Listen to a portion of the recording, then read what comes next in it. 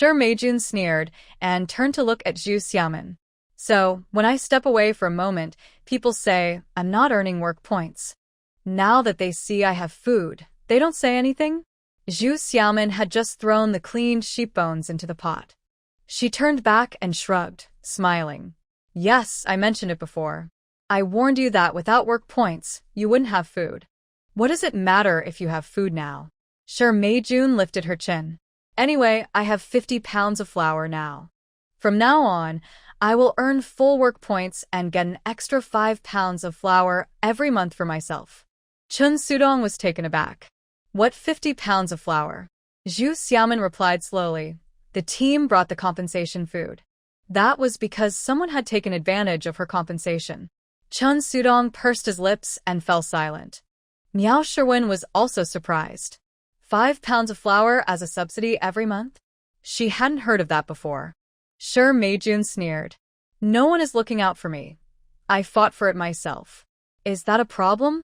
Is it that no one is looking out for you? Or that you simply don't listen? Everyone was speechless but couldn't help but admire her. These days, flour is very precious. Most people wouldn't even spend on a full meal of pure flour dumplings during the new year, and she gets 5 pounds in a month. Full work points, plus the extra 5 pounds of flour is quite a lot, not to mention the 50 pounds.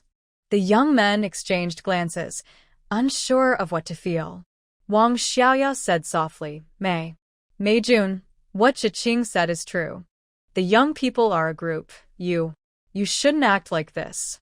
Meijun huffed. I don't want to get excited over a bowl of sheep soup or boiled potatoes. She turned to Wang Xiaoya and smiled. It's fine.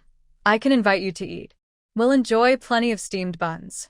Wang Xiaoya swallowed and glanced at the others, but didn't say anything. Meijun ignored whether others agreed and surveyed the yard, pointing at the stove. From now on, I want to cook separately. You can give me one stove. Zhu Xiaomin finally turned around, leaning on the stove with a smile and shaking her head. No way. Why not? Is it wrong for me not to want to cook with you? Facing her, Meijun felt her anger rising, and her voice became sharper. Zhu Xiaomin shrugged and smiled. That's right. The flour, eggs, and meat are your compensation. If you don't want to cook with us, that's your choice. But the stoves and pots are shared property of the youth group. I am also part of the youth group. Can I use the shared property? Meijun shouted loudly. Zhu Xiaomin nodded. Yes, you can use it, but you don't have the right to take a share. You. Meijun was speechless for a moment before saying, It's not like you made it, so your word doesn't count. I made it, and I say no. From the other side, Lu Mingjing's cold voice followed. Not just the stove, but this house too. We built it for the collective, and no one has the right to claim it alone, not even me. Then, what should I do? Facing him, Meijun's anger suddenly faded. Zhu Xiaomin shrugged. You can wait until we finish using it, or you can use it before us. After a moment, she added, Oh, I just remembered, since you want to separate from us, the only things you can use are the stove and the pots and pans. You won't get any oil, salt, or vinegar. Why not? Meijun shouted, glaring. Because those were exchanged with our food supplies. Sorry, but the food we have now was traded before you arrived, so it's not yours, Zhu Xiaomin explained. You. Meijun's face changed colors, and suddenly she stomped her foot and huffed. Fine. I'll just go buy my own tomorrow. With that, she turned and went back to the dorm, slamming the door. Zhu Xiaomin shrugged, turned back to stir the pot, leaving the fire to the male youth, and returned to sit at the table. Miao Sherwin frowned and said quietly, Even though the autumn harvest is coming, it takes 2 months to distribute the grain after it's collected. Our supplies are running low, and right now is a tough time. Meijun's recently acquired grain was one thing, but if she distributed the grain she brought, it would disrupt the original plan. Zhu Xiaomin looked at her, and then at Xie Qingji. It's normal for her to not want to partner with us, now that she has grain. We have no reason to refuse, but if she really wants to do this, we need to clarify things. How do we clarify? Miao Sherwin asked. Zhu Xiaomin replied, We won't touch the compensation items she brought. We need to keep track of how much food she had when she arrived, how much she has eaten in these months, and how much she should return. We should write it all down clearly, have everyone sign it, to avoid any disputes later. Miao Sherwin was surprised. Xiaomin, are we really separating? Zhu Xiaomin shrugged. If I say we won't separate, will she agree? That was true. Xie Qingji nodded. In the past few years, we faced tough times too, but we always managed. Song Jian, hearing this, rubbed his head and said uneasily, so, is it possible that we used too much today? Zhu Xiaomin chuckled and shook her head. The lamb bones we have today were brought by Lu Mingzheng, and the rest are vegetables picked from the yard. We only used a few potatoes and some noodles. Song Jian sighed. A few years ago, we only had a sip of porridge at night, but this year our appetite has grown. Miao Sherwin went inside to get her notebook for recording. As she opened it, she heard him say, "Oh," and responded, "Yes, this year we've eaten more for dinner, but we still have enough food." Indeed. Everyone suddenly realized this, and several people moved closer to see her records. Zhu Xiaomin smiled. This year we grew vegetables in our yard, raised chickens, and Lu Mingzheng brought food stamps. Miao Sherwin nodded. Not just Lu Mingzheng, but also comrades Meng and Zhao brought food stamps too. But, Lu Mingzheng is one thing, but those two also consume food, so there shouldn't be much left over. Song Jian guessed, is it because we have stored wild vegetables? Zhu Xiaomin nodded. We haven't missed wild vegetables in any of our meals. Xie Qingji still didn't understand. How much can wild vegetables provide? Everyone took turns guessing, and finally, they looked at Zhu Xiaomin. Since discovering her cooking skills, she's been in charge of meal planning. Although she doesn't cook everything herself, she directs how it should be done. Zhu Xiaomin covered her eyes and shrugged. It feels like we're discussing the matter of Shi Jiqing splitting up. Yes. Everyone exchanged glances and nodded slightly. It's clear that they have flour, eggs, and meat now. If they don't split up with her, it seems like they're trying to take advantage of her. Miao Sherwin immediately said, "This is easy. Starting from the month they arrived, we can calculate how much food we've eaten in total, divide it among everyone, and whatever is left is what we owe her." Xie Qingji said to Wang Xiaoya, "Wang Jiqing, please ask Shi Jiqing to come out. We will calculate it right away." Wang Xiaoya felt a bit anxious and looked at Chen Sudong, saying, "Should I persuade her again?" Chen Sudong thought for a moment and shook his head. "Let's just call her out first." Wang Xiaoya then ran over. After a while, Shi Meijun came out with a cold expression, following Wang Xiaoya, and glared at Miao Sherwin, asking, "Are you saying you have records of how much food you provide each day?" Miao Sherwin turned her notebook around and pushed it in front of her. "It's only been a few minutes. I can't create so many fakes. If you think my calculations are wrong, you can do it yourself." Shi Meijun sat down without hesitation. She saw the date Miao had flipped to, clearly showing when their group of new educated youth arrived at the site, along with records of how much food each person brought, how much coarse grain, and how much fine grain. She couldn't help but scoff. "You really calculated it in detail." Yang Aijuan chimed in sarcastically, "Good thing you did, or some people would say our accounts are unclear and that we're taking advantage of others." Shi Meijun bit her lip and shot him a glare. Flipping further back, she saw records of how much food was weighed each day and what they ate. Feeling overwhelmed, she handed the notebook back to Miao Sherwin and said, "You do the calculations. Just show me the results." After all, she was a leader. Where did these issues come from? Zhu Xiaomin rubbed her forehead and stood up, saying, "I'll check on the pot." She squeezed past a few people to go out. Once she left, another Shi Meijun sat across from her. Lu Mingzheng didn't want to stay any longer either, so he got up and followed her out. When he saw her stirring the pot, he could already smell the lamb and smiled, asking, "How did you do that?" Zhu Xiaomin looked up at him and sighed, asking, "Haven't you noticed that, except for a few times, we have wild vegetables in every meal?" The question seemed vague, but somehow they understood each other perfectly. Lu Mingzheng nodded. It was the same before. Zhu Xiaomin shook her head. "In the past, we mostly used wild vegetables in dishes, occasionally mixing them into the rice. But this year, they're always mixed with the rice." How so? Lu Mingjing asked. Zhu Xiaoman explained, for example, when we made mixed grain pancakes before, they were just that, pancakes made from mixed grains, with maybe a bit of wild vegetables mixed in. But this year, I make them stuffed, and half of the filling is wild vegetables. If I add some flour or bits of egg, it tastes much better than the original mixed grain pancakes. In fact, we use less real grain. Since spring this year, every time they went up the mountain to work, she had everyone try to bring back some wild vegetables, and she hadn't stopped for the past 6 months. Lu Mingjing thought carefully. He had noticed that the mixed grain pancakes he had eaten recently were indeed much thinner if you didn't count the filling. Zhu Xiaoman added, also, although making yeast dough is a bit more trouble, it fills you up better and tastes much better than plain dough. Yeast dough raises blood sugar quickly, something she learned from a diabetic patient in her past life. She never expected to use that knowledge in this life. No wonder she rarely makes steamed cornbread or sorghum bread, but instead prepares fluffy rice cakes or buns, even vegetable dumplings.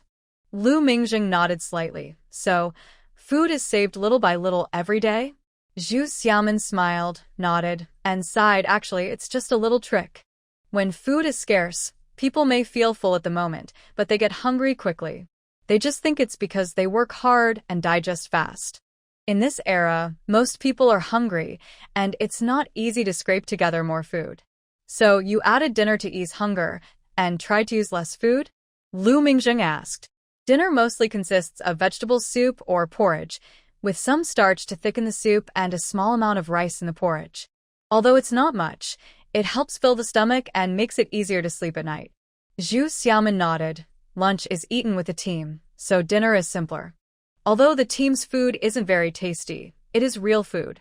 Lu Mingjing nodded, glancing at the group still calculating, and quietly asked, have you thought about leaving here? Zhu Xiaoman turned to look at him, smiled, and asked, going back to the city? Aren't people there hungry too? City dwellers receive fixed monthly food supplies, but if they run out, they need food coupons and often can't find any to buy. Lu Mingjing said seriously, as long as I have food, you will too. Zhu Xiaoman replied, but one mouthful isn't enough for me. Lu Mingjing was speechless. Why does this woman always think differently? Zhu Xiaoman didn't wait for him to respond, looking up at the night sky, and softly said, Lu Mingjing, I won't marry you. It's not that you're not good enough. I just don't want to be tied down anymore. The world will get better, and I will leave here. But not now, and not just to fill my stomach. Relying on the mountains for food isn't possible in the city, where there aren't wild vegetables to gather. In fact, it's easier to fill her stomach in the village than in the city. Her earlier words made Lu Mingjing's heart sink, but then float back up. Hearing the latter part sparked some hope, and he unconsciously asked, so, what happens after you leave here? You won't be alone forever, right? What's wrong with being alone? It's free and easy, Zhu Xiaoman retorted. Lu Mingjing promised, even if we get married, you will still be free. I won't hold you back.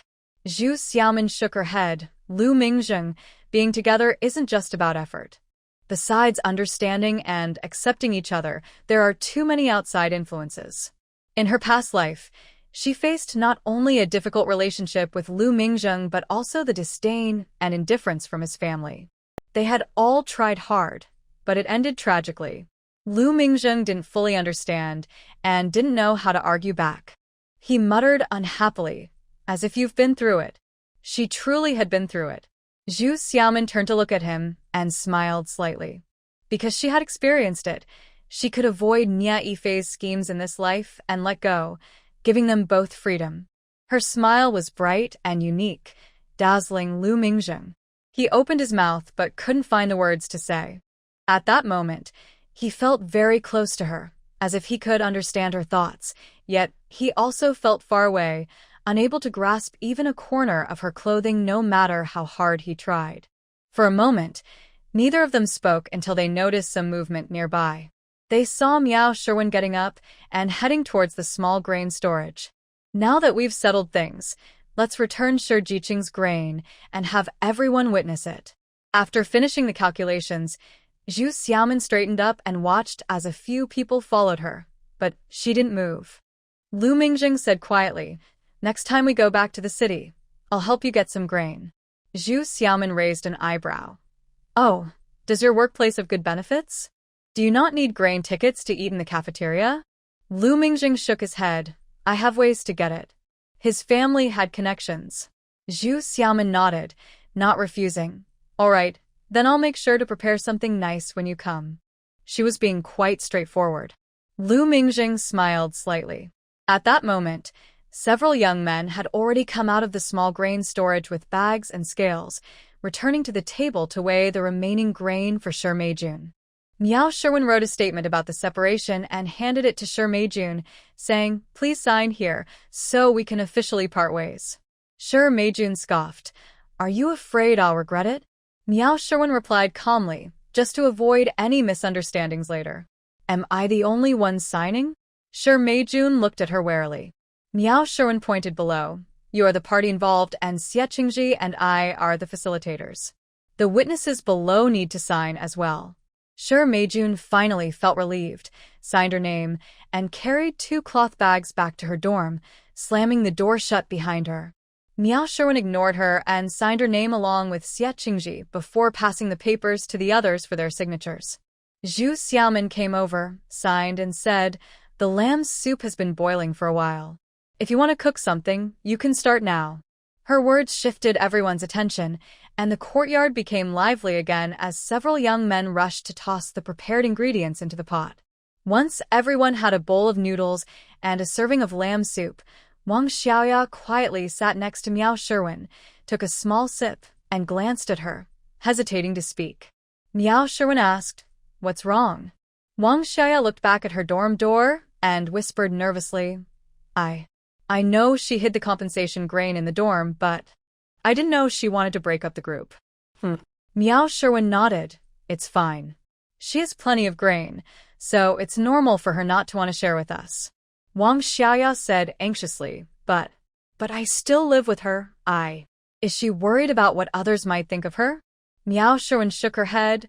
"You are you, and she is she. Don't think too much about it." Wang Xiaoya could only nod in agreement. Meanwhile, Xie Qingji was enjoying the rich lamb soup and discussing the flavor of the lamb bones with Lu Mingjing. Lu Mingjing said, "Originally, we didn't have large-scale sheep farming here due to feed issues. The outer areas have natural pastures, which are ideal conditions. However, I heard they want to raise sheep in the forest. After some research, they think it could create an ecosystem, so they want to support it. If it succeeds, it could be promoted in many forests across the country." Xie Qingji nodded repeatedly. "That's right. The forest needs to be cleared regularly to prevent overgrowth. If sheep are raised there, it could solve that problem. Also, we spend a lot of effort each year dealing with pests on the trees. If we raise chickens, they can eat the pests and the sheep and chicken manure can fertilize the trees."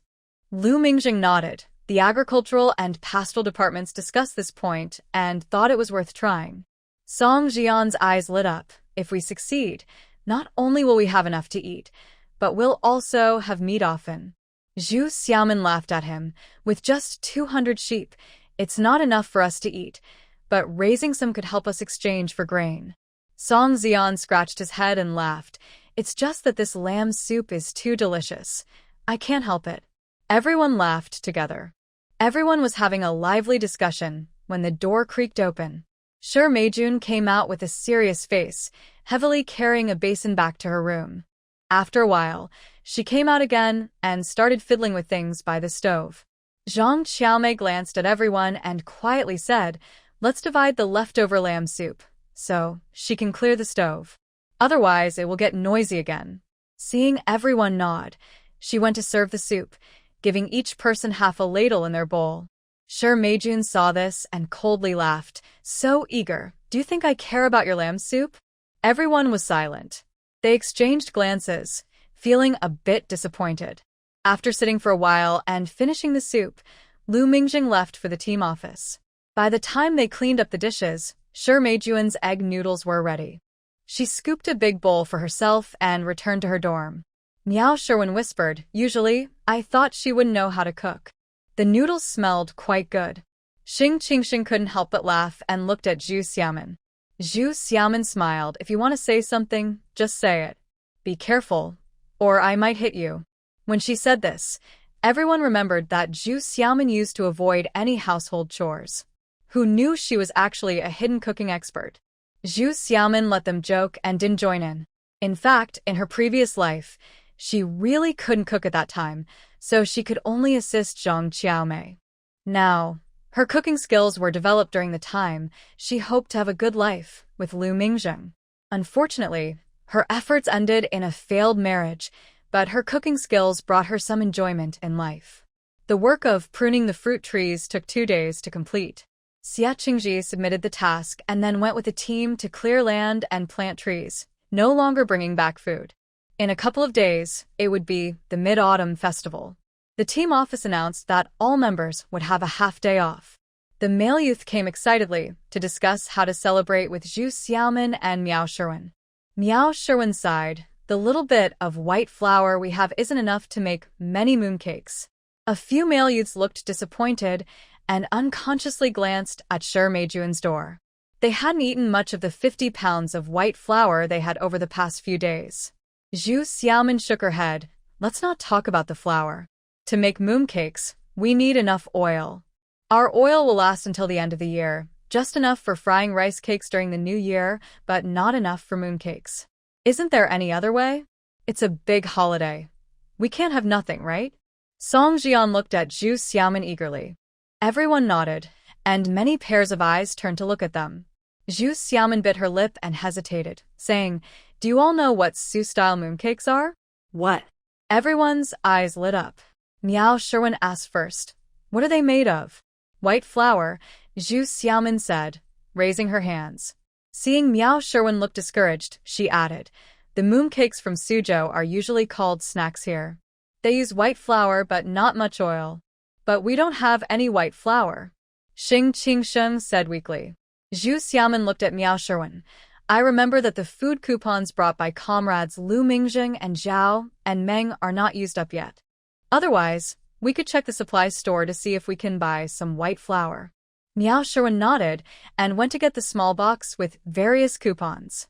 She counted and said, "There are 18 pounds left, but the autumn harvest hasn't started yet, and they don't know how much flour they will get later, plus they need to plan for the New Year's flour. 5 pounds should be enough," Zhu Xiaomin said. "Mooncakes are just for the occasion. They can't fill everyone up. But we have over 30 people. How many can we make with 5 pounds? Song Xian scratched his head. Zhu Xiaomin smiled.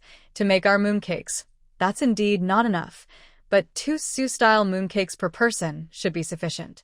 2 per person sounds good. Everyone perked up and focused on Miao Sherwin.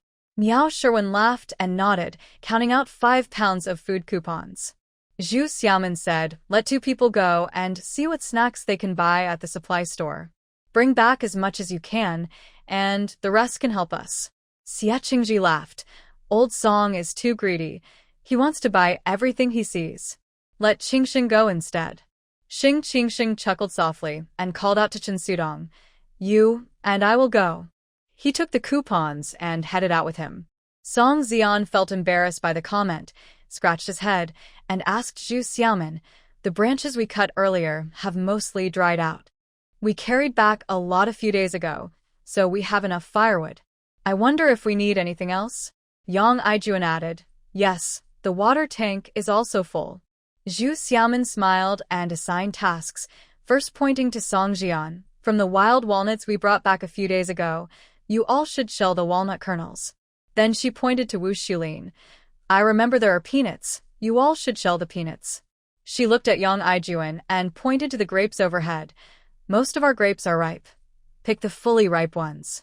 Then she pointed outside. "Who'll go down to the jujube tree and bring back some jujubes?" With all these things combined, it sounds interesting. Everyone hurried to find items after hearing her words. Xiang Jiquan asked, "Is that all? This task doesn't need many people." Zhu Xiaomin thought for a moment, smiled, and said, "You all come with me to the team office first." "To the team office? What is there at the team office?" Everyone was confused. Miao Sherwin asked, "Are we borrowing something from the team office?" Zhu Xiaomin shook her head and laughed softly. Don't worry about that. Just come with me. She grabbed 2 small baskets and called Xiang Ziquan, and he went to go outside together. Xie Qingji quickly shouted. Mingzheng went to the 3rd team. He should be back soon. If you see him, tell him to come join the celebration. Zhu Xiaomin replied and had already stepped out the door. Miao Sherwin was puzzled and shook her head, laughing. I don't know what she's up to. Seeing Wang Xiaoya looking confused too, she nudged her and said, We're going to fetch water to wash grapes. Wang Xiaoya got up and followed her to the water tank, curiously asking, Why isn't Sister Qiaomei here today? Among the young women, although Zhu Xiaomin was the best cook, Zhang Qiaomei was the main cook, and it was strange not to see her at this time. Reminded by her, Miao Sherwin felt a bit uneasy. She looked around the yard and noticed that besides the boys they had sent out, not everyone was there. She shook her head and said, Maybe she's busy with something.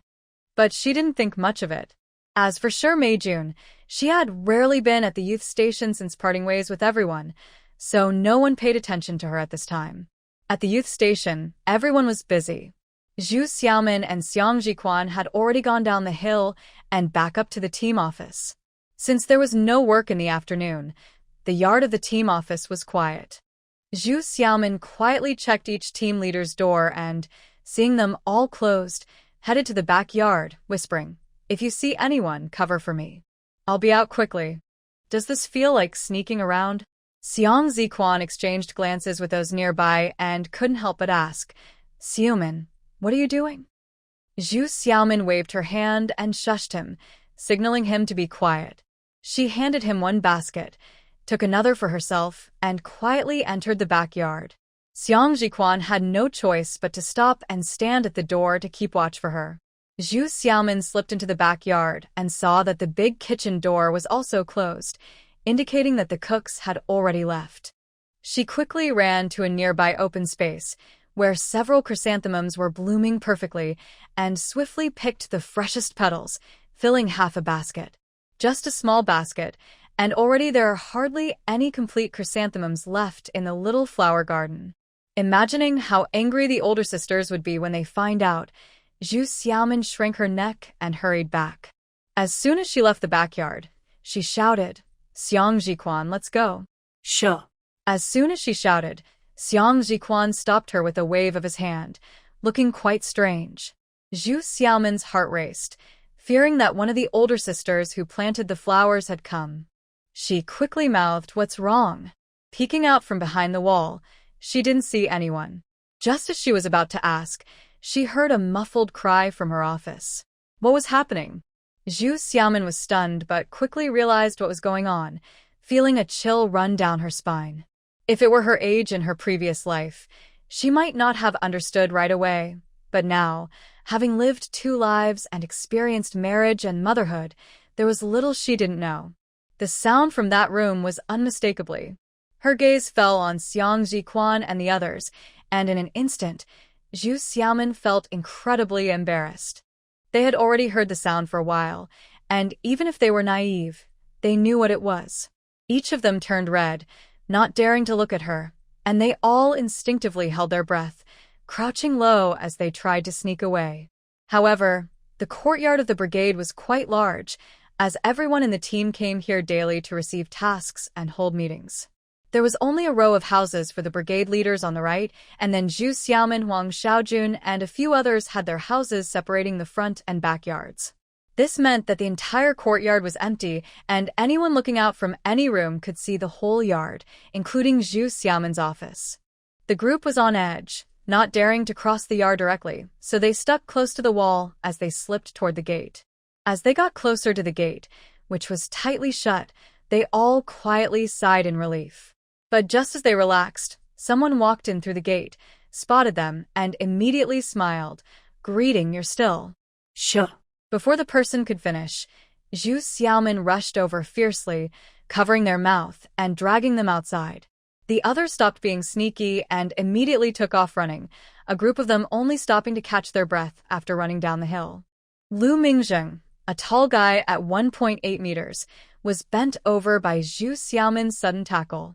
She covered his mouth, and as he tried to pull away, worried he might hurt her, he hunched over and ran a long way with her. Finally, he managed to free her hand and asked in confusion, "What's wrong?" Zhu Xiaomin shrugged and turned to look at the others. Xiang Jiquan's face turned red as he waved his hands repeatedly, saying, "Don't ask, just don't ask." But Zhu Xiaomin was curious. Did someone go in after I entered the backyard? Or were they already inside? They hadn't noticed when they went in. Xiang Jiquan sighed. They must have been inside already. Otherwise, how could they not see us? Lu Mingjing still looked confused and asked, "What are you talking about?" Feeling a bit uncomfortable under his questioning gaze, Zhu Xiaomin cleared her throat and said, "Let's go. We have other things to do." After saying that, she remembered her basket, looked down, and was relieved to see the lid was tight and the petals hadn't spilled out. Xiang Ziquan held back Lu Mingjing, falling behind a few steps, and quietly explained what had just happened. Lu Mingjing stopped in surprise and asked, "Who is it?" He turned to go back. The office was shared by Zhu Xiaomin and Shi Meijun, so it wasn't about asking who the woman was. He secretly wondered if it was Qian Tubo again. Xiang Ziquan quickly stopped him, shaking his head gently. "I heard them talking. It was Director Qian's voice. Sure, Jiqing didn't call for help, so it should be." "It should be." He didn't finish his sentence. Lu Mingjing paused, finally sighed, and nodded, saying, "In that case, let's keep this matter to ourselves." "Okay." Xiang Jiquan nodded. After a moment of silence, he couldn't help but add, "From the noise, it seems. It might not be the first time. No wonder they can get 5 pounds of flour every month." Lu Mingjing shook his head and didn't respond. The two quickly caught up with Zhu Xiaomin and the others.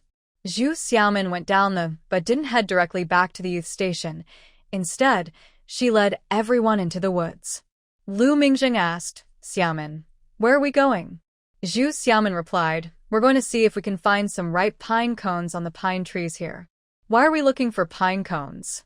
Lu Mingjing didn't understand. Zhu Xiaomin smiled, "To make mooncakes."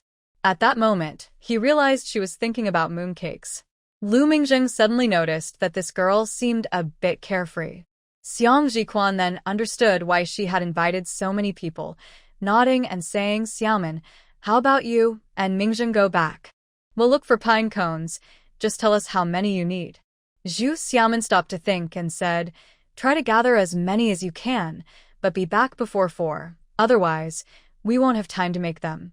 Xiang Ziquan agreed, leaving the two behind as he took the others into the woods. Lu Mingjing grabbed Zhu Xiaomin's arm and returned to the road. He looked at her small basket and asked curiously, "Why are you making mooncakes yourself? What are you doing at the team office?" Zhu Xiaomin nodded and opened the basket to show him. "I picked some chrysanthemums from Sister Chen's garden. If she scolds me later, remember to say something nice for me." Lu Mingjing laughed. "You want me to take the blame for you, right?" "Not at all." Zhu Xiaomin widened her eyes. "Everyone loves you, and Sister Chen wouldn't dare scold you." Lu Mingjing smiled at her playful words, walking alongside her, feeling the breeze from the forest and a sense of peace in his heart. At the youth station, everyone was busy working together. When the two entered, they greeted them warmly. Xia Qingji smiled. "Mingjing, you're in for a treat today. Xiaomin is going to show off her skills." Seeing the spread on the table, Lu Mingjing immediately felt the festive atmosphere and said with a smile, "I saw some candy for sale at the supply store in Team 3. We can add that to the table." He then took out a paper bag from his backpack. As he opened the bag, Zhu Xiaomin exclaimed in surprise, "Milk candy? You actually found milk candy?" Lu Mingjing chuckled. "Yes, it's quite rare. I had a few extra food coupons, so I bought half a pound." Zhu Xiaomin picked it up and smiled. "That's great. I want to use some later." At that time, milk candy was scarce in the village, and adults often hesitated to buy it for children, so the wrappers would stick together and couldn't be sold. But that didn't stop her from using the milk candy as a substitute for milk. Lu Mingjing nodded. "Do as you wish." He had actually bought it for her. The milk candy wasn't very appealing to the young men, so when they heard she wanted to use it, they all offered it to her, aiming for the mooncakes to be perfect. By around 4 o'clock, the peanuts and walnuts were shelled, and they had 2 large bowls of cleaned grapes. Zhu Xiaomin directed the cooking, starting with a low flame to roast the peanuts and walnuts separately. After that, she crushed them into small pieces, removed the pits from the dates, and mashed the grapes. She filtered the juice from the grapes using a cloth, letting the remaining pulp simmer slowly in the pot. At that moment, Xing Tingsheng and Chen Sudong returned from town with white flour, along with a bag of sunflower seeds and a bag of popcorn. Miao Shiren laughed. These snacks are great. Everyone can enjoy them. Then she asked Zhu Xiaomin, should I make the dough firm or soft? Zhu Xiaomin replied, just don't make it too soft. She came over and mixed the flour with the filtered grape juice. Miao Shiren was surprised, but when she saw the white flour turn a light purple after being kneaded, it looked beautiful, and she couldn't help but smile, saying, how did you think of that? Just a moment ago, she was regretting the grape juice, wondering if she should use it to make wine. Zhu Xiaomin smiled and handed the dough to her to knead while she tended to the fire. Soon, Xiang Ziquan and a few others returned, apologetically saying, we only found this many pine cones. I don't know if it's enough. Zhu Xiaomin turned to look and saw only a dozen in the basket, which was indeed very few, so she said, it's just for flavor. We'll use whatever we have. Let's peel them quickly. Lu Mingjing noticed the strange expressions on their faces and glanced at Xiang Ziquan, thinking it was still about Shi Meijun. He pursed his lips and stayed silent. Xie Qingji, however, was already asking, what's wrong? Did something happen? Zhu Xiaomin heard this and turned to look, quietly lowering her head to focus on the food. Xiang Ziquan scratched his head and turned to Zhu Xiaomin, opening his mouth several times, but not knowing how to start. Lu Mingjing was curious. Is there something else? What do you mean by again? Xie Qingji asked. Xiang Ziquan, feeling helpless, said, actually, it's nothing much. We just ran into Nie Yifei and Zhang Qiaomei in the woods. What? This time, both Zhu Xiaomin and Miao Shiren were shocked and asked in unison. Zhu Xiaomin brought the bowl over and asked, what did you just say? Xiaomei and Nie Yifei are together? Together in the woods. Miao Shiren also left her half-kneaded dough and came over, saying, could it be that they just happened to be together? It can't be a misunderstanding, right? Manhwa said quietly, what kind of thing allows for hugging? Xiang Ziquan quickly pushed him, while Yang Aijuan, who was cracking walnuts, sneered and said, don't you know? They've been quietly together for a while. You know? Several people asked at once. Since when? Yang Aijuan replied, it was last year when we went down with the work team. I saw them sneak out together. That long ago? Everyone was stunned into silence for a while, and Miao Shiren finally murmured, no wonder Qiaomei always speaks well of Nie Yifei. Thinking back to when Yang Aijuan returned and warned them to be cautious when talking to Zhang Qiaomei, Zhu Xiaomin nodded in agreement. But Nie Yifei and Xiaomin have already broken up. What does it matter if they are together again? Why are they being secretive? Song Jian didn't understand. Previously, Nie Yifei pursued Zhu Xiaomin and wanted the whole world to know, but now this was completely out of character for him. Zhu Xiaomin scoffed and shook her head. He probably is just playing around and doesn't really want to be with Qiaomei. Zhang Qiaomei came from an ordinary working-class family, and based on what she knew about Nie Yifei, Zhang Qiaomei was not his type at all. Xie Qingji thought for a moment and asked, did they see you? Xiang Ziquan nodded. Yes, they saw us. We were up in the tree picking pine cones and making a lot of noise. There's no way they didn't hear us. Xie Qingji was silent for a while and advised everyone, just let it be. If they don't mention it, we won't either. This youth camp really had a lot of exciting events happening. Zhu Xiaomin shrugged, losing interest in the topic, and urged the boys, hurry up and peel the pine nuts. With her change of subject, everyone quickly focused on the food in their hands. The pine nuts were peeled and treated like peanuts and walnuts, first roasted, then crushed. After that, all the nut pieces were mixed together, and cleaned chrysanthemum petals were added and stirred well. Meanwhile, the grape puree had been cooked down to half dry. Zhu Xiaomin divided the nut mixture into two parts, mixing one half with the grape puree and the other half with date puree.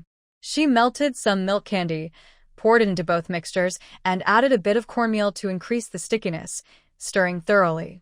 Everyone watched as the fillings in the two bowls became thicker, and the sweet aroma of grapes and dates was quite tempting. One could only imagine how delicious the baked mooncakes would be. With the filling ready, the kneaded dough had also rested for a full hour. Zhu Xiaomin brought it over and called everyone to join in. Lu Mingzhen couldn't help but ask, "But how are you going to bake these mooncakes?" No one knew the kitchen better than him, and there was no oven in sight. Right. Everyone paused, realizing they couldn't bake them. Wouldn't that make all their efforts pointless? Zhu Xiaomin smiled mischievously, raising an eyebrow, guess. Seeing her playful expression, Lu Mingzhen smiled back and thought for a moment before asking, "Are you going to cook them in a pan, like pancakes?" Zhu Xiaomin shook her head. "If you cook Su-style mooncakes that way, the top layer won't turn out right." "Steamed?" Lu Mingzhen guessed again. Zhu Xiaomin shook her head. "Then they would just be buns." Lu Mingzhen countered, "Buns need to rise. But these mooncakes don't." This guy was getting cheeky. Zhu Xiaomin found it amusing to see that there were already over a dozen mooncakes wrapped up. She sighed, saying, "Baking isn't the problem. We just don't have molds, so we can't make mooncakes with patterns." That wasn't really an issue. The young men didn't care about how they looked. They were more concerned about how they tasted. Listening to everyone's chatter, Zhu Xiaomin decided to be straightforward and asked a few young men to go to the small storage room to bring out 2 stoves used in winter, setting them up in the yard. Lu Mingzhen asked curiously, "Are we going to bake with the stoves?" Zhu Xiaomin nodded, "Yes." She had the young men prepare the stoves while she went to get 2 more stove lids, carefully washed them with water, and found some thick iron wire to add handles to the lids. Lu Mingzhen seemed to understand and immediately asked, "Are the lids for adding fire on top?" Zhu Xiaomin smiled, "You're quick to catch on." Then she sighed, "It's a pity we only have 2 flat pans. Otherwise, we could bake more at once." With their back-and-forth conversation, everyone understood, and Xing praised, "Xiaomin is clever. She can come up with ideas." In her previous life, she had occasionally seen how ancient people baked mooncakes. Zhu Xiaomin chuckled, but didn't explain. Once the stoves were lit, she took the flat pans, brushed oil on the bottoms, placed the wrapped mooncakes on them, brushed more oil on top, and set one stove lid over the pan, adding charcoal on top of the lid. This way, all she had to do was control the heat from above and below. The young men became interested and came over to help. Zhu Xiaomin kept the heat low on both sides and called out, "We need to bake for half an hour. While the mooncakes are baking, let's have some snacks and chat, and we can make soup once they're done." Xie Qingji asked, "Isn't today the Mid-Autumn Festival? It won't just be wild vegetable soup, right?" Zhu Xiaomin asked Miao Shiwen, "Do we still have eggs?" While mixing the dough earlier, several had been set aside. Miao Shiwen nodded, "We've been saving most of the eggs these past few days." Zhu Xiaomin asked, "How about egg soup?" "Sounds great." Hearing there would be egg soup, no one objected, even though with Zhu Xiaomin's frugal nature, it was likely that one egg would be shared among so many people. As they chatted and laughed, Zhang Qiaomei walked in from outside, glanced at Xiang Jiquan, blushed slightly but still tried to act casually, smiling and saying, "I could hear the laughter from outside before I even got here." She looked at the 2 stoves in the yard and asked, "What are you making?" Zhu Xiaomin pretended not to know and replied, "We're trying to bake mooncakes. Without you here, we're short one person to give ideas." Zhang Qiaomei felt a bit embarrassed and quickly said, "Is there anything else to do? I can help." Miao Shiwen pulled her and said, "Everyone is just making mooncakes for fun and to celebrate, nothing more." Zhang Qiaomei nodded and sat down next to her. When everyone saw her, they unconsciously looked toward the yard door, but Nye Yifei still hadn't come in. Recently, he had often been absent, so no one asked about him. As the sun set, the first batch of mooncakes came out of the oven. When the lid was lifted, a sweet aroma of flour and grapes filled the air. Zhu Xiaomin looked at them, sighed with relief, and smiled. "They may not look perfect, but they turned out much better than I expected." It turned out she was also unsure. The young men looked at her with a bit more respect. With so many ingredients, including a lot of flour and several eggs, it took courage to try. Lu Mingzheng was already saying, "Let's take these out. We can start the second batch since the charcoal is still hot." Everyone quickly grabbed plates and brushes for oil. The charcoal used was specially made from large timber, much rarer than firewood. Miao Sherwin arranged the freshly baked mooncakes and said with a smile, "How about we cut one open and taste it?" The young men, already drooling from the smell, eagerly nodded at her suggestion. Zhu Xiaoman said with a smile, "I'll go prepare the egg soup and mix in some tomatoes." "I'll do it," Zhang Xiaomei immediately replied, getting up to help. Miao Sherwin cleaned the cutting board and, once the mooncakes cooled a bit, took one and cut it open. As she sliced through, the surface cracked and crumbled all over the board. The young men watched eagerly and couldn't help but exclaim. Zhu Xiaoman, however, was very happy. "It looks flaky, just like it should be. All those eggs were worth it." Miao Sherwin was a bit startled herself, but hearing her made her feel more at ease. She cut it into 4 pieces and placed them in an empty plate, smiling at Lu Mingzheng. "This year, you are our guest. You should try it first." The mooncake was still warm, and as she cut it open, the roasted nut aroma mixed with the sweet scent of milk candy wafted out. Lu Mingzheng could already taste it in his mouth and nodded with a smile as several others encouraged him to try it. He picked up a piece and took a gentle bite. The crispy outer layer, the rich nutty flavor, the sweetness of the milk candy, and the slight tartness of the grapes, combined with the fragrance of chrysanthemums, created a delicious taste he had never experienced before. Zhu Xiaoman smiled and said, "We still have some white sugar. I originally planned to use that, but since you brought back milk candy, I didn't use the white sugar, so it won't be too sweet." Lu Mingzheng nodded repeatedly. "The sweetness is just right. The nuts in the filling taste better when they're warm." Zhu Xiaoman agreed. "Yes, they taste better warm." Miao Sherwin had already cut several pieces and said with a smile, "We baked 7 at a time, so that's 14 pieces. Each one is cut into 4, which makes 56 pieces. Let's each try one first and wait for the next batch." The young men had already grabbed their chopsticks. As soon as they heard her, they cheered and quickly took the cut pieces. Those who didn't get any looked anxious and stared eagerly at the remaining pieces Miao Sherwin was cutting. Seeing the group of big boys acting like kindergarten kids, Zhu Xiaoman couldn't help but laugh. "Slow down. There's more coming, and we'll have soup later." She picked a few grapes and rested her chin on her hand, watching everyone eat. Song Jian, satisfied with his food, looked up at the grape trellis and said with a smile, "There are still some grapes that aren't fully ripe. We can have another meal." Zhu Xiaoman laughed. "These mooncakes are just for the occasion. Making them takes too much time." Song Jian looked disappointed, but there are still so many grapes. Zhu Xiaoman replied, "Once they're ripe, we can pick them and dry them into raisins. We can have different treats." "Are there other treats?" Only then was Song Jian satisfied. Finally, after distributing to all the young men, Miao Sherwin handed Zhu Xiaoman a piece and said with a smile, "It's all thanks to you. You haven't tried it yet." Zhu Xiaoman took it, tasted a bite, and nodded. Today was a bit rushed. Next time, we should prepare the ingredients earlier for better taste." Xiang Ziquan nodded, feeling a bit regretful. "We picked too few pine cones.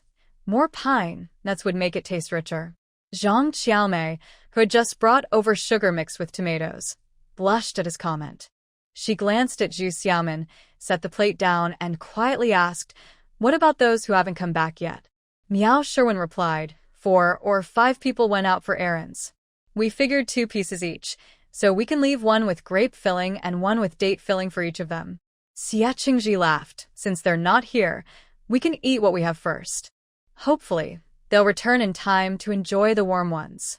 Miao Sherwin agreed with a smile and set aside a few mooncakes that hadn't been baked yet. As night quietly fell, the air was filled with mixed aromas of food.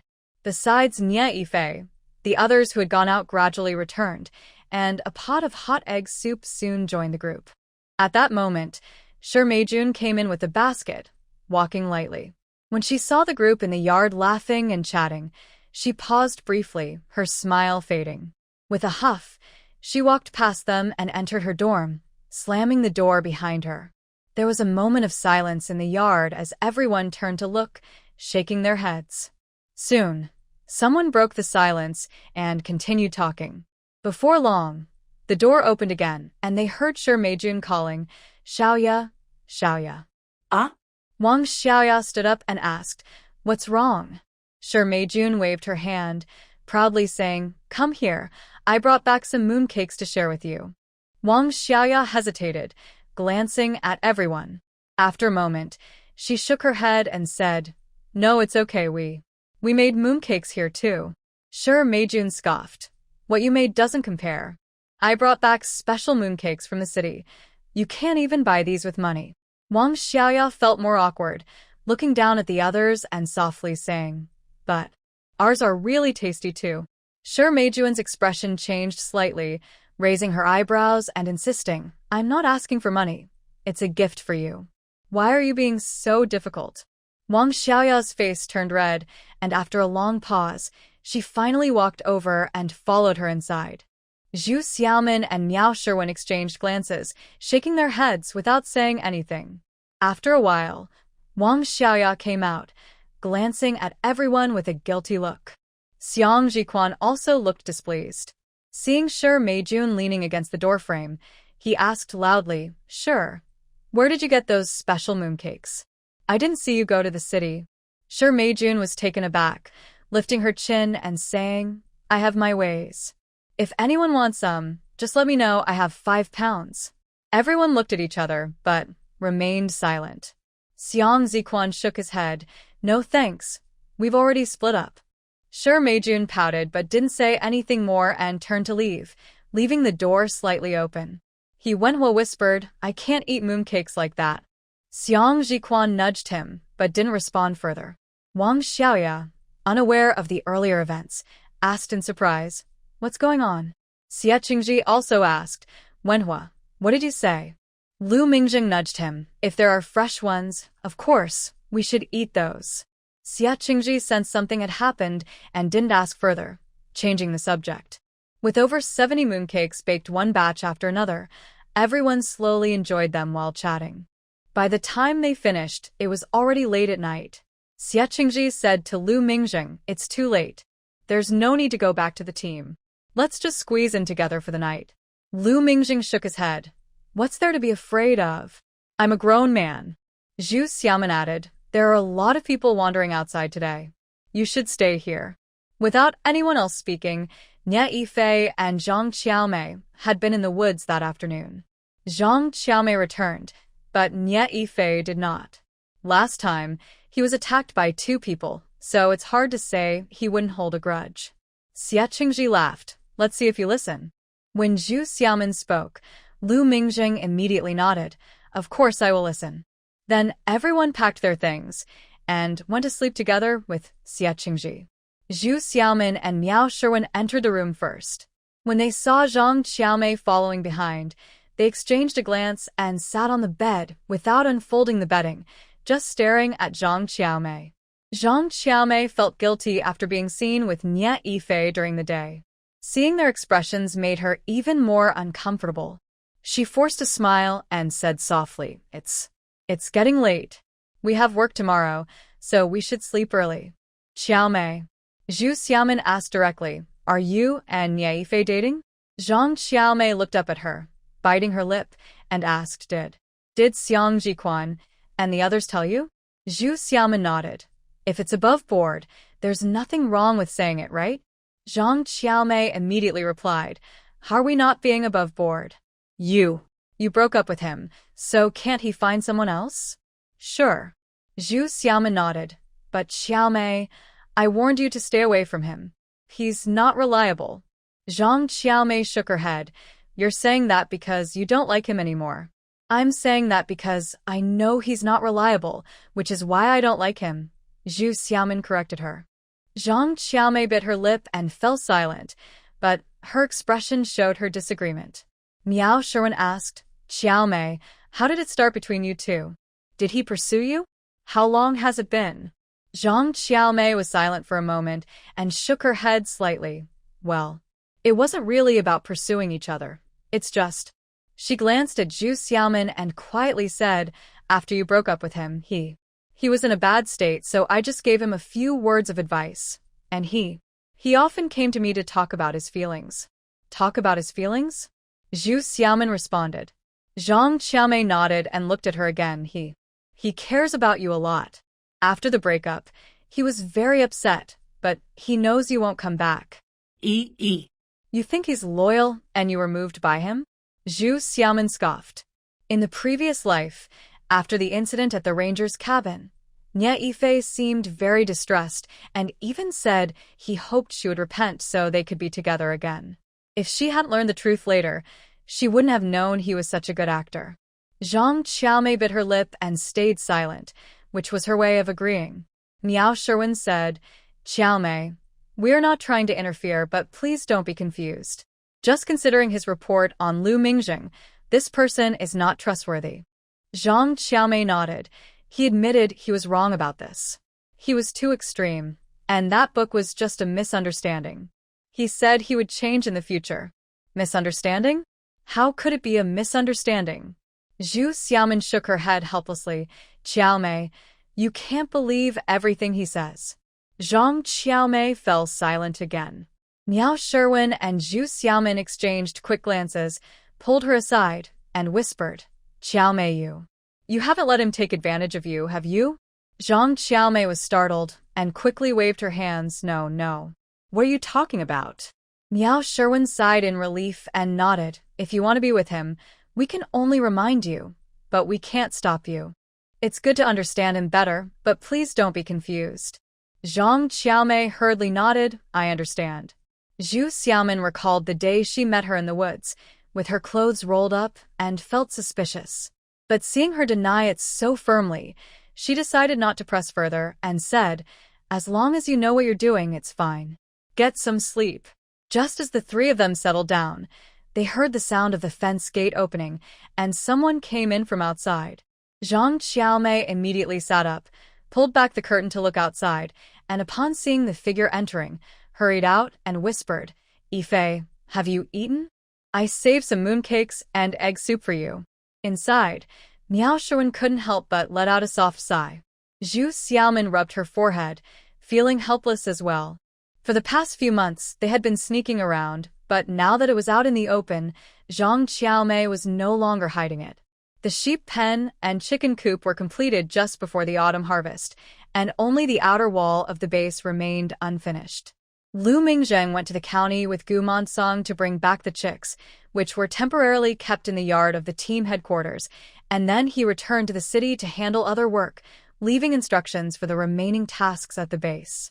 The autumn harvest officially began, and all the members were called back to fully engage in the urgent grain collection work, including several people from the team headquarters, like Zhu Xiaomin and Huang Shaoan. As she husked corn, Zhu Xiaomin recalled the scene from last year when Lu Mingjing left. In the blink of an eye, a year has passed. At that time, I thought he would leave and never come back. Who would have guessed that the guy who left would return? If I had known, why did I go up the hill to see him off? Zhu Xiaomin couldn't help but sigh, but she didn't notice that the corners of her lips had lifted. Hearing her voice, Huang Shaojun peeked out from behind some corn stalks and quietly said, How can that Shi Jiqing just stay at the team office and not come out? Yes, aside from a few sisters cooking, everyone else had already left, but Shi Meijun insisted on staying at the team office since she had already earned her work points. When someone said a few words to her, she would cry and make a fuss, claiming others were bullying her and demanding the team office give her an explanation. Zhu Xiaomin shook her head helplessly. This is the consequence of not handling that matter well. Just let her be. The way that matter was handled not only protected Qian Tubao but also spoiled Shi Meijun, who felt entitled to complain whenever she was unhappy. Huang Shaojun pouted and pulled her head back but quickly leaned in again, speaking in a lower voice. I have seen Nye Jiqing peeking over at your side several times. Is he still bothering you? No, not at all, Zhu Xiaomin replied, confused. I can't scare him off. Yet, she felt uncertain. Nya Yifei was already with Zhang Qiaomei, so why was he paying attention to her? Huang Xiaojun sighed in relief. That's good. He is far worse than Lu Jiqing. If you're looking for someone, you should choose Lu Jiqing. She didn't want to look for anyone at all. Zhu Xiaomin felt helpless. That guy, Lu Mingzheng, declared in front of the whole team that he wanted to pursue her, making it so that now, whenever anyone brought up the topic, they had to mention him. At noon, the sisters carried baskets to deliver meals. Zhu Xiaomin poured the corn she had just harvested into a basket, picked up her meal, and found a tree to sit under in the shade to eat. After a while, Miao Sherwin and Wang Xiaoya came over. Seeing where she was sitting, Miao Sherwin smiled. You really know how to find a good spot. She sat down next to her, stretched her back, and let out a long sigh.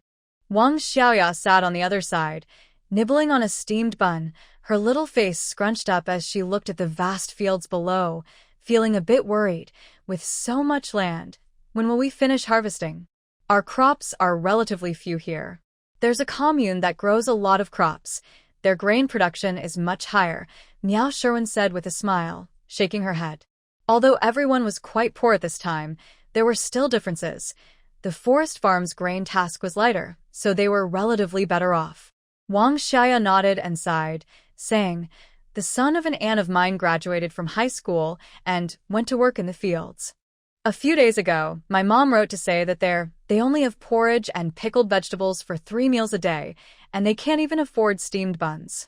During the new year, they couldn't afford oil for the cake, so they could only eat plain cake. 1 boiled egg was peeled and placed on the table for everyone to share a taste. Miao Sherwin asked, where are they? Wang Xiaoya replied, in Shanwu County. Miao Sherwin nodded. That area has a lot of land that is turning to sand, and the grain yield is very low, so they are indeed poor. Zhu Xiaomin added, the agriculture there is not good, but there are rich mineral resources. It's just hard to develop them. It will improve slowly over time. Wang Xiaoya's eyes widened. Really? Sister Xiaomin, how do you know? In her previous life, she knew about the county's development. Zhu Xiaomin tilted her head to look at her and smiled. I saw a geographical introduction about that county. They talk about developing minerals, but it's mostly just talk. Wang Xiaoya nodded and murmured, it would be great if we could have steamed buns made from white flour once a week. It will happen.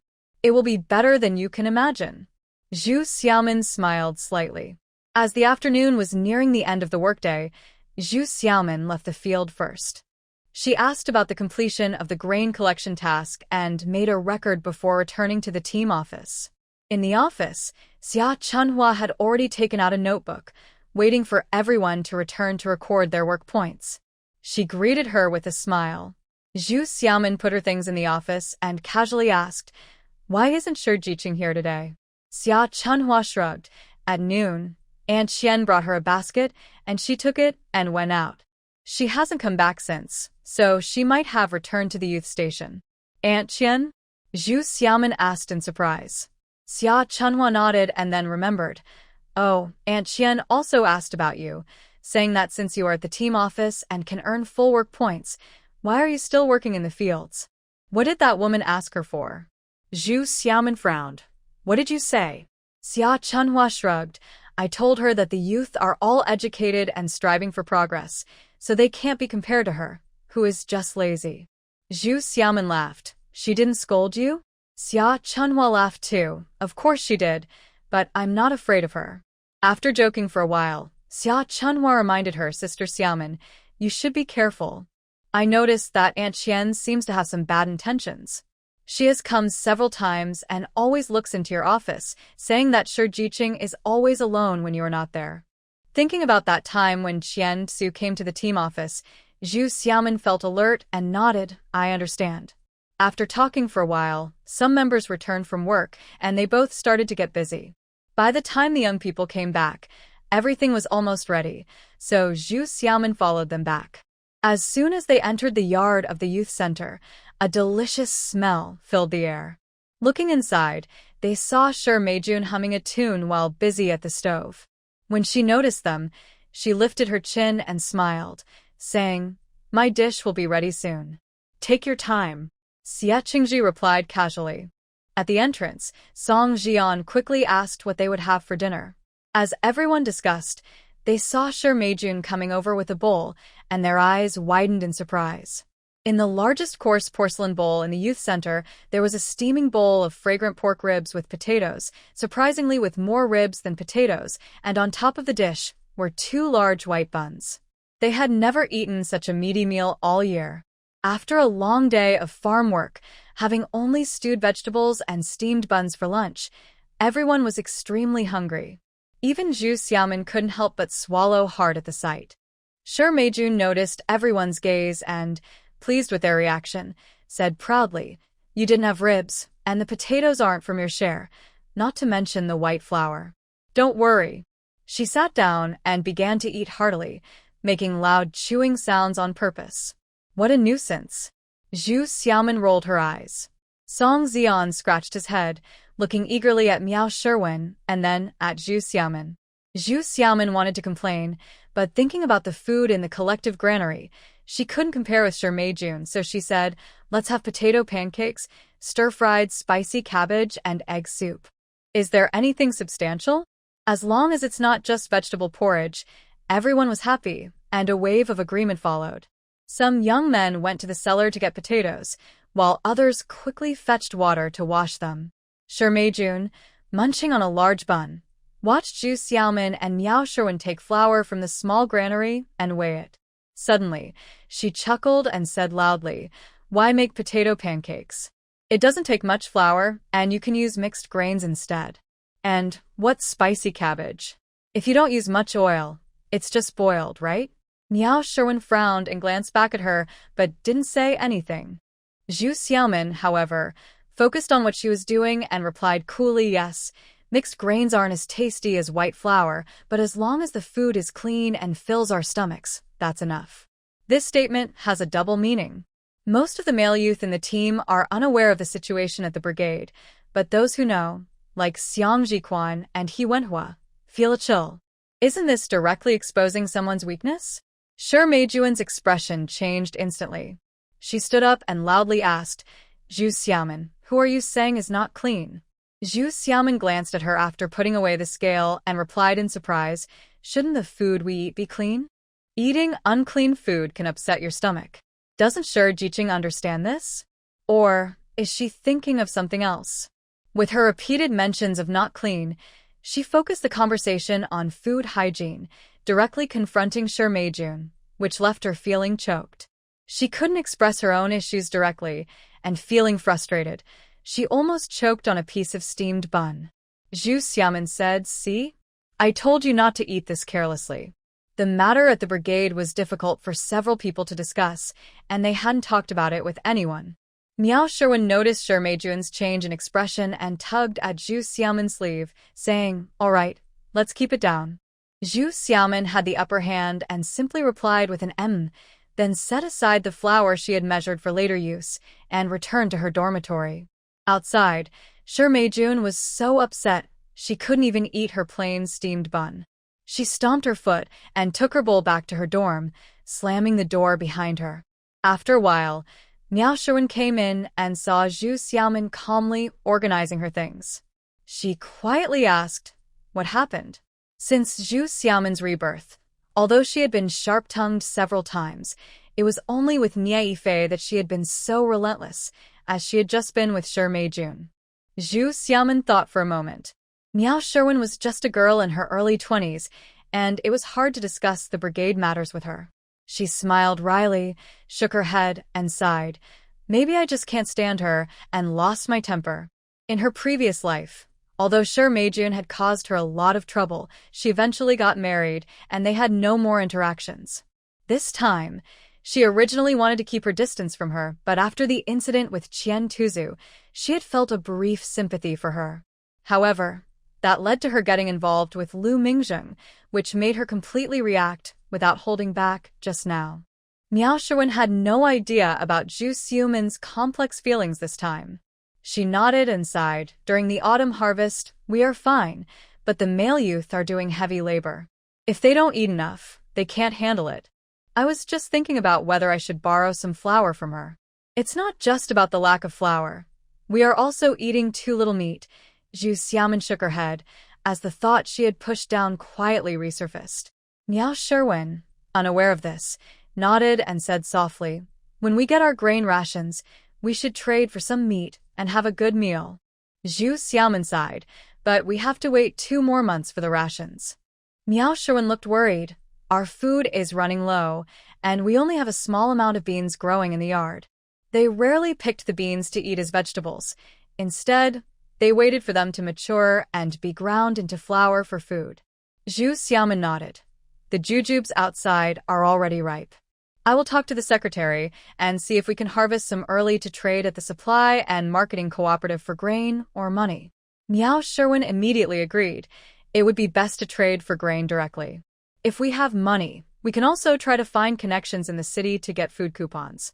Zhu Xiaomin replied, "Okay, I will discuss it with the secretary tomorrow." Just then, they heard a sound at the door. Turning around, they saw Wang Xiaoya peeking in. When she spotted Miao Sherwin, she waved and quickly entered, closing the door behind her. Noticing her worried expression, Miao Sherwin couldn't help but smile. "What's wrong?" Wang Xiaoya sighed. "Sure, Meijun gave me steamed buns again." Zhu Xiaomin laughed. "Why are you upset about her giving you food?" Wang Xiaoya shook her head and said quietly, "Every time she gives me something, she tries to persuade me to stay away from you too, saying that if I listen to her, I can eat well every meal, even with meat." Zhu Xiaomin's expression turned serious as she asked, "What does she want you to listen to?" Wang Xiaoya shook her head. "I didn't take anything, so she didn't say much. But every night, she keeps nagging me and shows me her flour, eggs, and meat. I don't even dare to go back to the dorm." Zhu Xiaomin looked at Miao Sherwin, pressed her lips together, and said softly, "Xiaoya, even though she eats well, there are some things you shouldn't listen to, okay?"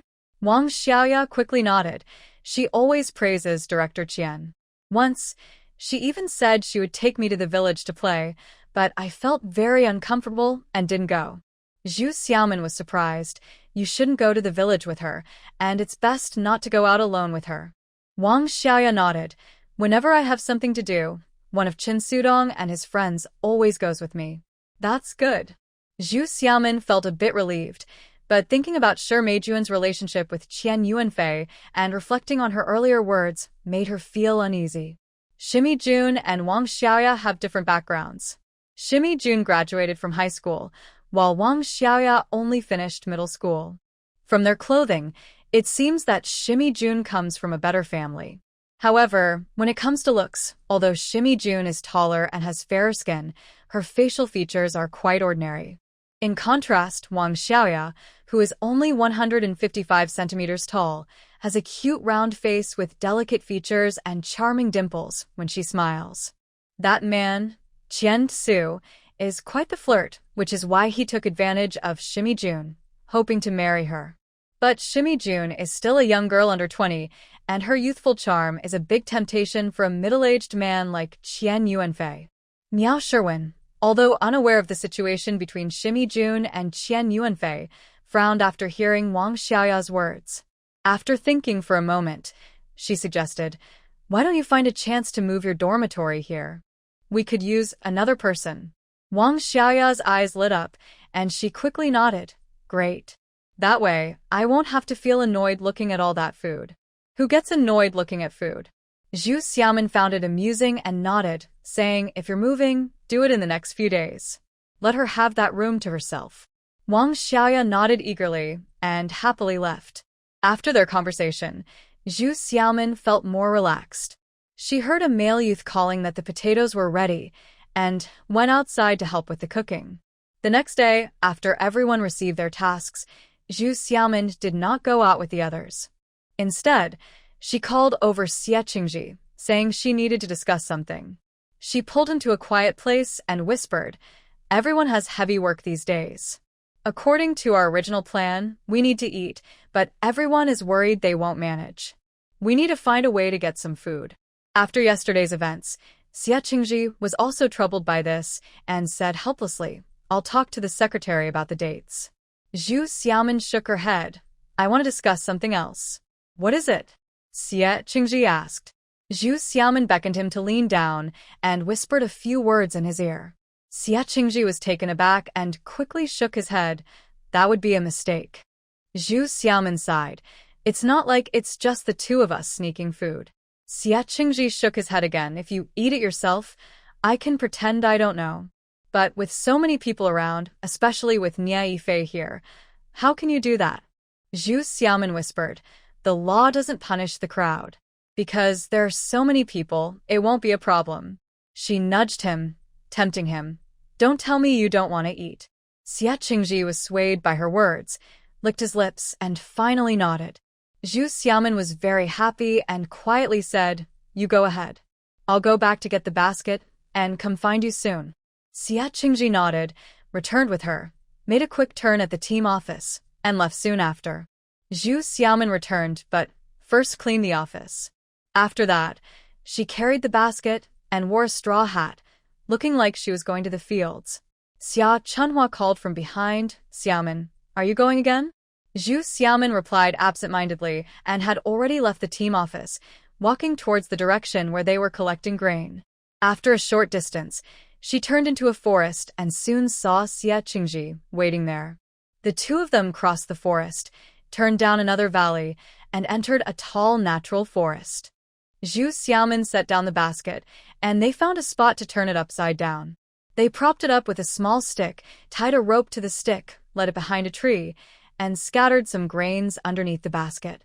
Seeing that she was well prepared, Xia Qingji glanced at her with doubt, thinking that if he didn't agree today, she would still come secretly. This method of catching wild chickens was something Zhu Xiaoman had read about before. The two of them hid behind a tree, holding the other end of the rope, waiting for a wild chicken to eat the grains and enter under the basket. When that happened, they would pull the rope to remove the stick and trap the chicken. However, after waiting all morning, they hadn't seen a single wild chicken, or even a bird. Xia Qingji sighed and said softly, It seems it's not working. Maybe we should change places this afternoon. Zhu Xiaoman stubbornly murmured, We clearly saw wild chickens here before, when we were digging for wild vegetables. Xia Qingji replied, Maybe the timing is wrong. Let's check again this afternoon. Since they didn't go to the fields, they couldn't skip lunch either. Zhu Xiaoman thought for a moment and said, Let's leave the basket here. We should be able to find it again, and we still scattered some grains on the ground. She was reluctant to part with those few grains.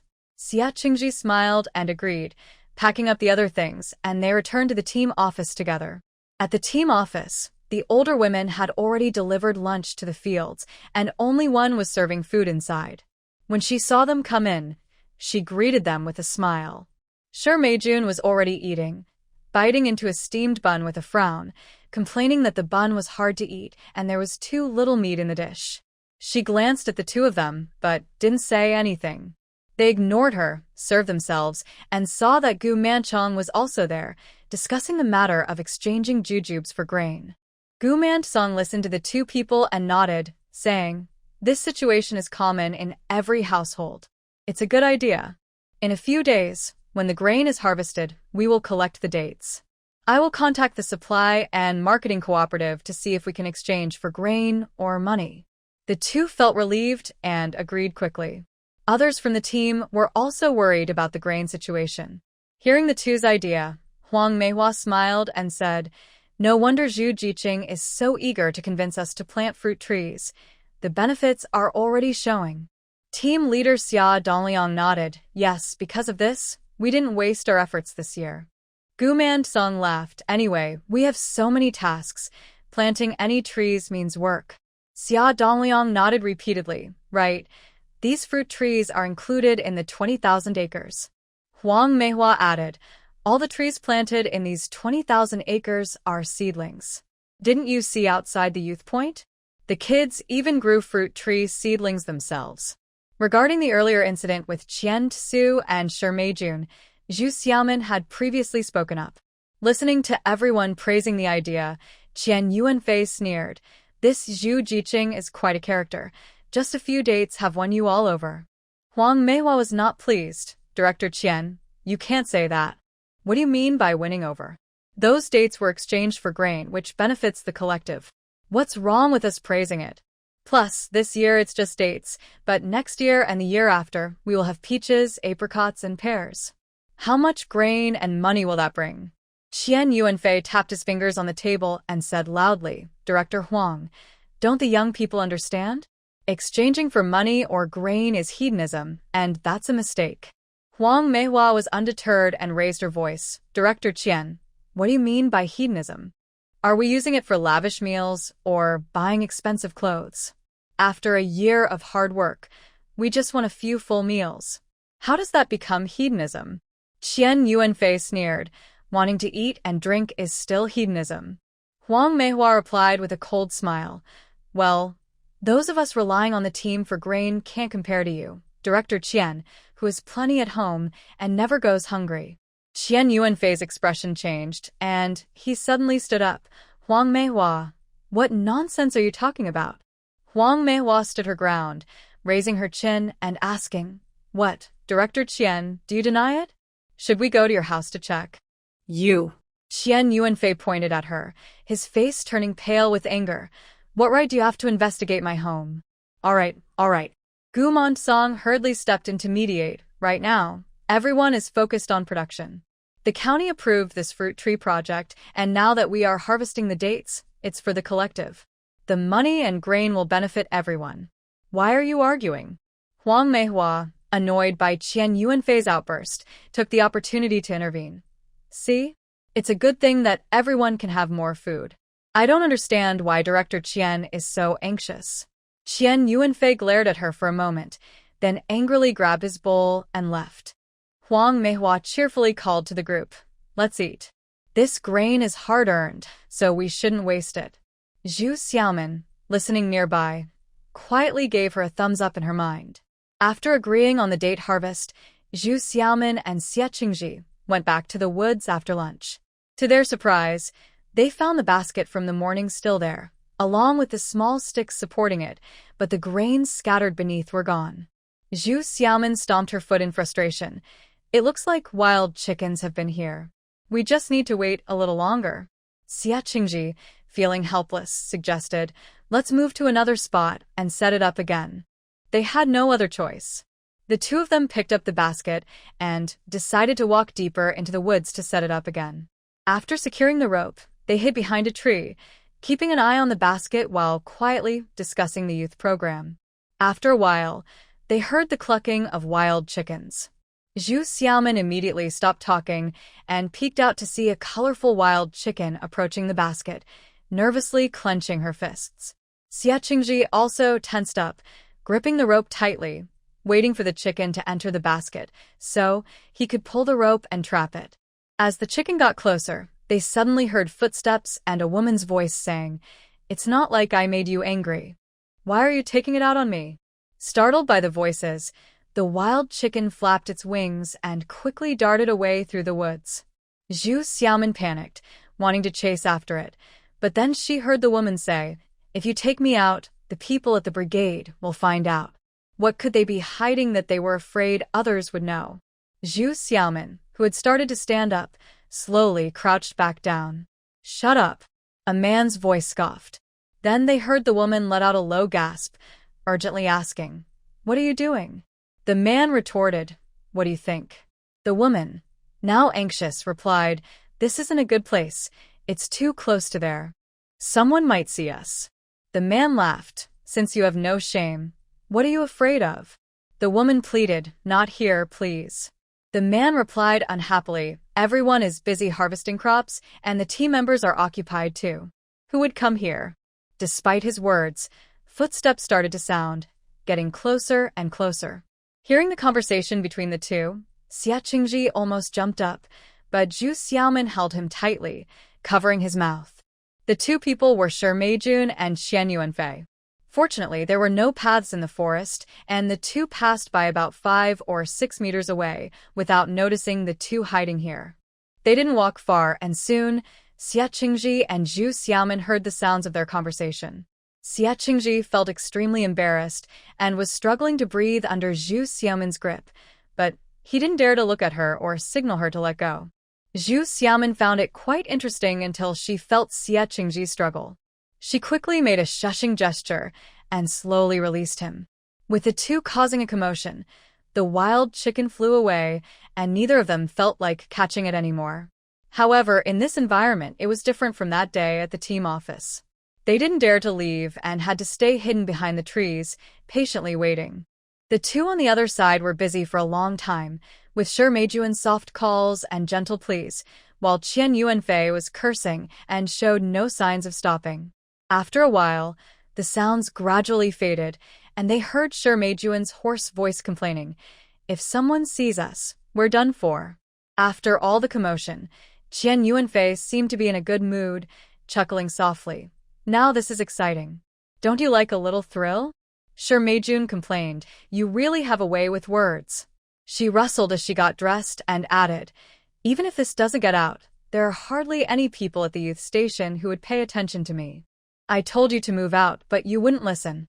Now it's inconvenient for me, and you're complaining about being in a place like this." Qian Yuanfei scolded again. Shi Meijun couldn't help but retort, "Move out? What reason do I have to move out? If I suddenly move out, won't people suspect me? Besides, you know what those guys in the village think." Qian Yuanfei huffed, "I've given you ideas before. If you can't move out alone, just find someone to accompany you." Shi Meijun got angry. "You give me ideas? Aren't you just trying to take advantage of her? We both moved out, so you can play with both of us, right? You little troublemaker, so you were keeping an eye on me." Qian Yuanfei cursed, and then with a gasp from Shi Meijun, it was clear he had acted again. Zhu Xiaomin felt annoyed and hoped someone would come along to interrupt this couple. Fortunately, it didn't take long for them to finish their argument and tidy up before slowly walking out of the woods, with Shi Meijun nagging Qian Yuanfei for something. Finally, their voices faded away, and the forest returned to silence. Xia Qingji sighed in relief, tried to stand up, but his legs had gone numb from squatting, so he sat back down. Zhu Xiaomin, however, quietly adjusted her position after they got into their topic. At that moment, she stretched her stiff limbs, stood up, looked over, and whispered, "They probably won't return to the team together. Qian Yuanfei will wander around a bit longer. We can't go back the same way. If he sees us, he'll get suspicious." Xia Qingji nodded, rubbed his numb legs for a while, and then slowly got up. He noticed the poisonous weeds on the ground had already been eaten by wild chickens, so he lost interest in them, picked up the basket, and followed her through the other side of the forest. They looked for some wild vegetables to put in the basket and gathered some firewood to make it look like they were working before taking a longer route back to the team. What they had witnessed was too awkward to discuss, so they both unconsciously avoided the topic until 2 days later, when Xia Qingji finally couldn't help but ask Zhu Xiaomin, "Did you know about the situation with Shi Meijun and Director Qian?" Zhu Xiaomin nodded. "It was on the Mid-Autumn Festival when we ran into them at the team office, but they didn't see us." No wonder that day, Xiang Jiquan and the others looked so strange when they saw Shi Meijun. Xia Qingji clenched his fists and sighed after a moment. "The other person, is it Wang Jiqing?" Zhu Xiaomin nodded. During this time, every time Shi Meijun had something good to eat, she would give it to Wang Xiaoya, always trying to stir up their relationship. That must be her goal. Xia Qingji forced a smile. "You know everything, and still don't say anything." Zhu Xiaomin looked at him and suddenly couldn't help but laugh. "If I talked to you about this, would you feel awkward?" "It would be very awkward." Xia Qingji scratched his head. Zhu Xiaomin shook her head. "Wang Xiaoya knows what's in her heart. Now that everyone is working together, nothing will happen. As for Shi Meijun, we can't interfere and don't want to. How can you manage something that is mutual?" Xia Qingji also felt a headache and thought it was best to just pretend he didn't know. Due to this situation, the two of them were too scared to go back into the nearby woods. The newly planted small forest had very few wild chickens, and further away was the natural forest above the breeding base. After several days of effort and using up several traps, they finally managed to catch a wild chicken. Zhu Xiaomin was so excited that she cheered loudly, which made Xia Qingji want to cover her mouth, fearing they would be heard. Once the excitement settled, they tightly bound the wild chicken and placed it in a basket, covering it with some weeds and leaves. Taking advantage of the work hours, they sneaked back. They checked the youth station and found no one there, so they focused on checking Shi Meijuan's dormitory. Zhu Xiaomin quickly boiled some water, while Xie Qingji killed the chicken, poured hot water over it to remove the feathers, and quickly disposed of the feathers outside. After this process, there wasn't much left of the chicken. Zhu Xiaomin continued until the chicken was unrecognizable. Then she stopped. Xie Qingji watched and quietly said, "The rest is fine, but the chicken head and feet are still recognizable. We can't throw them away. After all, it was still meat, and it would be a waste to discard it." Zhu Xiaomin shrugged. "We'll just have to eat them ourselves." Xie Qingji replied that all right. So they added enough ingredients to the pot. After Zhu Xiaomin carefully deboned the chicken, she put all the bones in the pot, brought it to a boil, and then simmered it until the chicken meat fell off the bones. They fished out the bones and nibbled on the remaining bits, then dug a hole in the ground to bury them deep. Next, they removed the spices from the soup, chopped the deboned meat into small pieces, and added it back to the soup. When the meat was tender, they added potatoes, tofu, and other ingredients. Gradually, the small pot of chicken pieces turned into a large pot of filling, and there was no trace of the wild chicken left. Xie Qingji felt it was a shame and quietly said, "At this point, how can we even taste the meat?" Zhu Xiaomin didn't mind. What everyone needs now is nutrition. Even though we can't have a mouthful of meat, we didn't waste anything. Tonight, we'll make pies to eat, but don't let it slip. Xie Qingji laughed. "I'm not foolish." Once she finished mixing the flour and let it rest in the bowl, they casually returned to the team office. After all this fuss, it was almost time to finish work. After a long day of work, when everyone returned, most were exhausted. Upon smelling the delicious aroma from the yard, they felt very hungry and began asking what was for dinner. Xie Qingji said, "It's been a tough time." This afternoon, Xiaomin specially came back to make dough and prepare the filling for everyone, so we can enjoy some stuffed pancakes. Stuffed pancakes? Everyone perked up at the mention of it and quickly ran to wash their hands and faces, ready to help. After more than an hour, the filling was still warm, and the dough was ready. Miao Sherwin and Wang Xiaoya began kneading the dough, while several boys took charge of wrapping the pancakes. Zhu Xiaomin and Zhang Qiaomei first cooked a pot of vegetable soup and served it. Then, each person took a stove to fry the wrapped pancakes until they were golden brown. Song Jian was busy with his work when he caught a whiff of the filling's aroma. After sniffing for a while, he could identify potatoes and tofu, along with some dried tofu and noodles. He sighed and said, "If I didn't know we didn't have any meat, I would have thought this was meat filling. Is this guy a bloodhound?" Zhu Xiaomin, without a hint of embarrassment, replied, "Actually, it's quite similar. When I was cooking the filling, I used spices meant for stewing meat." She pointed to a bowl on the stove. "See, I only took these spices out when it was almost done. That's why it smells so meaty. Now it makes sense." Zhang Qiaomei, standing next to her, glanced at the bowl and curiously asked, "Xiaomin, how do you know so much about spices?" You see, during this time, people, especially in the north, didn't have much knowledge about spices. Besides the usual garlic, ginger, and scallions, they only knew to add a few peppercorns and star anise when stewing meat. But Zhu Xiaomin was different. Since last autumn, she had been drying orange peels after eating the fruit and had dragged a few people to pick lilac flowers in the spring, nearly stripping the trees bare. She dried and saved those too. Later, she even raised money to buy white angelica, cinnamon, and fennel from a traditional medicine shop, usually saving them for special occasions. However, whenever she got some meat, she would bring these spices out to use. The flavors from these spices truly opened up a new world for her. Everyone at the youth station knew about her efforts, and after her explanation, they felt reassured. Even without meat, they were excited about the taste of the pancakes. As the pancakes turned golden brown, the delicious aroma filled the air, and they were ready to be served. Some people got to eat first. Although there were more than 30 people sharing one wild chicken, and each person got only a small piece, the flavor of the chicken was fully infused in the soup. The broth was absorbed by the filling, making it incredibly delicious.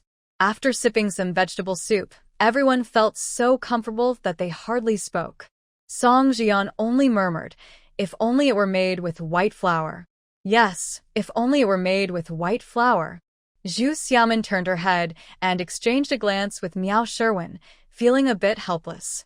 Not only was there little white flour left, but even the whole grains were almost gone.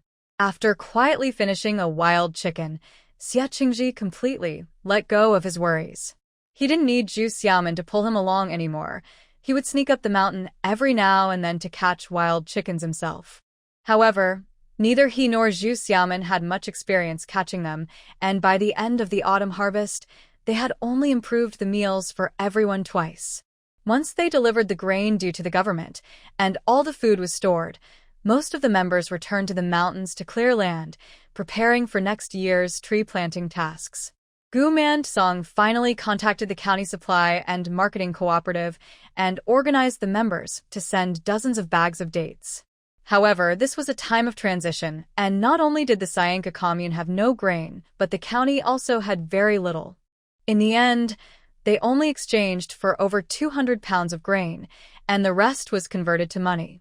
With over 200 pounds of grain to share among the entire team, each person only received half a pound. When everyone heard this, they felt a bit disheartened, and they decided not to pick any more dates, leaving them on the trees to grow until the end of the year for holiday goods.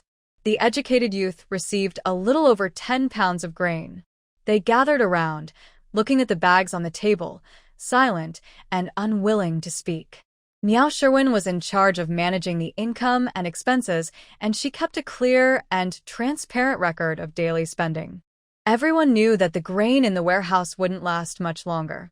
After a while, Chen Sudong quietly suggested, "How about I talk to Shi Jiqing and borrow some from her?" No. Miao Sherwin and Zhu Xiaomin immediately opposed. Zhu Xiaomin glanced at Miao Sherwin but didn't say anything more. Miao Sherwin sighed and explained, "We didn't part on good terms with her. Borrowing grain now, whether she lends it or not, is one thing. Even if she does, it could lead to complications later on." Zhu Xiaomin slowly added, "Also, if we borrow, we have to repay. She has a lot of white flour, but if we borrow it, what will we use to pay her back? When the grain is distributed, after repaying her, we won't just struggle with food next year. We won't have any white flour either."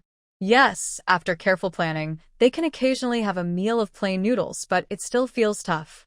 If they borrow grain, it's easier for a few days, but what will they do next year? Xia Qingji nodded.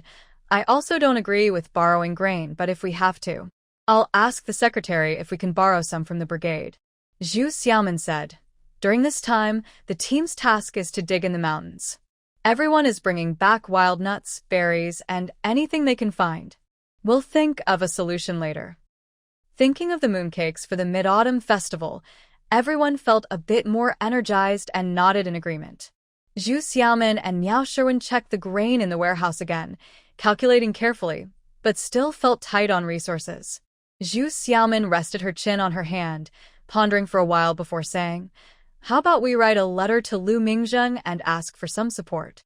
Miao Sherwin smiled and nodded eagerly. "That sounds good." Zhu Xiaomin rolled her eyes. "Anyway, I owe him a favor, right?" Miao Sherwin nudged her. "Oh, we're all family. It's not about you or me." Zhu Xiaomin laughed at her teasing, thought of the Lu family, and shook her head slightly, sighing. "Let's see. The base has started work these days, so he should be back soon."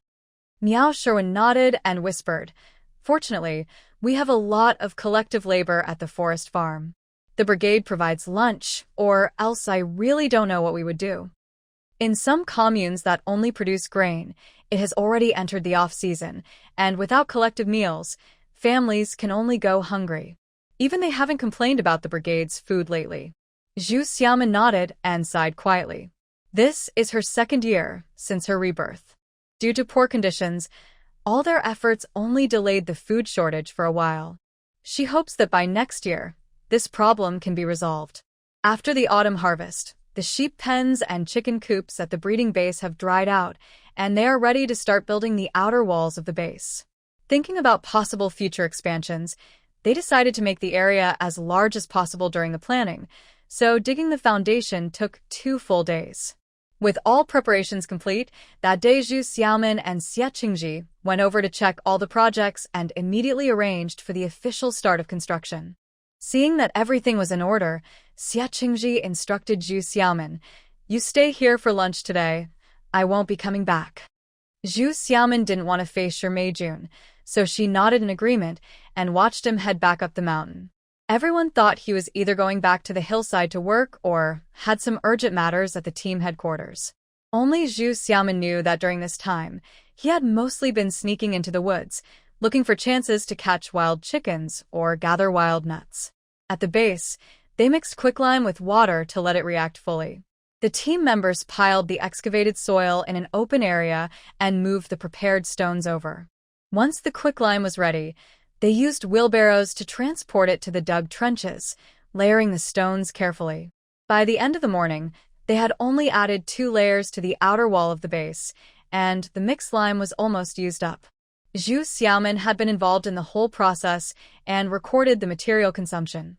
There were plenty of stones around, but quicklime still had to be bought. Just before lunch, a child ran down the hillside and saw Zhu Xiaomin. He shouted, "Zhu, the youth, Huang the accountant says you need to go back to the team headquarters. There's an urgent matter. Hurry." After saying this, he turned and ran away. Zhu Xiaomin quickly asked Little Dizzy, "Did he say what it was about?" Little Dizzy shouted back, "I don't know, just that it's urgent.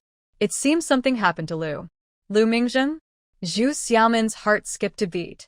Considering the timing, Lu Mingzheng had just returned in the last couple of days. Did something happen? Zhu Xiaomin couldn't sit still. She looked back and saw that some team members were still laying the foundation, others were mixing new lime, and some were fetching water. No one noticed her. After a moment's thought, she decided that after so many trips back and forth, it was unlikely she would run into Qian Tuozi today.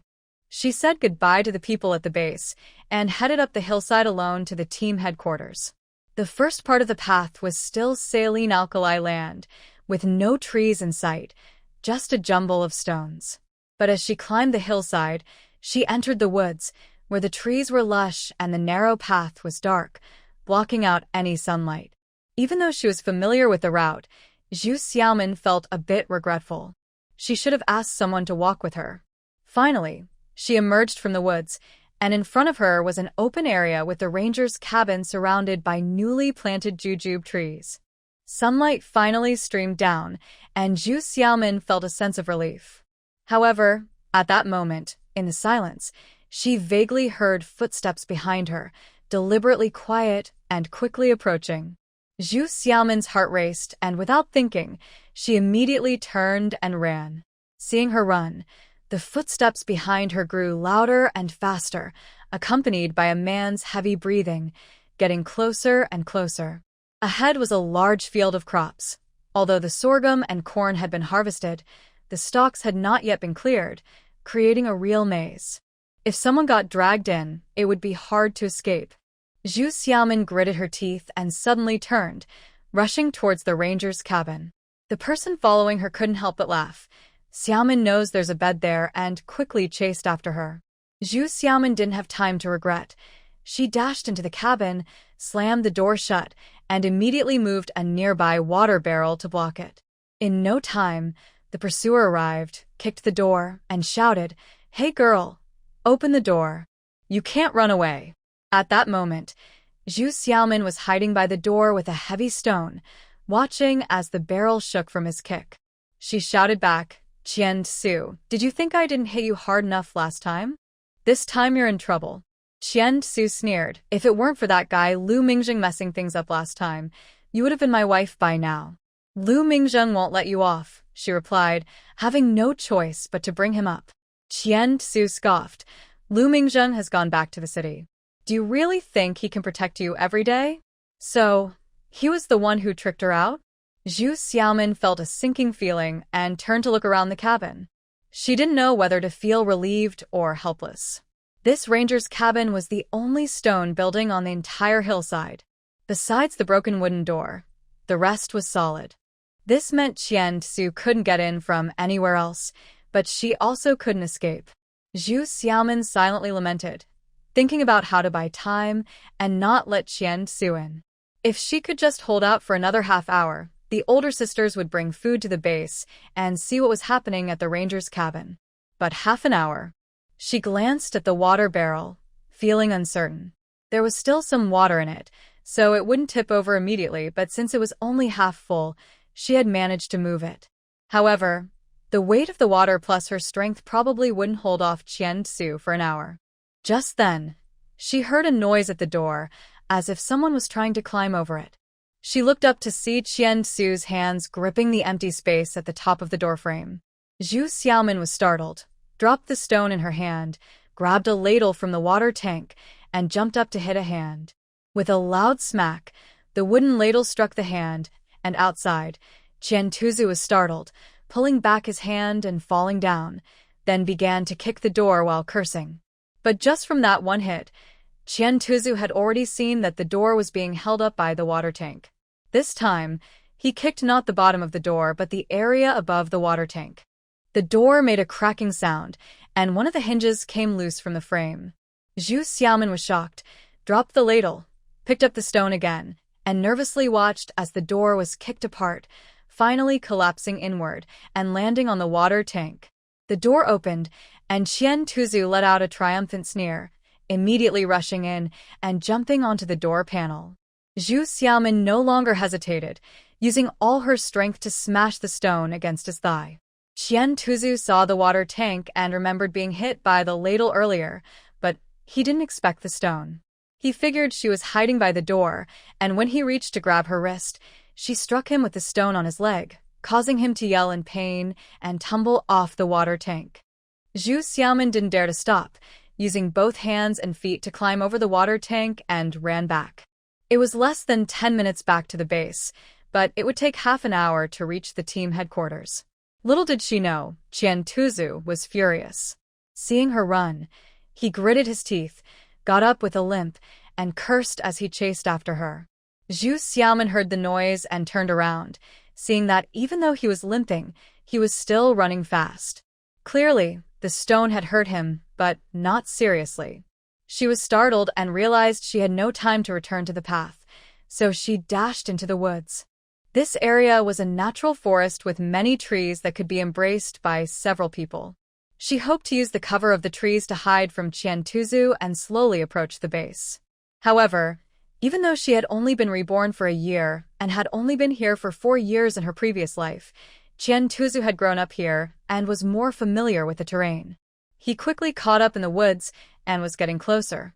Hearing his footsteps getting nearer, Zhu Xiaomin's heart raced. She had already left the main path, and going back would waste more time. Now, she could only run desperately toward the base. Once she got out of the woods, there would be a rocky hillside. If she reached there, she could shout, and the people at the base should notice her. Thinking of the hillside and the base, a sudden idea struck Zhu Xiaomin. She quickly figured out her position and ran desperately towards the hillside, dodging around trees. Ahead, she could see the edge of the forest and the distant mountains through the gaps in the trees. Qian Su finally caught up behind her, grinning as he lunged at her. Zhu Xiaomin swiftly turned, dodged around a tree, and continued to run towards the edge of the forest. At this point, Qian Su was furious and refused to give up, chasing her closely. They were less than 3 meters apart, and she managed to evade him by hiding behind large trees. Qian Su realized that if they reached the edge of the forest without any trees in the way, he could easily catch her. The distance from the hillside to the base was still several hundred meters, and if the people at the base noticed her first, they could block her and drag her back into the forest. With his anger rising, Qian Su kept chasing her. As she hid behind a large tree at the steep, he saw that there were no more trees below. With a wicked grin, he charged towards her. However, as he reached the tree, he stumbled and fell, followed by a kick from Zhu Xiaomin, who said, "Down you go." The stumble made him lose his balance, and with her kick, he tumbled down the steep, rolling all the way down. Zhu Xiaomin took a breath of relief, dropped the branch she was holding, and continued to climb up the tree trunk to find her way back to the base. At the base, fresh lime was just mixed with water, bubbling and producing a lot of dust, while the team members spread the prepared lime and started stacking stones. Soon, the women would come to deliver food, and they needed to finish this part of the project before mealtime. Once they ate, the newly mixed lime would have fully reacted, allowing them to continue working. Just as everyone was working hard, they heard a series of screams from the hillside. Looking up, they saw someone tumbling down with rocks, and before they could understand what happened, there was a loud thud as the person fell into the freshly mixed lime. The chilling screams startled everyone. Xia Laozhen immediately shouted, "Someone has fallen. Quick, pull him up." He dropped his shovel and rushed over to help. Hearing his shout, the others quickly reacted and rushed to assist. Just when the quicklime met water, the temperature could reach as high as 700 degrees. When water was poured over the pile of lime, it had not yet reached the highest point, but it was already at 300 or 400 degrees. When Qian Tsu fell in, the exposed skin was first burned. He screamed and rolled, and his entire body rolled into the lime. By the time everyone hurriedly pulled him out, he was already severely burned, to the point that even the village chief could not recognize him. Qian Tsu was in so much pain that he seemed to be smoking.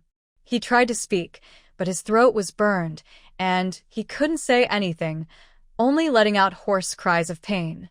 Hearing everyone discussing who this person was, Elder Xia said, "Quick, take off his clothes and clean the lime off his body. I'll go get water," a young man immediately said. Another person quickly stopped him, saying, "Are you trying to make it worse for him?" The young man then paused, watching as several others struggled to remove the clothes, scratching their heads, unsure of what to do. Those with clearer heads found some dry cloths to help clean the lime off Qian Tsu's skin. Although they were trying to save him, they were all rough men, and as they tore the clothes off, several pieces stuck to his burned skin, causing him to faint from the pain. Just then, someone asked what happened. Everyone turned around to see Lu Mingzheng coming down the hillside, and they all began to explain at once.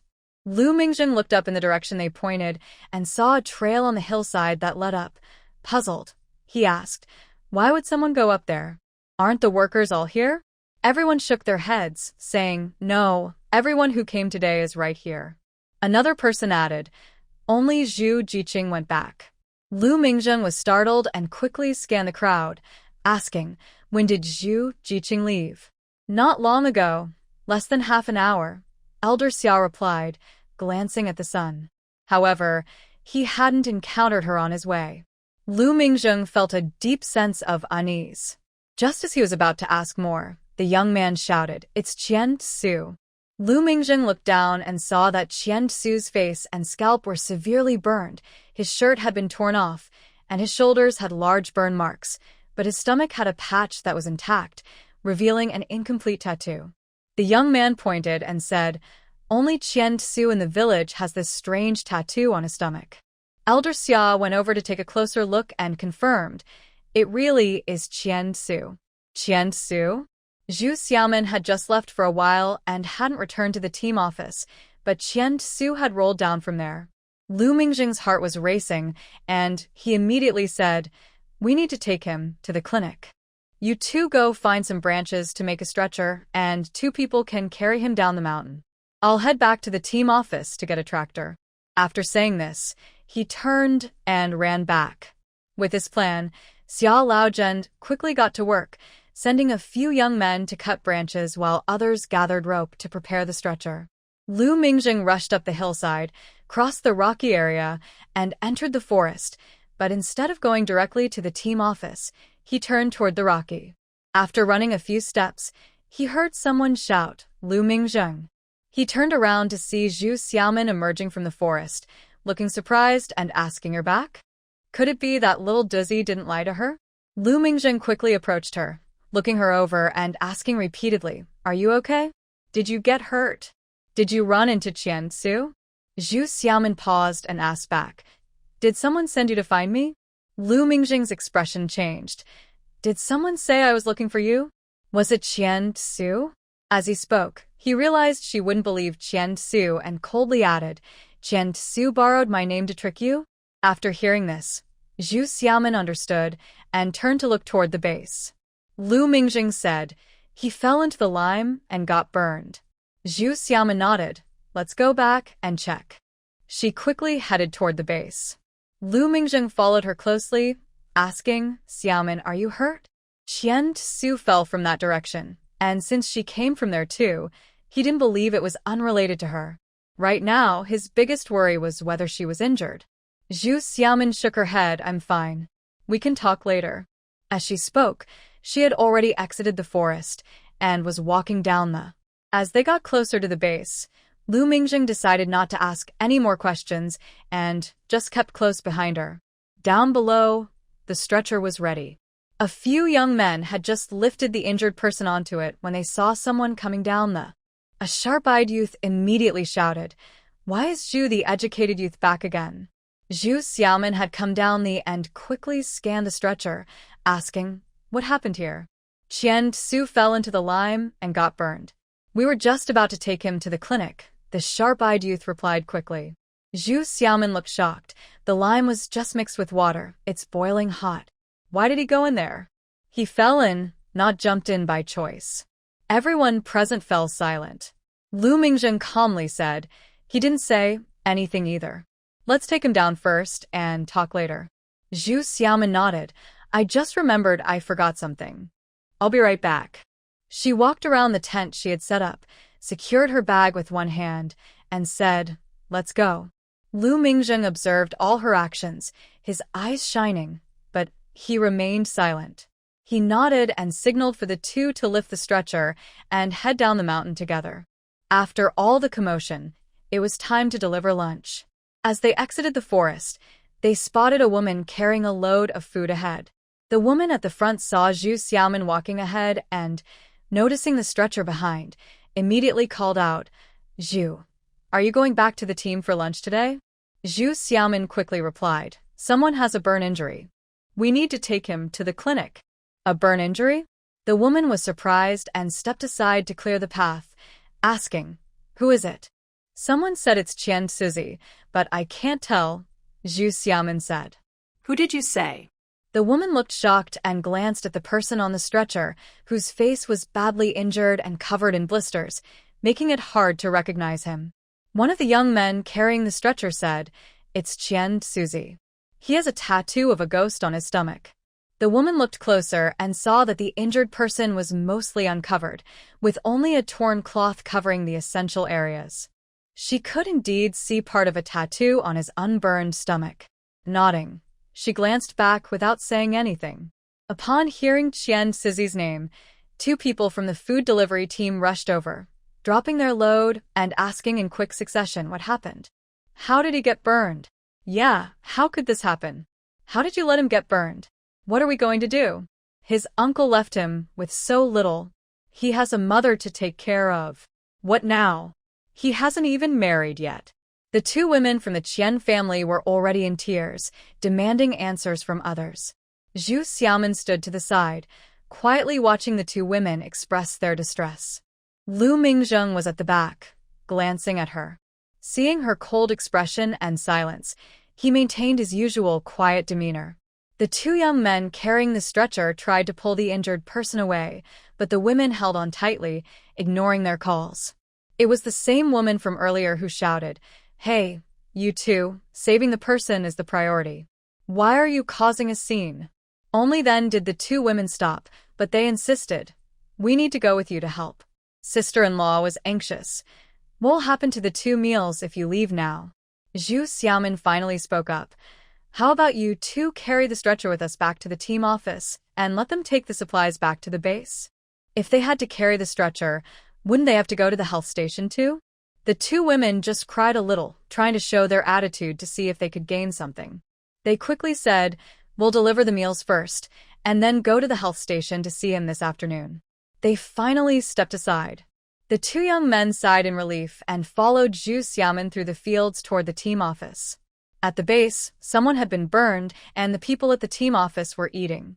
When they heard the news, they immediately rushed out. Seeing Qian Tubo's condition, Gu Monsong repeatedly called for someone to get a tractor and arrange for help to the health station. When Mrs. Qian heard her son was injured, she immediately came up crying. Before she even entered the team office, she saw people carrying him down the mountain and followed them, crying all the way.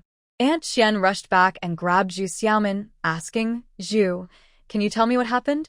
Zhu Xiaomin shook her head. "I don't know. When I returned to the base, I saw them rescuing people and immediately followed to help." "I don't believe it," Aunt Qian shouted. "You're at the base every day, and now you're not there?" "I don't believe it." "No way." Zhu Xiaomin shrugged. "Aunt Qian, everyone from our Lushu village production team is at the base. Everyone saw what happened. If you don't believe me, you can ask around." Aunt Qian yelled, "I don't believe it. I just don't." She turned around, scanning the crowd, and not seeing Qian Yuanfei, immediately asked, "Where is my third uncle?" "Yes, where is Qian Yuanfei?"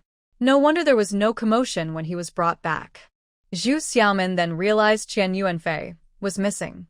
Seeing everyone shaking their heads, Aunt Qian pointed at her grandson and shouted, "Guzi, hurry, go find your third uncle." Guzi heard this, agreed, and ran off. Hearing that he was going to call for Qian Yuanfei, everyone felt a headache. Huang Manhwa said, "Zhu Lu, why don't you both explain what happened? We need to clarify this matter." Zhu Xiaomin nodded and scanned the crowd. She saw Huang Xiaojun looking just as confused as everyone else. Shaking her head, she said, "I really don't know how it happened. Originally, Xiao Dizi called me back to the team headquarters and I had work to do. When I left the base, everything was fine. I realized I forgot something and went back to get it, and then I heard people shouting that someone was burned. The person had already been rescued and was being brought back. If no one had recognized them, I wouldn't have known who it was." Her vague explanation cleared her of any blame. Aunt Qian jumped up and shouted, "Listen, listen." She walked away, and Qian Tubo rolled down the hillside. There must be something suspicious going on. Zhu Xiaomin seriously suspected that Qian Tubo had set her up today, and this woman knew something. But she kept her expression calm and turned to see Xiao Dizi squeezed in the crowd. She immediately pointed at him and shouted, "Xiao Dizi, come here. Didn't you tell me that Lu Jiqing was back and I should hurry to the team headquarters?" Xiao Dizi was startled and turned to run, but Aunt Qian grabbed him and sternly said, "Xiao Dizi, tell the truth." This Xiao Dizi was the child of Qian Tubo's cousin and usually got along with them. Zhu Xiaomin smiled. "Xiao Dizi, you call me to the base and so many people heard it, right?" With so many witnesses, he couldn't lie. Xiao Dizi had been anxious since he learned about Qian Tubo's injury. Hearing Zhu Xiaomin ask him directly in front of everyone, he knew he couldn't deny it. But admitting he helped Qian Tubo deceive them was too risky, so he stammered, I saw Lu Jiqing come back, so I ran to find Zhu Jiqing. I know they are dating." Zhu Xiaomin thought, "This kid is making things worse for himself." Lu Mingjing thought, "This kid has some insight." However, Lu Mingjing had publicly stated before that he wanted to pursue Zhu Xiaomin, and everyone present had heard it. Xiao Dizi's words made everyone believe him. Gu Montong shook his head, so it was just a child's mischief. He then turned to Lu Mingjing and asked, "Lu Jiqing, when you arrived, did anything happen?" Seeing everyone looking at him, Lu Mingjing shrugged and said, "Zhu Jiqing and I arrived at the base one after the other, and I only saw the rescue." He didn't clarify who arrived first or mention that he had missed Zhu Xiaomin in between. He had come back from the city and had been at the team headquarters first before going to the base, which everyone there had seen, so no one doubted his words. Aunt Qian sneered, "Now that you are bullying Qian Tubao, who can't speak for himself, I want to tell you that this matter is not over." Gu Montong sighed and said, "Aunt Qian, when Lu Jiqing came back, it was almost 11 o'clock. He came from the village, and many people must have seen him. Later, he told us about the work in the county before going to the base. Just after 12, he brought people back. What could he have done?" Aunt Qian pointed at Zhu Xiaomin. It was definitely her doing. Qian Tubao must have gone to find her, and she made him like this. Surprisingly, this hit the truth. Zhu Xiaomin calmly replied, "Aunt Qian, Xiao Dizzy already said that he saw Lu Jiqing come back and ran to call me. That's why I returned to the team. Besides, I have no connection with Qian Tubao. Why would he come to me? Even if there was something, he's a grown man. Could I really push him down, eh? Exactly. Aunt Qian, we understand you're upset, but you can't just say anything, Huang Xiaojun spoke up, knowing that Qian Tubao had feelings for Zhu Xiaomin. Zhu Xiaomin's point was valid. Even if Qian Tubao had bad intentions, he couldn't overpower Zhu Xiaomin, who was just a thin girl. Aunt Qian was furious. You traitor. At least call him cousin. Why are you siding with outsiders? Huang Xiaojun frowned. Aunt Qian, everything needs to be reasonable. Just because he is my cousin, does that mean I have to follow you in wronging others? You. Aunt Qian was so angry she couldn't find her words, pointing at Huang Xiaojun and then at Zhu Xiaomin. She knew that since Zhu Xiaomin broke up with Nie Yifei, Qian Tubao had been interested in her, but she couldn't say that. Did she really think Qian Tubao was the one who caused this incident? All right. Gu Montong waved his hand helplessly. Now that Qian Tubao is injured, we can't know what really happened. We'll have to wait until he feels better to discuss it. He gestured for everyone to go back to eat and called a few people to persuade Aunt Qian to return. Aunt Qian kicked her feet in frustration. I'm not leaving. If they bully our Qian family, I want justice.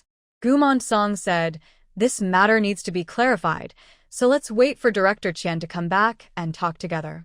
A few older women came over, trying to persuade Aunt Qian to leave with them.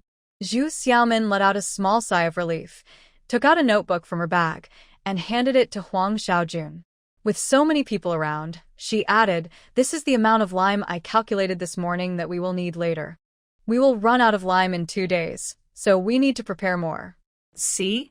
She really has work to do. Later, she could say she went back to get this notebook, and it would be perfect. Huang Xiaojun had no idea about her hidden intentions and took the notebook to look through it. Back at the cafeteria, Gu Montong greeted the two. You just got back from the base and haven't eaten, right? Let's eat first. He called the cook to get 2 more servings for them. Zhu Xiaomin took the opportunity to set aside work and sat down, glancing at Lu Mingjing, asking, I thought Lu Ziqing was coming back tomorrow. Lu Mingjing shook his head. It was supposed to be, but the county's work finished a day early, so I came back. Their exchange showed that they hadn't had the chance to greet each other yet. After finishing their meal, Zhu Xiaomin didn't return to the office. Instead, she briefly updated Lu Mingjing on the work over the past few days and then took him to the backyard to see the chicks. The chickens, which had been raised for over a month, were no longer chicks. Their feathers had grown full, and the roosters had developed combs, though they hadn't fully grown yet. Zhu Xiaomin said, the chicken coop is finished. Once the base's wall is a bit higher, we can put the chickens inside. Lu Mingjing nodded. The lambs can also be brought over. I'll talk to the secretary about the silage issue later. After a brief work discussion, seeing no one nearby, Lu Mingjing asked, Xiaomin, what's really going on? Zhu Xiaomin sighed and slowly explained everything in detail. Lu Mingjing got angry. That jerk, he still has the nerve. Last time, they had gone easy on him. Zhu Xiaomin replied, this time, he won't escape unscathed. Even if Qian Tubo's body didn't become disabled, his face would be ruined, and with severe burns all over, it would be hard for him to cause trouble for at least 1.5 years. Lu Mingjing nodded and quietly said, I was careless, thinking you would be safe with someone else at the base. Zhu Xiaomin turned to look at him, without saying anything. Lu Mingjing asked, what's wrong? Zhu Xiaomin sighed, Lu Mingjing, don't take everything onto yourself. You're exhausting yourself, and it doesn't make it easier for others. Lu Mingjing replied, I could have thought of it more thoroughly. How could you have been more thorough? Zhu Xiaomin asked, are you going to follow me closely, or will you just do nothing and follow me on your own? Lu Mingjing scratched his head and fell silent. At that moment, they heard footsteps behind them, followed by Xie Qingji's voice. Mingjing, you're back? They turned around to see Xie Qingji striding over with a basket. It seemed he had gone back to the mountain and returned empty-handed. Thinking about the empty grain store, Zhu Xiaomin sighed quietly. Lu Mingzheng was already greeting Xie Qingji, asking, "Did you go to the? Why are you back now?" Everyone had tasks at the team office, and if they didn't return before lunch, they would come back before finishing work in the evening. He had only asked casually, but Xie Qingji's face suddenly turned serious. He glanced at Zhu Xiaomin but didn't say anything. Zhu Xiaomin raised her eyebrows and smiled, saying, "What's wrong? Is there something you can't tell me?" She started to walk away. Xie Qingji waved his hand, his expression serious. "I ran into those two people again on the mountain." "Which two people?" Lu Mingzheng didn't understand, but Zhu Xiaomin quickly reacted and asked, "Where?" Xie Qingji pointed to the north. "In the pine forest over there." Zhu Xiaomin's eyes lit up as she asked, "Was it the same as last time?" Xie Qingji nodded and fell silent. Lu Mingzheng was curious. "What are you two talking about?" Zhu Xiaomin chuckled softly. "I'm going back to the office. You two can chat." Without waiting for them to respond, she walked away. Even though both of them knew about Qian Yuanfei and Shi Meijun, it was still awkward for the two boys to talk with her around, so she decided to leave. Guzi searched everywhere he knew, but couldn't find Qian Yuanfei. It wasn't until Qian Yuanfei returned that he learned Qian Tuzu was injured. Shocked, he rushed to the town clinic. Seeing Qian Tuzu's condition made him feel cold all over, and soon he returned angrily, pointing at Zhu Xiaomin and shouting, "You little brat, how are you going to take responsibility for my nephew being hurt like that?" Zhu Xiaomin was already prepared and stood her ground. "Director Qian, your nephew got hurt. It has nothing to do with me. Isn't this educated youth supposed to be cultured? Why is she using such language?" Everyone was a bit surprised. Qian Yuanfei frowned. "Wasn't the lime from your base?" Zhu Xiaomin scoffed. "We mix lime to build walls, not for anyone to play in. If he jumped into the lime pile himself, we couldn't stop him, could we? Who would jump into a pile of lime?" The listeners felt speechless, but couldn't argue back. "Are you in charge of the breeding base?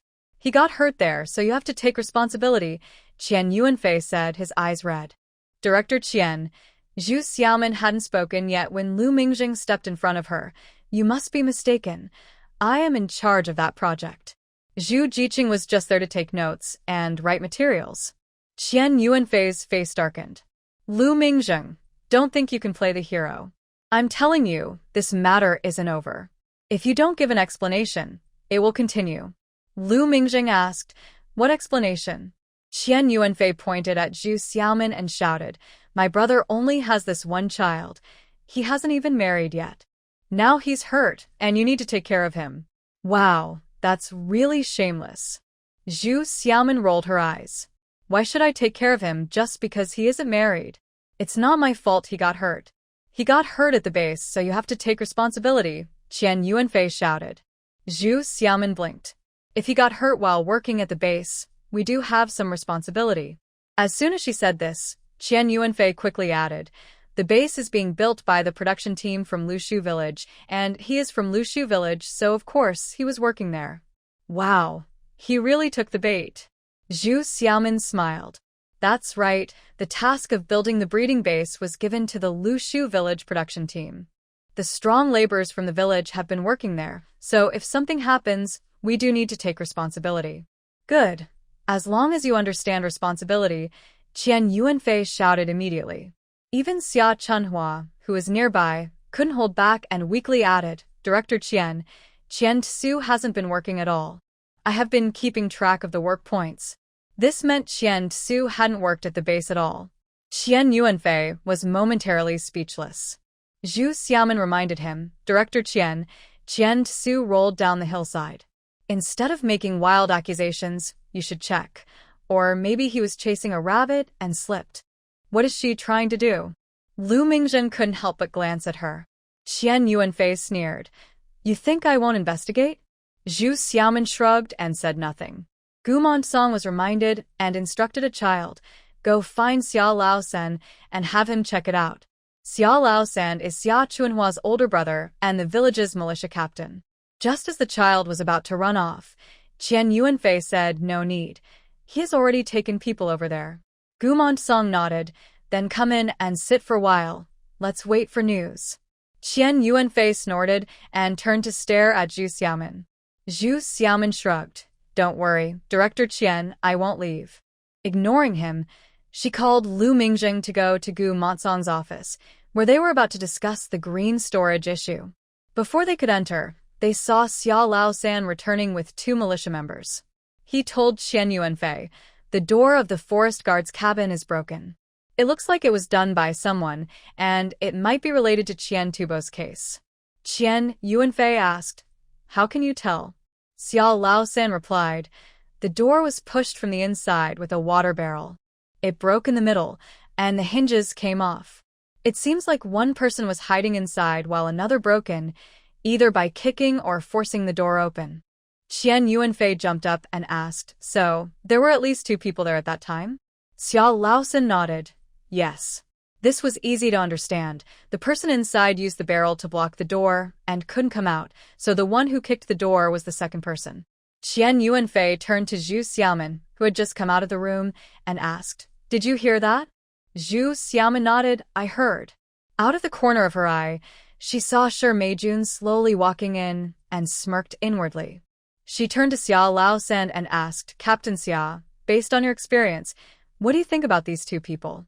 Xia Laosan said, one was likely chasing the other. The one who was being chased ran into the forest guard's cabin, blocked the door with the water barrel, and then the pursuer kicked the door down to get in. Zhu Xiaomin nodded. From this perspective, it seems like these 2 weren't negotiating peacefully. It looks like one wanted to do something bad. Everyone nodded in agreement. Zhu Xiaomin then asked Qian Yuanfei, Director Qian, what do you think? Qian Yuanfei's expression turned cold. Anyway, the one who is suffering now is Qian Tubo. Zhu Xiaomin asked, are you suggesting that someone intended to harm Qian Tubo, and he ran into the forest guard's cabin, but still ended up having the door kicked in? Who would want to harm Qian Tubo? Hearing her choice of words, everyone felt it was inappropriate. Qian Yuanfei frowned. He fell down and got hurt. Could that be fake? Zhu Xiaomin quickly admitted her mistake. Right, he was just injured. So, someone caught him and threw him down landing him in a pile of lime? Qian Yuanfei snorted coldly. Isn't that possible? Although Qian Tuzu relied on Qian Yuanfei to bully others in the village, he was actually someone who feared the strong and bullied the weak. It was possible for someone to deal with him. Zhu Xiaomin asked, do you think I can do it, Director Qian? Everyone was silent. Even though Qian Tuzu was not very capable, he was still a man in his 30s, not someone who could be easily beaten by a young girl. Besides, from the ranger's cabin to the Rocky, they had to pass through a large forest. Qian Yuanfei looked at her with a cold smile and said, if Zhu Ziqing can't do it, maybe someone will help her. He glanced at Lu Mingjing. Gu Motsong sighed, noticing the implication.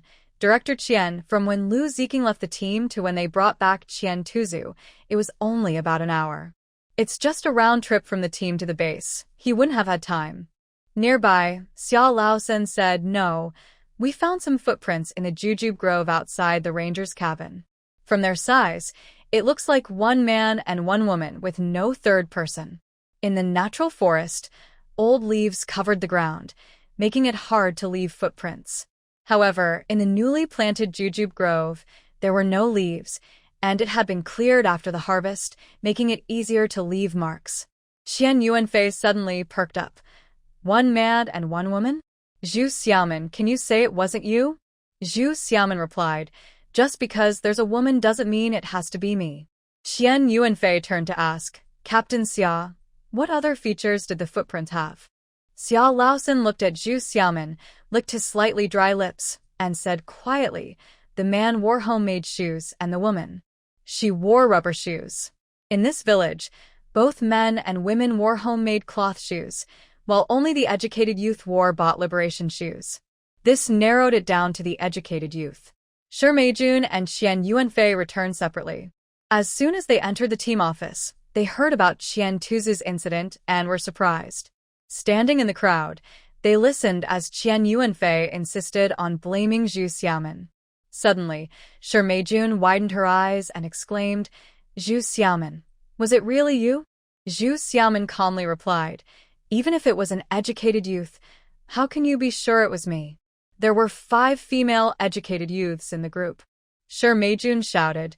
The others are working on the and haven't returned yet. You were the closest. Who else could it be?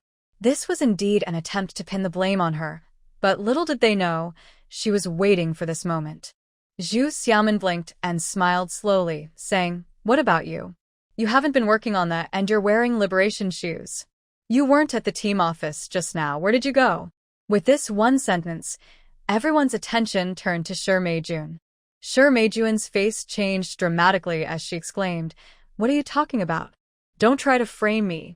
Zhu Xiaomin shrugged, looking her up and down. Look at your shoes. They're covered in mud, and you have dirt on you too. You look like you've been rolling around in the woods. Besides, everyone knows what happened before. You and I both know you have a grudge against Qian Tubo, right? Yes, Qian Tubo had wronged Sure Meijun. If she held a grudge and lured him there to push him off the Rocky, it would make sense. After Zhu Xiaomin spoke, everyone immediately thought they saw the truth and turned to look at Sure Meijun. Sure Meijun screamed, No, I didn't. Zhu Xiaomin smiled. I was with a group of people except for that half hour today. I have plenty of witnesses. What about you? Sure Jiqing? Who are you with that can vouch for you? She couldn't. Sure Meijun's face went pale as she unconsciously glanced at Qian Yuanfei. She had been with him since morning, going to the woods on the north for a game, and had lunch with the big meat buns he brought. Who else could prove her whereabouts? Qian Yuanfei listened to Zhu Xiaomin's clever words, which had turned the situation onto Sure Meijun, but he couldn't testify for her. His face darkened, and he gritted his teeth, saying, Just because she's wearing rubber shoes and was it with anyone else doesn't prove she did it. Zhu Xiaomin raised her hands. So, how does a pair of rubber shoes prove I did it? You. Qian Yuanfei gritted his teeth. Zhu Xiaomin slowly said, If Director Qian insists on getting to the bottom of this, why not report it to the town police station and check everyone? Look at the time Qian Tubo fell. Where was everyone? What were they doing? And who were they with? There are only a few people in the whole team, so it would be easy to find out. If everyone was checked, the biggest suspect would be Sure Meijun. Following the investigation would likely lead to the discovery of the affair between these two. Sure Meijun's face was already pale as she looked at Qian Yuanfei for help. He wore a serious expression and could no longer hold on. Xia Qingji looked at Zhu Xiaomin, feeling a deep admiration for her. This clearly shows that he leaked information, letting her know that those two were up to no good. She cleverly involved Qian Yuanfei, making him entangle himself. Only Xia Laosen foolishly replied, Yes, report it to the police. Qian Yuanfei glared and shouted, Report what? If you can't figure it out yourself, aren't you embarrassed? Wait for Qian Tuozi to wake up and let him speak for himself. After saying this, he shot a fierce glare at Zhu Xiaomin and turned to leave. Zhu Xiaomin raised the corners of her lips, maintaining a slight smile, but glanced at Sure Meijun and sighed. Director Qian is really nice. Everyone else was confused, thinking, What are you talking about? We don't understand. Sure Meijun's face turned paler, her eyes filled with fear as she looked at Zhu Xiaomin, suspecting she knew something, but had no way to confirm it. Zhu Xiaomin, as if discussing the weather, turned and walked towards Gu Montsong's office, saying, Secretary, we have something to discuss with you. Lu Mingjing nodded. Yes, work is important.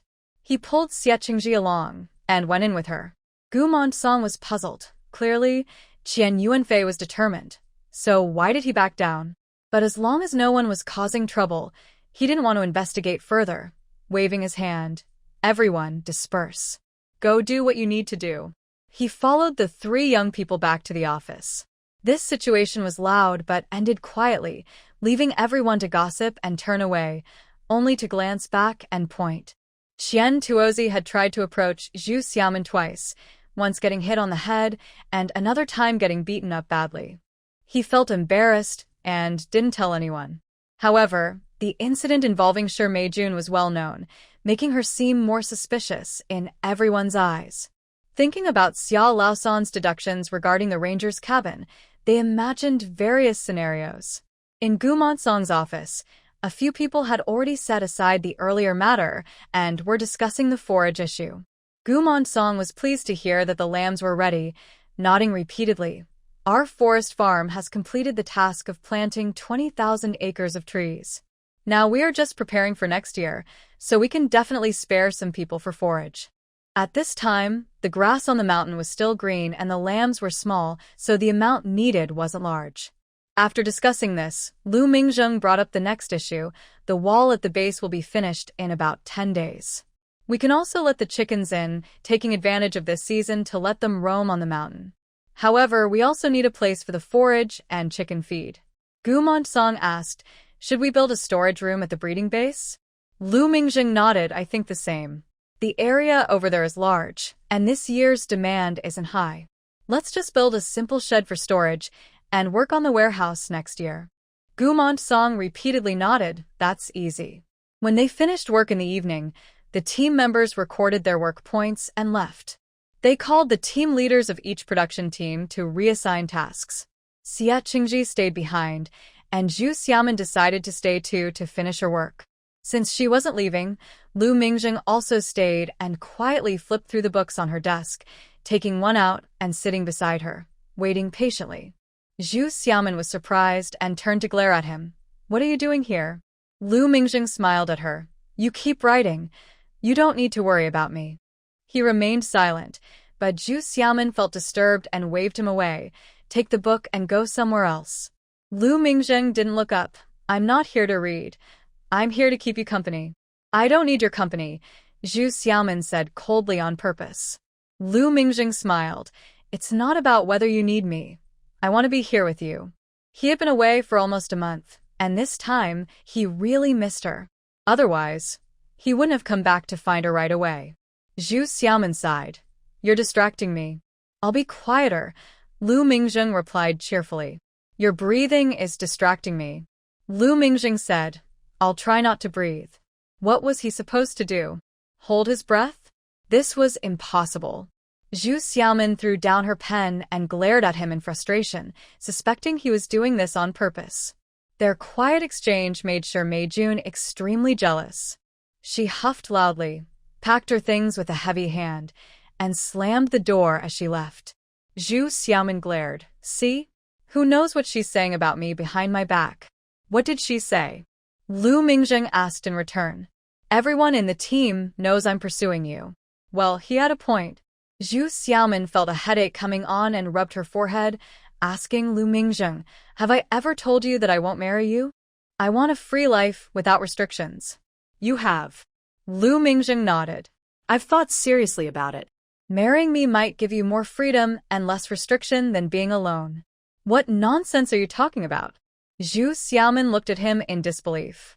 Think about it, Lu Mingzheng replied earnestly. If you marry me, no matter what you want to do, I'll support you. What you can do, you do on your own, and what you can't do, I'll help you. Isn't that better than being alone?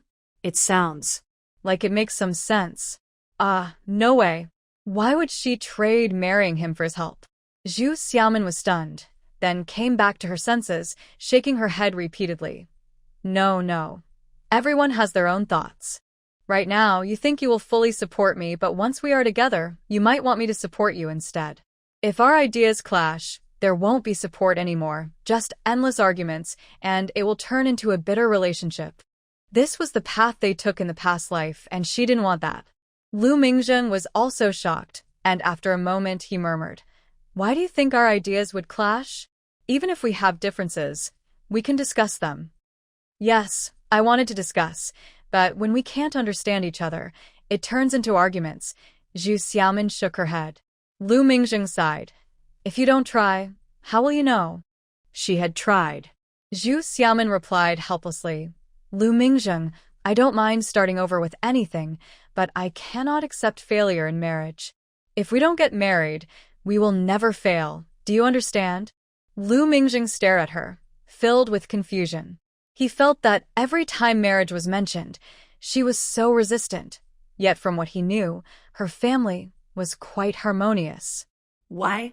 For a moment, neither spoke. He was weighing where her strange thoughts came from, while she was pondering whether he understood her words, until Xia Qingji came over, breaking the silence between them. Xiaomin, do you want to go back? Mingzheng, come with us. Oh, okay. They both answered at the same time and jumped up together. They forgot that when Shi Meijun left, she closed the door that was originally open, leaving just the two of them inside, a typical situation of a man and a woman alone. Xie Qingji couldn't help but laugh. You two are so in sync. Zhu Xiaoman thought to cover her face and quickly changed the subject. Is the meeting over? Xie Qingji shrugged. We just moved 2 production team members to do silage and talked about the significance of the breeding base. There wasn't much else. Zhu Xiaoman nodded, packed her things, and followed the two out. Once they left the team office and reached seeing no one nearby, Xie Qingji asked, about the incident with Qian Su today. It really has nothing to do with you? Zhu Xiaoman replied calmly, I was the one who kicked him down. Xie Qingji was surprised. Why? After asking the question, he already had an idea and asked with a serious face, did he block you in the past? Zhu Xiaoman sneered, not just that. If he hadn't let someone trick me, I wouldn't have left the base. She then briefly recounted what had happened before. Xie Qingji listened with anger and quietly said, you could say you are helping the people by getting rid of a threat. Zhu Xiaoman shook her head, unwilling to discuss the matter further. She glanced at him and asked, why were you delayed for so long by those 2 people on the northern hillside today? Xie Qingji sighed. I watched a wild chicken go into a trap but was too scared to move, and then I just watched it fly away. Lu Mingzheng asked, a wild chicken? Did you go catch one? Xie Qingji shushed him, looking around like a thief, and said, lately, we are running low on food, not just meat but even grain. I thought if I caught a wild chicken, it would at least help everyone a bit. Having been here for 6 years, Lu Mingzheng understood the difficulties of getting food at this youth station and nodded, saying, I still need to stay here for a while. I'll go to the county later to exchange my grain coupons for coarse grains. Xie Qingji patted his shoulder, not refusing. The news about Qian Tuozi getting burned by lime had already spread during work, and everyone at the youth station was discussing it. When the 3 entered, they immediately asked questions. Zhu Xiaoman and Lu Mingzheng didn't want to go into detail and just repeated what they had said to Qian Yuanfei. Miao Sherwin and a few others were cooking buckwheat noodles with wild vegetables in a pot and called everyone to eat, also asking about the meeting. Once Lu Mingzheng agreed and sat down, Xie Qingji recounted what had been discussed in the meeting, saying, we didn't get any silage for our team, so we still have to go up the mountain. Winter is coming soon, and we need to stock up on firewood. Starting tomorrow, let's take a detour through the orchard on our way back and each bring back a bundle of firewood. The orchard consisted of branches left over from pruning the fruit trees, which had dried out over the past 2 months and were perfect for firewood, easier to gather than in other places. The leaders of several groups were in the yard, all nodding in agreement before going to inform their team members. While they were talking, Nia Yifei came out of the dormitory, glanced at the pot of food, and sneered, eating wild vegetables every day, digging and pulling mountains during the day, and now carrying firewood. Where will we get the strength? Xie Qingji replied, Nia Yifei, everyone is eating the same. Think about it. We haven't completely run out of food this year, which is already a month later than in previous years. Isn't it because the people from Team 5 have been trying to outsmart us? Why so many complaints? Nia Yifei shrugged.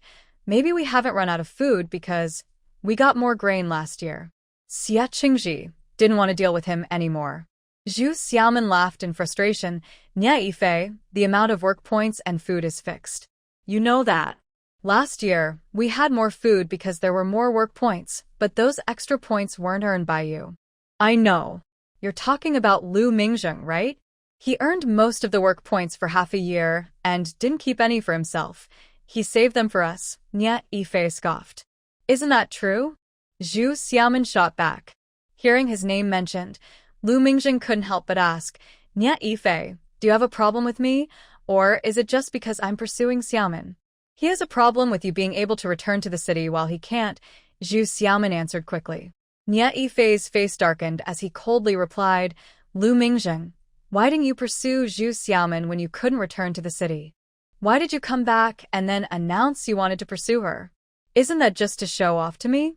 Why is it that when he pursues Zhu Xiaoman, it's showing off to him? Lu Mingjing found Nia Yifei's strange reasoning amusing and shook his head, saying, Nia Yifei, you think too highly of yourself. He didn't even consider him important. Xia Qingji waved his hands repeatedly. All right, enough arguing. Nia Yifei, we only have a little food left, and we still have over a month until the next distribution.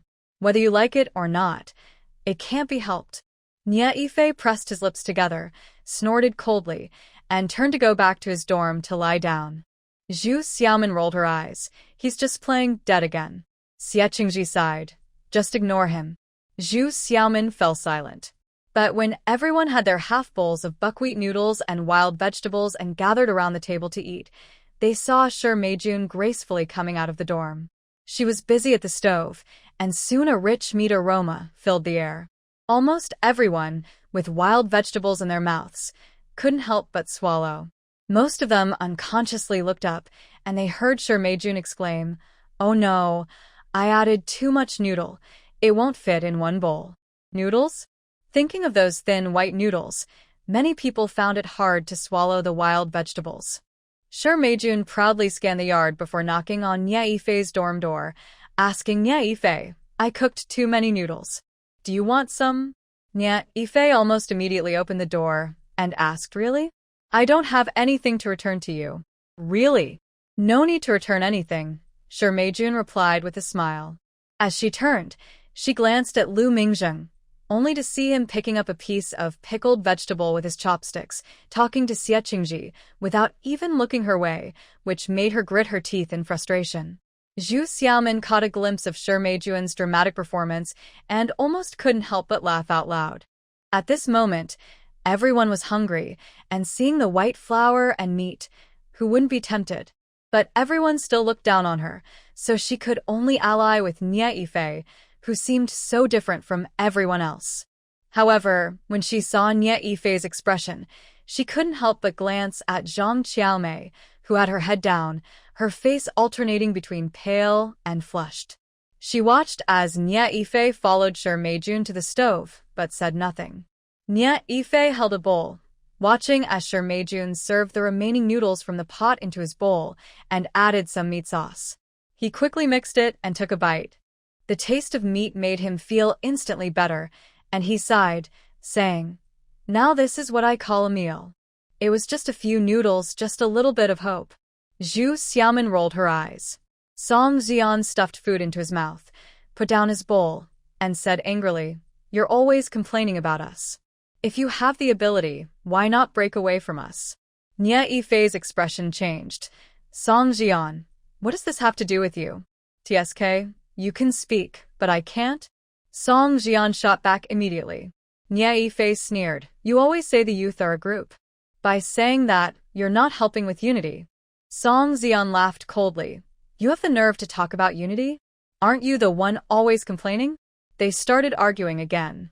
Xia Qingji shook his head helplessly and decided not to get involved. Zhu Xiaomin scoffed, "Break away? But those who break away are still using our firewood." Some of the male youth chuckled and shook their heads. The door that had just closed suddenly swung open, and Shi Meijun came out with a cold face. "Zhu Xiaomin, what did you say?" Zhu Xiaomin shrugged. "What did I say? If you didn't hear me clearly, you wouldn't have jumped out, right? Since you jumped out, it means you know what I said and you know I'm talking about you, right? If you acknowledge it, then it means I'm right, right? If I'm right, and you still come out to argue, then that means you're in the wrong, right?" Everyone was silent. This girl was getting even bolder with her words. You. Shi Meijun was speechless, her face turning red. She pointed at Zhu Xiaomin for a long time, but couldn't say a complete sentence. Finally, she stomped her foot and said, "I'll get my own firewood. I won't use yours anymore." With that, she turned and slammed the door shut. Zhu Xiaomin chuckled softly. "See? We saved some firewood again." The young men were careless, as firewood was everywhere on the mountain. It only took some effort to carry it back. They didn't really think much of it, but seeing her win an argument made them feel a bit better. Lu Mingjing turned to look at her and couldn't help but smile. He quietly finished his meal before saying, "In a few days, Zhao Zheng will bring the lambs. I need to go to the county to pick them up. Xiaomin, come with me." "Why should I go with you?" Zhu Xiaoman's eyes widened in surprise. Lu Mingzheng replied, "You are responsible for the records and reporting for the base. Shouldn't you check on the lambs to see how many there are and their condition? Can't they just note down the details when the lambs arrive?" Zhu Xiaoman glared at him, seriously doubting his intentions. Not only did she doubt him, but others did too, so now almost everyone was watching her closely. Seeing her angry expression, Lu Mingzheng surrendered. All right, I'll find someone else to go with me." He then turned to Xie Qingji. Xie Qingji nodded. Yes, if Xiaoman can't go, then... He looked around at the people in the yard and pointed. Manhwa and Sudong can go. If work needs to be done, it should be the men. Wenhua and Qin Sudong nodded. Okay. With the decision made, Lu Mingzheng nodded and glanced at Zhu Xiaoman again. Did he use the wrong approach earlier? She seemed upset. He reflected on it. With Lu Mingzheng around, there was no need for Xie Qingji to accompany them the next day. After handling some matters at the team office, Zhu Xiaoman went to the base with Lu Mingzheng.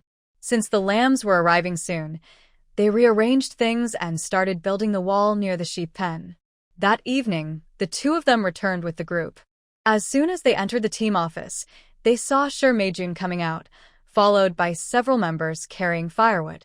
Seeing them, Shi Meijun lifted her chin and said loudly, "You all help me carry the firewood, and I'll treat you to sweet water."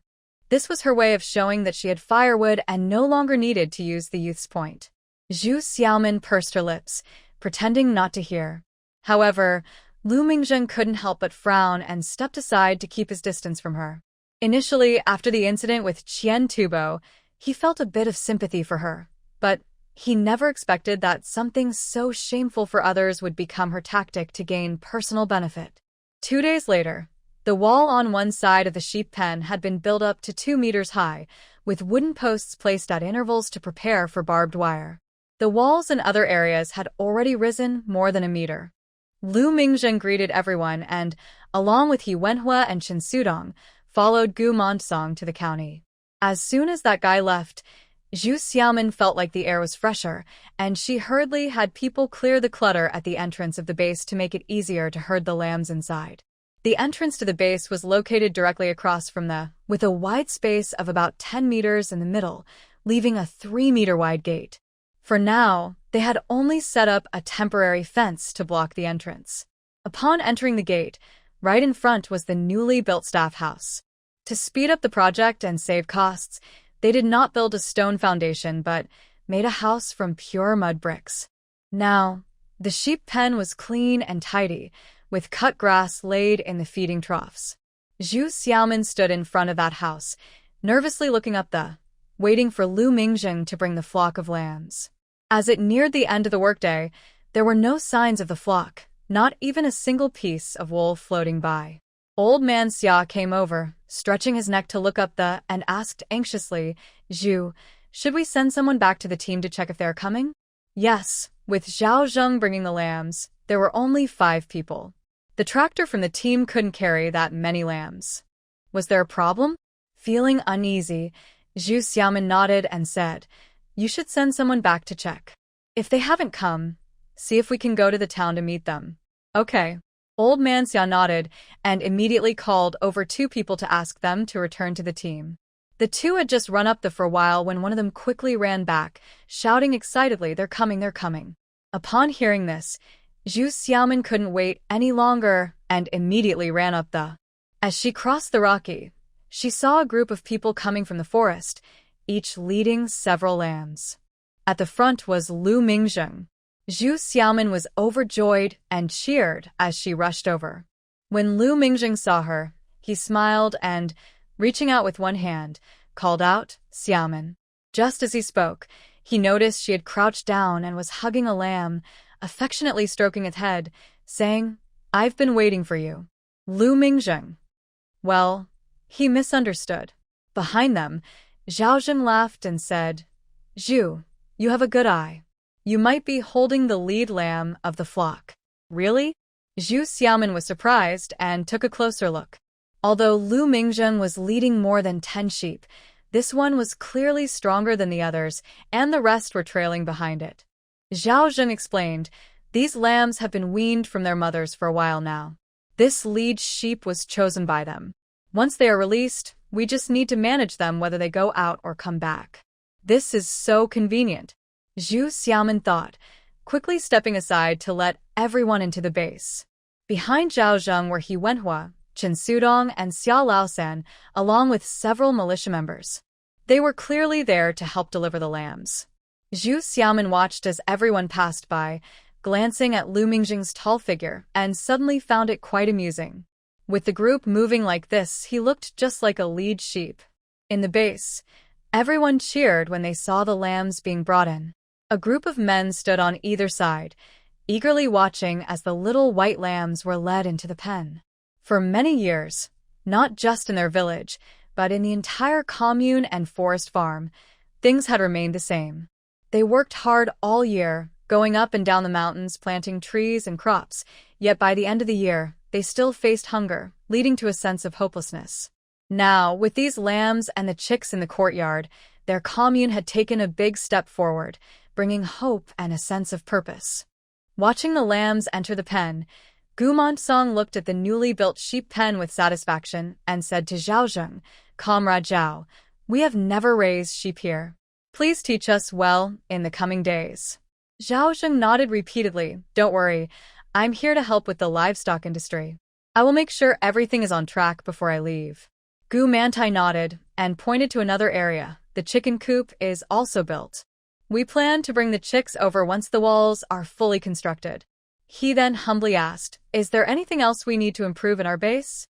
Zhao Zheng looked around the base and praised, "Initially, we were worried about the cost of cement and the safety of mud bricks. Now that we have used lime for the stone foundation, we can feel secure." Lu Mingjing added, "When we originally planned, it was just an idea. Now that it's being built, there is enough space for future expansion."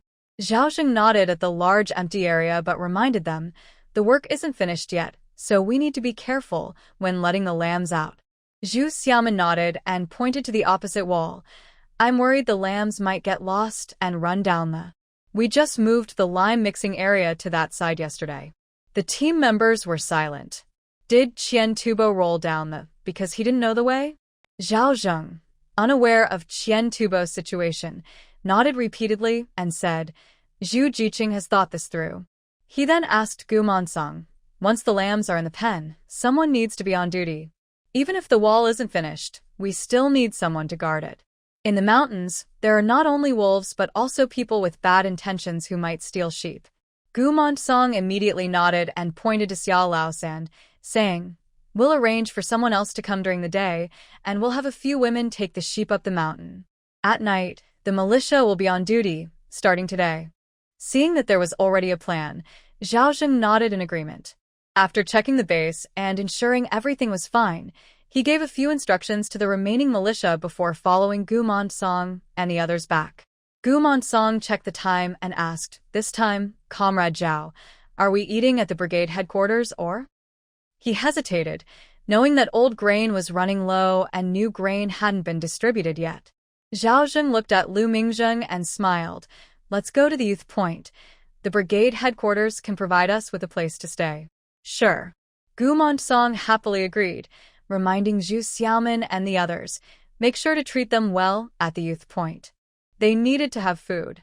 Zhu Xiaomin sighed inwardly, but since Zhao Zheng was bringing food coupons, there wasn't too much pressure, and she smiled in agreement.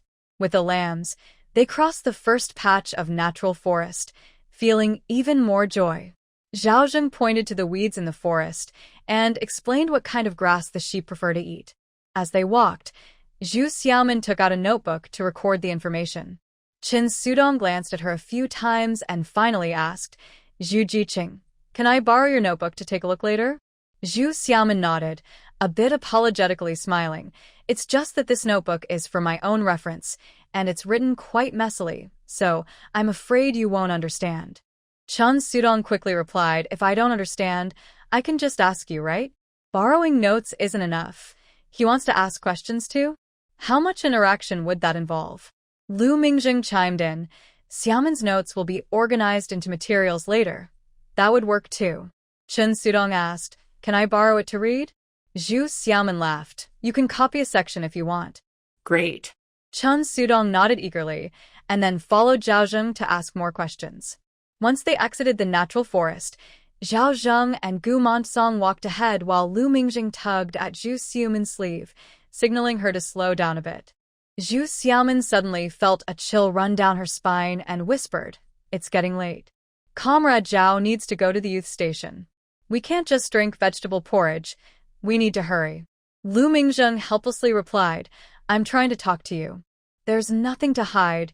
Just say it," Zhu Xiaoman said, unconsciously quickening her pace to get closer to the people ahead. Lu Mingjing, feeling frustrated yet resigned, finally said, "Qian Suzi is back." Ah. Zhu Xiaoman paused and turned to look at him. Lu Mingjing slowed down to let her catch up and explained, "When we returned, we saw Qian's family picking him up." Zhu Xiaoman felt a mix of emotions and asked, "Did they say anything?" Lu Mingjing shook his head, hesitating before adding, "You need to be mentally prepared." "What for?" Zhu Xiaoman didn't understand. Lu Mingjing hesitated again. "He looks a bit frightening. You should be ready for that." Zhu Xiaoman scoffed. "How scary can he be? Just tell me." She really was quite brave. After thinking for a moment, Lu Mingjing decided to tell her. "Qian Suzi has burns on 80% of his skin, his whole face is badly burned, half of his nose is missing, both of his eyes are damaged, and his throat is hurt, so he probably can't speak. But he can hear, so if you meet him, try not to let him hear your voice." He was almost like a living ghost. Zhu Xiaoman nodded without any hesitation. "That's good." She really was fearless. Lu Mingjing looked at her. After talking for a while, they had already crossed the harvested fields and were walking up the. As they approached the team office, they heard cries coming from inside. Gu Montsong sighed. "It's Aunt Qian again." He turned to the others and hesitated. "Why don't you all head back to the youth station?" Zhao Zheng also didn't want to get involved in village matters, nodded, and stopped outside the team office. But Lu Mingjing said, "We still have some things at the team office." He turned to Zhu Xiaoman and said, "You wait here with Zhao Zheng." He entered the team office yard with Chen Sudong and He Wenhua. After a while, each of them came out carrying a basket, and then they all headed back to the youth station. At the youth station, the young workers had already finished their work and returned. When they saw the 5 of them come in, they immediately gathered around, eagerly asking about the lambs. Lu Mingjing nodded and said, 200 lambs have already been sent to the base. Everyone was thrilled to hear this, and Xie Qingji clapped the table. "That's great. It's a pity we don't have any wine. We should celebrate." Miao Sherwin sighed. "Let's just arrange for dinner first." She pulled Zhu Xiaoman aside to discuss the meal. The remaining food was really not much. Then they heard Lu Mingjing say, "It's getting late. We don't need to make it complicated. We can eat downstairs." Downstairs? The yard fell silent. Even if they had coarse flour, they needed to mix in some white flour, otherwise it would turn into mush when cooked. Before anyone could make an excuse, Lu Mingjing took down the basket he was carrying on his back, opened the lid, and surprisingly, there were dozens of bundles of noodles inside. Zhu Xiaoman's eyes lit up, and she immediately asked, "Where did you get these?" Realizing she had asked the wrong question, she quickly rephrased, "How did you get these?" Each bundle of noodles weighed a pound, and with dozens of bundles, there were many pounds in total. Even if divided among the young people, each would get just over a pound, but it would be enough to last for a while. Lu Mingjing smirked, but didn't answer. Next to him, Chen Sudong said Lu traded food stamps and a few industrial coupons for these. He then opened his own basket, revealing a large bag of cornmeal and a small bag of millet. He Wenhua added, "And I have these." He opened his basket to show half a basket of potatoes and several small bags of coarse grains. Industrial coupons? A few of them? Zhu Xiaoman's eyes widened. In these times, cloth tickets and oil tickets were rare, and industrial coupons were even harder to come by. How could he have traded just a few industrial coupons for so much food? Seeing her look of disbelief, Lu Mingjing had to explain, "Food is scarce everywhere now. You can't trade for much, just enough to get by." Xie Qingji chuckled bitterly. "Mingjing, we used to rely on you at this time, every year, and now that you're back in the city, you still have to help us. Lu Mingjing shook his head. Why act so distant? He handed his basket to Miao Sherwin. She accepted it and nodded, saying, let's all sit down, have some water, and cook the noodles. This was pure white flour. The young people cheered excitedly.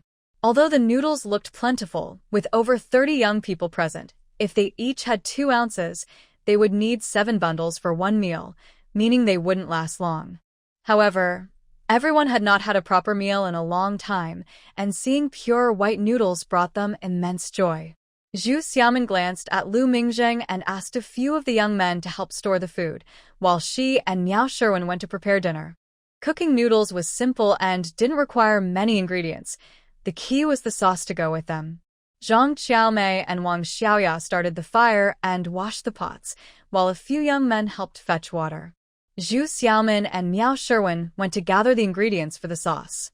Zhao Zheng doesn't eat spicy food and has no meat, so Zhu Xiaomin took the last few eggs, added some dried mushrooms and tofu skin she had collected over the year, grabbed 2 potatoes, picked a few tomatoes from the yard, and carefully stir-fried 2 dishes with some seasonings.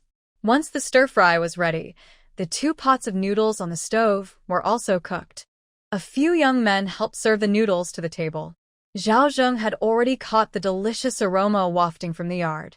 Taking a deep breath, he smiled and said, the simplest tomato and egg sauce, but Zhu's cooking makes it special. He was a bit surprised when he saw 2 large bowls of stir-fry and 2 cold dishes brought to the table. Why are there 2 dishes? Zhu Xiaomin smiled. It's hard to please everyone, so I made options for everyone to choose what they like. She added, there are no chili peppers in the stir-fry, but one of the cold dishes has some. She pointed to one of the dishes. Zhao Zheng nodded, feeling a bit embarrassed. It's rare that you remember. He had eaten the tomato and egg noodles before, but wanting to try something new, he tasted the mushroom and tofu dish and was surprised. How does this taste, meaty? Xia Qingji laughed. It's probably because she used her special seasonings again. He then invited everyone to sit down and eat. It had been a long time since they had eaten plain noodles, and with both stir-fries being incredibly fragrant, the young people quickly forgot to talk as they dug in, savoring each bite of noodles and broth, appreciating the joy of life. While they were eating, Nye Yifei walked in from outside. Upon seeing Lu Mingjing, he scoffed loudly, but as he caught the delicious aroma in the air, he couldn't help but swallow hard. Zhang Xiaomei quickly stood up and said, we didn't cook for you while you were gone. Just wait a moment, I'll cook some for you right away. There's still stir-fry left. Nye Yifei gritted his teeth and sneered, eating before everyone is here. Isn't that intentional? Nye Yifei, don't you know what time we eat every day? It's already late today. If you don't come back, should we just wait to eat? Xing Qingsheng immediately replied. Yeah, Nye Yifei. Why are you looking for trouble? Song Xian also expressed his dissatisfaction. Zhang Xiaomei nervously advised. Nye Yifei, no one meant it that way, you really came back late. Nye Yifei pouted. If I come back late, should I just eat what's left? The noodles are freshly cooked. How can they be leftovers? Zhang Xiaomei was confused. Nye Yifei asked, what about the stir-fry? Did you leave any for me? Should we have saved some just for you? Zhang Xiaomei paused, glancing at the 2 large bowls that were nearly empty, hesitating whether to help him cook another batch. Just don't mention whether there are eggs or not. Even if there are, if he eats one by himself, others will probably have something to say about it. Zhu Xiaomin slammed her chopsticks on the table and coldly said, if you want to eat, eat. Nye Yifei also sneered, Zhu Xiaomin, I'm also from the Youth Point. Who are you showing your face to all day? You act friendly when outsiders are around. Outsiders? Xia Qingji couldn't hold back. Nye Yifei, who is an outsider. The noodles we ate today were brought back by Mingjing from the county, not from our Youth Point. Watch what you say. It was brought back by Lu Mingjing again. Nye Yifei's face turned pale, and he gritted his teeth, sneering, of course, you guys are just trying to please. I don't need to owe you anything. After saying that, he strode across the yard, kicked open the dormitory door, and slammed it shut. Zhao Zheng felt a bit awkward and could only advise, it's just a heated exchange. Let's not take it to heart. Xia Qingji sighed, looked at the closed door of Nia Yifei's room, and glanced at the other room, shaking his head slightly. Everyone at the youth point used to get along well, but ever since Lu Mingzheng returned to the city, Nia Yifei has been acting increasingly strange, and then there was Shi Meijun, making things chaotic. Lu Mingzheng was also affected and, after finishing his meal, sat for a while before calling Zhao Zheng to head back to the brigade office. After seeing off Lu Mingzheng and Zhao Zheng, Miao Sherwin noticed Zhu Xiaomin's serious expression, as if she was about to explode. She patted her shoulder and softly said, "You should take a break. We'll clean up."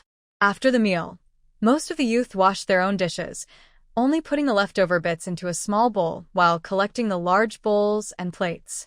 Yang Aijuan, who couldn't stand any nonsense, helped clean up while muttering, "Always looking for trouble, just like the mean women in the village. They come out to argue, but when it's time to work, they disappear." Zhu Xiaomin took a cloth and slowly wiped the table, glancing at the two dormitories, feeling an indescribable annoyance. In her previous life, she was schemed against by Nia Yifei, and she and Lu Mingzheng went through hardships. In this life, she broke his schemes but ended up with people in front of her who disgusted her. And that Shi Meijun, she thought in her previous life that she was just infatuated with Lu Mingzheng, causing her so much trouble. Little did she know in this life that she was such a character. If these two could just disappear from her sight, she believed she could still be happy even if she stayed here. It seems that even though she was reborn, things still didn't go as she wished. Zhu Xiaomin sighed softly. Zhang Xiaomei still cooked a bowl of noodles for Nia Yifei and brought it to him. Afterward, she went over to Zhu Xiaomin and whispered, "Xiaomin, you shouldn't take it too seriously. He still cares about you." Zhu Xiaomin shot her a sideways glance. "Should I be grateful?" "Not that." Zhang Xiaomei quickly replied, Just ignore him." "I already ignore him.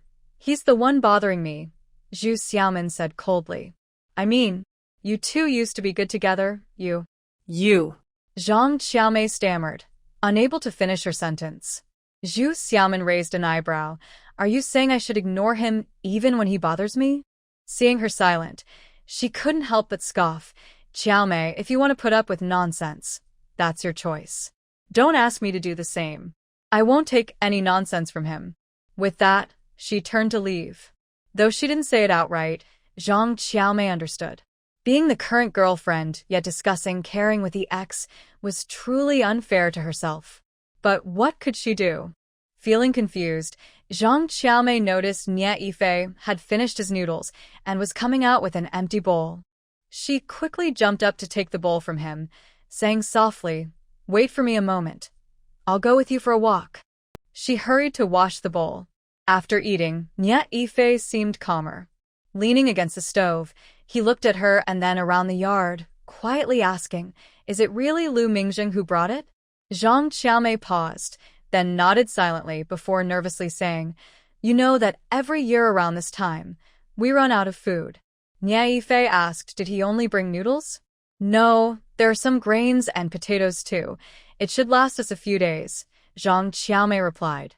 Nia Yifei fell silent and, seeing she was almost done, walked outside first. Zhang Xiaomei hurriedly finished up, wiped her hands, and chased after him. Since Zhao Zheng sent over lambs, Xia Qingji had asked the team for permission, and the young volunteers signed up to learn how to care for the lambs. Nia Yifei heard about it and came along too, making Zhu Xiaomin roll her eyes. It was obvious he was trying to avoid physical labor. Shi Meijun mentioned that she had been taking notes with Zhao Zheng and came along as well. Zhu Xiaomin found it quite strange and looked at her several times. Seeing her serious expression while taking notes, she felt an odd sense of curiosity. She really couldn't understand what was going on in that woman's mind. Lu Mingzheng was annoyed as he watched Shi Meijun squeeze over to talk to him from time to time. He glanced back at Zhu Xiaomin, only to see her chatting casually with the other young people, as if she hadn't noticed his discomfort, which made him feel a bit frustrated. Shi Meijun seemed to have forgotten everything from before and occasionally asked Lu Mingzheng for advice, apologizing, "Brother Lu, I'm now in charge of the writing work at the brigade, but I really lack experience. I'll need to ask you for help later. Lu Mingjing glanced at the notebook in her hand and nodded. If you can't do it, don't force yourself. Shi Meijun paused, then replied, Brother Lu, you're joking. Isn't experience something you gain over time? If I try hard, even if I can't match you, I should at least improve. Luckily, you're here to teach me. This time, Lu Mingjing didn't even look at her and coldly said, You can't do it. That day, Shi Meijun felt unable to continue the conversation. Zhu Xiaomin, following behind, lowered her head and almost laughed out loud. It wasn't that Lu Mingjing was trying to belittle her. Although Shi Meijun had graduated from high school, the intense political movements in recent years meant she hadn't had proper classes. The writing she produced was not only incoherent, but also filled with mistakes. Shi Meijun was left speechless for a long time, finally following silently until the study session ended. As everyone left the base, she asked, Brother Lu, the base will be finished soon. I wonder when you will leave? Lu Mingjing replied, Not sure. Shi Meijun smiled. You've worked hard during this time. Before you leave, I'd like to treat you to a meal. This time, Lu Mingjing didn't even respond. Xie Qingji, who had been holding back for a long time, finally spoke up. Sure, Brother Lu joined us at the youth station. We'll take good care of him, so you don't need to worry. Shi Meijun pouted. You only have coarse grains and a bit of noodles, which Brother Lu brought. You haven't even had a proper meal since you got here. How can you say you'll take good care of him? After retorting to Xie Qingji, she caught up a few steps and turned to Lu Mingjing, saying, Brother Lu, how about I treat you to meat pies tomorrow at noon? Made with pure white flour and pork filling. I'll also make some braised pork, buy a bottle of erguotu, and prepare some peanuts and pigskin jelly. You can cooking. Aside from the peanuts, it was all meat. As she listed these dishes, even the young people following behind and Zhao Zheng in front couldn't help but swallow. Then they heard Lu Mingjing say, I have plans tomorrow. Plans? Who? Everyone was surprised. Lu Mingjing turned around and said to Zhu Xiaomin, Old Meng is coming tomorrow and needs to stop in town. You should come with me to pick him up. Ah. Zhu Xiaomin was surprised. Why? He brought a book on the grafting technique you mentioned last time. Also, I'm going back soon, so please help me pick some local specialties for my family, Lu Mingjing said, as if it were obvious. You don't even know the local specialties and still want me to help? But since he mentioned the book first and then the local specialties, Zhu Xiaomin felt it was hard to refuse in front of so many people, so she nodded, okay. Hearing her reluctance, Lu Mingjing couldn't help but smirk. This wasn't a prearranged meeting. It was just to avoid her. Shi Meijun's expression suddenly turned sour, but she gritted her teeth and held back her anger. After dinner, once Zhao Zheng and Lu Mingjing had left, Miao Shiwen waited until everyone was far away before pulling Zhu Xiaomin aside and quietly asking, What does Shi Meijun want? After everything that happened, does she still want to cling to Lu Mingjing? Zhu Xiaomin shrugged, showing her confusion, then sighed after a moment. The base is finished. He's going back soon. Staying here is just unnecessary. Miao Shiwen nodded, frowning. It turns out that even though we aren't all close, we are somewhat alike. I didn't expect someone like her to stir things up. Zhu Xiaomin chuckled softly and sighed in resignation. The next morning, everyone went to the team office to receive their tasks. Xie Qingji and a few others followed Zhao Zheng back to the base. Seeing Lu Mingjing and Zhu Xiaomin staying behind, Shi Meijun hesitated for a moment, but didn't follow. Instead, she said to Lu Mingjing, Brother Lu, are you borrowing a tractor to go to town? I also need to buy some things. Can I come along? Lu Mingjing shook his head. The tractor has a task. Then. Should we walk? I can come too, Shi Meijun quickly said. Lu Mingjing ignored her and told Zhu Xiaomin, Wait for me at the door. He turned and went to the backyard. Seeing Zhu Xiaomin walking toward the gate, Shi Meijun hurried to catch up and smiled. Sister Xiaomin, I wanted to ask you how you made the filling for the pancakes last time. It was so tasty without meat. It's not that there was no meat. It just couldn't be seen. Zhu Xiaomin glanced at her and shook her head. That was a trick I came up with because there was no meat. If there was meat, it wouldn't be so complicated. Shi Meijun nodded. Yeah, it would be even better with white flour. What a pity, Zhu Xiaoman thought. Why even bother talking to her? Just then, Lu Mingjing's voice came from behind. Xiaoman, let's go. The two turned around and saw Lu Mingjing riding a bicycle towards them. He stopped with a long leg stretched out and pointed to the back seat. Shi Meijun was stunned. Lu Ge, you rode a bike? This. Zhu Xiaoman couldn't help but almost laugh out loud, quickly running to sit on the back seat and smiling apologetically at Shi Meijun, saying it's fine. With a push of his long leg, Lu Mingjing rode off. Shi Meijun called out, hey, and took a couple of steps to chase after him, but saw him glide down a small and turn, quickly disappearing from sight. Shi Meijun stomped her foot in frustration. We agreed to go together. Behind her, Xia Chunhua came out with a notebook, stretching her neck to look. She saw the shadows of the two people and the bike sliding down and said unconsciously, with just one bike, how can three people go together? He knows I want to go too. Why did he ride the bike? Shi Meijun shouted back immediately. Xia Chunhua shrank her neck and turned to leave. Shi Meijun bit her lip and looked down for a while, but the two were already gone. She muttered softly, I could sit in the front. After thinking for a moment, she decided to walk down. Since they were going to pick someone up and buy things, they wouldn't return to town right away. If she didn't go, wouldn't that give them a chance to be alone together? Meanwhile, Lu Mingjing, with Zhu Xiaoman, turned a corner along the wall of the brigade office and reminded her, we're going downhill. Zhu Xiaoman replied and instinctively hugged his waist, only realizing it when she heard him chuckle lightly, and she quickly let go. Just as she released her grip, the bike tilted forward, and she quickly grabbed on again, earning a bigger laugh from him. Zhu Xiaoman glared at his back, feeling an urge to punch him, but the mountain road was uneven and downhill, so she could only hold onto his waist to steady herself. The bike continued down the road and soon entered the village, where someone whistled and laughed.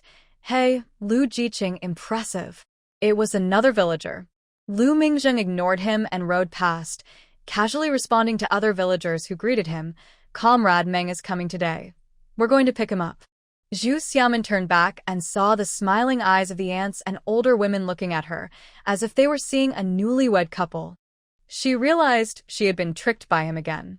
It turned out Lu Mingjing wasn't just a simple guy. He was a bit shy. Zhu Xiaoman felt helpless. The village had a rough road, and after a few minutes, they turned onto a dirt road leading to the town, which became much smoother. At this time in the fields, a lot of grain crops had already been harvested, leaving a bare landscape. Even the unprocessed corn stalks had mostly turned brown, no longer the vibrant green of summer.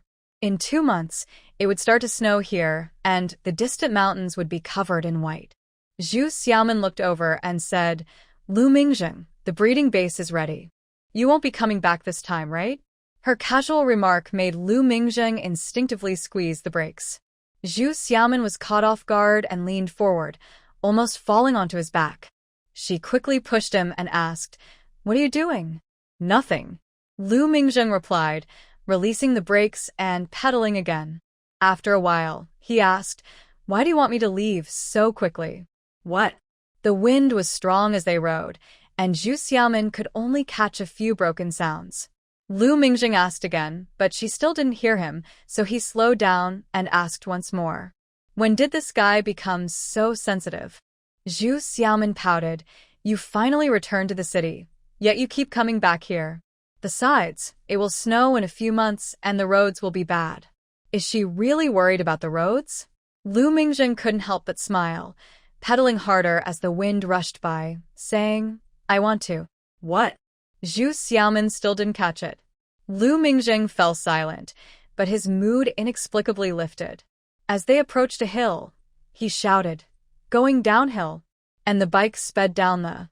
Zhu Xiaoman heard him and hesitated, unsure whether to hold on to him. She leaned forward and wrapped her arms around his waist.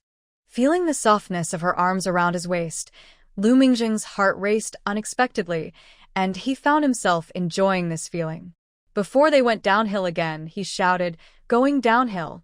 Zhu Xiaoman held on tighter, but realized they were only sliding down a short. She felt a bit tricked, clenched her fist, and suppressed the urge to hit him. Lu Mingzheng, unaware, was enjoying the fun game. As they approached another downhill, he shouted again, going downhill. Zhu Xiaomin rolled her eyes. This guy is so childish. But she went along with it, wrapping her arms around his waist again, instinctively lowering her grip a bit, her fingers pressing gently on his lower abdomen. Feeling her slender arm wrap around his waist again, Lu Mingzheng had just started to smile when he suddenly felt her fingers press in a certain spot. His body stiffened, and he almost jumped off the bike. Luckily, her hand only brushed against him before quickly moving away, allowing him to relax. He didn't dare to joke anymore and focused on pedaling. Zhu Xiaomin leaned over to peek at him and noticed his ears had turned red, unable to hold back a small laugh. "Can I get you to react?" she thought, enjoying the playful teasing. It was about 10 miles from Lushu village to the town, taking half an hour by bike. For the next 20 minutes, Lu Mingzheng didn't dare to play around, only speaking up when they went downhill, and they finally reached the town. Zhu Xiaomin jumped off the bike and asked, "When will Comrade Meng arrive? Should we buy something first?" Lu Mingzheng replied, "He'll be here a bit later.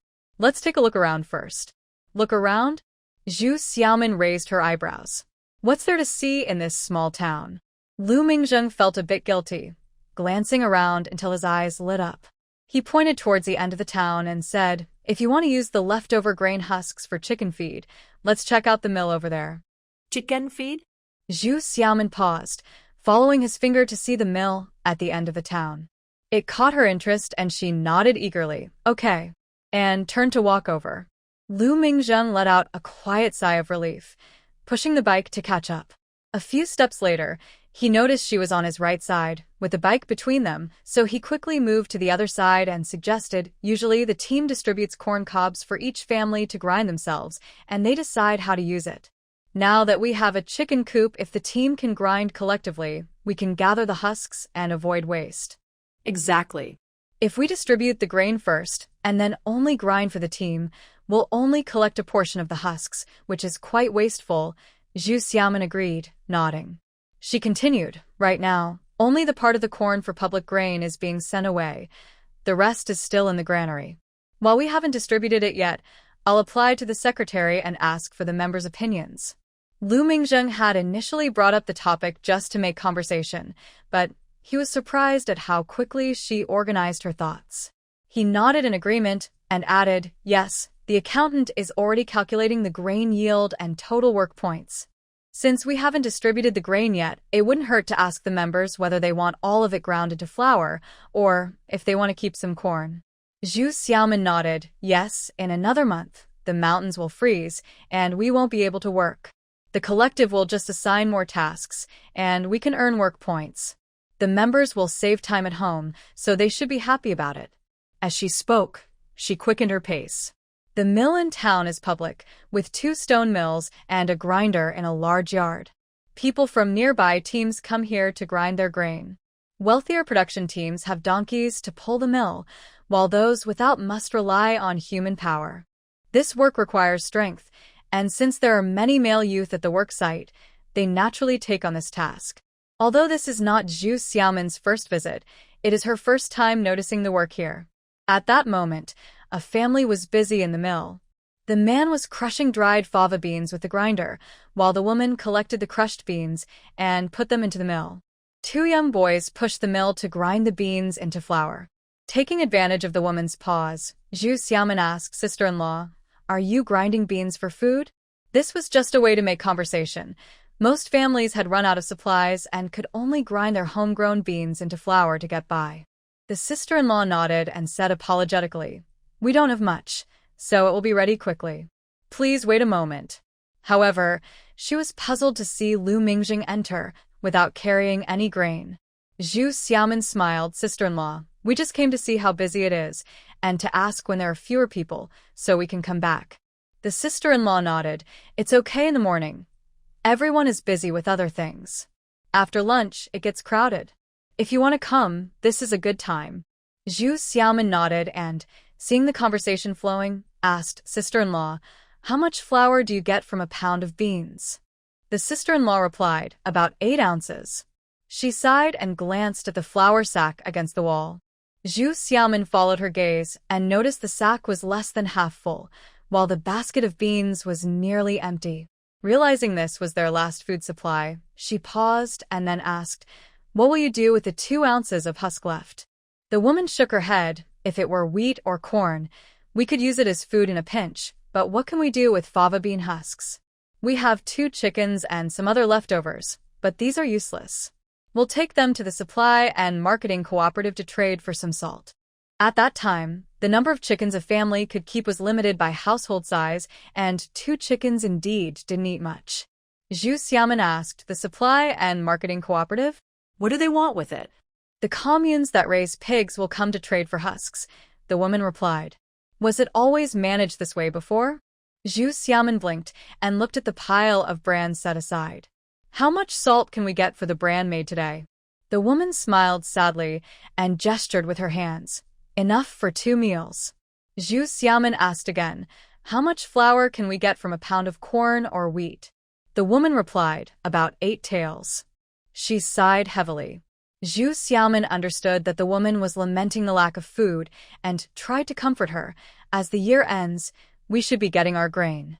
The woman nodded and fell silent. After leaving the mill, Zhu Xiaomin asked, "Did we also exchange the leftover bran for salt from the supply and marketing cooperative?" Lu Mingjing nodded, "Mostly for salt, but also for other ingredients." "What about the collective? I mean the grain reserved by the team?" Zhu Xiaomin inquired. Lu Mingjing looked at her and smiled slightly. "After last year's autumn harvest, didn't you go to the brigade office?" Zhu Xiaomin sighed. "I never thought about it, and no one mentioned it." Lu Mingjing shook his head. "It was exchanged for things, but since it went through the supply and marketing cooperative, it was just a few boxes of cigarettes and some liquor kept for receptions at the brigade office." Hearing this, it didn't seem much different from just throwing it away.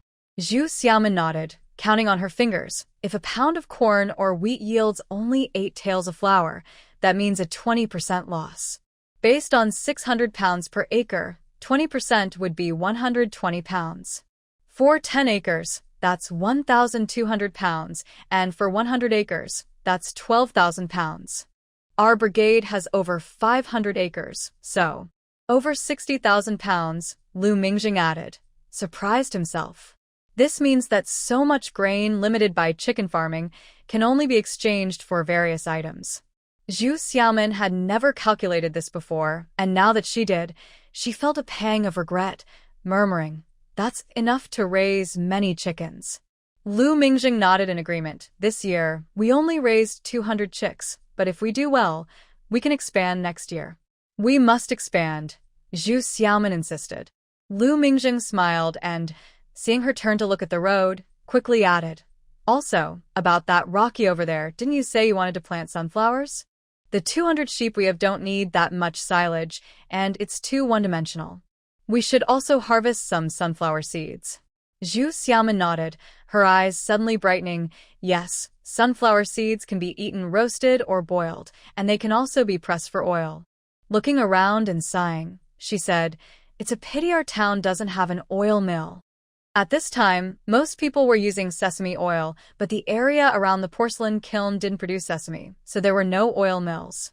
"What about pressing oil from sunflower seeds?" Lu Mingjing paused for a moment and instinctively said, "There's an oil mill in the county. Should we go there?" Indeed, sunflower seeds contain oil, but not many people use them for oil extraction. How did this girl think of that? But thinking further, in these times, whether in the city or the village, getting oil was difficult. If a piece of unusable saline land could grow sunflower seeds for oil, that would be great. Zhu Xiaomin's eyes lit up, and she immediately nodded. "Sounds good." Then she shook her head. "But what about Comrade Meng in the county? Let's talk about that later." Meng Zihua would only arrive at noon. Lu Mingjing glanced at her, didn't insist, and pointed to the other end of the town, saying, "Over there is Xiaoan. They have a special orchard. The fruits are already harvested, and they are pruning the branches. Do you want to take a look?" "Sure." Zhu Xiaomin immediately agreed.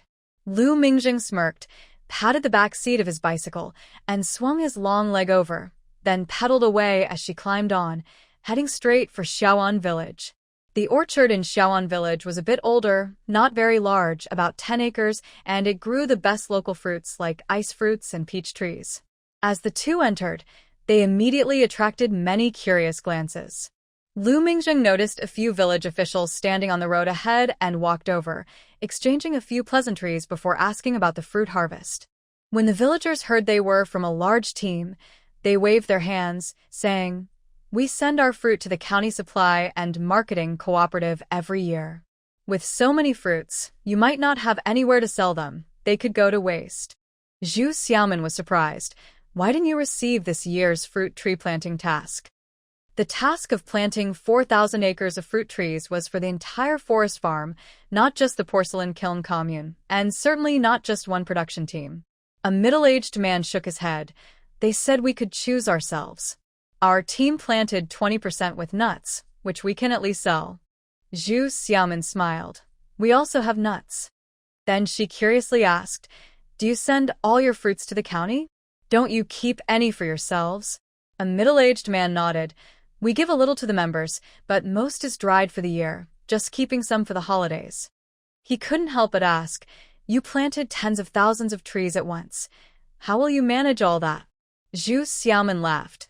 "We just planted them. This year, we can only harvest jujubes. The others will take several more years." The middle-aged man shook his head and said, "You can plant, but if the harvest is good and the supply and marketing cooperative won't take them, the produce will go to waste, and the team will face criticism." Zhu Xiaoman smiled and replied, "I'm not worried about having enough. If we have produce, we won't worry about it going to waste." Seeing her unconcerned attitude, the middle-aged man sighed, thinking that the young people didn't understand the seriousness of the situation. Lu Mingjing chimed in, "It's not just the county. Even in the city, the variety and quantity of fruits are limited. As long as we can connect with the city's agricultural market, having plenty of fruit won't be a problem." The middle-aged man shook his head and sighed. "It's easier said than done. Let's not even talk about transportation. There are so many counties under the city, and we have no connections." Lu Mingjing responded, "There may be many counties, but not many grow fruit trees." Zhu Xiaoman added, "We don't necessarily have to go through the agricultural market." She changed the topic and asked about the grafting technique. The middle-aged man was open and immediately began to explain. His explanation was similar to what Meng Zihao had said, but one was theoretical, while the other was purely based on experience. After talking for a while and getting agreement from a few officials, Lu Mingjing parked the car under a tree and walked with Zhu Xiaoman into the orchard, observing the growth of the fruit trees while quietly saying, "Their concerns are probably shared by many. The 4,000 acres you calculated may not even be half of that." Zhu Xiaoman nodded. "There will soon be a work meeting for the entire forest farm, and we will report how much has been planted. At that time, we took on a lot of tasks, and our team has taken on nearly half." Lu Mingjing turned to her and smiled. "It seems everyone is uncertain." Zhu Xiaoman nodded. "There's no rush. Once they see our results, they will follow suit." Lu Mingjing asked, "So, have you already thought about the sales channels?"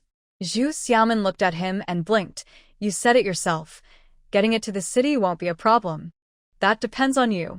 Lu Mingjing thought, "What would you do without me?" But he felt happy to be needed and smiled back at her. If the fruit quality is a bit better, it shouldn't be a problem. Zhu Xiaoman pointed to the sky and sighed. "There are only 2 or 3 types of fruit here.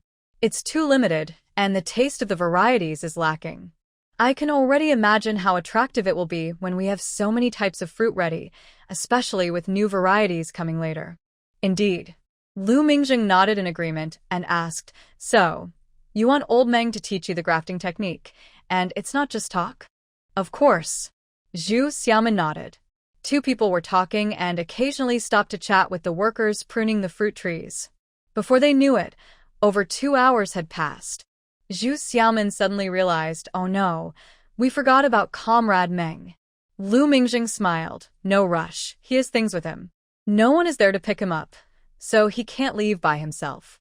We can take our time going back." Zhu Xiaoman replied, "Isn't that a bit rude?" Lu Mingjing chuckled and led her back, saying goodbye to a few officials. He got on the bike under the tree, swung his long legs over, and took Zhu Xiaomin back to town at a leisurely pace, chatting along the way. Zhu Xiaomin sighed, "Can you go a bit faster? We haven't eaten." Lu Mingzheng immediately nodded. "Right, it's almost lunchtime." Zhu Xiaomin thought. The issue isn't about eating, it's getting late. However, Lu Mingzheng seemed to have lost focus. "Once we get back to town, let's grab some tofu to make mapo tofu, just like last time." "Tofu? Do I look like tofu to you?" Zhu Xiaomin sat in the back seat, looked up at the sky, and rolled her eyes, ignoring him. Lu Mingzheng continued to chatter. "Well, Comrade Meng doesn't eat spicy food, so we can just make him a mild dish. Actually, with the weather cooling down, spicy food is good for warming the stomach. He's missing out really." While he rambled on, they reached the town and stopped in front of the tofu shop. Zhu Xiaomin sighed. Comrade Meng must have been waiting for a long time. Lu Mingzheng blinked. "We can just say we want to buy tofu for him. It just came out of the pot. He won't have to wait long." Zhu Xiaomin thought. "I'll deal with you next time." Seeing he had already gone into the shop, she followed him in to grab some tofu before heading to the big inn at the edge of town. But after a few steps, Lu Mingzheng stopped again and pointed to the supply and marketing cooperative, saying, "Let's go in and take a look." Zhu Xiaomin felt frustrated. Had he never been to a supply and marketing cooperative before? But Lu Mingzheng drove the bike inside. Zhu Xiaomin suddenly remembered someone mentioning bringing local specialties for family, so she had no choice but to follow him in. However, he had been here for 6 years and hadn't brought any local specialties back. As expected, Lu Mingzheng wandered around the cooperative several times without finding anything to take home. Zhu Xiaomin sighed and said, "You've brought local specialties from here before. Why not just head back to the county and check there?" Lu Mingzheng nodded. "That's fine, but I really don't know what to bring. I was hoping you could help me choose." Seeing her look over, he casually pointed to the counter and said, "Look, there's hand cream. It's getting cold, and you cook a lot, so buy a bottle to use." After that, he asked the shopkeeper, "How much is it per bottle?"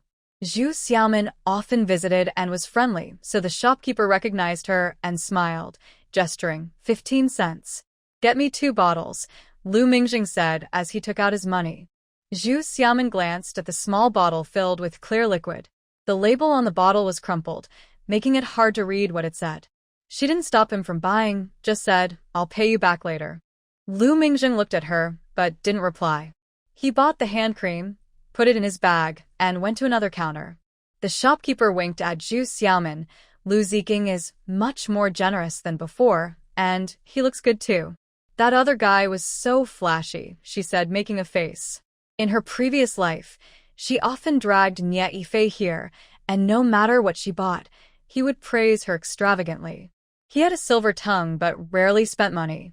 Nie Yifei had a delicate appearance, but Lu Mingzheng was more handsome. By today's standards, Lu Mingzheng was more masculine, while Nie Yifei liked to dress up, which made him seem a bit flashy. Zhu Xiaomin was curious about how she had been blind in her previous life. She shook her head and said, "He's not, don't say that." The shopkeeper chuckled and teased her, "If he's not, I have a cousin who's a tractor driver in the 5th Brigade. He's nice and good-looking. If you're interested, I can tell you more about him." Zhu Xiaomin quickly waved her hands. No, that's not necessary. I'm not in a hurry." The shopkeeper laughed quietly, glancing at Lu Mingzheng and smirking. "Who told you not to recognize him?" "Because he really isn't." Zhu Xiaomin sighed. Lu Mingzheng listened to their whispers and didn't understand what they were talking about until they left the supply and marketing cooperative. He asked, "Why do I feel like you know her well?" Zhu Xiaomin nodded. "I come here often, so we got familiar over time." "Who doesn't come here?" "She's the only one who has made friends." Having been here for 6 years, Lu Mingzheng also frequently visited the cooperative. He knew the shopkeeper but wouldn't say they were friends. Lu Mingzheng didn't fully understand but admired her ability to connect with people. He nodded and looked her over, saying there weren't any nice floral fabrics at the counter. "Let's check in the county later." "What for?" Zhu Xiaomin opened her eyes wide. Lu Mingzheng said, "It's getting cold. In a few months it will be New Year. Buy some floral fabric and you can make a cotton coat." Zhu Xiaoman blinked. Do you still have fabric coupons? Last time, he had given her his coupons. Lu Mingjing paused for a moment. You used them? Yes. Zhu Xiaoman nodded. Seeing his surprised expression, she sighed and said, over the year, everyone's clothes have worn out. Last year, without fabric coupons, Sherwin cut a piece from the quilt to patch the clothes. This year, I need to fix them properly. So, she had planned to use the fabric coupons this way. Lu Mingjing was silent for a while, then asked, in previous years, did you help us patch clothes like this? Zhu Xiaoman smiled. Sometimes we had fabric coupons, so we would use a few yards of new fabric. When we didn't have any, we would cut from other places. At that time, most rural people wore old clothes, and many didn't have fabric to patch them, so they just wore them as they were. The educated youth had slightly better conditions. Every other year, some could afford a new piece of clothing. But even old clothes were patched together, just enough to keep them wearable. Zhu Xiaoman, when she arrived, had brought 2 extra pieces of clothing besides what she wore, but over the years, only the blue dress remained untouched. The other 2 were worn out beyond repair, so she cut them up, taking the sturdy parts to patch other clothes. Lu Mingjing nodded, not saying anything more. After a while, he quietly said, no wonder, I have a piece of clothing with a patch that looks familiar. Zhu Xiaoman laughed. It's because Sherwin is skilled. She puts the patches inside the clothes so they aren't very noticeable from the outside. Otherwise, you would see many people using the same kind of patch. Lu Mingjing asked, are they all from your quilts and clothes? Zhu Xiaoman smiled. We use quilts less. Most of it is from clothes. Lu Mingjing smiled wryly. If you hadn't told us, we wouldn't have known. We thought you girls only cared about wearing new clothes. Zhu Xiaoman shook her head. You boys work harder than us, so your clothes wear out faster. That's why I never mentioned it to you. Lu Mingjing nodded, thinking for a moment. When I go back this time, I will find a way to get more fabric coupons. Zhu Xiaoman turned to look at him, just smiling without opposing his idea. As they talked and walked, Zhu Xiaoman realized they were already outside the large inn, and she saw a tractor from the county approaching. Seeing Meng Zihao getting out of the vehicle, Zhu Xiaoman opened her eyes wide. Do you know he arrived on this trip? A tractor from the county comes 3 times a day, morning, noon, and afternoon. She thought Meng Zihua would be on the morning trip. Lu Mingjing said seriously, I agreed with him to wait at the supply and marketing cooperative if he arrived early. Since I didn't see him, he must have taken this trip. He felt happy to spend the morning alone with her, even if it was mostly work. Zhu Xiaoman looked at him with suspicion, but Lu Mingjing seemed not to notice and walked over to greet Meng Zihua. Zhu Xiaoman followed and asked Comrade Meng, did something hold you up? Lu Mingjing was startled and was about to interrupt when someone rushed over, calling, Brother Lu, Brother Lu. They grabbed his bike and complained, which road did you take? Why did it take so long? Why was Shi Meijun here? Zhu Xiaoman's eyes widened, while Lu Mingjing frowned. Meng Zihua felt a bit touched, saying, why did all 3 of you come to pick me up? It's too much.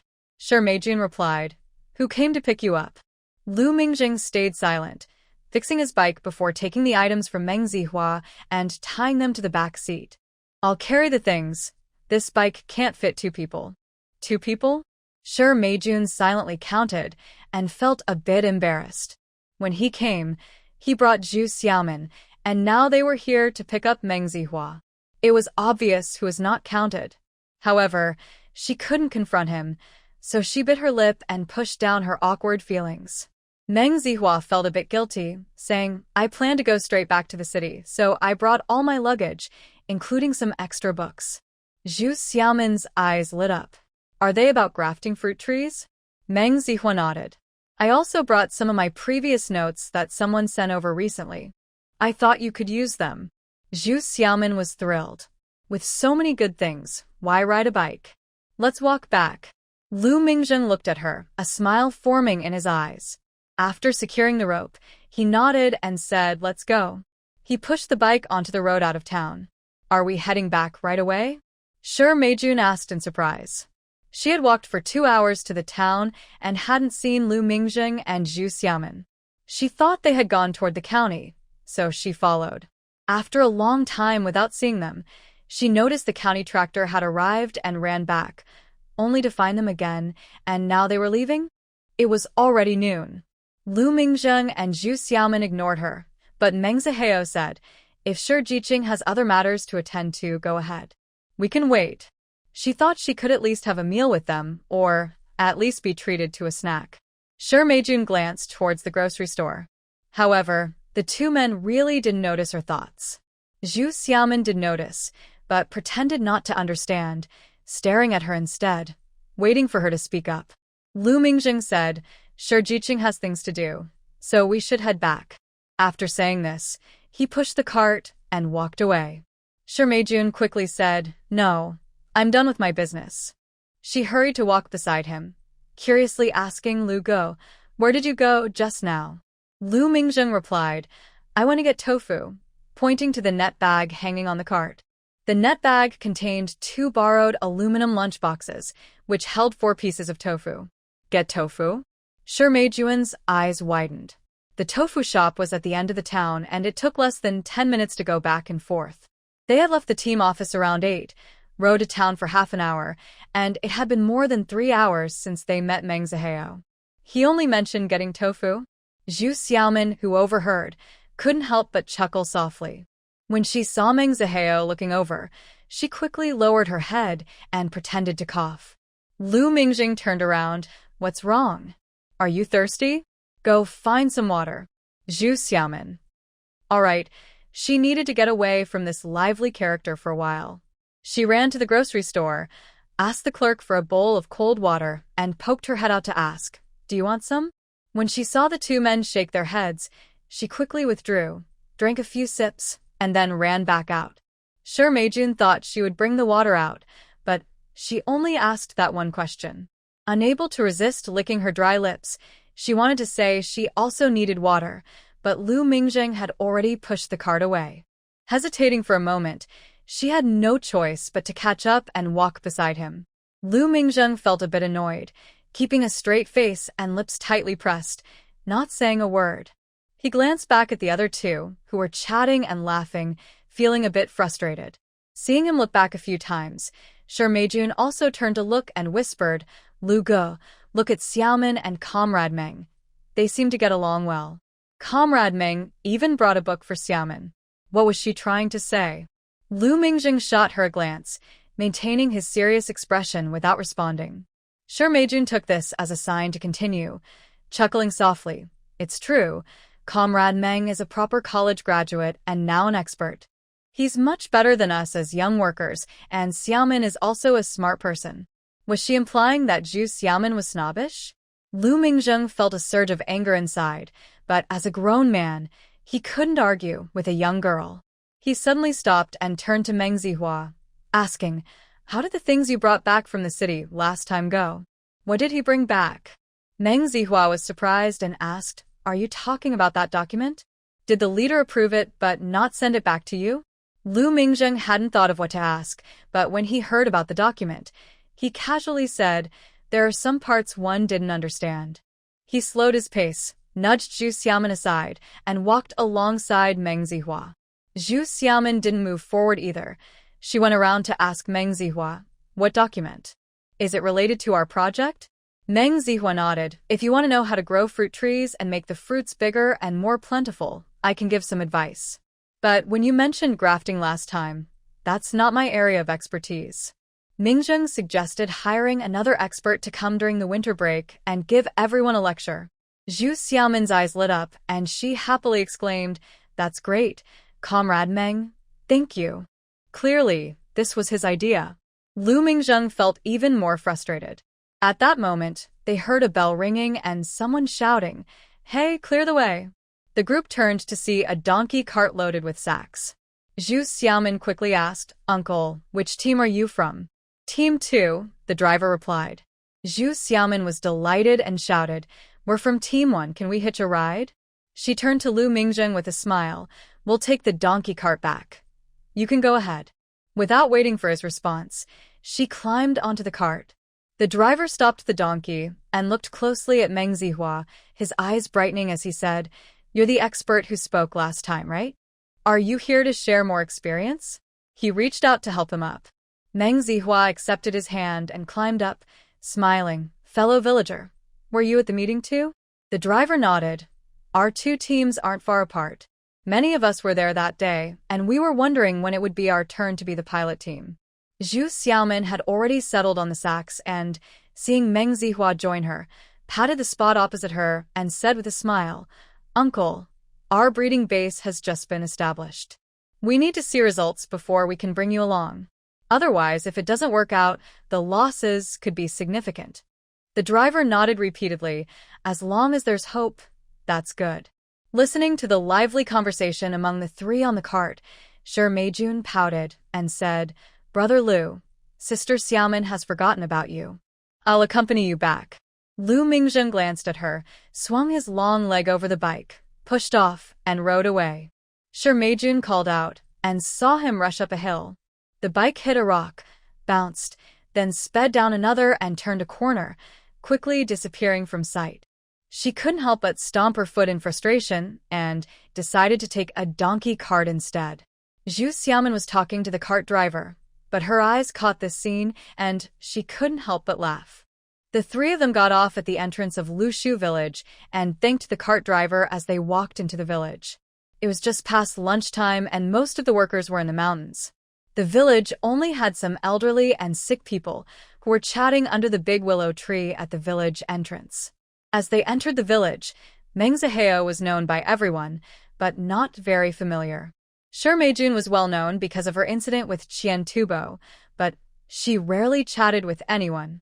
The most familiar person was Zhu Xiaomin, who had been there for several years and was well-liked, so the aunts and older women immediately greeted her. Zhu Xiaomin smiled and responded to each greeting. "Hello, Aunt Li.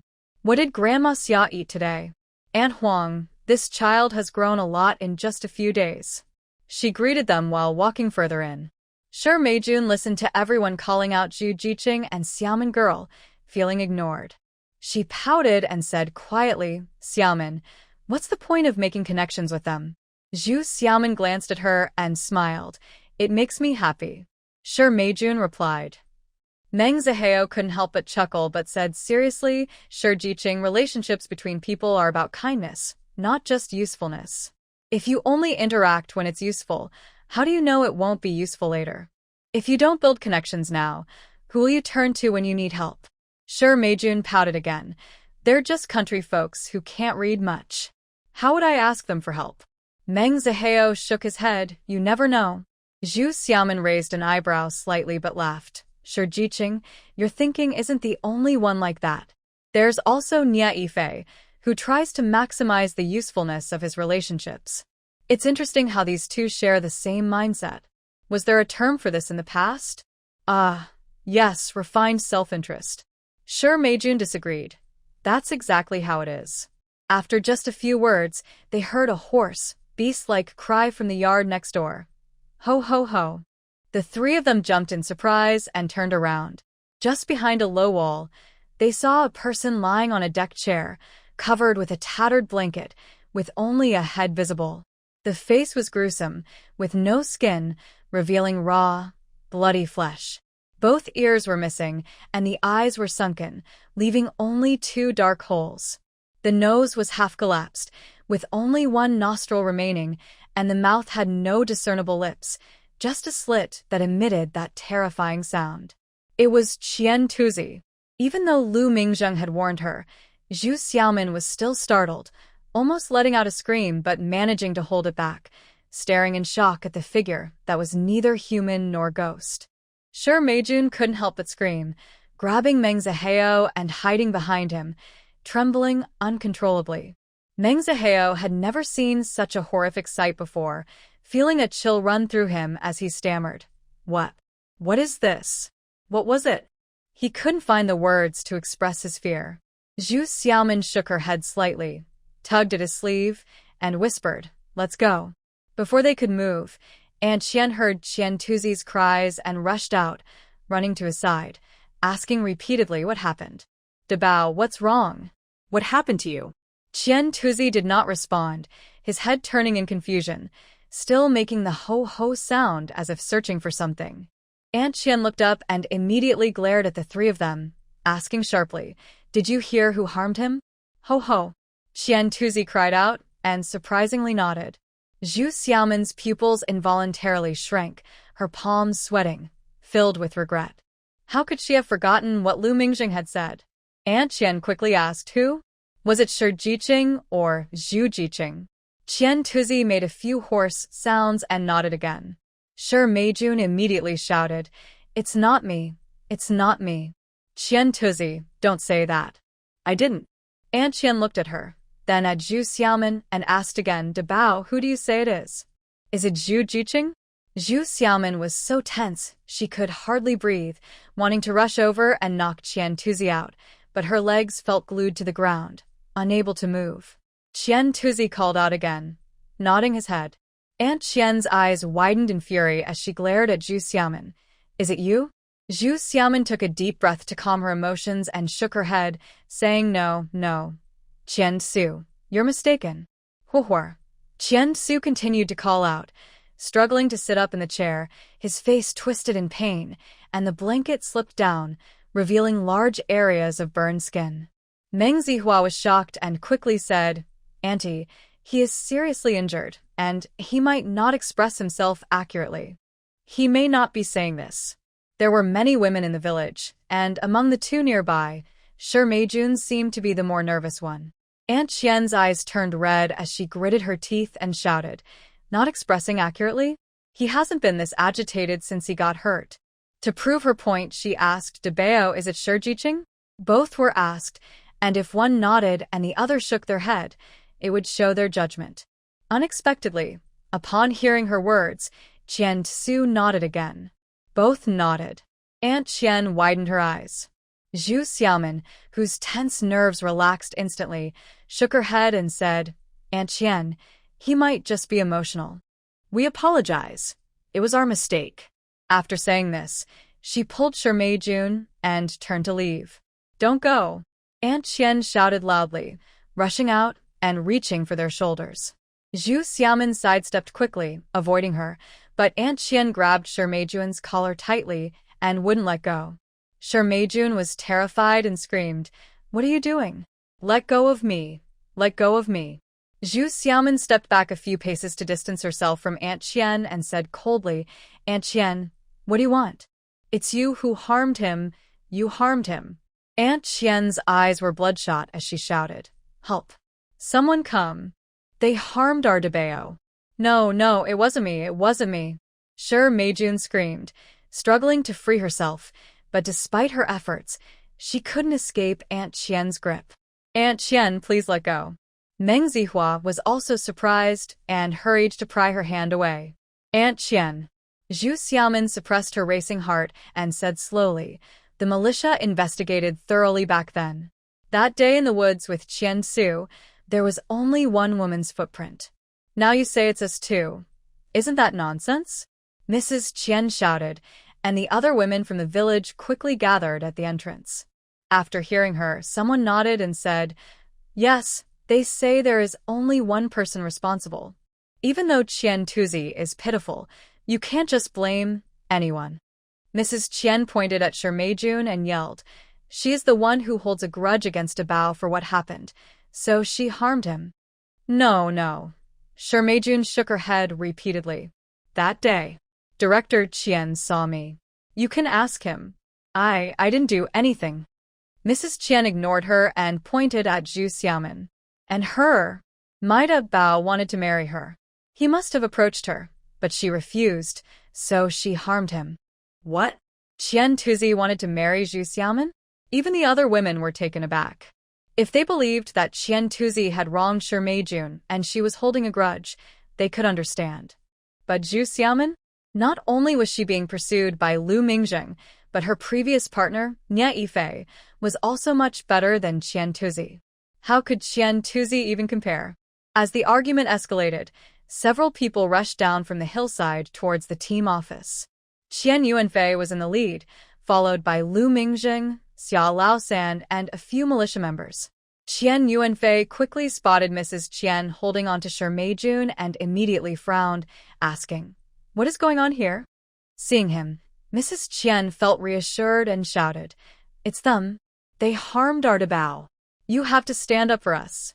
Shi Meijun screamed, shaking her head wildly. "I didn't do anything. Director Qian, you know the truth, right? You know." That day, she had spent the whole day with him. Qian Yuanfei glanced at her and then at Zhu Xiaomin. Although Zhu Xiaomin looked a bit pale, she was clearly not panicking. He snorted and said to Mrs. Qian, "Didn't we say that day it was his own fault for rolling down the hill? What are you going on about today?" He rushed over and grabbed her hand, pulling. "Let go." No. "I won't let go. It's them. It's them." Mrs. Qian shouted excitedly, her hand gripping Shi Meijun tightly as she dragged her towards the yard. "You have to pay for my son's life." Ah. Shi Meijun screamed, grabbing onto Qian Yuanfei desperately. "No. Don't pull me. Let go of me." Xiao Lao Sen tried to intervene. "Aunt, please let go. Let's talk this out calmly. You come in, talk to him face to face." Aunt Qian shouted, holding on to Shi Meijun tightly. "Let go of me. I won't go, I won't go." Shi Meijun shouted back, gripping Qian Yuanfei's hand. As the three of them got tangled up, Zhu Xiaomin noticed Lu Mingzheng quietly moving behind her, blocking her and stepping back a bit. No one noticed these two. Everyone's attention was on the three people struggling together, with some trying to pull Aunt Qian away and others helping Shi Meijun pull back. Suddenly, there was a ripping sound as Shi Meijun's jacket tore apart, leaving half of it hanging on her while the other half was in Aunt Qian's hand, revealing her undershirt and a fair shoulder along with a large area of skin. There was a moment of silence in the air. Shi Meijun quickly reacted, letting out a scream, crouching down while hugging her shoulders, and began to cry softly. "Is that enough?" Qian Yuanfei shouted angrily, pointing at Aunt Qian and telling the onlooking women, "Quick, take her inside." Hearing this, several women hurriedly pulled Aunt Qian, coaxing and pushing her into the house. Qian Yuanfei then pointed to his wife. "You go get her a piece of clothing." Aunt Qian rolled her eyes. "Why should I? Afterward, she will return it to you, and I'll make you a new one." Qian Yuanfei glared. Only then did Aunt Qian reluctantly walk away. Qian Yuanfei noticed several militia members staring at Shi Meijun's bare shoulder and waved his hands repeatedly. "Disperse. Everyone disperse." Xiao Lao Sen also waved his hand. "Let's go. It's fine now, go back." He led a few militia members away. At this moment, Aunt Qian had already brought a piece of clothing and tossed it onto Shi Meijun. Shi Meijun quickly wrapped herself in the clothing and looked up at Qian Yuanfei with a hurt expression. Qian Yuanfei said, "Come to my house to sit for a while. Have some water." He shot a glare at Aunt Qian. Aunt Qian mumbled under her breath but didn't dare to refuse, pulling Shi Meijun along and saying, "Let's go." She half supported, half dragged her away. Lu Mingzheng said, "Let's go too." He called out to Meng Zihao and pulled Zhu Xiaomin along as they left. Soon, the crowd that had been in chaos had completely dispersed. Hey. Qian Tuozi continued to shout, unable to say a word, and no one paid him any attention. Zhu Xiaomin quietly followed Lu Mingzheng until they left the village, walked up for a bit, then sighed and looked at Lu Mingzheng, asking softly, "How did you all come here?" Lu Mingzheng glanced at her and shook his head, saying, "At that time, I thought no one was at the youth station, so I waited outside the brigade office.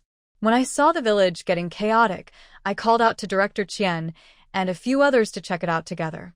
When he returned, he saw Qian Suzy sunbathing in the yard and felt uneasy, so he waited outside the brigade office. He was worried that Zhu Xiaomin might get caught up in the chaos, so he called people to rush down." Zhu Xiaomin understood and nodded slightly.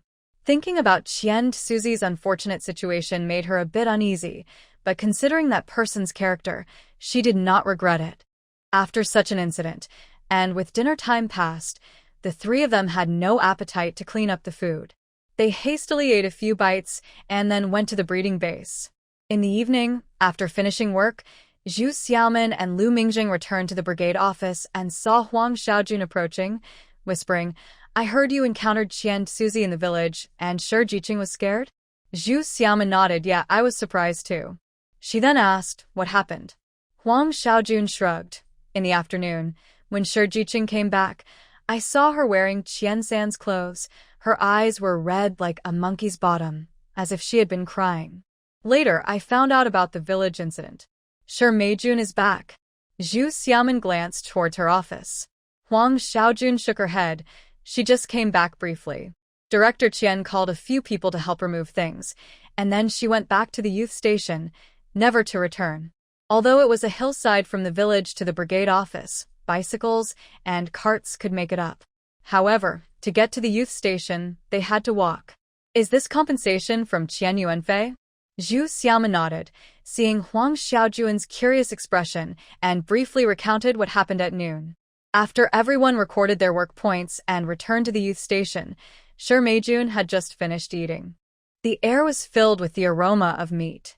When she saw everyone return, she merely glanced at them, said nothing, and went straight into the house, slamming the door shut. Miao Sherwin was surprised. What happened now? Zhang Qiaomei whispered, I heard that a few people from the team moved food to our youth station, as if it was for Shi Jiqing. Meng Zihao, not understanding the situation, nodded. She was scared today. She should be comforted. What's going on? Everyone looked puzzled. Zhu Xiaoman sighed and had to explain the situation again. Miao Sherwin's attention shifted instantly. Wait, she went to the town too? Zhu Xiaoman nodded. Yeah, she said she wanted to take care of something and happened to run into it, so they came back together. With a gentle remark, she brushed past the topic. Everyone changed the topic. Zhu Xiaoman separated the tofu she brought back for lunch and added some other side dishes. She carefully stir-fried 2 kinds of vegetables and made a pot of tofu soup with some noodles, which became dinner for the day. Everyone knew the current food situation, and seeing tofu made them incredibly happy. Niet Ife blew on the wild vegetables in the soup and caught a lingering scent of meat, mumbling softly, eating cabbage and tofu every day and still having to work in the mountains. Who can stand it? A few people glanced at him, but ignored him. Zhang Qiaomei slowly moved closer and added the last half-spoon of noodles to his bowl. Yang Aijuan noticed and let out a cold laugh. Zhang Qiaomei's face turned red instantly. She bit her lip and walked away, quietly sitting down to eat. Miao Sherwin glanced at her and redirected the conversation to the breeding base. Meng Zihua nodded repeatedly, saying, The breeding base is much better than I imagined. Tomorrow, we will go into the forest with the sheep. The sheep droppings are fine, but we can't leave the chicken droppings in the forest. Otherwise, people won't be able to enter. Thinking of the scene filled with chicken droppings in the forest, everyone nodded in agreement.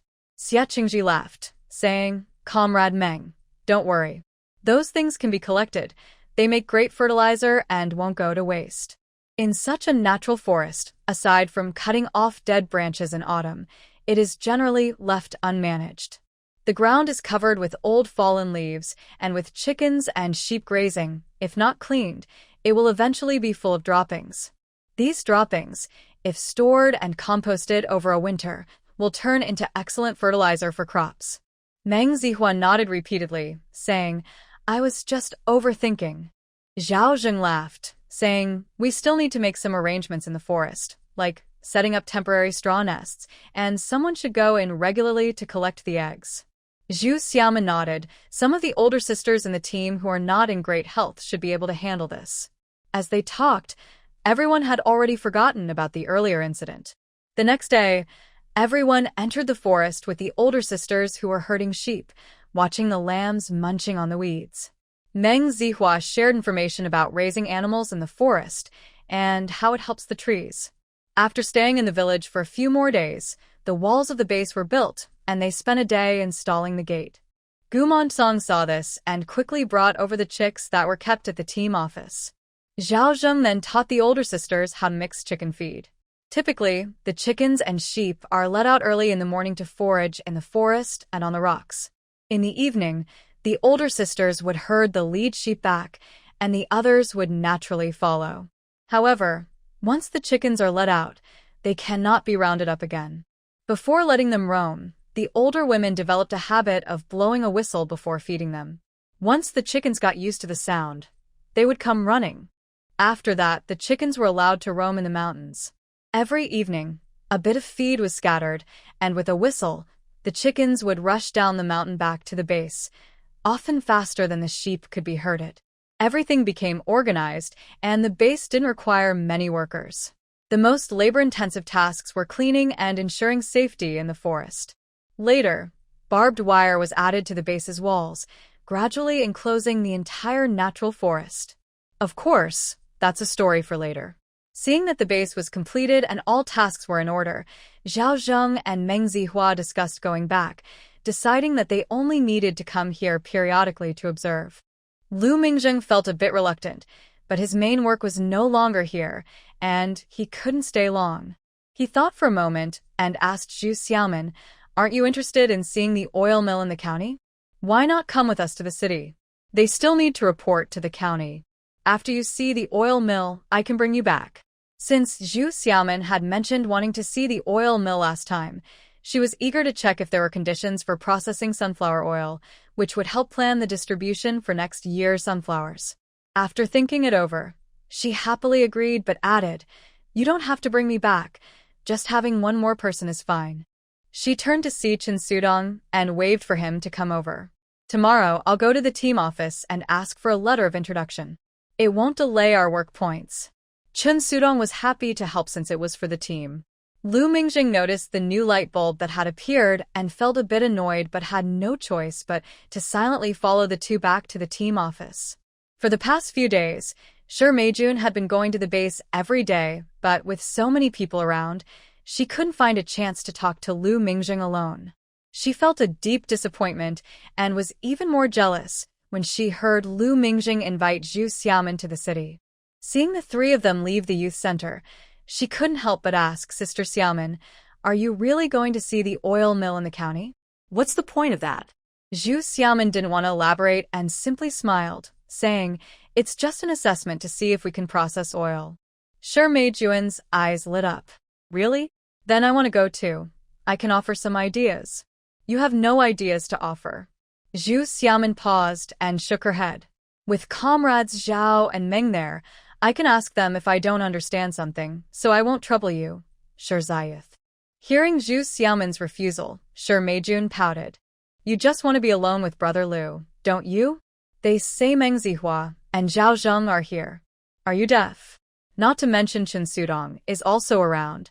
Zhu Xiaoman was momentarily speechless. Seeing that she was ignored, Shi Meijun felt even more certain she was right. She rolled her eyes, deep in thought, as if pondering some idea. Miao Sherwin noticed and found an excuse to call Zhu Xiaoman back inside, whispering, "A few days ago, she followed you to the town. Tomorrow, she might go to the county too." Thinking about what happened in the town, Zhu Xiaoman felt a headache coming on. She rubbed her forehead and sighed, "I know." Miao Sherwin nudged her. "She has a crush on Lu Mingzheng, and you know it. Even if you don't want to be with him, you can't just let her do as she pleases, right?" Even if it wasn't about Lu Mingzheng, it was still annoying. Zhu Xiaoman thought for a moment and nodded, "I'll find a way to keep her here tomorrow." However, before they could reach the next morning, the team office stirred in the middle of the night. Hearing the commotion outside, Zhu Xiaoman and a few others quickly put on their clothes and ran out, asking what happened. Xie Qingji came out with a flashlight, shaking his head. Jian Qianju just came by and said something happened to Shi Meijun. "I didn't quite understand." "Shi Meijun?" Zhu Xiaoman widened her eyes and turned to look at the innermost dormitory. Since Wang Xiaoya made an excuse to move to their dorm, Shi Meijun had been alone in that room. Wang Xiaoya quickly ran over, pushed the door open, called out, and peeked inside, immediately saying, "No one is here." "No one?" Zhu Xiaoman and Miao Sherwin exchanged a quick glance and said, "Since someone sent a message, let's go check it out." They grabbed a flashlight and followed Xie Qingji to the team office. Most of the male youth followed them out as well. At the team office, the yard was brightly lit and bustling with noise. A few people squeezed through the crowd and saw Shi Meijun sitting on the ground with her hair down, covering her face and crying. Zhao Zheng and Meng Zihua stood at the door of a room, looking helplessly at the woman on the ground. What happened? Xia Qingji immediately asked, then turned to the woman. Shi Jiqing, what are you doing here? Really, Lu Gu invited me, Shi Meijun cried, looking up to glance at the other side. There, Lu Mingjing stood by the door in a tank top, arms crossed, his face calm but his eyes filled with disdain and mockery. Lu Jiqing, what's going on? Asked the security director, Li Qi, who had hurried over. Lu Mingjing shrugged and denied 3 times, I don't know, I didn't do it, it wasn't me. Ha! Zhu Xiaomin couldn't help but chuckle. Seeing someone look over, she quickly said, someone should explain what happened. What exactly went on? At her question, everyone turned to look at Zhao Zheng and Meng Zihao. Zhao Zheng smiled wryly, I don't know either. I woke up to someone on the bed, thinking it was Mingjing coming back, but then suddenly there was shouting. Meng Zihao looked embarrassed, I thought it was Mingjing too. I was startled when her hand reached in and I shouted, and she shouted too. What was going on? Zhu Xiaomin was a bit stunned. Miao Sherwin sighed, Shi Jiqing, what is going on? Why did you come here in the middle of the night? Shi Meijuan's face changed colors as she glanced at Lu Mingjing and said, It was Brother Lu, who said there was something, so I came over. When I didn't see him, I thought to call him out. I knocked, but no one answered, and the door opened by itself. So You just went in and disturbed someone? Zhu Xiaomin replied coldly. She really doubted if this woman was thinking straight. I didn't. Shi Meijun exclaimed, I thought Brother Lu was asleep and wanted to wake him up. I didn't know. I didn't know it wasn't him. Zhu Xiaomin asked, so you mean Lu Mingjing asked you to come find him in the middle of the night, but when you arrived, he wasn't where he said he would be, so you came to the dorm and ended up waking Zhao and Meng? What does waking them even mean? The earlier part clarified Shi Meijun's words, but by the end, everyone felt a bit awkward and had no way to refute it. Meng Zihao looked particularly uncomfortable. He was a married man with a wife and kids. Xia Qingji looked confused. Last night, Mingjing was with us the whole time. When did he ask you to come? Yeah, when did he ask you? Xing Qingxing couldn't help but ask. Shi Meijun bit her lip, of course. Of course it was, when you weren't paying attention. When weren't we paying attention? Zhu Xiaomin asked. Shi Meijun quickly glanced at her and bit her lip. It was after dinner, when everyone was cleaning up. Shi Jiqing, Yang Aijuan directly pointed out, you already split from us. You always cook first, and by the time we finish, you've already eaten and cleaned up. What was Mingjing trying to take advantage of? I cooked for myself, but we all ate in the yard, Shi Meijun immediately retorted loudly. That was true. Li Qi looked at Lu Mingjing again and asked, Lu, did this really happen? Lu Mingjing shook his head and replied, no. Everyone responded, can't you say a bit more? Shi Meijun became anxious and said, Brother Lu, I came to find you. You. Sure. She was interrupted by Zhu Xiaomin. Are you saying that Lu met you after dinner while everyone was cleaning up, and he avoided everyone else? Shi Meijun immediately nodded, yes. Zhu Xiaomin blinked and asked Lu Mingjing, what do you say? If he didn't, how would she not know? Lu Mingjing glanced at her and shook his head, I didn't. You did. Shi Meijun shouted immediately, tears streaming down her face. You said you would tell me if something happened, so why are you denying it now? Beside them, Huang Meihua couldn't help but say, Lu, did you say something that Shi misunderstood? Lu Mingjing still shook his head. I didn't talk to her. Shi Meijun kept insisting, you did. Brother Lu, what should I do if you won't admit it? What could he do about that? Lu Mingjing didn't even want to look at her anymore and instead said to Zhu Xiaomin, Xiaomin, I really didn't. Why talk to her? Zhu Xiaomin felt a bit embarrassed, pressed her lips together, and looked around. There were more than 20 young people gathered around, so she quickly said, all right, let's see if he had a chance to meet you. How do we do that? Everyone looked over. Zhu Xiaomin picked up a stick and drew a long rectangle on the ground, saying, this is the table in our yard. During dinner, comrades Zhao and Meng sat here, and Lu Mingjing was next to comrade Zhao, while Xing Qingsheng was on this side. As she spoke, She wrote down the surnames of these people on the ground. I sat next to Comrade Meng, and beside me was Song Jian. Xia Qingji immediately understood her point and picked up a stick to right on the other side. My neighbor was Gu Lianxing, and Gu Lianxing was next to Chen Sudong. Xing Qingsheng added. I was on the side of Song Jian, and on the other side was Zhou Dongyi. Yang Aijun continuet. After that, the young people took turns sharing, marking the seating positions of over 30 people. Finally, Zhu Xiaomin said, Miao Sherwin and I sat closest to the stove, with Zhang Qiaomei and Wang Xiaoya on the side. Once she marked these people and connected them to the others, she shrugged and looked at Shi Jun. So, sure. Where were you with us? The table in the courtyard of the youth station is a long slab made of stone.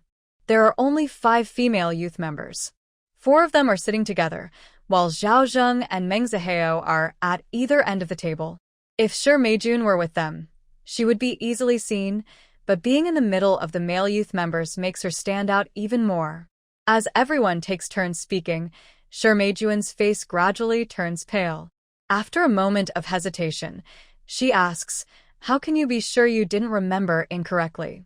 Zhu Xiaomin laughs. 1 or 2 might remember wrong, but with so many people here, could they all be wrong? Shi Meijun asks loudly, Why not? Beside her, Xiao Lao San is also puzzled. Yeah, why not? Zhu Xiaomin points to the words written on the ground. There are 37 youth members at the station, plus Lu Mingjing and comrades Zhao and Meng.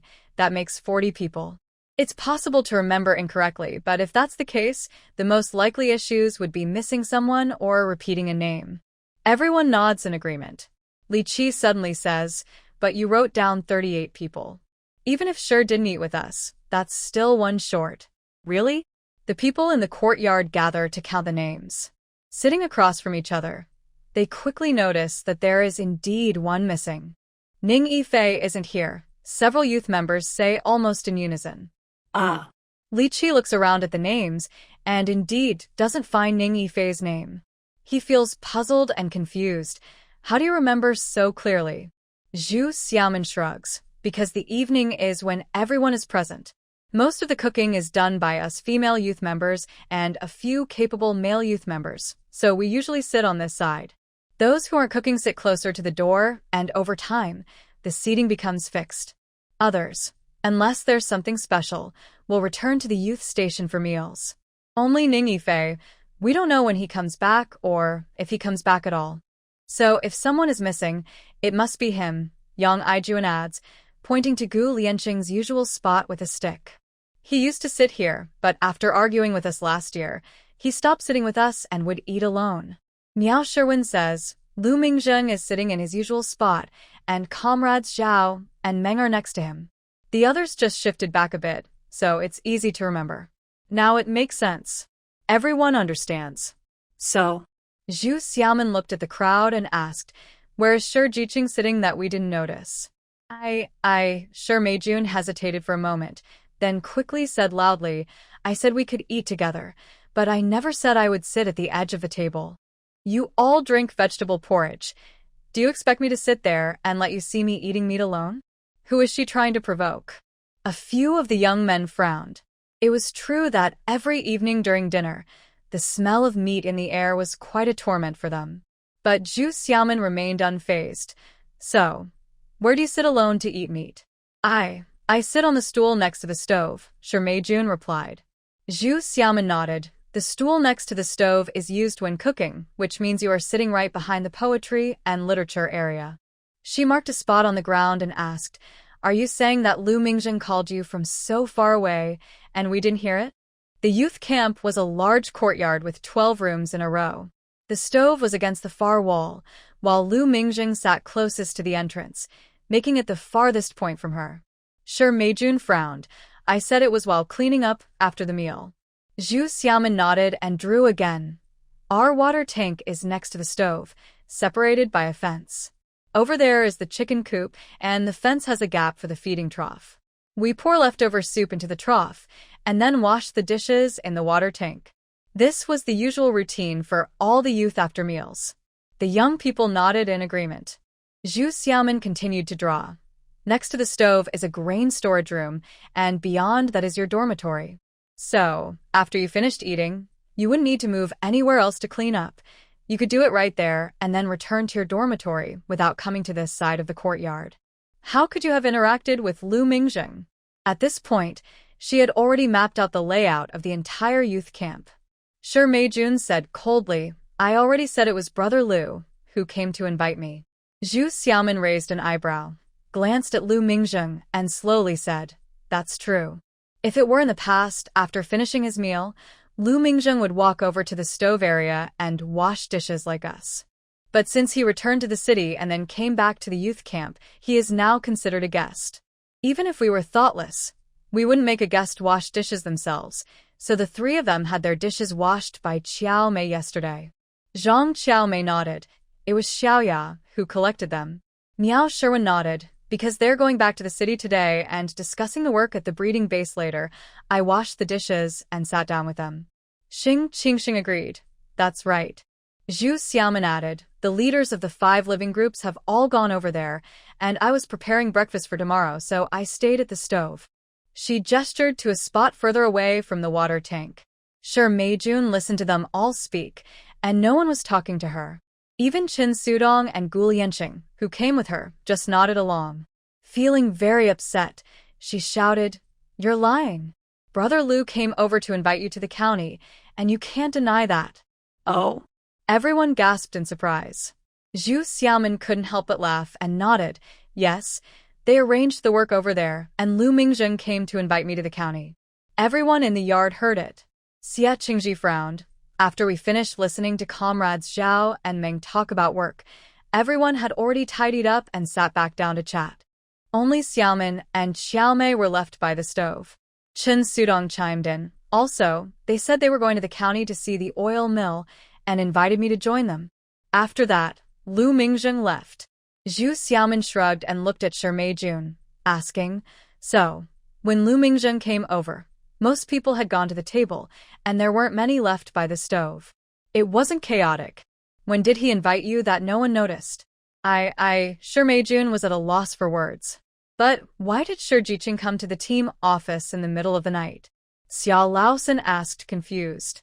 Another person questioned, Lu Jiqing is in the same room as comrades Zhao and Meng.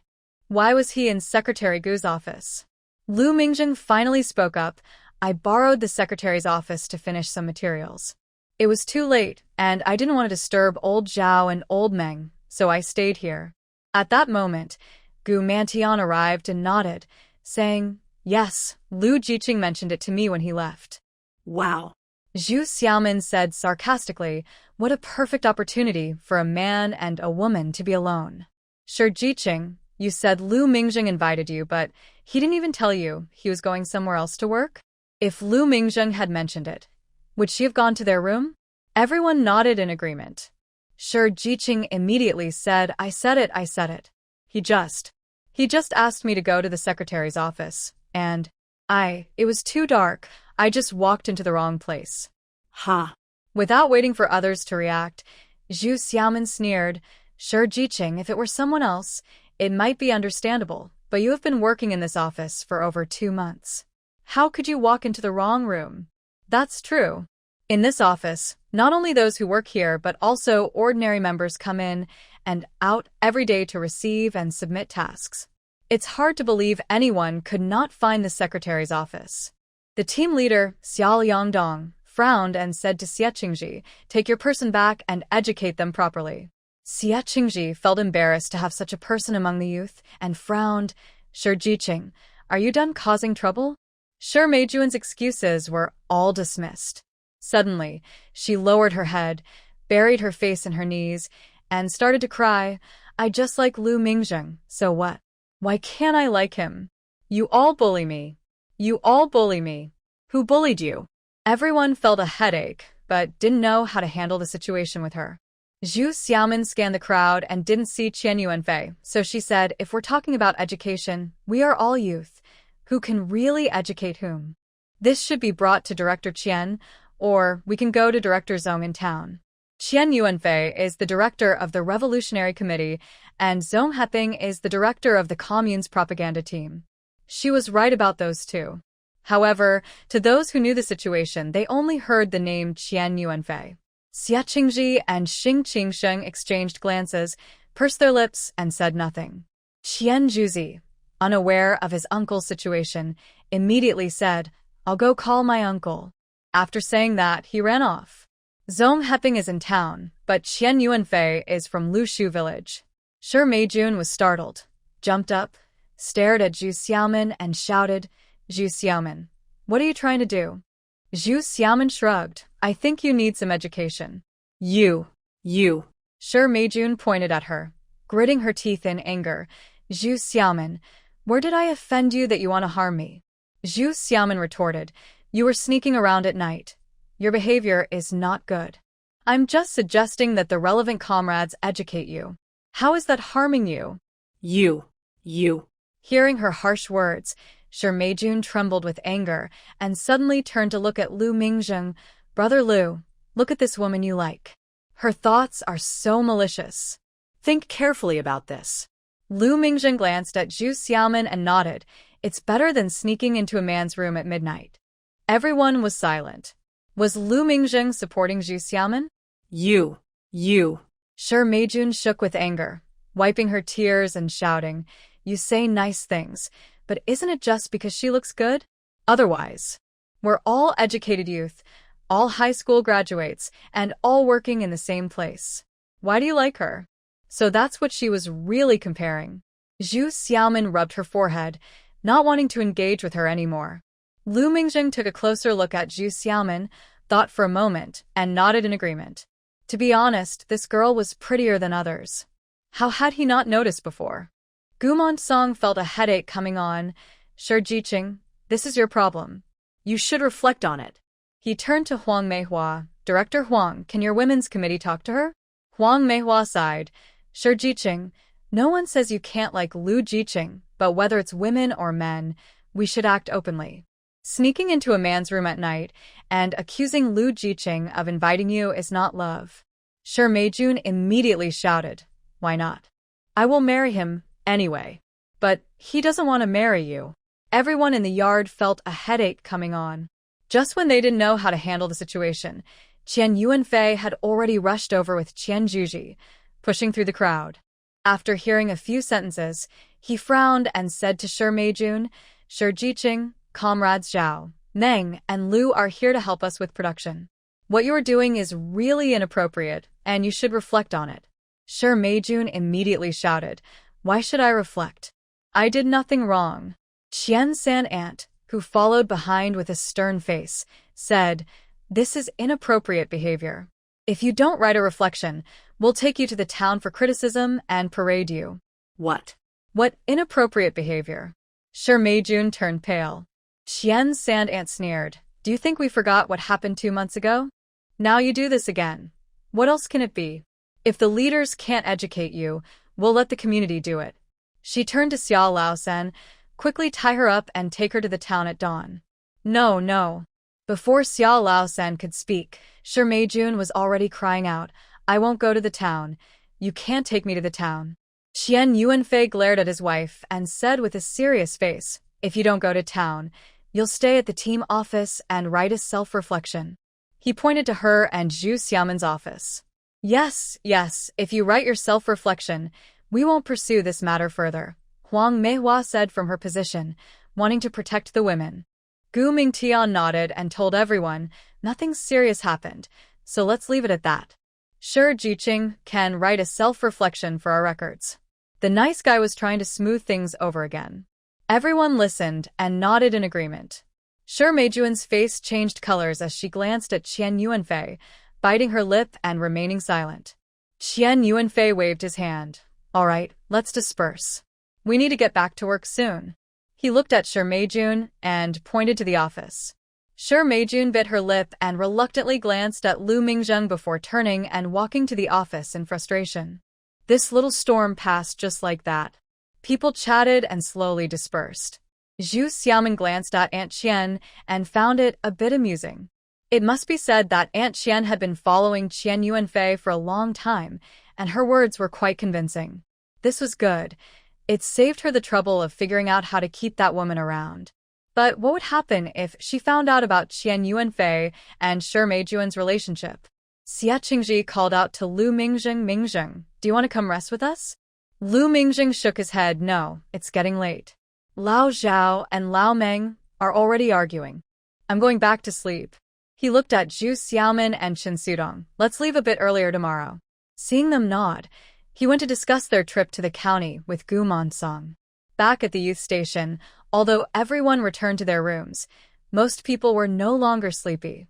Wang Xiaoya sighed on her pillow and said softly, when we came here, it was just the two of us girls. From the big truck to the tractor, she took care of me. Who knew that just a few months later, she would change like this? Miao Sherwin patted her back, comforting her. You're a few years younger than her, so it's normal for her to take care of you, just like the male youths take care of her. Before coming here, no one knew Shi Meijun. Whether it was her true nature or a result of her family, who could tell? Wang Xiaoya nodded, fell silent for a moment, and then said quietly, If it weren't for Qian Tuzu, maybe Lu Jiqing could really like her. How could that be? Zhu Xiaomin lay down and shook her head silently. In her previous life, Shi Meijun did not experience that event. Even in such a troubled marriage, Lu Mingjing had no feelings for her, let alone in this life. Miao Sherwin sighed and glanced at Zhang Qiaomei in the dark, implying, it shows that even though we talk about gender equality and how women can hold up half the sky, society is still harsh on women. Some boundaries cannot be easily crossed, or there will be no turning back. Wang Xiaoya, unaware of the situation between Nie Yifei and Zhang Qiaomei, nodded in agreement. Zhang Qiaomei secretly bit her lip, but kept her eyes closed, showing no reaction. Zhu Xiaomin sensed her unspoken feelings, turned her head slightly to look at Zhang Qiaomei, and after a moment of silence, said, Just rest a bit more. It will be dawn soon. The room fell silent. In the morning, when the loudspeaker at the brigade sounded, the porridge at the youth station was already ready. Zhu Xiaomin and Chen Sudong ate and went to the brigade office first to meet up with Lu Mingjing and a few others. Gu Monsong had prepared the introduction letter and, seeing them arrive, said to Zhu Xiaomin, if you can't make it back in time, just stay at the guest house for a night. Zhu Xiaomin laughed. Secretary, we're just going to check on the oil mill in the county. It won't take long. We'll be back by afternoon. After receiving the introduction letter, she went to her office to gather her essentials. Xia Chunhua saw her and followed, whispering, Xiaomin, why did Shi Jiqing cause a scene at the brigade office again last night? Zhu Xiaomin glanced back at her. Your third brother was there. Didn't you ask him? I did, Xia Chunhua shrugged, but he scolded me for asking too much as a girl. She nudged Zhu Xiaomin. What's going on? Zhu Xiaomin playfully pushed her forehead. Your brother is right. Don't pry too much. Xia Chunhua opened her hand and pouted. If I hadn't seen several older sisters whispering and avoiding me this morning, I wouldn't have asked. Zhu Xiaomin chuckled. They're avoiding you because you're a young girl, and some things are not appropriate to discuss with you. Xia Chunhua pouted. I know about her and Qian Tuozi. Zhu Xiaomin laughed softly and didn't respond further, quickly packing her things. Hearing Chen Sudong calling, she jogged outside. Actually, she didn't need to ask. She had intentionally called Qian Yuanfei over yesterday, knowing something would happen. With Zhao Zheng and Meng Zihua present, Lu Mingjing and the team borrowed a tractor and headed to the town. A few of them caught an early tractor to the county. It was deep autumn, and sitting on the tractor, the morning wind blew strongly, chilling through their clothes. Noticing Zhu Xiaomin hunching her shoulders, Lu Mingjing quietly shifted his position to shield her from the wind.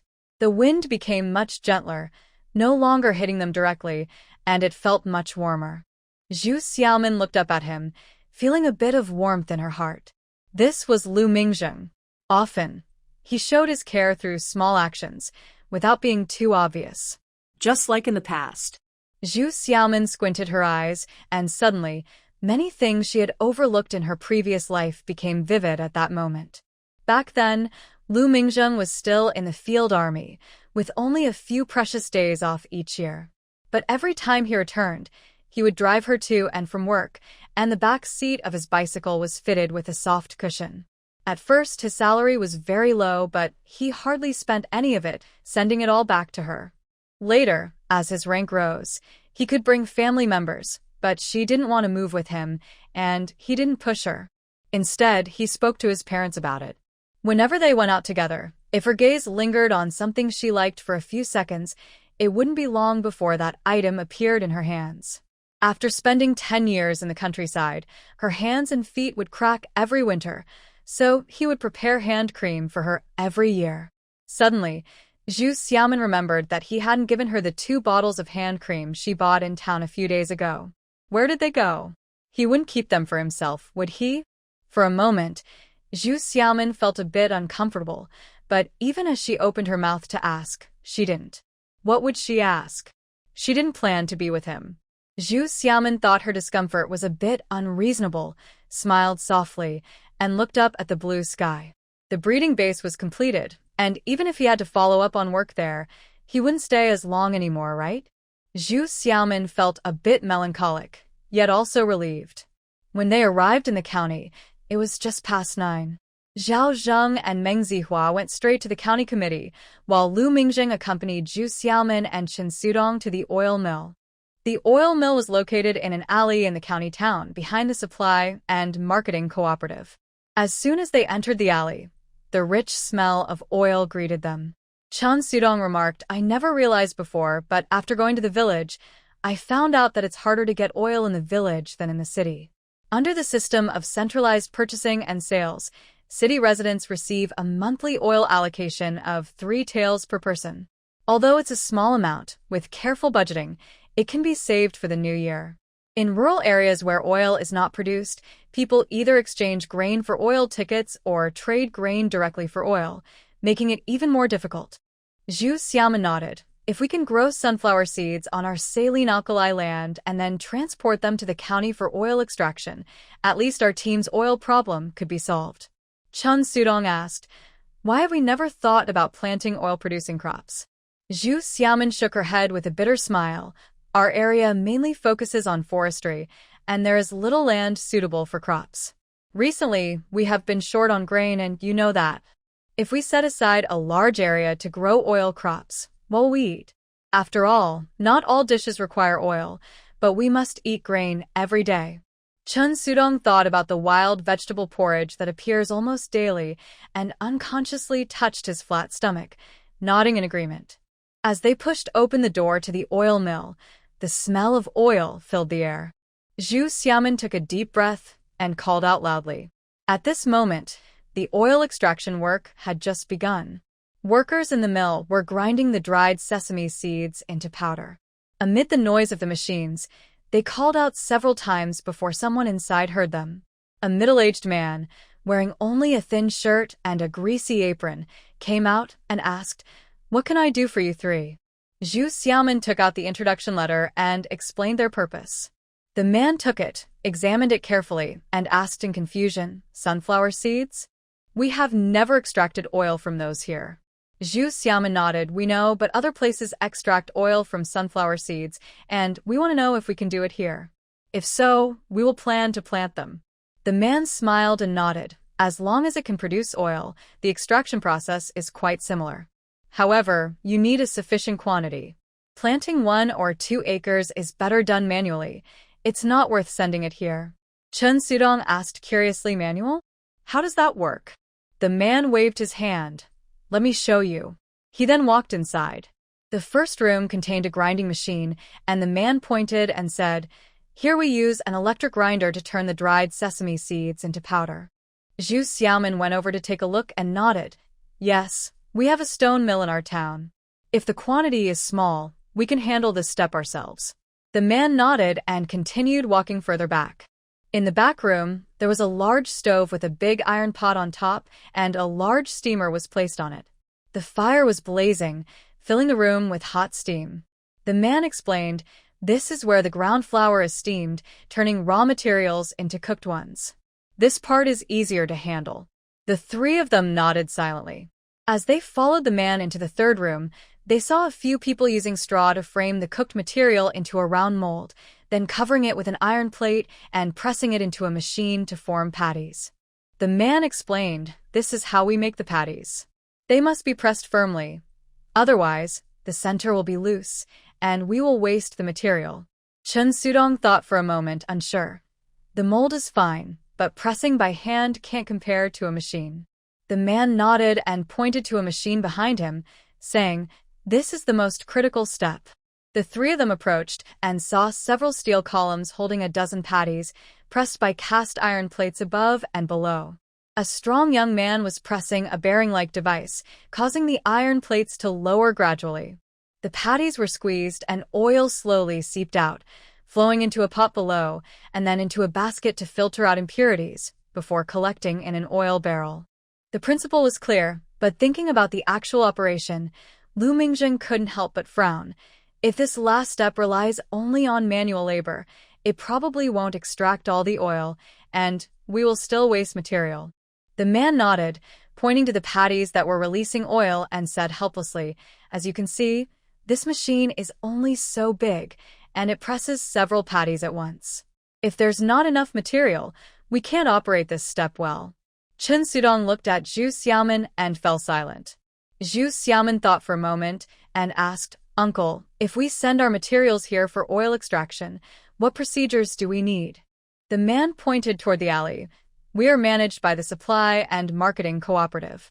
These sesame seeds are sent by the cooperative, and once the oil is extracted, it is also sent to them. This must be the task grain from a village that grows sesame." Zhu Xiaoman understood, and the three of them asked the man for more details before leaving the oil mill and heading directly to the Supply and Marketing Cooperative. The secretary of the cooperative, Yan Yimin, was a man in his mid-30s. When he heard the three explain their purpose, he was a bit surprised. "We haven't yet planted sunflower seeds on a large scale here. Aren't you from the forest farm? What made you think of growing sunflowers?"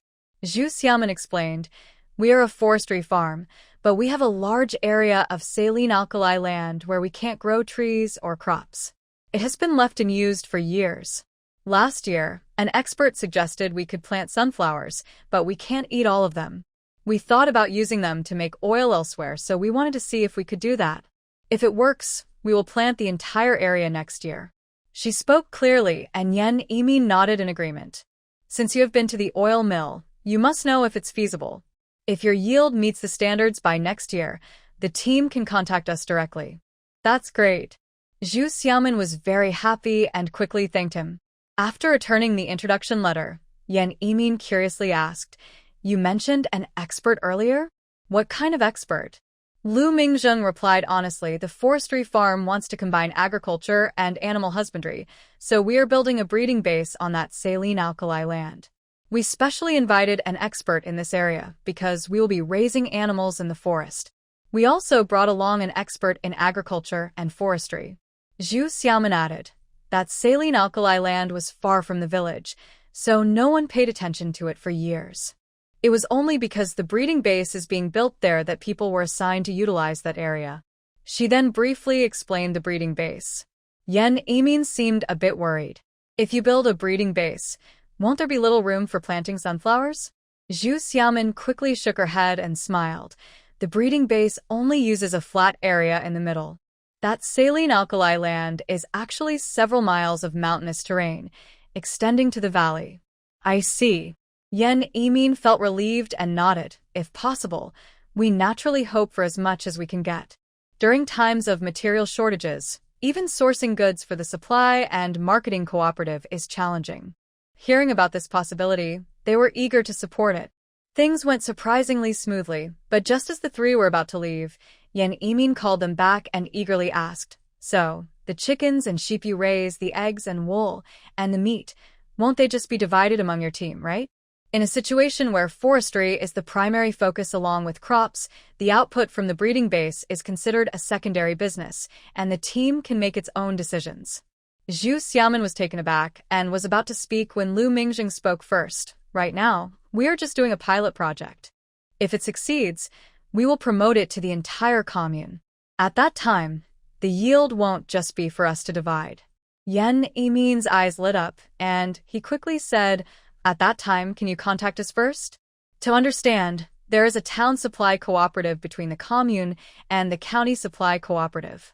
Although it is a subordinate unit, it still has some autonomy, so things might not always get delivered there. Lu Mingjing nodded with a smile. Of course, as long as the development goes well, we might trouble Secretary Yan often in the future. Not a trouble at all. Yan Yimin replied repeatedly. No wonder Secretary Yan was so enthusiastic. Zhu Xiaomin then realized this and, hearing Yan Yimin ask about the details of the breeding base, she explained it carefully again. This breeding base originated from her idea, and she was involved in the entire process from project approval to construction, so she understood it best. Yan Yimin noticed that 2 young men were present, but it was a girl who was speaking, which surprised him a bit. Lu Mingjing timely recounted the process of establishing the breeding base again. Yan Yimin nodded repeatedly and looked at Zhu Xiaomin, sincerely saying, "You educated people are impressive. Even a young girl has such good ideas." Zhu Xiaomin smiled. Secretary Yan is too kind. After some mutual compliments, the 3 of them finally stepped out. Everything went smoothly, and it was not yet 11 o'clock. Chun Sudong calculated and asked, "There's a tractor back to the town at noon. Should we take that one?" Lu Mingjing thought for a moment and interjected without hesitation, "Let's visit the county committee again. Old Meng is also very concerned about this matter, and we should hear his opinion." This time, Meng Zihao would not return until after the spring plowing next year. What advice could there be about planting sunflowers? Zhu Xiaomin glanced at him.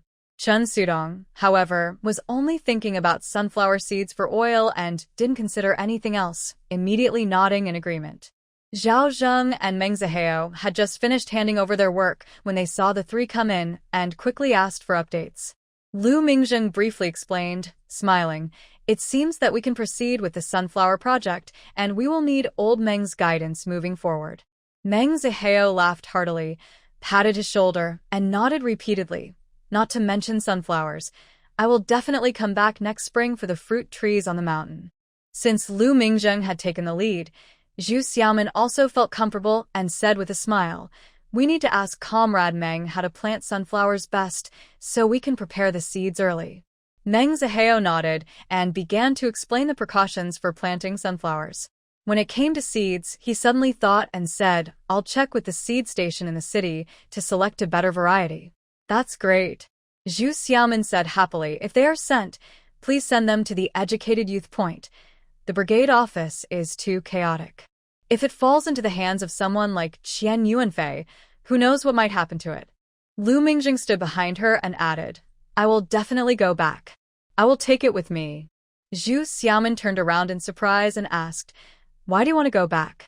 Lu Mingjing looked down at her, his eyes filled with emotion, but he simply said, "The breeding base is a pilot project approved by the city. I need to report on the situation there." Right, he was the one who worked hard to get this project. Zhu Xiaomin felt she had been rude and touched her nose, saying, "Oh." Meng Zihua smiled knowingly and nodded. "Yes, Mingjing has put in a lot of effort. Not to mention, just the initial proposal took a lot of work to get to the agricultural department. Now, he is responsible for following up on this project." Lu Mingjing cleared his throat and looked at him, not denying it. Instead, he said, "Let's have lunch together, then we will send you off in the afternoon. We also need to return to the city." He was speaking to Zhu Xiaomin and Chun Sudong. Chun Sudong quickly said, "You have both been busy with matters over there for the past few months. Let me treat you to this meal." Lu Mingjing disagreed. "I am part of the team too, so there's no need to be formal." Chun Sudong sighed, "But now you are back in the city, and the production there isn't really your concern anymore." Meng Zihua nudged him, "Just listen to Mingjing, and let him show his hospitality." "Show hospitality? Show what?"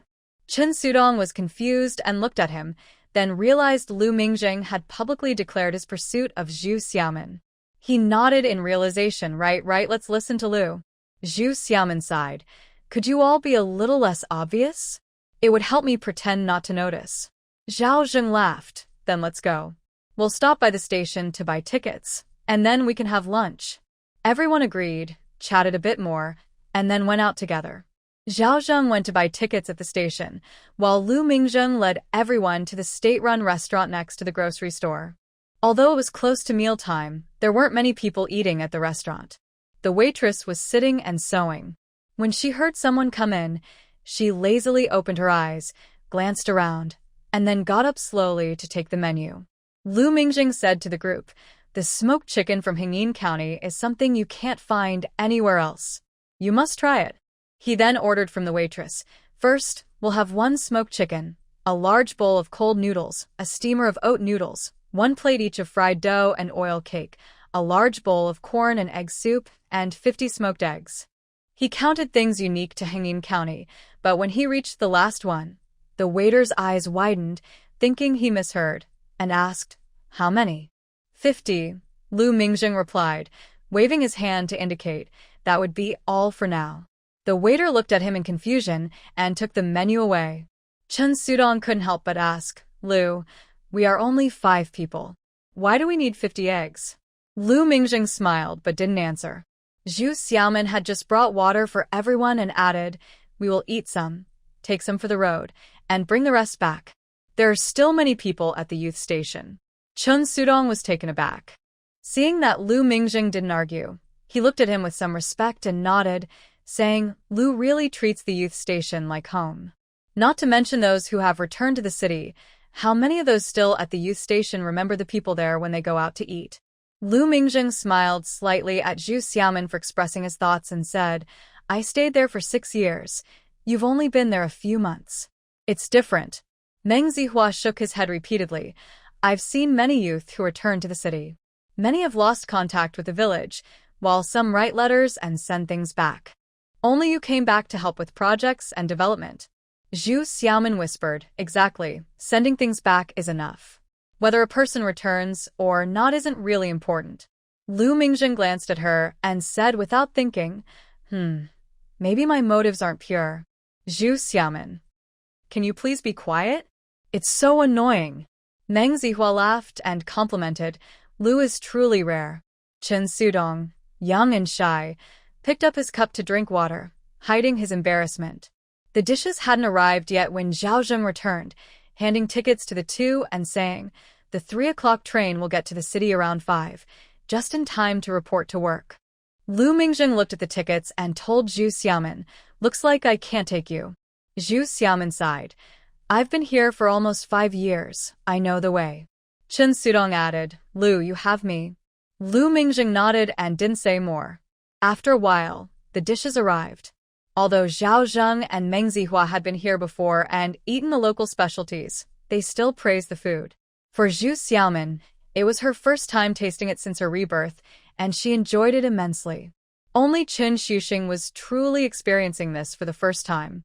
He tore off a piece of smoked chicken and took a bite, filled with surprise.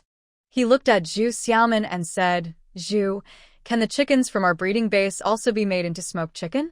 Zhu Xiaoman smiled. "If we send them to the supply and marketing cooperative, some of them should be made into smoked chicken." Chen Xuxing nodded repeatedly, amazed. "I didn't expect there would be such delicious food in this county." Lu Mingjing pointed to the cold noodles. "This is also a specialty of Hengyin County. You should try it, and don't forget the tofu and lotus beans inside." Chen Sudong nodded and observed the large bowl of cold noodles. The noodles are almost invisible in the soup. They are nearly transparent. Zhu Xiaoman smiled.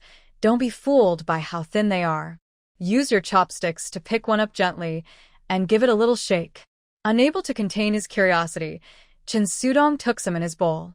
Following her advice, he picked up a piece of cold noodle and shook it, watching it quiver with the chopsticks, and he was even more surprised. "This is so chewy." Zhu Xiaoman nodded. "These 2 dishes, once they leave Hengyin County, you won't find any that are authentic." Good food depends not only on the method of preparation but also on the quality of water. Even decades from now, when many places advertise Hengyin County cold noodles, none will have the same taste. Lu Mingjing paused, looking at her thoughtfully. He nodded slightly in agreement, but felt some doubt. She had been here for 5 years and had never returned home due to the high travel costs. How could she know that these dishes wouldn't be the same outside Hengyin County? It couldn't be that she knew this before coming here. Zhu Xiaomin was completely unaware that her words almost revealed too much. While eating, she enthusiastically introduced each dish to Chen Sudong. Every time Lu Mingjing saw her use her chopsticks, he would glance over. Finally, when they finished eating, he told the waiter, "Please bring 40 more of those yellow cakes." Zhu Xiaomin was startled. Why buy so many? Lu Mingjing replied, "To take back and share with everyone." Zhu Xiaomin shook her head. "These will taste bad when cold, and even reheating them won't be the same. I'll get some tools and make them myself." This girl is really capable.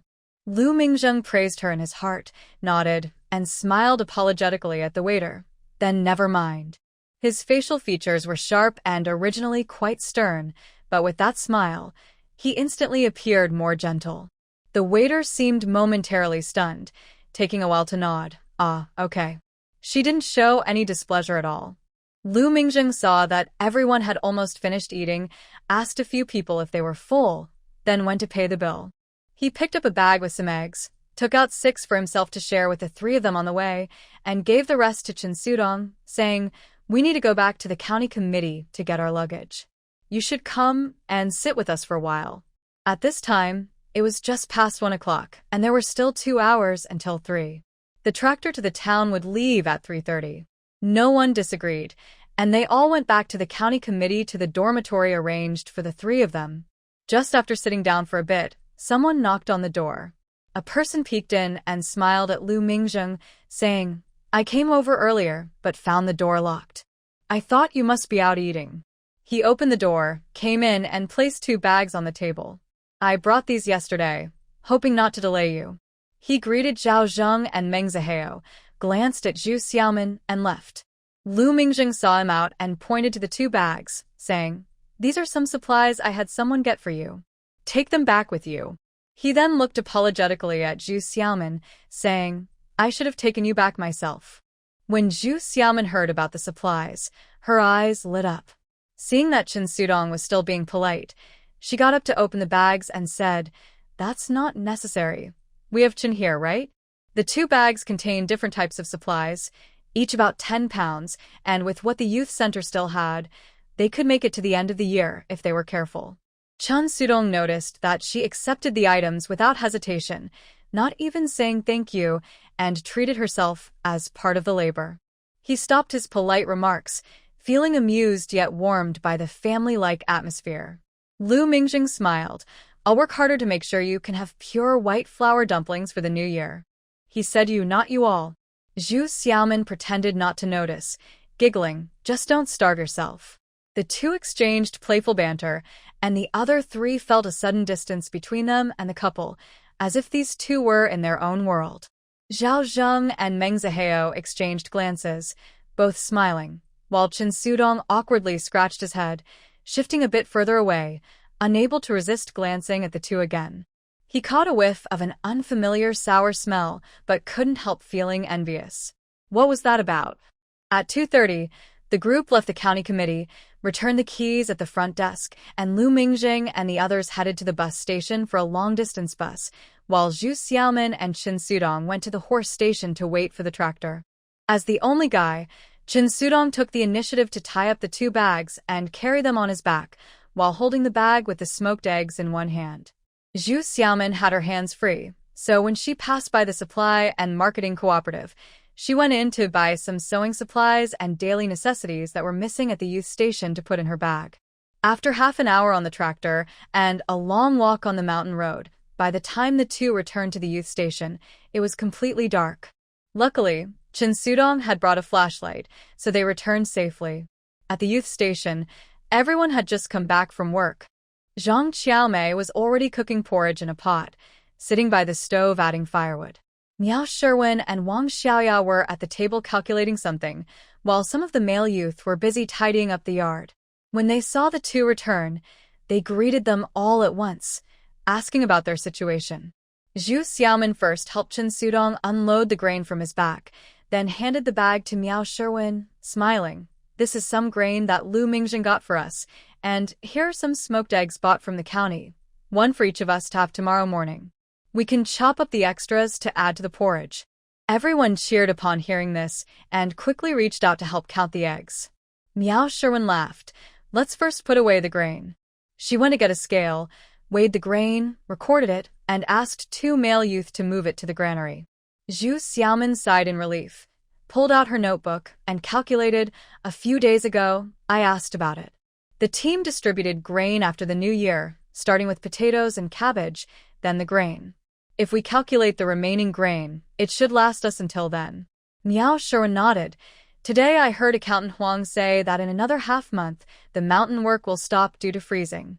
The team is already arranging work to grind most of the grain into flour for distribution. This was a suggestion she and Lu Mingjing made after visiting the mill last time, and it seemed the team had accepted it. Zhu Xiaomin nodded repeatedly. This way, we save some effort ourselves. Wang Xiaoya chimed in. Also, the jujubes on the tree are ripe now. I heard they will be harvested soon. The team has contacted the cooperative to sell some and share the rest with everyone. Zhu Xiaomin smiled. We can make jujube cake for the new year. Right. Wang Xiaoya exclaimed excitedly. We also have our own harvested red beans and mung beans, so we can make bean paste. Meow Sherwin pursed her lips. Tomorrow I want to check if we have enough cornmeal for a meal. As the group chatted excitedly, Xie Qingji came over and said with a smile, in the next few days, let's take some time to clear out the cellar. We can put the new potatoes in right away when they arrive. Zhu Xiaomin asked, how many potatoes do we have left? Xie Qingji shook his head, not many. We'll know the exact amount once we clear it out. Listening to the discussion among the group, Song Zian and Xing Qingxing slowly approached and chimed in, saying, we've cleared everything else in the yard, and we can finish cleaning up in the next few days. There are just some rapeseed left. Zhu Xiaomin nodded. As long as we harvest before the freeze, that's fine. She turned to look at the yard and sighed. In winter, it becomes hard to find fresh vegetables to eat. After chatting for a while, the porridge was ready and bowls were served.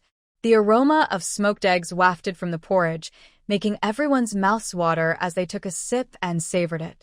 However, Lu Mingjing had bought a total of 50 eggs. During the meal, the 5 of them each ate one, and he took 6 more, leaving 39 eggs. There were 37 people at the youth station, and after excluding Shimi Jun, who had already left, there were 36 people. This meant there were 3 extra eggs, which were chopped and added to the pot. So now, 36 people were sharing 3 eggs. Fortunately, the flavor of the smoked eggs was strong, and the yolks had already mixed into the porridge. Everyone could occasionally find some egg whites, tasting that unique smoky flavor, which was simply delicious. Zhu Xiaomin watched the group of young people enjoying their porridge, occasionally gasping with excitement when they found egg whites, and couldn't help but smile, feeling a bit dazed inside. At this moment, their needs were so simple and their happiness was so straightforward. Who could have imagined the difficulties they would face years later? On a chilly autumn evening, after dinner, everyone cleaned up the stove and returned to their dorms. Zhu Xiaomin handed the items she bought from the supply and marketing cooperative to Meow Sherwin, smiling as she said, in a little while, we'll need to mend our clothes again. The colors at the county supply and marketing cooperative are a bit more varied than those in town. Meow Sherwin took a look and nodded happily. Yes, this nylon thread is also better than what we bought in town. She took out her sewing kit to put the thread away and noticed something inside. With a surprised exclamation, she said, oh, I almost forgot. Lu Mingjing asked me to give this to you. What is it? Zhu Xiaomin asked, puzzled. She had been with Lu Mingjing all day. What could he possibly want Meow Sherwin to pass on? Seeing her hand over a paper package, Zhu Xiaomin slowly opened it and was momentarily speechless. Inside were 2 bottles of hand cream that she had bought a few days ago in town but hadn't received. Instead, he had asked Meow Sherwin to deliver them. Meow Sherwin hadn't opened them either, and now that she saw clearly, she found it strange. It's just 2 bottles of cream. Why didn't he give them to you himself? Zhu Xiaomin paused for a moment, then realized something and couldn't help but chuckle, shaking her head and sighing. When did that guy become so thoughtful? When she bought something, she casually mentioned that she would give him the money, and it seemed that Lu Mingjing took it to heart. Miao Sherwin found it amusing too and nudged her, saying, Lu Mingzheng is serious. You really should think about it. Zhu Xiaomin sighed. I know he is serious, but that painful marriage from her past only left her with deep despair and fear, and Lu Mingzheng was at the center of those memories. No matter what, she didn't want to go through that again. This psychological barrier was something she couldn't explain, and Miao Sherwin naturally couldn't understand. She sighed softly and said, after living together for so many years, how could he not have feelings? Only now, after leaving, does he realize your worth. It's only natural for him to put in more effort to win you back. She almost mentioned Nie Yifei, but stopped when she saw Zhang Qiaomei sewing nearby. Even so, Zhang Qiaomei caught the meaning of her words, looked up at her, pursed her lips slightly, and then lowered her head again. While they were talking, Wang Xiaoya listened with her chin resting on her hand and suddenly laughed, saying, I actually find it more interesting now. If you two really got together, it would be less exciting. Miao Sherwin laughed and poked her forehead. If Lu Jiqing hears you say that, just wait for him to glare at you. Wang Xiaoya stuck out her tongue. I wouldn't dare say that with Lu Jiqing around. After that, she sighed and leaned closer to Zhu Xiaomin, asking Sister Xiaomin, do you really not want to be with Lu Jiqing? Honestly, I think he's pretty good. Zhu Xiaomin laughed. What are you, a little girl? Know about what's good? Aren't you embarrassed to say that? Wang Xiaoya blushed, shook her head, and whispered, I was just thinking, if you and Lu Jiqing got together, Meijun would give up, which is better than the current situation of constant drama. Zhu Xiaomin was taken aback for a moment, then remembered that she hadn't seen Shi Meijun since she returned. She asked Miao Sherwin, how did the team handle it? Last night, Shi Meijun went to the team office to find Lu Mingzheng and caused quite a scene. As a result, Qian Yuanfei made her write a reflection, and she went to the county early this morning, still unaware of the outcome. Miao Sherwin shook her head. They just said she had to write a reflection. We haven't seen her all day. It seems they want her to reflect on her actions, and that she should still be at the team office. In the courtyard in front of and behind the brigade office, there are more than 20 rooms of various sizes. Without looking for them, it's hard to know which rooms are occupied and which are not. Zhu Xiaomin thought of Qian Yuanfei and couldn't help but frown. She nodded and said, tomorrow when we go to the brigade office, I'll ask the secretary.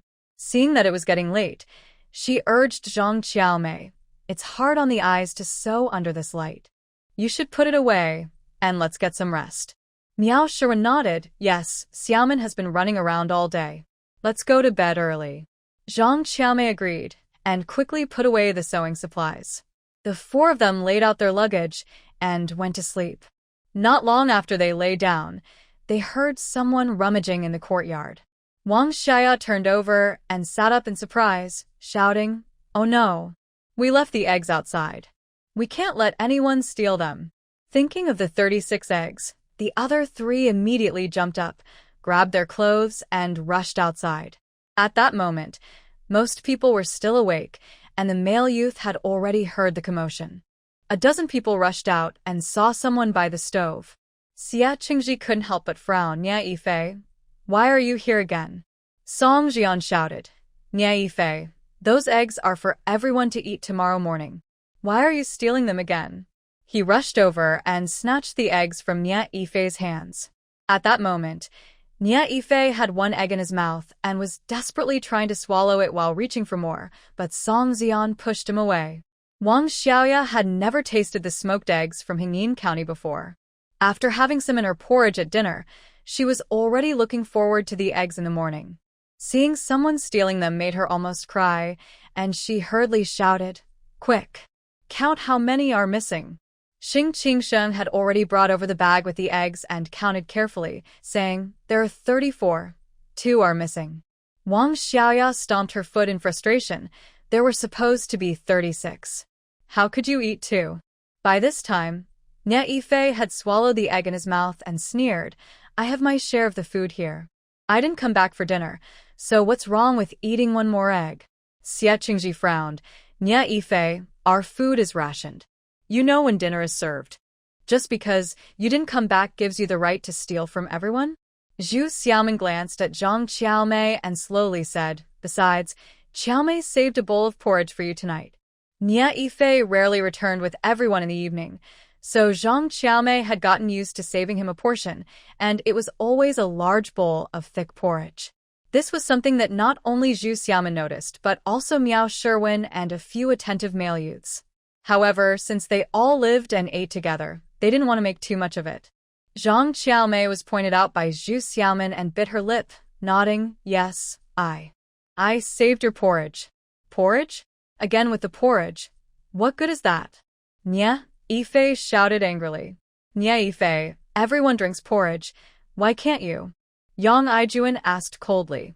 Nia Yifei glared back at him, then focused on the bag in Xing Qingxing's hand. Zhang Xiaomei stepped forward to persuade him. "Nia Yifei, let me heat up the porridge for you. Today's porridge has eggs and fish. It's really tasty." She went to the stove to start a fire and added, "Out of those 36 eggs, he had one and he ate two, so that one is mine. Everyone, go to sleep." She tugged at Nia Yifei's sleeve. Nia Yifei knew with so many people around, he couldn't ask for another egg. He reluctantly glanced again, then closed his mouth with a cold expression. Since she said that, no one else spoke. Xing Qingxing handed the bag to Miao Sherwin. "Put these eggs in your room." Miao Sherwin nodded, glanced at Zhang Xiaomei, and took Zhu Xiaomin and Wang Xiaoya back. Wang Xiaoya, unaware of the situation between Zhang Xiaomei and Nia Yifei, whispered as she closed the door, "Sister Xiaomei really protects Nia Yifei too much." Miao Sherwin sighed, unable to explain, simply said, "Get some sleep."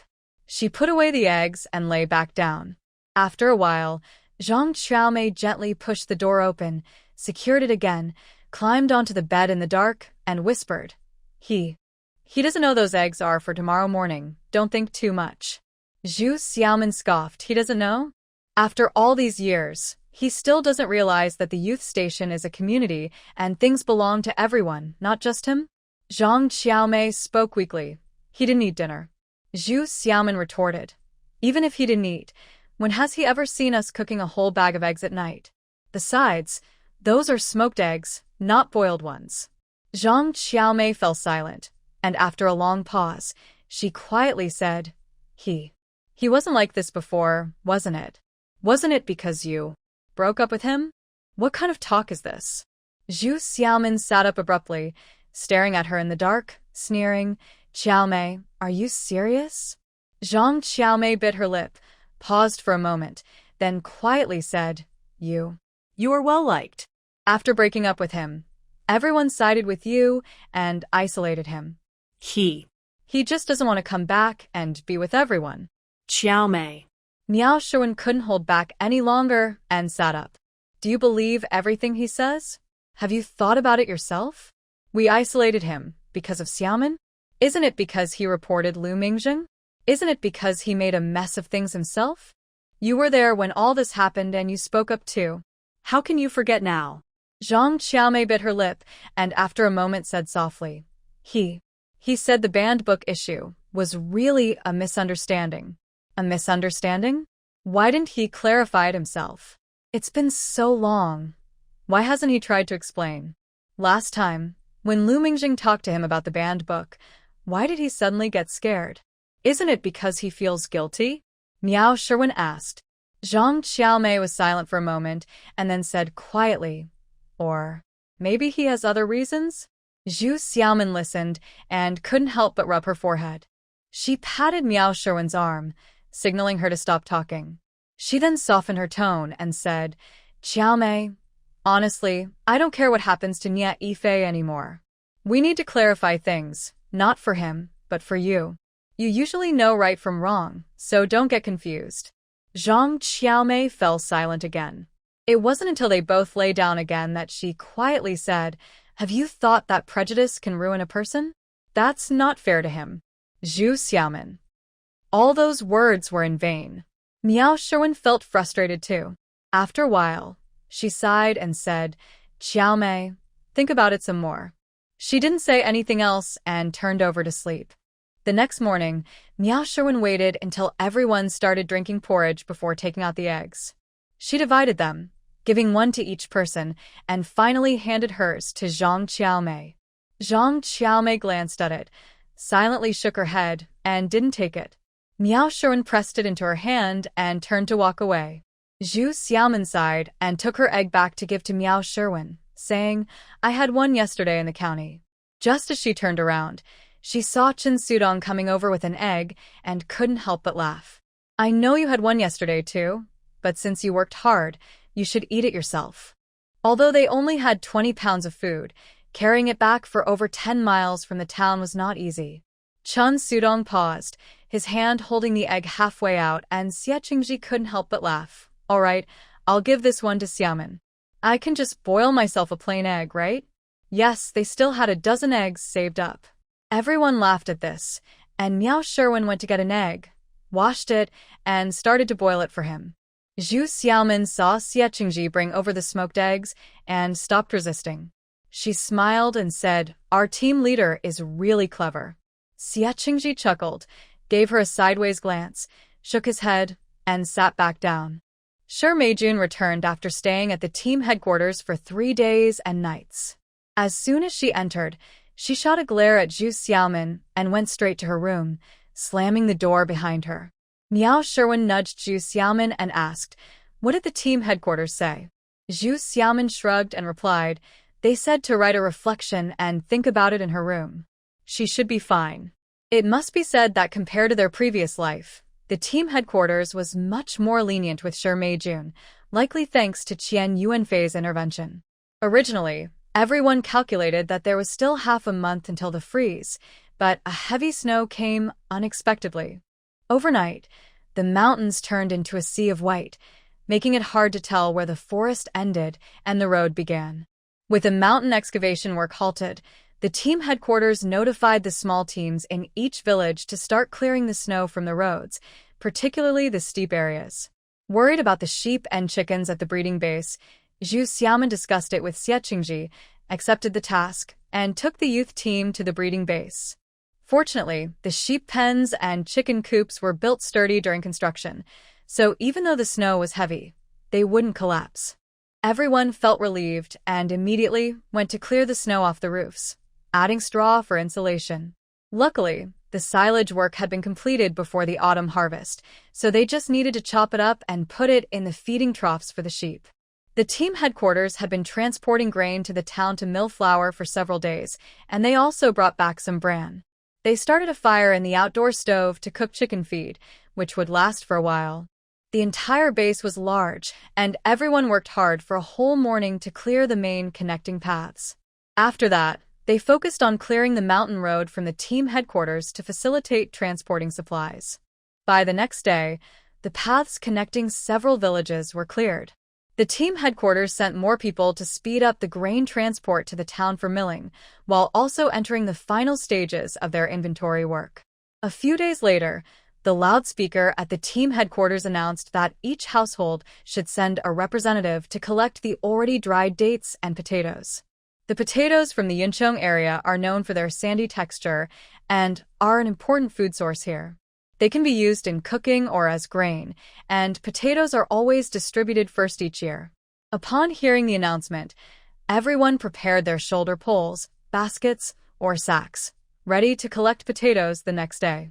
The youth station was no exception. A few days earlier, they had hurried to clean out the cellar. Xie Qingji divided the 4 groups of male youth into 3 teams. He took Song Jian's group to the brigade office to handle the potatoes, while Wu Xulin's 2nd group and Xing Qingxing's 3rd group were responsible for bringing the potatoes back to the youth station. Xiang Ziquan's 4th group was in charge of placing the potatoes in the cellar. The 5th group of female youth was responsible for keeping records. There were 5 female youth in total, but Shi Meijun had split from the group and no longer participated in the work at the station. The remaining 4 included Zhu Xiaoman, who worked at the brigade office, and only Miao Sherwin, Zhang Qiaomei, and Wang Xiaoyao were working here. After he assigned the tasks, everyone understood. Zhu Xiaoman said, "In a few days, we will have cabbage, so remember to save space for it." Xing Qingxing laughed. "We have 5 cellars. If one gets full, we can use another." He pointed to a spot near the stove. Zhu Xiaoman casually replied, Well, if we can't fill it this year, who knows about next year? When it warms up, we can dig a few more. Where will we dig more? Everyone turned to look at the spot Xing Qing Sheng had pointed to. When they initially dug the cellar, they left the entrance between the stove and the dormitory. The last two rooms became a grain store and a warehouse, with the cellar entrance neatly separating the two. If they dug outwards, they would be digging into the space where the table is now. But if they considered the other side of the stove, that was where the chicken coop had just been built this year. The chicken coop area was also used for growing vegetables. Both places had significantly improved their lives this year, and they were reluctant to give them up. Zhu Xiaomin smiled. Outside our yard, they said we can't grow more crops, but they didn't say we can't dig cellars. We can expand the yard wall and include more space. Originally, it was stated that the youth station couldn't grow crops outside, but they could plant in the yard. It was never mentioned that they couldn't expand the yard. This girl was trying to exploit that loophole. Everyone listened, feeling a mix of excitement and concern, looking at each other without speaking.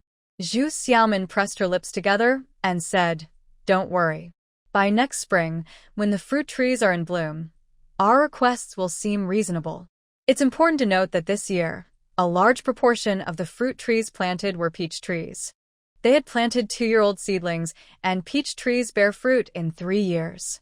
By next year, when the peach blossoms bloom and the branches are full of small peaches, everyone will be happy, but they will also worry about how to sell the peaches. By that time, who would care if the youth team quietly expanded their yard?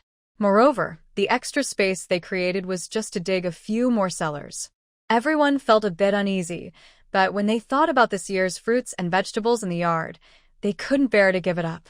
They decided to deal with next year's issues when the time came. Everyone excitedly made plans, but as it got late and the yard grew colder, they each went back inside. Thinking about how they would get potatoes the next day, they felt thrilled at the idea of not having to tighten their belts and count every meal. Although they lay down, no one could sleep peacefully. Everyone in each room was still happily discussing and guessing how many potatoes their youth team would receive. The next day, everyone woke up early and worked together to make breakfast. Zhu Xiaomin, Xie Qingji, and their group ate first and hurried to the brigade office. At this time, it was just getting light, and the brigade office yard was already bright with lights. The members were all excited, unbothered by the cold, gathering in the yard to chat, discussing similar topics to the night before. Zhu Xiaomin went ahead to check and returned to say, "Over there, Accountant Huang and Xia Chunhua are still calculating work points. It looks like we'll have to wait a bit longer. It's cold in the yard, so everyone can come to my office to warm up." There were many tasks at the brigade office that day. Sure, Meijun found it noisy, and since no one was in the office when they left, they decided to stay outside. Song Xian shook his head. "Let's wait here. We don't want people to think we're getting special treatment." Xie Qingji thought for a moment and said, "It's fine if you wait here. We'll go help." He followed Zhu Xiaomin through the crowd. When they reached Huang Shaowan, Zhu Xiaomin asked, "Is there anything left to calculate?" "We can help." Huang Shaowan handed her a notebook. "These are the work points for the next few months. Once we calculate these and add them to the previous totals, we can start distributing." Zhu Xiaomin nodded, took the notebook, and she and Xie Qingji calculated together. After finishing one page, she handed it back to Huang Shaowan. On the other side, Huang Shaowan and Xia Chunhua quickly found the corresponding people, calculated the total, and once everyone's points were accounted for, they noted the total and handed it to Xia Dongliang and Gu Monsong. Finally, after a full half hour, all the work points were calculated. Xia Dongliang announced that they would begin distributing the potatoes. Huang Shaowan had already calculated how many work points equaled 1 pound of potatoes and noted the amount each household should receive, while Qian Zhuzai and others helped weigh and pack the potatoes. Although some dates were distributed, there wasn't much for each family. On the other side, 2 people agreed to help pack everything together. Seeing everything organized and realizing she couldn't help anymore, Zhu Xiaomin and Xie Qingji went back to their office. Xie Qingji noticed her peeking outside again and couldn't help but ask with a smile, "Do you have something to say?" Zhu Xiaomin nodded and said with a smile, "Today we received potatoes and dates." In a few days, we'll get radishes, cabbage, and green onions. Before we distribute the grain, there shouldn't be any tasks for the team. Xia Qingji agreed, yes. Even though we have to transport grain to the town to be ground into flour every day, with so many production teams, we probably only have to do it once. Zhu Xiaomin blinked and said mysteriously, in this vast mountain covered in snow, don't you have any ideas? What ideas? Xia Qingji was puzzled. Zhu Xiaomin sighed. With the current situation, the animals in the mountains are having a hard time finding food. If we set a few more traps in the forest. Xia Qingji's eyes lit up, and he nodded eagerly. This time, we won't need the toxic valley. We just need to grab some bran from the base. Seeing his confidence, Zhu Xiaomin smiled. Let's quietly gather a few more people. If we catch a lot, the weather won't spoil it. We can freeze it first and eat it slowly. Xia Qingji nodded repeatedly and smiled. We got potatoes today, so we can go tomorrow. After agreeing on the plan, he peeked outside again and said, I should go out now. It's not good to stay too long. He smiled at her and went out to find Song Zian and the others. After warming up for a while, Zhu Xiaomin went out to help Huang Xiaojun. She recorded each household as they received their items. The people from Lushu village were the first to come, as they lived nearby. After delivering their goods, they returned to enjoy the festivities and help out. By noon, about 100 households had finished receiving their items. The brigade prepared a meal, which was a stew of freshly harvested potatoes and radishes with noodles, to celebrate the year's harvest. Everyone stayed together, squatting in the yard with their bowls, eating and chatting happily until they eventually dispersed. The educated youth, like the members of Lushu village, transported their potatoes back home and returned to help the members of other villages. After eating, everyone laughed and chatted as they walked back. Miao Sherwin walked beside Zhu Xiaomin, showing her notebook. This year, there are 36 of us at the youth station. Even though the 6 newcomers have only been here for 6 months, most of us have earned full work points. Chen Sudong and Gu Lianqing have helped the team with extra work, so we have over 600 pounds of potatoes. What about the jujubes? Zhu Xiaomin asked. Those are divided by person, 2 pounds each, so we have 72 pounds. Miao Sherwin replied. Zhu Xiaomin nodded and murmured, I remember there are a few hawthorn trees too. Miao Sherwin sighed. The hawthorn trees we planted are only 1-year-old seedlings. They won't bear fruit so soon.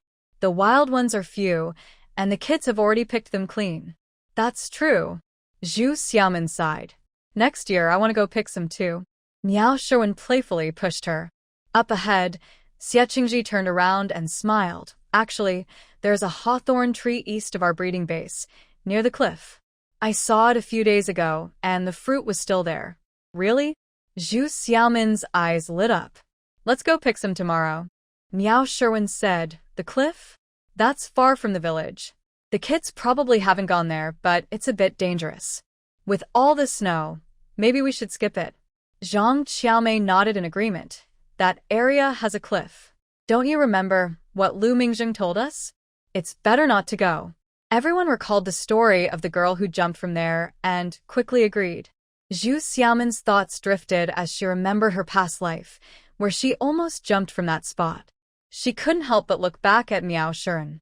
Miao Sherwin misunderstood and quickly pushed her. Why are you looking at me? I won't let you go. What if you slip? All right then. Zhu Xiaomin nodded, then we won't go. Song Jian squeezed in from behind, leaning closer and eagerly asking, Xiaomin, we just got the new potatoes. Can we have potato pancakes for dinner? Miao Sherwin chuckled as he pushed her aside. You little glutton. Zhu Xiaomin laughed and nodded. Sure, we should try the new ones today. Great. Song Jian cheered. While chatting and laughing, they walked through the woods and up the hill to the youth station's courtyard. In the courtyard, Shi Meijun was taking freshly steamed buns out of the steamer. Seeing the group enter, she smiled and said, My meal is ready. The pot will be cleaned soon. Miao Sherwin waved her hand. We've already eaten at the team office, so no need to rush. Shi Meijun pouted. Is that big pot of potatoes just for steamed buns? She waved the bun in her hand for everyone to see. Everyone frowned at her. Who was she trying to tease? Zhu Xiaomin raised her lips and said coldly, "We can't compare to the good life Shi Jiqing has." Not wanting to engage with her, she glanced back at Xie Qingji, met his gaze, blinked, and pulled Miao Sherwin back into the house. Chen Sudong asked, "Shi Jiqing, did you get your share of potatoes from the team today? Do you need help?" He was in the third group, responsible for carrying potatoes back from the team headquarters, but he hadn't seen Shi Meijun at all. Since Shi Meijun arrived, even though she wasn't focused on production, after the incident with the bald man, she was counted as working full hours at the headquarters, whether she went or not. Chen Sudong had good intentions, but Shi Meijun was ungrateful. She lifted her chin and said, "Someone from the headquarters brought it to me. Am I supposed to starve while waiting for you?" Chen Sudong felt he was being too nosy and shook his head, heading into the house. Xie Qingji frowned and told everyone, "There are no plans for the afternoon, so feel free to do your own activities." After saying this, he called over Song Jian and Yang Aijuan before leaving the yard. Inside the house, Miao Sherwin took another notebook and leaned over the edge of the bed to draw grids, preparing to record the income and expenses for the new year. Zhu Xiaomin lay beside her and watched as she filled in the names of various grains. Suddenly, she said, "Since we haven't divided the new grain yet, let's reorganize the granary." "What?" Miao Sherwin didn't understand. Zhu Xiaomin gestured. "Let's divide that room into two parts. The inside should be larger for storing grain, and it would be best to build shelves to store more grain and make it easier to access. The outside can just have a small partition for our cooking furniture and prepared food, so we don't have to keep it outside." Miao Sherwin thought for a moment. "Are you suggesting we build a wall inside? But it's cold now, and it's not easy to make mud bricks." Zhu Xiaomin nodded. "That's why I said we should reorganize it, clear some space, and when the weather warms up, we can build the wall from the outside." She winked. "Besides, we want to expand the yard." Expanding the yard means making more mud bricks, which is quite a task. Are we really going to expand the yard? Miao Sherwin felt excited thinking about her previous plans and nodded. "Okay, I'll discuss it with Xie Qingji later. Tomorrow we have no tasks, so we can start organizing right away." Listening to the two discussing, Zhang Qiaomei remained silent and finally asked cautiously, "Are you worried about Nie Yifei?" Zhu Xiaomin turned to look at her and shook her head, saying, "It's not just him. Besides Nie Yifei taking things that belong to everyone, there's also a former youth worker, Shi Jiqing, who has left the group. The yard and stove are shared, so it's not good for us to keep our things there." Zhang Qiaomei bit her lip and stopped talking. Wang Xiaoya, recalling how Nie Yifei had stolen 2 eggs, nodded repeatedly in agreement. This matter wasn't a big deal, especially since it was the end of the year, and organizing the grain storage before the new harvest was expected. Xie Qingji had no objections and arranged for a few young men to help. He turned to Zhu Xiaomin and quietly gave her an okay sign. Zhu Xiaomin was delighted, knowing he had arranged for helpers to go up the mountain to catch wild chickens, and she felt very happy. That evening, Zhu Xiaomin carefully selected some freshly received potatoes to cook, peeled and mashed them, then mixed in some flour and chopped green onions, making delicious potato cakes. The aroma of potatoes mixed with green onions spread through the yard, and with the lively chatter and laughter of the young people eating, they hardly felt the cold weather. Song Jian, with his back to everyone, winked at Zhu Xiaomin and said, "We have a task tomorrow and won't be back for lunch. Can you bring us some cakes?" He and Yang Aijuan were going up the mountain with Xie Qingji the next day. Zhu Xiaomin understood and nodded with a smile, "But in this weather, the cakes will be cold, so you should keep them in your clothes." "Okay." Song Jian quickly agreed. Yang Aijuan looked around the yard and, not seeing Nie Yifei, glanced at Zhang Qiaomei, who was helping nearby, and casually said, "Keep Nie Yifei's portion separate. He might mess it up when he comes back tonight." Zhang Qiaomei pressed her lips together and didn't look up. Xie Qingji playfully pushed Yang Aijuan's head, saying, "You're so clever," and pulled the two of them away. The next morning, after breakfast, Xie Qingji took Song Jian and Yang Aijuan up the mountain with baskets, while Xing Qingsheng and others helped Miao Sherwin organize the grain storage. Wu Shulin saw this and opened the storage room door, deciding to tidy it up as well. Xiang Jiquan took the remaining people to continue cleaning the yard. Zhu Xiaoman went out with Xie Qingji and the others, also heading to the team office. There were no tasks today, and only a few officials and Huang Xiaojun and Xia Chunhua were present in the office. Zhu Xiaoman asked the two for the data on the potatoes distributed yesterday, made her own records, and prepared to organize the materials. Xia Chunhua followed her and whispered, "Yesterday, there was a commotion in the village. Aunt Qian found the Qian brothers and was crying, saying she wanted to find a wife for Qian Su." Zhu Xiaoman was surprised. Find a wife for Qian Su? How could anyone want to marry him? Exactly. Xia Chunhua shrugged. But Aunt Qian said she is getting old, and if something happens to her, what will happen to Qian Su? He needs someone to take care of him. Zhu Xiaoman frowned. Her plan makes sense, but who would want to marry him? Xia Chunhua nudged her and whispered, but Uncle San is annoyed with her and actually agreed to help find a solution for Qian Su. Uncle San refers to Qian Yuanfei. Zhu Xiaoman was shocked but could believe it, knowing Qian Yuanfei's character. If no one wanted to marry him, he would force someone. Over the years, he had used his position as the head of the Revolutionary Committee to bully others.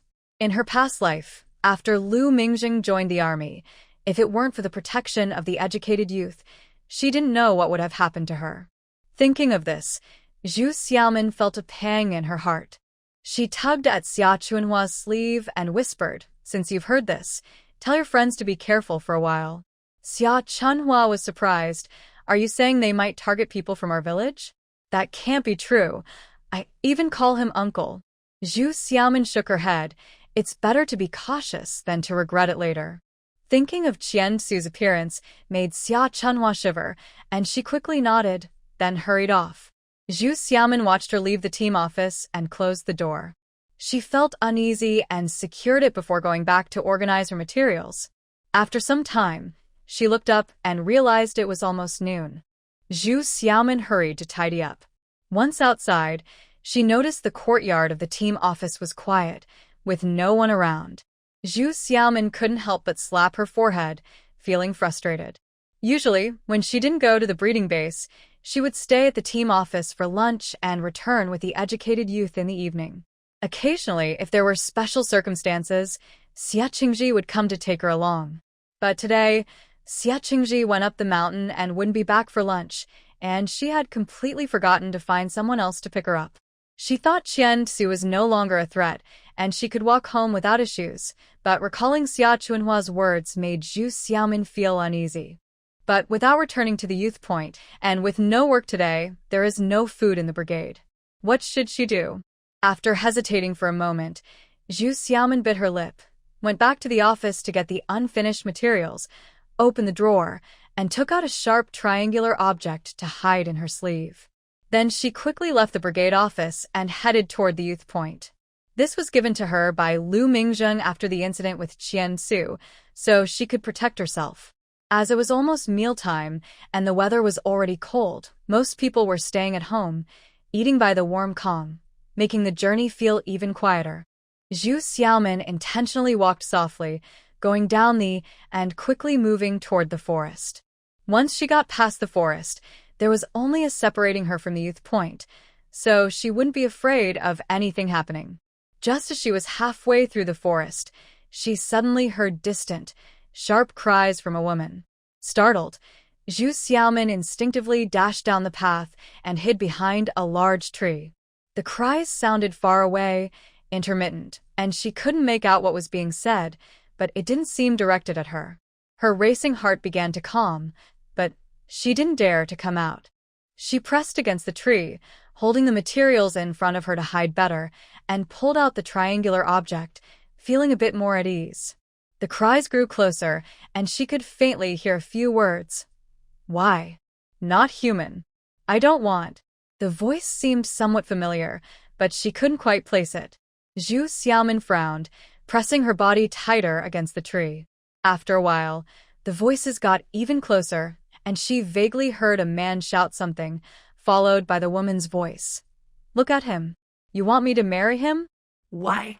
"Qian Yuanfei, you're not human, you're not human." Sure Mei Jun. Recognizing the voice, Zhu Xiaomin's breath caught in her throat. Remembering what Xia Chunhua had said, she felt a chill run down her spine. As expected, she then heard Qian Yuanfei's voice say, "What's wrong with that? I said I'll take care of you for life, with food and drink." Why not? I don't want to. Shi Meijuan's sharp voice nearly broke as she shouted desperately, "What does it matter if there's food and drink? I don't want to live with something that's not human."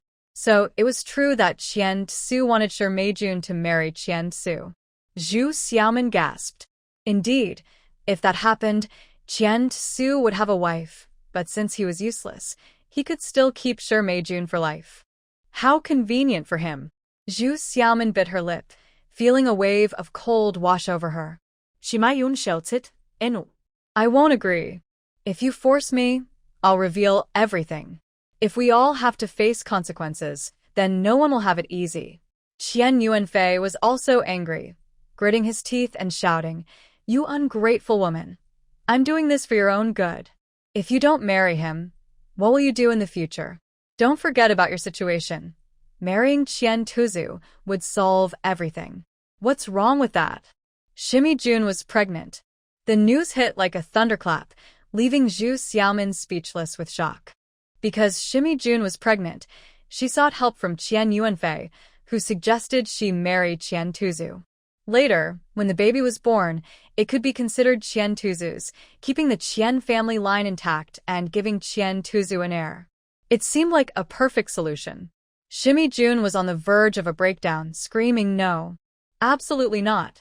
I don't want this child. You need to help me. If you make me marry Qian Tuzu, then no one will have it easy. You're crazy. Aborting the baby could cost you your life. Qian Yuanfei shouted back, adding, "Besides, you live in a place where everyone is watching. How can you hide an abortion? Do you care about your reputation at all?" "I don't care about my reputation. I don't want this child, and I definitely won't marry Qian Tuzu." Shimi Jun's voice grew louder. Qian Yuanfei, furious, slapped her hard across the face and cursed, "This is my child. How dare you say you don't want it?" Dazed from the hit, Shimi Jun wasn't afraid. She bit his hand tightly, struggling with all her strength. Qian Yuanfei winced in pain, shouting, "Let go, you crazy woman. Let go of me." He slapped her on the head. Shimi Jun, momentarily stunned, loosened her grip, but still held on, yelling, "You've taken advantage of me enough.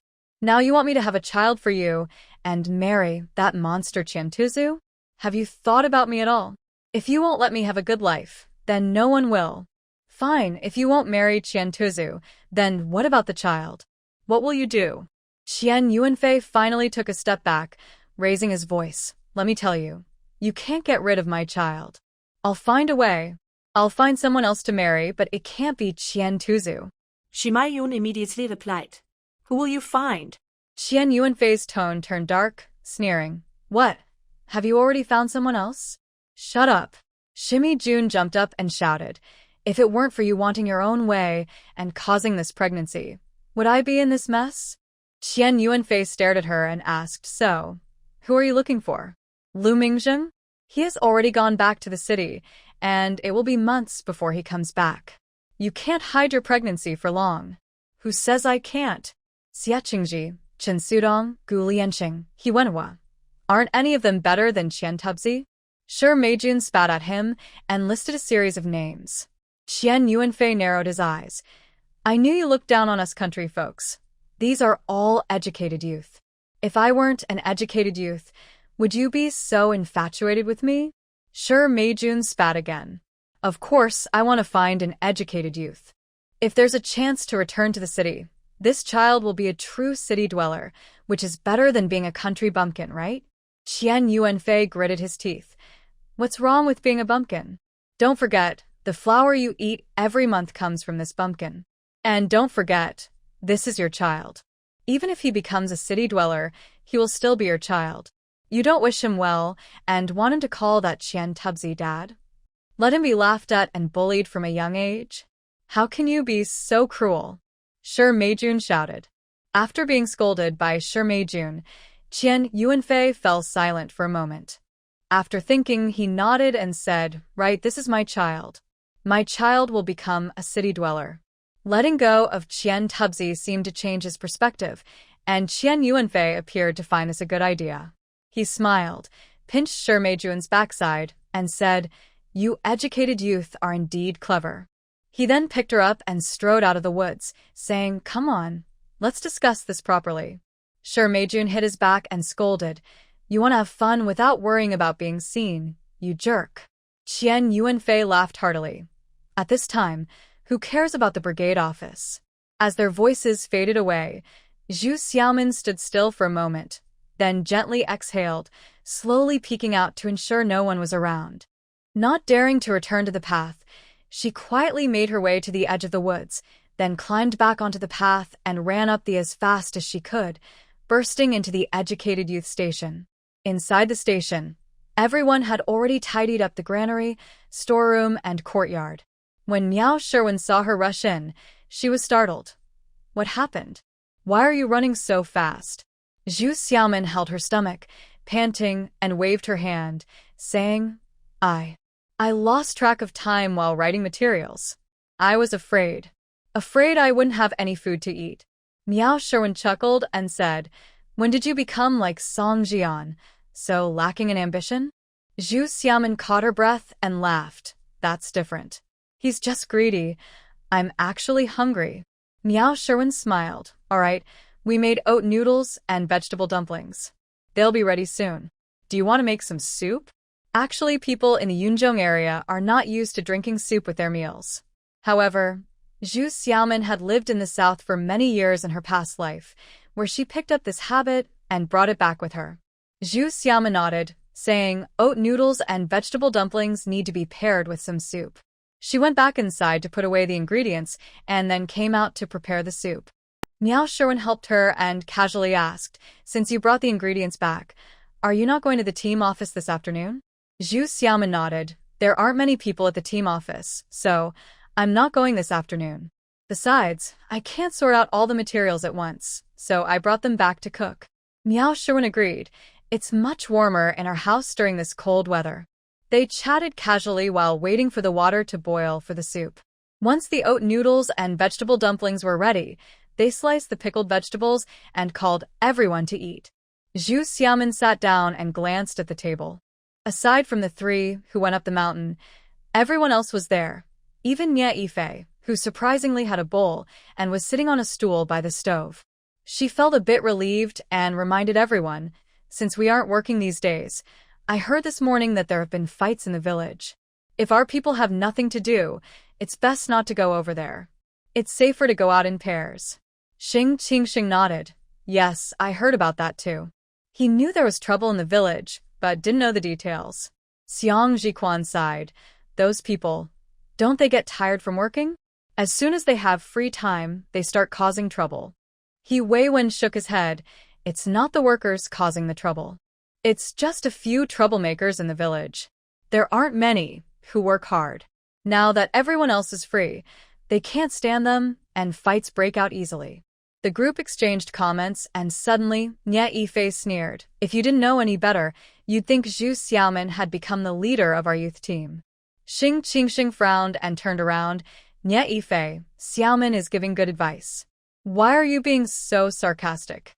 Nie Yifei stood up, looking coldly at him, and scoffed. "What do you mean? I just don't want to let her boss us around." After saying that, he added some soup to his bowl and went back inside. Xing Qingxing was frustrated. Some people really don't know what's good for them. Zhu Xiaomin shook her head and said, "Let him be. Some words are meant for those who can understand them." Miao Sherwin nudged Wang Xiaoya and said, "You're a young girl, so don't run around. Wherever you go, let us know and stick together." Wang Xiaoya felt uneasy about the trouble caused by the wealthy bald man with Shi Meijun and nodded repeatedly. "I'm not running around. When I'm not working, I'm at the youth station. Just remember to call me if you go out." This child listens well. Zhu Xiaomin smiled, thinking about Shi Meijun's words, feeling unsettled, and glanced at the young men. It seems she needs to find a chance to talk to Xie Qingji about this, to give everyone something to do, which would reduce the chances of wandering around. However, Sure, Meijun lives here, like a ticking time bomb, and it's unclear who it might affect. Before dark, the three people who went up the mountain returned, each carrying some items they had gathered.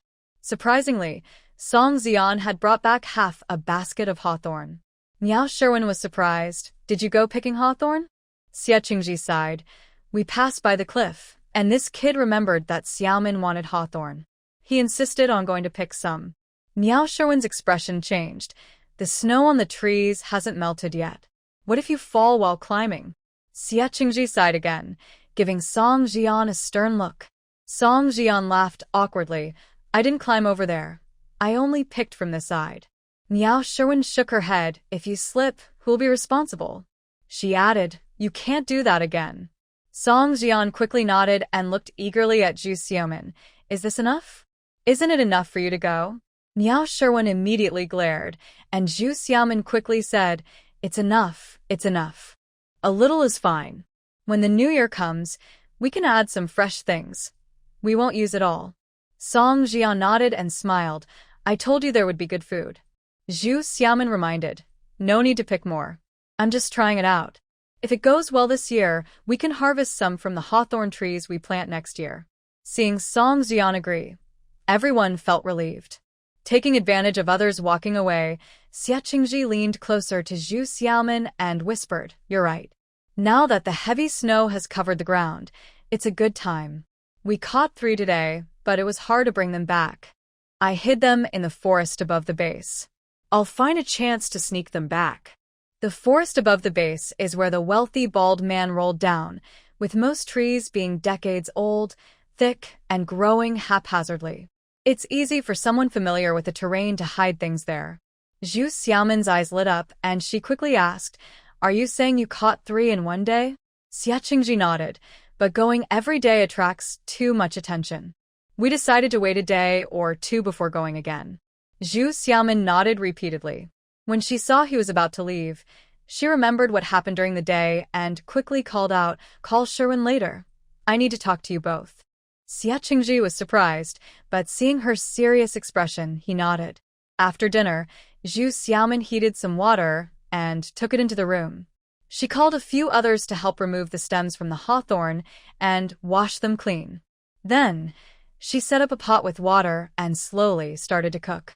Once it boiled, she asked Zhang Xiaomei and Wang Xiaoya to watch the fire, while she called Miao Sherwin out and found Xie Qingji to briefly share what she had heard. Miao Sherwin exclaimed, no wonder you were running so fast. It looked like you were escaping. Xie Qingji's face darkened as he whispered, who's she trying to scheme against? Zhu Xiaomin shook her head and sighed. Even though she mentioned the names of you 4, she might also have her eyes on others.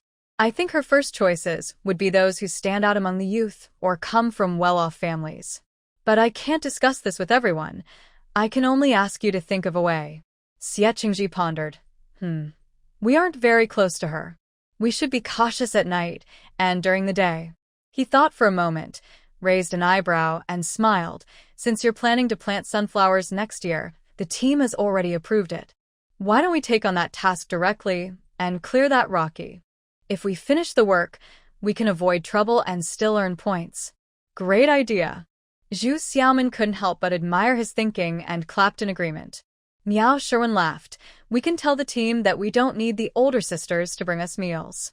Instead, we can take this portion of grain to the base and cook there since the stove is already set up. Zhu Xiaomin chuckled, but the pots there are used for cooking chicken feed. Xie Qingji couldn't help but laugh too. That's easy to solve. Before spring next year, the team won't be cooking much. We can borrow a pot from the team. Once they agreed on the plan, the 3 discussed the details before heading back. After a hard year, they finally had a chance to rest, but when Xie Qingji mentioned taking on a task, the youth immediately groaned. However, when Zhu Xiaomin suggested cooking for themselves and applying for grain from the team, they instantly perked up and enthusiastically agreed. When the team has tasks, the allocated rations are often more than what they would eat from their own supplies, and since they prepare the food themselves, it tastes better than what the team's cooks make. They earn work points and don't have to use their own food, which is definitely a good thing. This suggestion passed with the majority's approval. Of course, the only one against it was Nia Yifei, who didn't want to spend all day with these people. Besides, with the strong winds and heavy snow, it was too cold to work outside.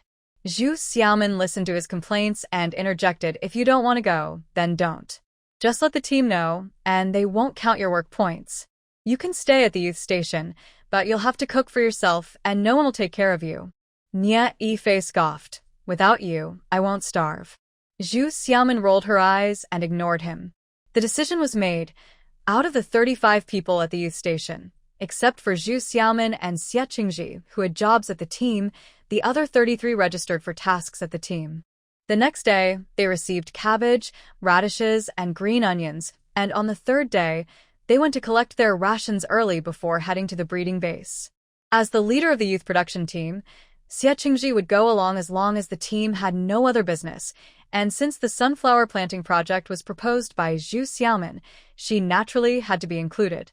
Nia Yifei initially thought that some people would back out, but to his surprise, all 35 went without a single person staying behind. After braving the cold wind in the yard, he saw the icy water in the tank and didn't want to cook for himself, so he roasted a few potatoes and ate them with pickles. However, after 3 days of eating potatoes, he couldn't take it anymore and went to the breeding base to mooch off a couple of meals. Listening to the teasing from a youth made him feel frustrated, so he decided not to go back. After not seeing Nia Yifei for 2 days, Zhang Qiaomei felt uneasy and found him after-work task. Nia Yifei scoffed. What? You still remember I exist? Zhang Qiaomei sighed. That's the task from a youth station. If I don't go, I won't earn any work points. Seeing his sour expression, she tried to cheer him up. I'll make your lunch in the evenings, and you can just heat it up the next day. Nia Yifei grunted and ignored her until she coaxed him a few more times, which finally softened his mood.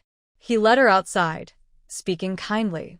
Meanwhile, at the breeding base, everyone discussed and chose a vacant area outside the base to store stones for future expansion. Afterward, they started clearing the stones from the nearby, moving them one by one to pile them up in an open area. After working for over 10 days without any issues, Zhu Xiaomin and the others felt a bit more at ease. However, thinking about Shi Meijuan's situation, they remained cautious, and Xie Qingji still insisted that the young men stay at the base. As the weather grew colder and nights came earlier, everyone began suggesting that they finish work earlier. Xie Qingji looked at the endless pile of stones and realized it couldn't be finished in one go, so he nodded in agreement. He spoke with Xia Chunhua, and they decided to end work 2 hours early that day. After reporting their tasks at the team office, they chatted about what to have for dinner, laughing as they returned to the youth center. Before they entered the courtyard, they noticed a group of about 10 people standing outside, pointing and whispering. Zhu Xiaomin felt a jolt of anxiety and quickly exchanged glances with Xie Qingji and Miao Shiwen. They rushed over and asked, "What's going on? What happened? Step aside. What are you looking at? What's going on?" The group turned around, and seeing the youth from the center, they stepped aside. Wang Ergu, known for his mischief, whistled and grinned, saying, "You youth really know how to have fun. What are you talking about?" Xie Qingji replied coldly. Wang Ergu, like Qian Tsu, was notorious for causing trouble, but he was from the neighboring Wangjia village, and Xie Qingji wondered why he was here. Wang Ergu shrugged and pointed to the courtyard, saying, "You can see for yourselves." Ignoring him, Xie Qingji rushed into the courtyard. Inside, another group was dragging Nia Yifei out of a room, shouting and making a commotion, while Qian Yuanfei, the director of the Revolutionary Committee, stood nearby with a stern expression. Seeing this scene, Zhu Xiaomin immediately felt relieved but pretended not to understand and quickly asked, "What's happening? What are you doing?" Nia Yifei, already pale with fear, saw the youth return and shouted, Xie Qingji, I didn't do anything, I really didn't." "Didn't do what?" Xie Qingji asked. Qian Yuanfei sneered, "Your Nia youth was causing trouble, barging into Shi youth's room. We came to deliver food to Shi youth and caught him in the act." Nia Yifei shook his head repeatedly, saying, "No, I really don't know what's going on." Xie Qingji suddenly understood. his expression turning ugly. He looked at Nie Yifei and then at the door, asking, "Where's Shi Jiqing?" During this time, he had kept all the male youth in check, but only Nie Yifei refused to work. It seemed that Shi Meijun had taken advantage of the situation and targeted Nie Yifei. Zhu Xiaomin questioned, "You're only dragging Nie Jiqing along. You can't be wronging him, right?" How could that be? Said Qian Laosan, who had come with Qian Yuanfei, rolling up his sleeves. "I'll go drag Shi Meijun out too."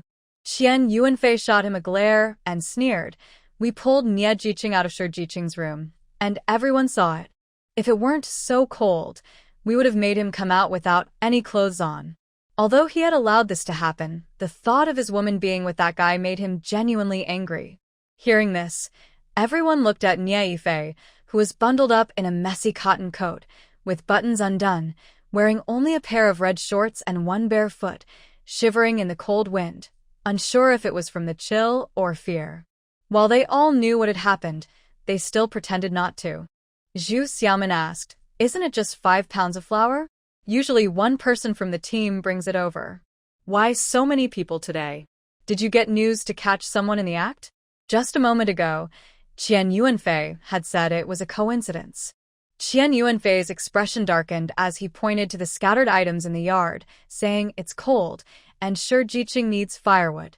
We just spoke to the team about it a few days ago, and there are some New Year goods that she asked the team to help with, which are being delivered today." Zhu Xiaomin looked where he pointed and saw quite a few items on the table and the ground. Nodding, she turned to look outside and pointed at Wang Ergu, saying, "It's understandable for the people from Lushu village to be here, but there are even people from Wangjia village." Wang Ergu waved his hands repeatedly, pointing to the yard, saying, "I was looking for Qian Laosan to play. I didn't know I would run into this." After that, he stretched his neck to peek at the door, excitement on his face, shouting, "Why are only the men being dragged out? The women should come out too. Are they?" The youth couldn't help but frown. Although these excuses are rough, they don't seem to have any flaws upon a quick listen. Zhu Xiaomin turned to look at Nie Yifei and shrugged, saying, "Nie Jiqing, what's going on? You need to explain yourself. Otherwise, you could be accused of misconduct, and Shi Jiqing might end up in trouble." As she spoke, she felt a bit pleased inside. It's true that what goes around comes around. In the past, Nie Yifei had schemed against her and Lu Mingzheng, and now it was his turn to be caught in a trap. It's said that revenge takes time. Hearing the words misconduct, Nie Yifei's face turned pale, and he almost collapsed to his knees, shaking his head repeatedly. No, it's not like that. I don't know what happened. Today. Lunch was fine." He paused, confused, and looked back into the room. During this time, the young people had been working at the breeding base, and no one was cooking at the youth station. The team office wasn't providing meals either. Although Zhang Qiaomei made him food every night for the next day, it had frozen into hard lumps by morning, so he had to heat it up himself. So, while Shi Meijun was cooking, he approached her for help to warm up his food. Later, attracted by her cooking, he ended up eating there regularly. Over the past few days, he not only enjoyed warm meals but also had plenty of white flour and meat, living like a dream. At noon today, Shi Meijun said it was cold outside and decided to eat steamed buns and a pot of meat soup inside. When he came in, she shared some with him. After that, he truly couldn't remember what happened next. Nie Yifei's face went pale, and he quickly turned to look at Zhu Xiaomin. This was a familiar tactic. He had experienced it last summer.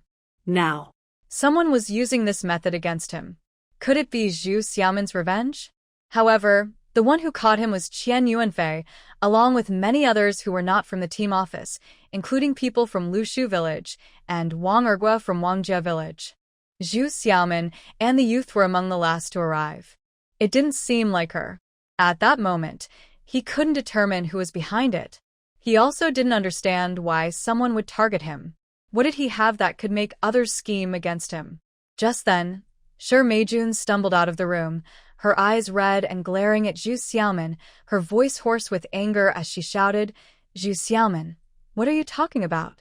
You. "You're the one with a bad reputation."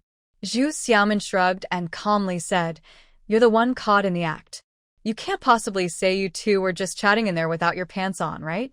That was a harsh statement. Among the young men, several cleared their throats, feeling uncomfortable.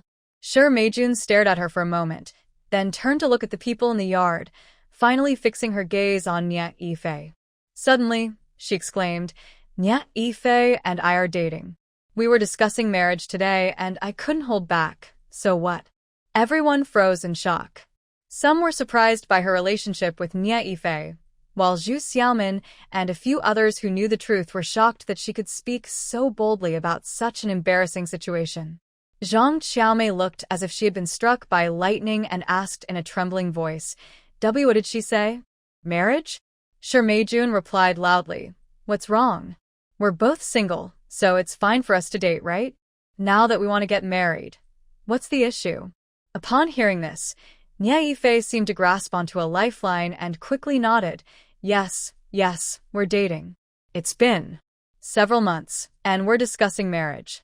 Zhang Xiaomei felt dizzy, swaying slightly, almost falling, but Miao Sherwin quickly caught her. She trembled her lips but couldn't speak. If she were to say she was Nya Yifei's girlfriend, it would mean he was in a scandal with Sure Meijun, which would be a serious issue.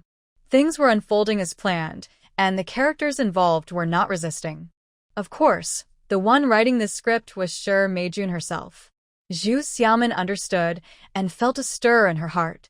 She didn't mind playing the role of a supporting character to push the plot along, prompting Nya Yifei to take on this role.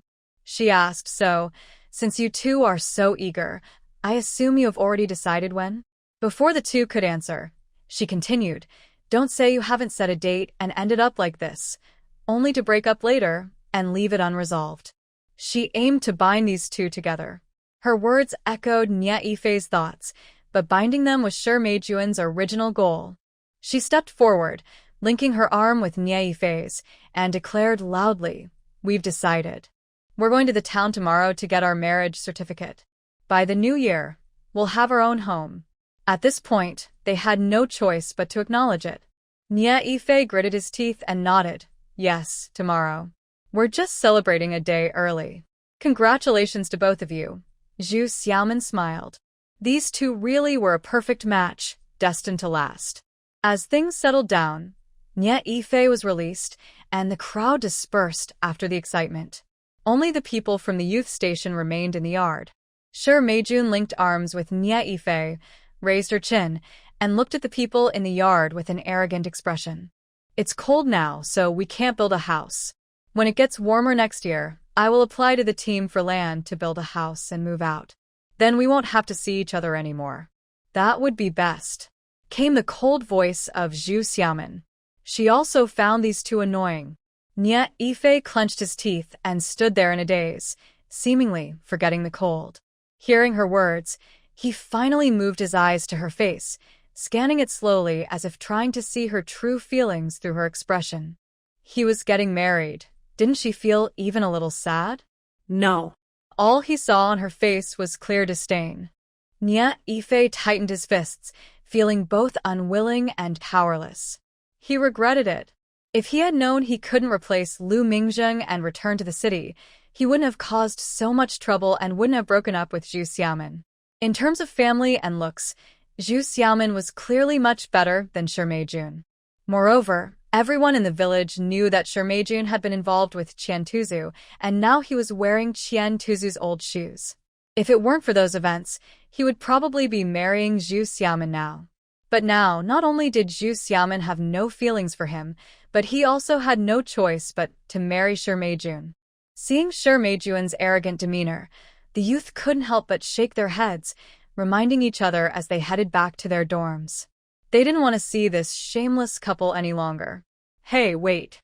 Sure Meijun stepped forward to stop Xie Qingji and said loudly, Captain Xie, tomorrow we will get our marriage certificate, which means we will have a separate household. We need to clarify today that the youth station will have nothing to do with us anymore. Xie Qingji frowned and nodded. Of course.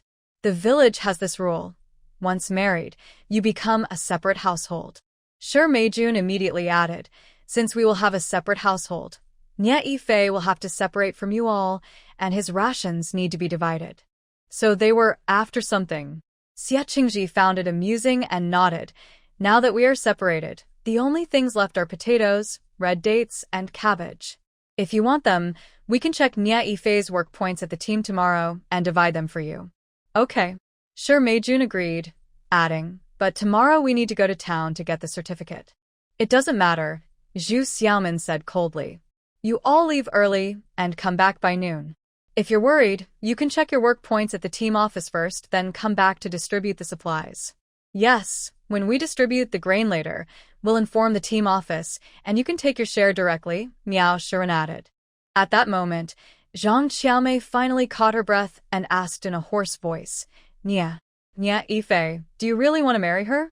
Nia Yifei glanced at her, pressed his lips together, and remained silent. He didn't want to, but if he didn't marry now, he would be treated like a rogue and dragged away.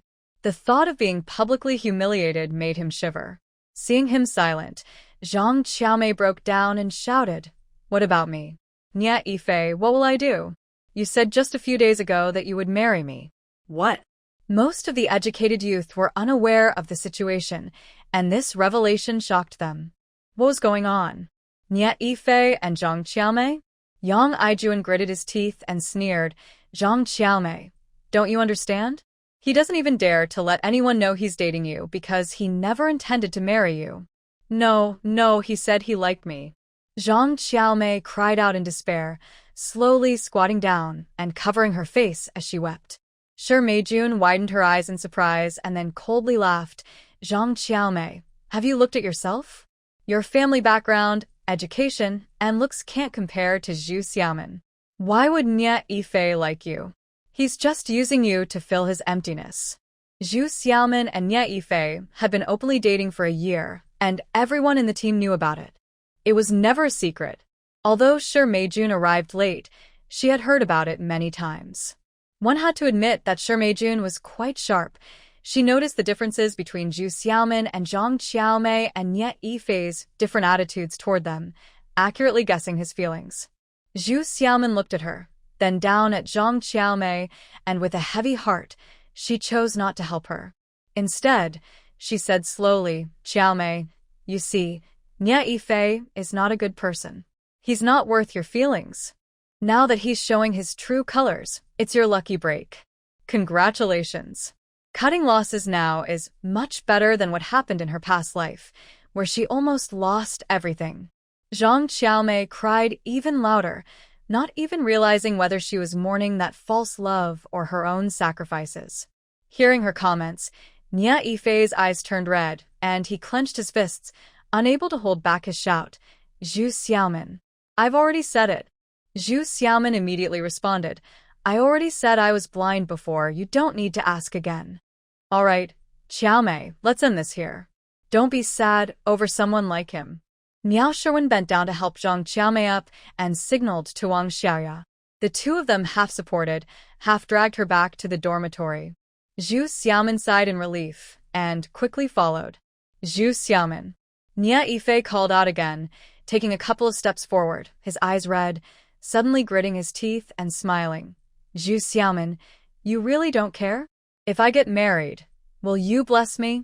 Zhu Xiaomin stopped, thought for a moment, then turned back and smiled lightly. No, because you don't deserve it.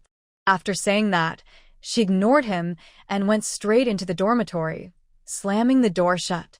Nia Yifei wanted to say more, but then he heard Yang Aijuan's cold voice ask, Nia Yifei, aren't you cold?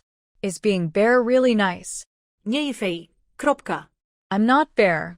But after that comment, he realized his legs were already frozen stiff.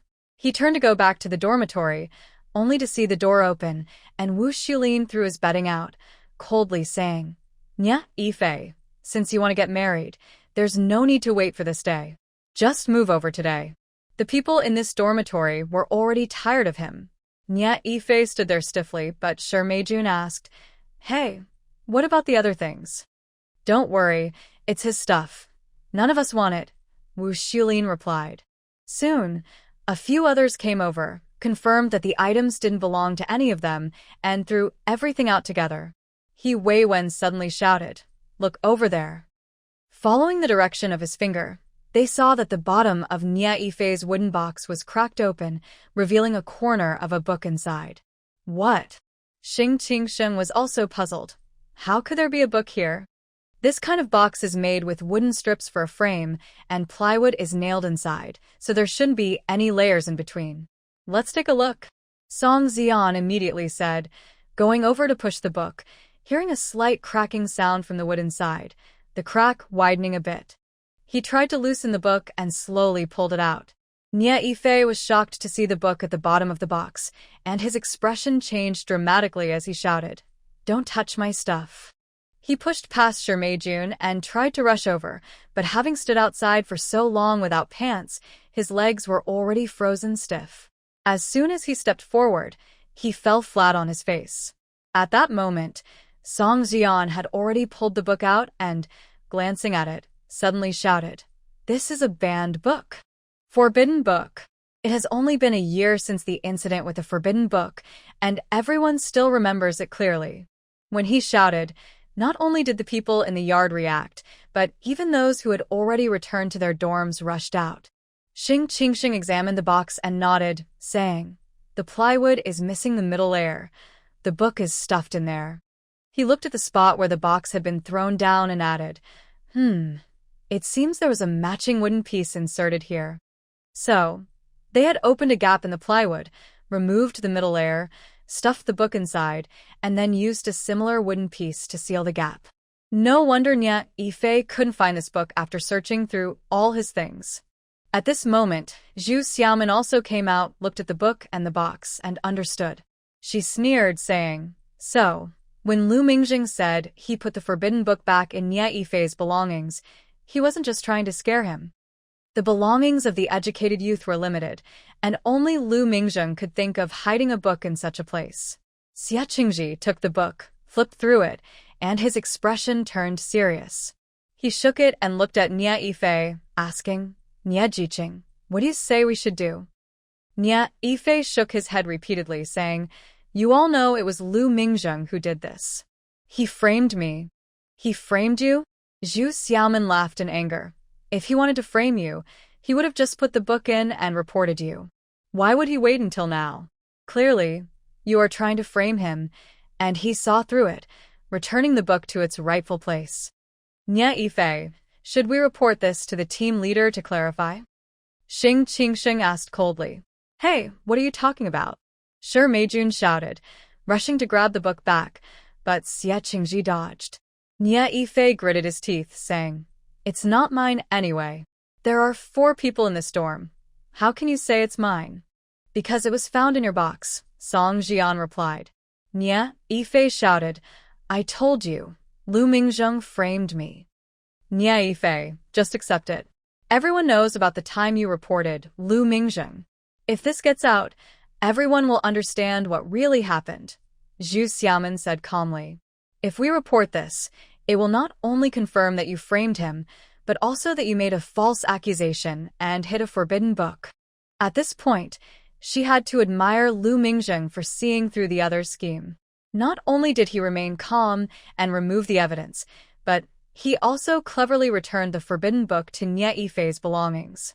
Unlike her, who, after seeing through it, only swapped the book out.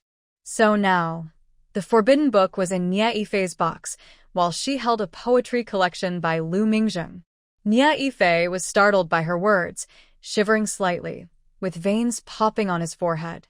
He gritted his teeth, reluctant to admit it, but he knew that if he didn't, things would only get worse for him. After hesitating for a while, he finally whispered, "Okay, it was my mistake.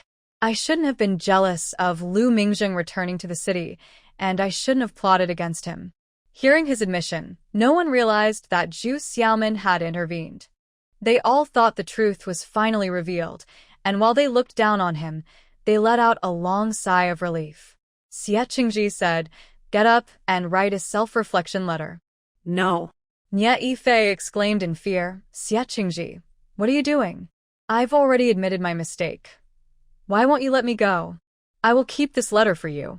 As long as you don't harm anyone in the future, I won't show it to anyone," Xia Qingji replied, glancing at the people in the yard. "Everyone needs to witness this."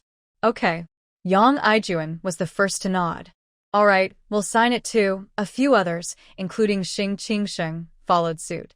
This meant that if he didn't write the self-reflection letter now, it would be submitted immediately. Nie Yifei's face turned pale, but he had no choice. He gritted his teeth and accepted it. Seeing Song Xian had already brought paper and pen, he trembled as he wrote the letter on the table in the yard, repeatedly expressing his sincere regret. Once everyone had signed, Xia Qingji sighed in relief and nodded, saying, "Don't worry, as long as you behave well in the future, I won't let anyone see this letter."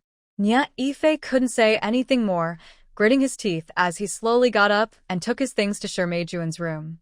When he returned, Zhang Qiaomei's crying had gradually stopped, but she was still lying on the Kong, not getting up. Zhu Xiaomin and Miao Sherwin exchanged a glance, understanding not to disturb her. They signaled to Wang Xiaoya and went out together to prepare dinner for everyone. The next day, without anyone needing to remind him, Qian Yuanfei brought people over to take Nie Yifei and Shi Meijun to the town to get their marriage certificate. Zhang Qiaomei stood at the door, her face pale, watching the group leave with a blank expression. Zhu Xiaomin observed the noisy crowd surrounding Nie and Shi as they went down the. Turning back, she noticed Zhang Qiaomei's expression and paused slightly. She exchanged a look with Miao Sherwin, clapped her hands, and said, "All right, everyone go to work. But I need to rush some materials today, so I might not be able to go." Regardless of whether she went or not, she would still earn her full work points. Miao Sherwin understood and nodded immediately. "Let's go. We need to return early today." Earlier, Zhang Qiaomei was grabbed by the hand and pulled along to help clean up. Xia Qingji nodded, saying, "Their marriage has nothing to do with us. Let's just get back to work as usual." Everyone else agreed and started to tidy up before heading out. Zhu Xiaomin saw everyone off and whispered a few words to Xia Qingji. Understanding her, he left with the group. An hour later, he returned with Yang Aijuan and Song Jian, and their baskets contained 6 mountain chickens. On their first trip to the mountains, the 3 of them caught 3 chickens. They went back 2 more times and caught 3 more. During this farming off-season, Nie Yifei and Shi Meijun were not working and stayed at the youth station. The 6 chickens had been and secretly raised in the woods above the base. Today, Shi Meijun and Nie Yifei went to town to get their marriage certificate. They took a tractor that was hauling grain into town but had to walk back, which took over 3 to 4 hours due to the slippery snow, meaning they would return around noon. Meanwhile, the other youth went to the base, just in time for them to process the chickens. Before the 3 returned, Zhu Xiaomin had already boiled water. Now, the 4 of them worked together to kill the chickens, pluck the feathers, and cut them into pieces, leaving the chicken feathers clean. By the time Shi Meijun and Nie Yifei returned, the 6 chickens were neatly packed away in the grain storage, with not a drop of blood in sight. Seeing the 4 of them, Shi Meijun raised the marriage certificate and said proudly, "Look, we got the certificate. From today, Nie Yifei can part ways with you all, and his things can be separated, right?" "Of course," Xia Qingji nodded. "But this matter needs everyone as witnesses. Since they're not back yet, we can first check Nie Yifei's work points at the team office." Shi Meijun was pleased with his response and waved her hand, saying, "Then let's hurry up." Xia Qingji raised an eyebrow and told Song Jian, "Xiaomin and I can go. You 2 finish up here." He left the 2 behind and went with Zhu Xiaomin to the team office. Since the 6 chickens were already processed, leaving the 2 behind was just to check if anything was missed. The 4 of them left the youth station, walked down through the woods to the team office. Shi Meijun walked proudly at the front, while Xia Qingji and Zhu Xiaomin walked side by side in the middle, and Nie Yifei lagged a few steps behind.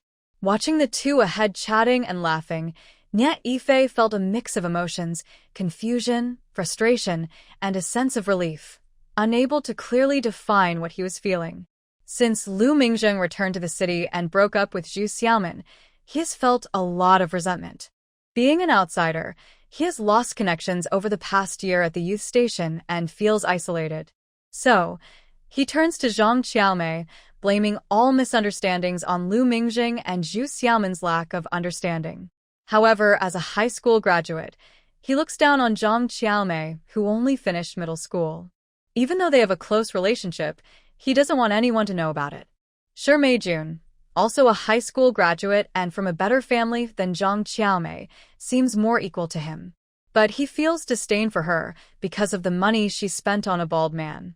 Still, thinking about the bags of grain in Shi Meijun's house, compared to the wild vegetable porridge the youth eat, gives him some comfort. Shi Meijun works at the team office, earning full work points and receiving an extra 5 pounds of flour each month. Occasionally, the office brings her some meat. Marrying her means he won't go hungry and will have meat to eat regularly, which is much better than what Zhang Qiaomei offers, only leftover food from the youth. Now that they have registered their marriage, it feels like a conclusion. He doesn't have to choose among several female youth anymore. He can just go on like this. Lost in thought, he enters the team office where Xia Chunhua and Huang Xiaojun are busy with grain distribution. When they hear a few people talking, they quickly pull out the page for calculating work points and show it to everyone. Shi Meijun sees Nie Yifei's work points and her face turns pale as she glances at him. A male member's full work points for a year is 3,600, yet Nie Yifei has only earned over 2,500, not much more than her, who has only been here for half a year. Nie Yifei is shocked and asks Xia Chunhua, "Did you make a mistake?" Xia Chunhua shrugs, "Nie youth, I record everything daily. I take attendance in the morning, and if you're absent in the morning or afternoon, points are deducted. If you don't return at night to submit your tasks, points are also deducted. There are quota points that must be completed to earn work points, and if you don't, you can't add them yourself." She then goes to a cabinet and pulls out 12 records with Nie Yifei's name. Feeling embarrassed, Nie Yifei grits his teeth, but doesn't have the courage to calculate his points himself. He glances at Shi Meijun but remains silent. Zhu Xiaomin asks nearby, "Do you want to recalculate? If not, we'll go with these points." Shi Meijun heard the sarcasm in her tone, glared at her, and said, "No need. We aren't lacking in that area anyway." Zhu Xiaomin shrugged, noted the work points, and calculated the points in front of the two of them. The four of them then returned to the youth station.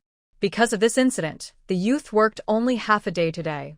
By this time, they were gradually returning, and when they heard about Nie Yifei's work points, they couldn't help but roll their eyes, feeling a bit relieved. The youth were a collective, they used to share food, and they didn't know how much food was supplemented for this guy. Now they had finally separated from him. So, in front of everyone, based on Nie Yifei's work points, they divided his share according to the team's method and temporarily lent them an empty cellar for use, completing the separation. Once everything was divided, Zhu Xiaomin, Xie Qingji, and Miao Sherwin all sighed in relief and exchanged knowing smiles. With this matter resolved, it meant they no longer had to be wary of Shi Meijun. Leaving some cleanup for the male youths, Zhu Xiaomin glanced around but didn't see Zhang Qiaomei. After a moment's thought, she pushed the door and entered the room. Inside, she saw Zhang Qiaomei sitting on the edge of the bed with her arms wrapped around her knees, resting her chin on her legs, staring blankly at a point on the wall, tears silently streaming down her face. "Qiaomei," Zhu Xiaomin called softly. Zhang Qiaomei shifted slightly, quickly lowering her head and burying her face in her arms. Zhu Xiaomin sat beside her and sighed gently, "I know you're upset, but you should understand what kind of person he is now. Xiaomei, trust me, you will meet better people in the future. They may not be as smooth-talking, but they will treat you well." Zhang Qiaomei didn't look up, just shook her head. Zhu Xiaomin took her arm gently and said, "You all think I broke up with him because he plotted against Lu Mingzheng, but that's not true. I had already seen his true character before that. The issue with the banned book just helped me make this decision." Zhang Qiaomei buried her face deeper, still not moving. Zhu Xiaomin sighed, "I know he blames everyone else for his mistakes and you believed him. But even if he is right, he is already married now. Do you want to punish yourself for his mistakes?" "I'm not," Zhang Qiaomei said quietly, slowly lifting her head, pulling her face away from her arms, but not looking at Zhu Xiaomin. She softly said, "I'm not unable to let him go, I just don't know what to do. What should I do? Zhu Xiaomin asked, feeling a bit scared. Zhang Qiaomei shook her head, remained silent for a moment, and finally spoke through her tears, saying softly, He tricked me and did many shameful things. I don't know what to do. What? What shameful things? Zhu Xiaomin asked nervously. She knew that from her perspective as someone who had been reborn, such things no longer mattered, but for a girl in this era, it was a huge deal. Zhang Qiaomei cried even more, sobbing as she said, during that time, he said he didn't want you to know about us, so he always took me into the woods, and he touched me, kissed me, and we saw everything. I can't face anyone anymore. As she spoke, she broke down in tears. Is that all? Zhu Xiaomin was taken aback, feeling a bit relieved. She opened her arms to hug her and said softly, Silly Qiaomei, those things are not known by others, and he wouldn't dare to say anything. Just think of it as a bad experience and forget it. No, that's not it. Zhang Qiaomei shook her head, finding it hard to speak, but instinctively hugged herself tighter. Thinking about that day in the woods, when her shirt was not properly fastened, Zhu Xiaomin guessed what might have happened. She sighed, gently patted her shoulder, and said softly, Qiaomei, those things aren't important. What matters is your future. As long as you live well, those things mean nothing. After expressing her feelings, Zhang Qiaomei cried a little more, feeling much lighter, but she slightly nodded, opened her mouth a few times, and finally asked you. You were with him for a year, didn't you also? What is this girl thinking? Zhu Xiaomin was stunned for a moment and blurted out, If he dared, I would have dealt with him. Didn't he? Zhang Qiaomei's tone was already a bit uncertain. It seems the treatment really is different. Zhu Xiaomin shook her head, no. After saying that, she felt her tone was too strong and softened it. Qiaomei, relationships between people are not determined by one person's attitude. We have different personalities and ways of handling things, but Nia Yifei definitely did not give you enough respect. In her relationship with Nia Yifei, not only did he not dare to make excessive demands, but even verbal offenses could upset her for days. Zhang Qiaomei listened silently and couldn't help but ask again then. If it wasn't Nia Yifei, would you agree? Isn't it Nia Yifei? Zhu Xiaomin reacted, instantly recalling that night with Lu Mingzheng. She jumped up and pushed her down forcefully, saying, I won't tell you. Then she turned and ran out the door. Seeing her run away in a panic, Zhang Qiaomei couldn't help but want to laugh. Just as she started to smile, she remembered Nia Yifei was marrying someone else, and tears began to fall. However, deep down, she felt much lighter. The situation between Shi Meijun and Nia Yifei was settled, and the basis tasks had been assigned. Xia Qingji and the others found it difficult to explain everything to everyone, so they continued to take people there every day. Soon it was the end of the month, and the new year was approaching. Gumon-song came to check a few times and saw that the area was too large with too many stones. After more than 10 days, they had only cleared about 100 meters of hillside. He told Xia Qingji, It's too cold these days.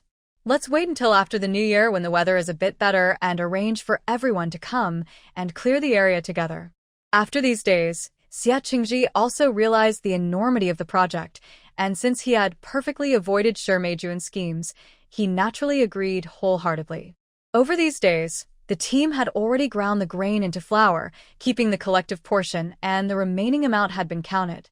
2 days before the new year, the team issued a notice to distribute the grain. This time, they used the work points calculated during the previous potato distribution, which saved a lot of trouble. They simply calculated how many work points each type of grain was worth. That morning, all the members gathered at the team headquarters, smiling and eagerly waiting for their grain distribution.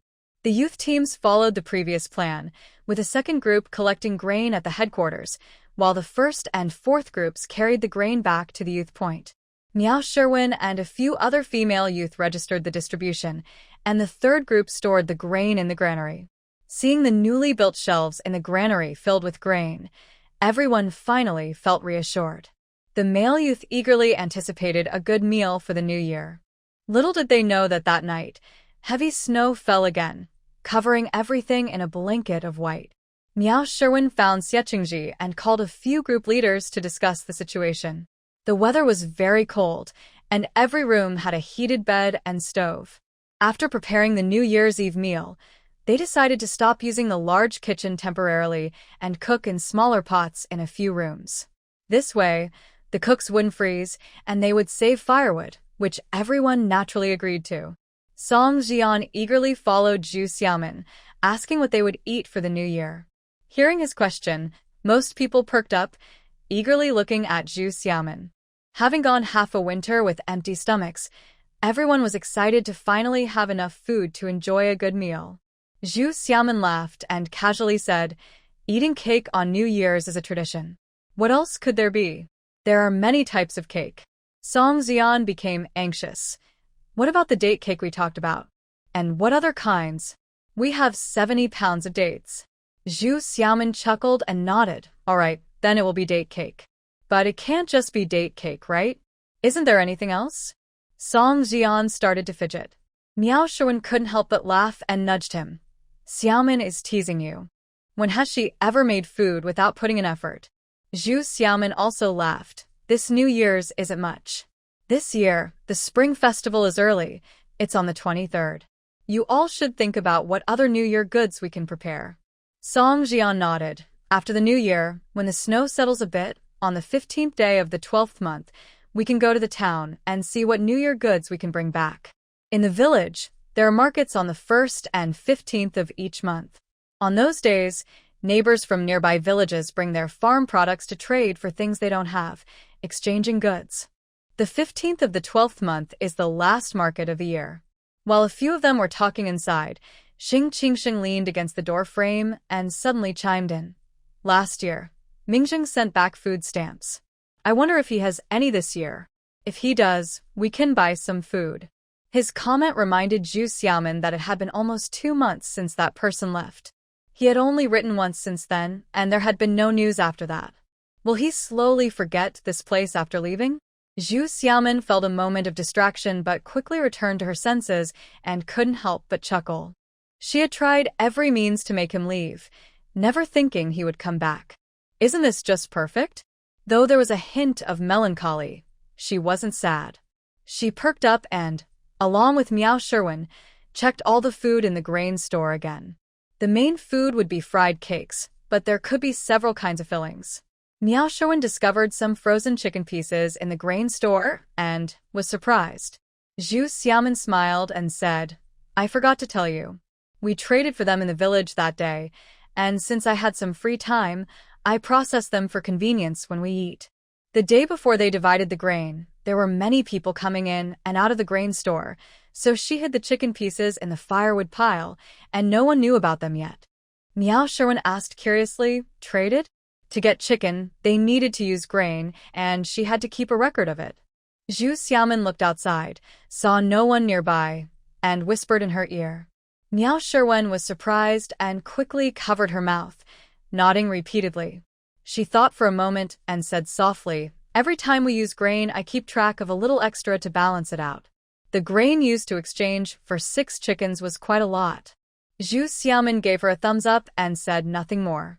The young people cheered when they heard there would be chicken for New Year's, even though Miao Sherwin mentioned it was exchanged for grain. No one cared. They were just excited and asked how they would eat it. How to eat it? They would stew it. Although 6 chickens were a good amount, other cooking methods made it hard to add many side dishes. Stewing was the best way to have both chicken and vegetables, and it would be flavorful.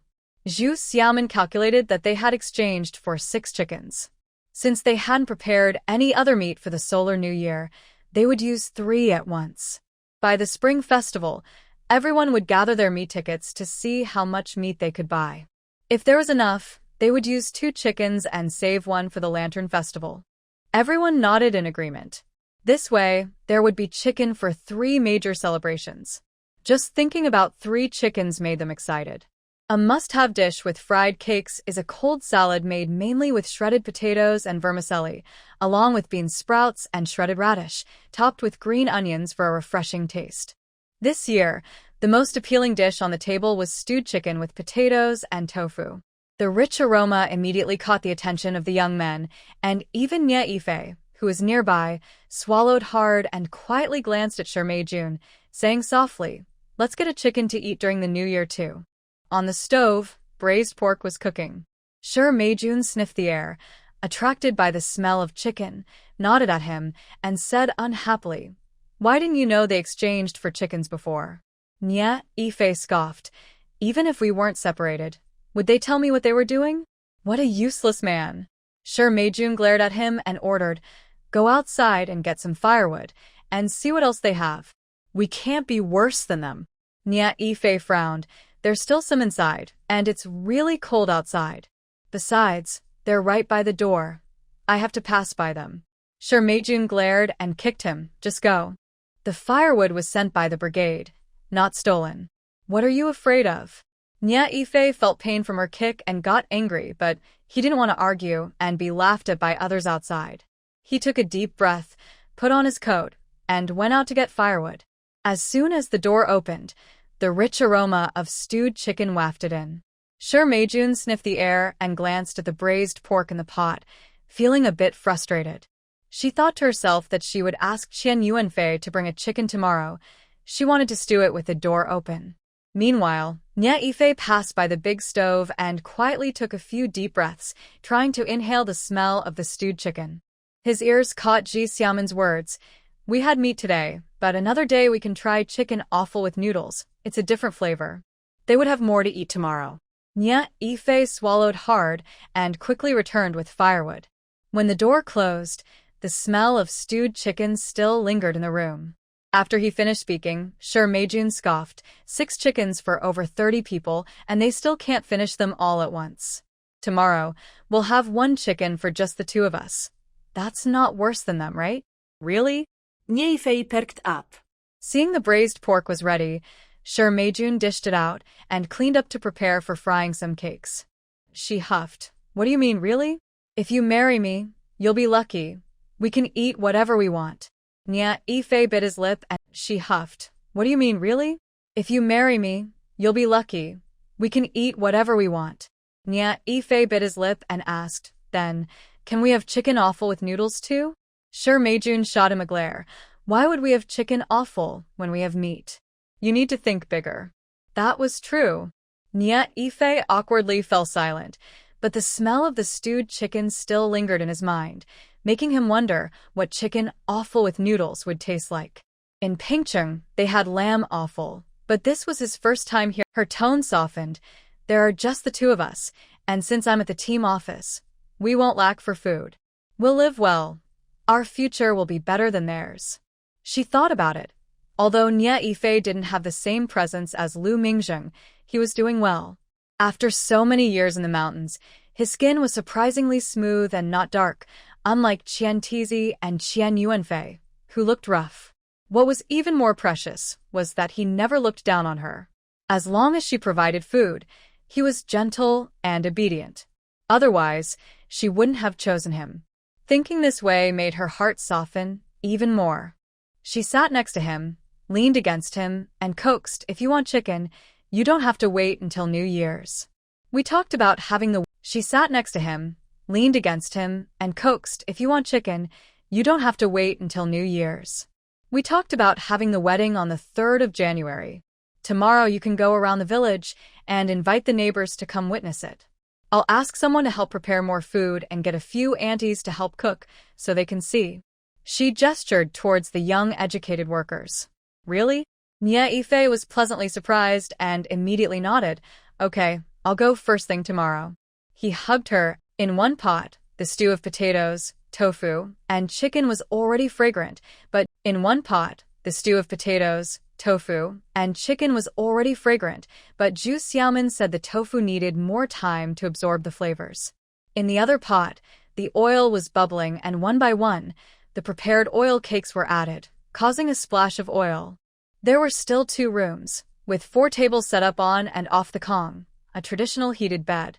As usual, the tables were filled with a few types of snacks: fried peanuts, spicy seaweed, stir-fried potatoes with peppers, and mapo tofu. The cold dishes were already served in everyone's bowls, and finally the potato, tofu, and chicken stew was placed in the center, and everyone immediately called each other to sit down. Xia Qingji and the people from groups 1 and 2 were in the dormitory, with Xing Qingsheng and others. Just as everyone sat down, Zhu Xiaomin came in again, tilting her head and smiling at everyone. Isn't it boring to have dishes without wine? Indeed, they had been busy lately and had hardly managed to get any wine. Xia Qingji shrugged and smiled wryly. With the snow lately, we haven't gone to town and completely forgot about it. Song Xian blinked and stared intently at the hand Zhu Xiaomin had behind her back. Xiaomin, forgetting to get wine for such a big celebration isn't like you. Do you have something planned? Zhu Xiaomin couldn't help but laugh. Foodies do have a sharper sense. Saying this, she revealed her hand, holding a plastic bucket filled with red liquid. What is it? Song Jian's eyes lit up, and he jumped up to take it. Zhu Xiaomin smiled. This is something from our yard. She handed him the bucket. Song Jian opened the lid and sniffed, exclaiming in surprise, "Wine? Did you make wine from the leftover grapes?" The grapes from the yard were mostly used for making mooncakes during the Mid-Autumn Festival. Some were dried into raisins, and the rest were eaten fresh, after which they hadn't seen any more. Zhu Xiaomin nodded and said with a smile, "This year's yield was low, and it was my first attempt, so I only made 4 buckets, enough for us to drink until the spring festival." That's great. Everyone cheered, but since there were no larger wine cups, they all went to grab bowls instead. Soon, the sound of games and laughter filled the 2 rooms, creating a lively atmosphere. In another room, Nie Yifei was eating braised pork, listening to the sounds outside, and feeling a bit uneasy about the festive atmosphere of the past years. Excluding last year's celebration, he had been part of the joyful gatherings in previous years, laughing and having fun with everyone. When did things change to this? This was Shi Meijun's first year in the countryside, so she didn't feel much. Hearing the laughter from outside, she frowned in annoyance, glanced at him, thought for a moment, then went to the shelf to grab a bottle of wine and 2 cups, saying with a smile, "Come on, we're newlyweds, let's have a drink." "You bought wine?" Nie Yifei asked, surprised. Not only was there wine, but it was bottled wine, which was much better than the loose kind. Shi Meijun shook her head. It was left over from the team's reception for guests. They only drank half a bottle, so I brought the rest back. Nie Yifei's eyes lit up as he nodded repeatedly, took the bottle, and filled the cups for both of them, completely ignoring the sounds outside. Shi Meijun was right. Marrying her meant enjoying good food and drink, never going hungry again. What could be more important than that? On one side, 2 groups of people finished their meals happily. The young intellectuals on their side drank 2 cartons of grape wine, feeling a bit tipsy, and sang and danced until late at night. On the other side, Nie Yifei and Shi Meijun finished the half bottle of wine, feeling the effects, and without caring about cleaning up, they rolled onto the bed, enjoying a night of excitement. With no work the next day, everyone at the youth station woke up late, including Nie Yifei and Shi Meijun. After tidying up the mess from the previous day, Nie Yifei went out cheerfully. When Song Jian and a few others saw him, they quietly asked each other, "Is something good happening?" No one knew, and they all shook their heads slightly. After a while, Shi Meijun also came out of the room, closed the door, smiled at everyone, and walked straight out of the courtyard. What was going on with these 2? Everyone was puzzled. By noon, it became clear. The 2 of them came over while everyone was eating and announced that they were going to hold a wedding right in the courtyard of the youth station. With over 30 people looking at each other, it was clear they couldn't refuse. Xing Qingsheng asked with a forced smile, "I just wonder how you 2 plan to arrange it?" Shi Meijun looked up and said, "Our wedding will be simple. We have invited Director Qian to be the witness, and we just need to hold a brief ceremony. We will set up a banquet in the yard, but it might take up the main kitchen, so I wanted to give you a heads up." This was just a notice, not an invitation. Xia Qingji was silent for a moment, then nodded and said, "Well, since we all live in the same yard, we can help each other out." Although he said this, no specific tasks were arranged, leaving it up to everyone's willingness. Zhu Xiaomin added, Using the main kitchen is fine, as long as you remember to clean up the yard after the banquet. Usually, these two never clean the yard. Sure, Meijun shrugged it off. Do you really need to say that? She rolled her eyes and walked away. After hearing their door close, Miao Sherwin, feeling angry, whispered, "How can they have the nerve?"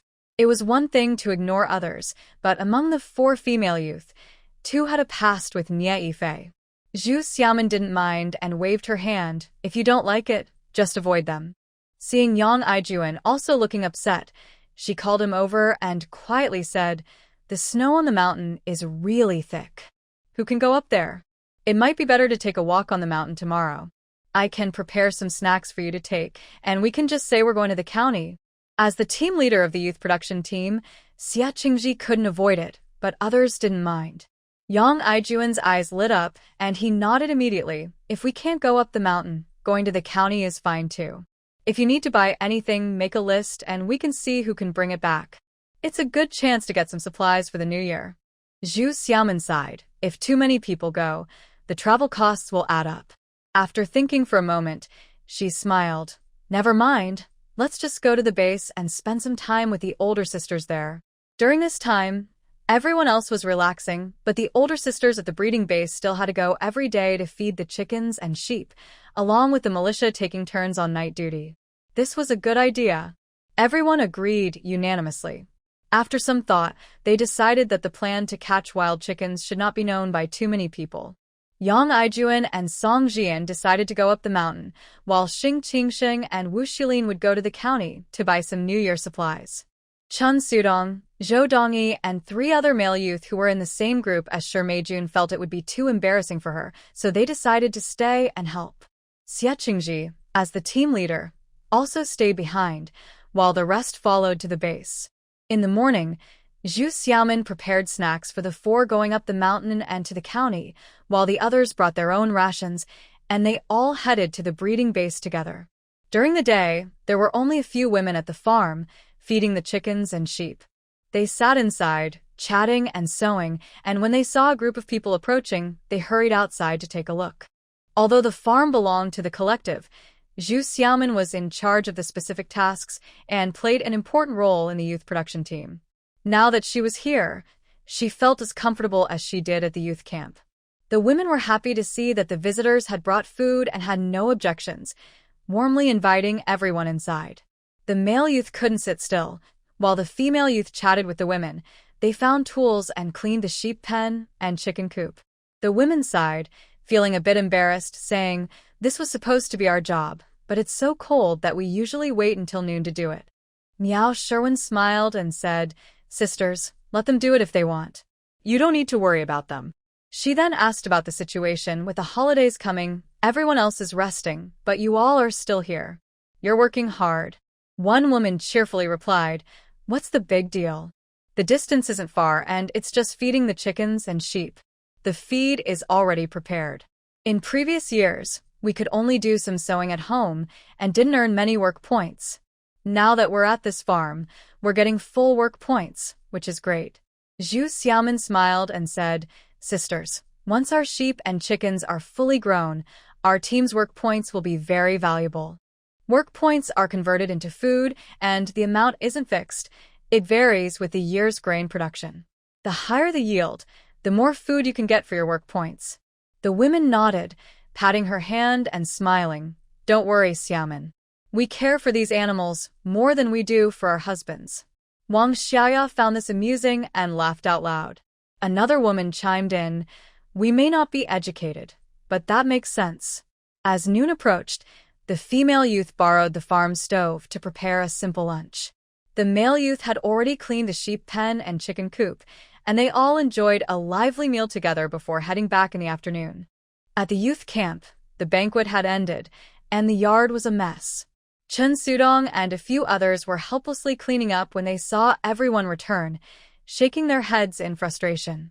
Zhu Xiaomin paused for a moment, but didn't say anything. Miao Sherwin asked, "What's going on? Are the newlyweds just making a mess?" Xia Qingji waved his hand, signaling that there was no need to say more. Once everyone returned to the house, he followed the young woman into her room and quietly said, They are ultimately from the same group. They are different from us. Miao Sherwin scoffed lightly. I'm afraid the young man from the city doesn't think so. Xie Qingji smiled helplessly and warmed his hands by the stove before leaving. Before it got dark, Song Jian and Yang Aijuan returned first, their faces red from the cold, but they looked very excited. They had made some progress. Zhu Xiaoman understood this, but didn't ask since there were many people at the youth station. A little later, Xing Qingsheng and Wu Xilin also came back and talked about the New Year goods from the County Supply and Marketing Cooperative. Xing Qingsheng took out a roll of red paper and said with a smile, "Forget about the rest, but the red paper from the County Supply and Marketing Cooperative is brand new, unlike in the town where many are old and faded. We bought a roll to write couplets for the new year. Is there anything else?" He Wenhua asked. Wu Xilin laughed. "We also got a string of firecrackers, which are usually hard to find. Today we were lucky and bought a string to add some festive spirit." Firecrackers? Everyone cheered happily, and they paid less attention to the other New Year goods. Zhu Xiaoman noticed the lively atmosphere, while Chen Sudong and a few others sitting nearby only smiled faintly and didn't seem very interested, leaving her puzzled. She originally planned to ask about it, but during dinner, Chen Sudong came over with a bowl, paused for a moment, and said, "Without today, we would always be caught in the middle, feeling awkward. Now it's better this way, so don't worry." After saying this, he got up and left. Zhu Xiaoman asked Xie Qingji, "What exactly happened?" Xie Qingji sighed. "Although they stayed to help, that young man from the city acts like he's in charge, directing them as if they were his servants, and then he mocks them, saying they stayed just to enjoy this meal." He shook his head repeatedly. Miao Sherwin was shocked. "Is that so? They even helped her clean up?" Xie Qingji shook his head. "They just didn't want to look bad." Song Jian asked curiously, "Today is a banquet, and everyone from the village will probably come. Is the meal good?" Xie Qingji shrugged. "Every table has chicken and meat, and the stew uses a whole set of pig offal. What do you think?" Song Jian exclaimed, "That sounds really good." Miao Sherwin sighed, but what that young man from the city said was too hurtful. Zhu Xiaoman looked outside and nodded slightly. "Well, if it's just about Qian Tuozi, she doesn't really have much fault. Now that she can marry well, it's a good outcome. They truly want to bless her." Chen Sudong and the others didn't know about the relationship between Shi Meijun and Qian Yuanfei, and they only heard about Nie Yifei's actions towards Lu Mingjing. They didn't have direct experiences. When the incident in Jiaoliangdi happened, they were genuinely worried about Shi Meijun. Now that she is getting married, it seems she has found stability. Her words reflected the thoughts of these people. However, after hearing Chen Sudong, they finally felt disappointed in Shi Meijun today. That's fine. This farce has come to an end, and everyone started looking forward to the New Year's Eve feast. Especially Song Jian, who was always excited, finally found a chance to quietly tell Zhu Xiaoman, "We caught 2 wild chickens and found a rabbit burrow." "Really?" Zhu Xiaoman was both surprised and delighted. "How many rabbits?" Song Jian gestured. 8, 2 big rabbits and 6 small ones. Zhu Xiaoman asked, "Where are they now?" "They're still in the woods near the base in a basket. We built a shelter with stones to hide things and we lined it with straw, so they should be warm," Song Jian explained. Zhu Xiaoman nodded repeatedly and said softly, "Let's get some grass from the base to keep the rabbits for now, and later we'll find a chance to bring the chickens back." Sure. Song Jian felt relieved after saying that. Meanwhile, Miao Sherwin urged everyone, "Although it's cold these days, at least we have some free time. Let's check our summer and autumn clothes. If they need washing, let's clean them so we can mend them." That's right, this year the new year comes early, and here the custom is not to sew after the new year begins. With something to do, the male youth didn't bother the female youth about the New Year's feast anymore. They went to organize their clothes. Water was boiling in the pot, and they hung clothes on the line in the yard. By mid-morning, they had already hung half the yard's clothes. Miao Sherwin went out to check the clothes, had a rough idea in her mind, and returned to prepare scraps of fabric and thread for mending. Zhu Xiaoman took out the fabric she got from her county and said to her, "Last year you didn't have fabric, so you cut your own quilt. This year, let's fix that piece." Miao Sherwin nodded as she took it, sighed, and said, "This year we should take apart everyone's quilts and restuff them. They probably won't keep warm anymore." Zhu Xiaomin nodded but said, "Wait until it gets warmer. We'll take a day off in a week. We can't rush it. Let's take our time." Miao Sherwin nodded, "And there are cotton coats. Last year, I saw Song Jian's coat. The cotton inside was already hard, yet he still wore it." Zhu Xiaomin thought for a moment and murmured, "We need to find someone to exchange more fabric tickets. Slowly, we can get everyone new cotton coats." Miao Sherwin was surprised.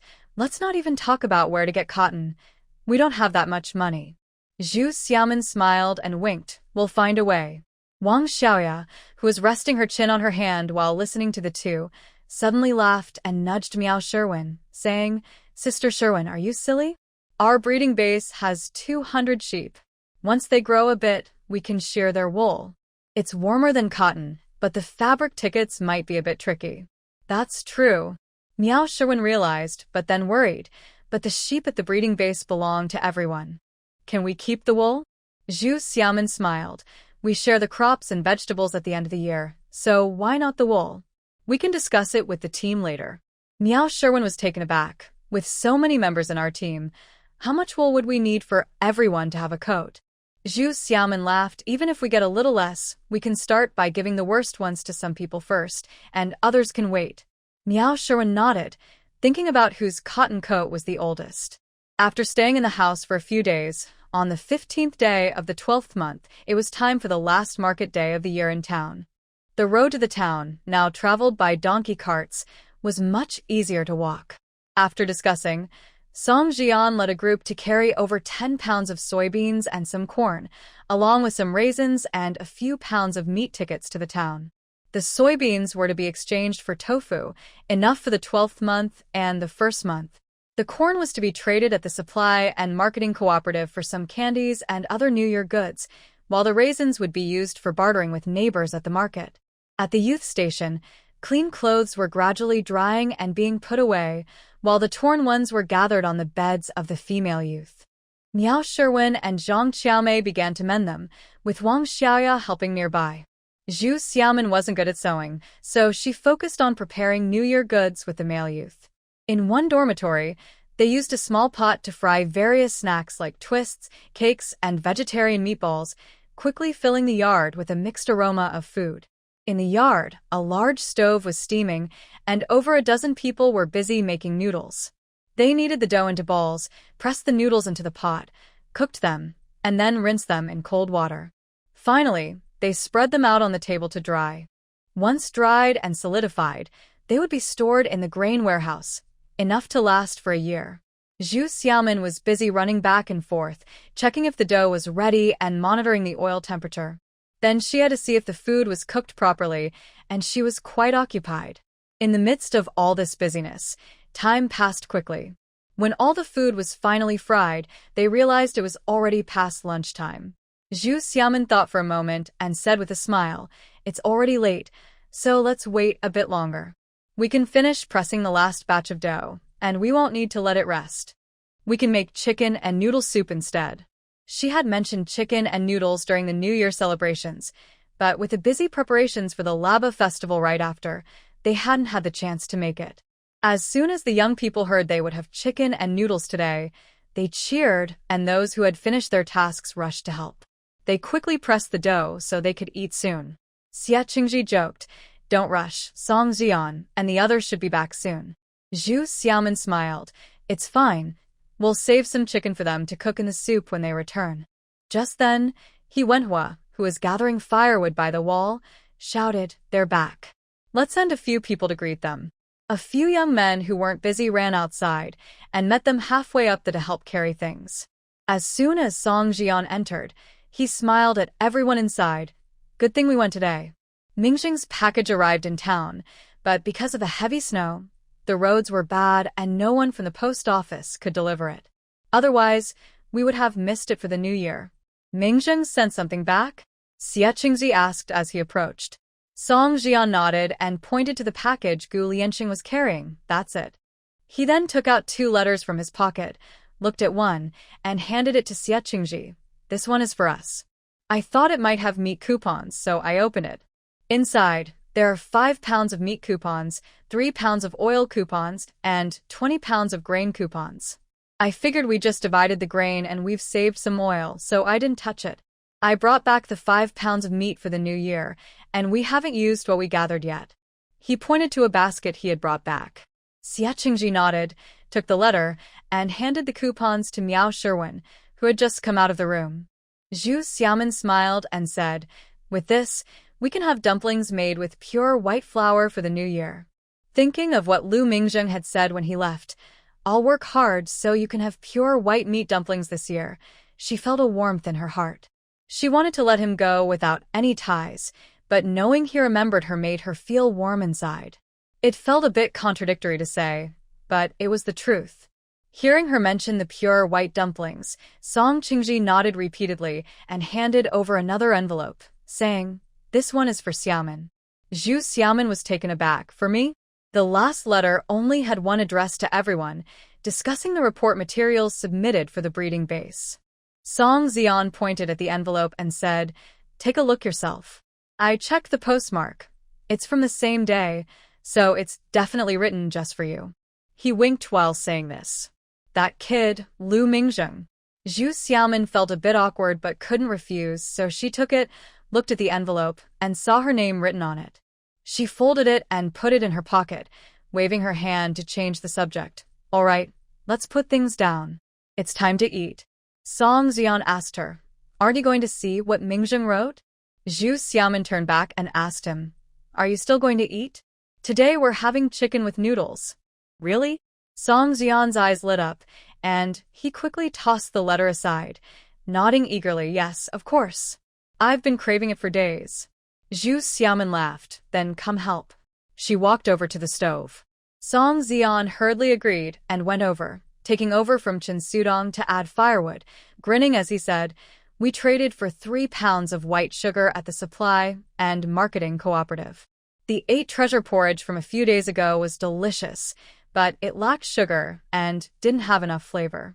He stretched his neck to watch Zhu Xiaomin prepare the seasonings, rubbed his stomach, and added, "There were a lot of people trading for tofu today. I waited in line for a long time. The road was slippery on the way back, and I was worried about falling. If I dropped the tofu, it would all be wasted." As Zhu Xiaomin listened to him ramble on about his trip to town, she prepared the seasonings, started frying them until fragrant, then added the chicken and water to stew. She covered the pot and said, "Let it stew until the broth thickens before adding more water. Once it boils again, we can add the noodles." Song Jian replied and focused on adding more firewood. Meanwhile, Miao Sherwin was counting the New Year goods she had prepared, registering everything in the warehouse. Finally, Xia Qingji brought over the package sent by Lu Mingzheng and said with a smile, "Let's see what Mingzheng sent." The package from Lu Mingzheng was a white plastic bag, filled to the brim. Miao Sherwin took scissors, found the seam of the package, and carefully cut it open, taking out the items one by one. First, there were several smaller bags filled with various nuts that were not available in their area, clearly meant as New Year treats for everyone. Then she pulled out something wrapped in straw and tied with string, and curiously asked, "What is this?" Zhu Xiaomin felt something unusual in her heart when she saw it. It might be something fragile. "Let's open it and see." Xing Qingsheng guessed, could it be a bottle? But it doesn't look like one. "It looks like a kettle with a round bottom," Yang Aijuan added. "A kettle doesn't have such a long spout," He Wenhua said, gesturing with the long handle. "Let's just open it and find out," Wu Xulin said, not wanting to guess. He took the item, found where the string was tied, and pulled it open. Everyone watched his hands as the string unraveled and the outer straw covering came off, revealing a black iron object inside. They all curiously asked, "What is this?" Zhu Xiaomin exclaimed and quickly took it, removing the rest of the wrapping. She looked it over and said, "It's a pan for making fried dough." "Why did they send this?" Xia Qingji was confused. Chen Sudong couldn't help but laugh and said to Zhu Xiaomin, "On the day Lu Jiqing and the others left, we had fried dough in the county. Lu Jiqing saw you eat 3 in a row and wanted to buy 50 to bring back for us.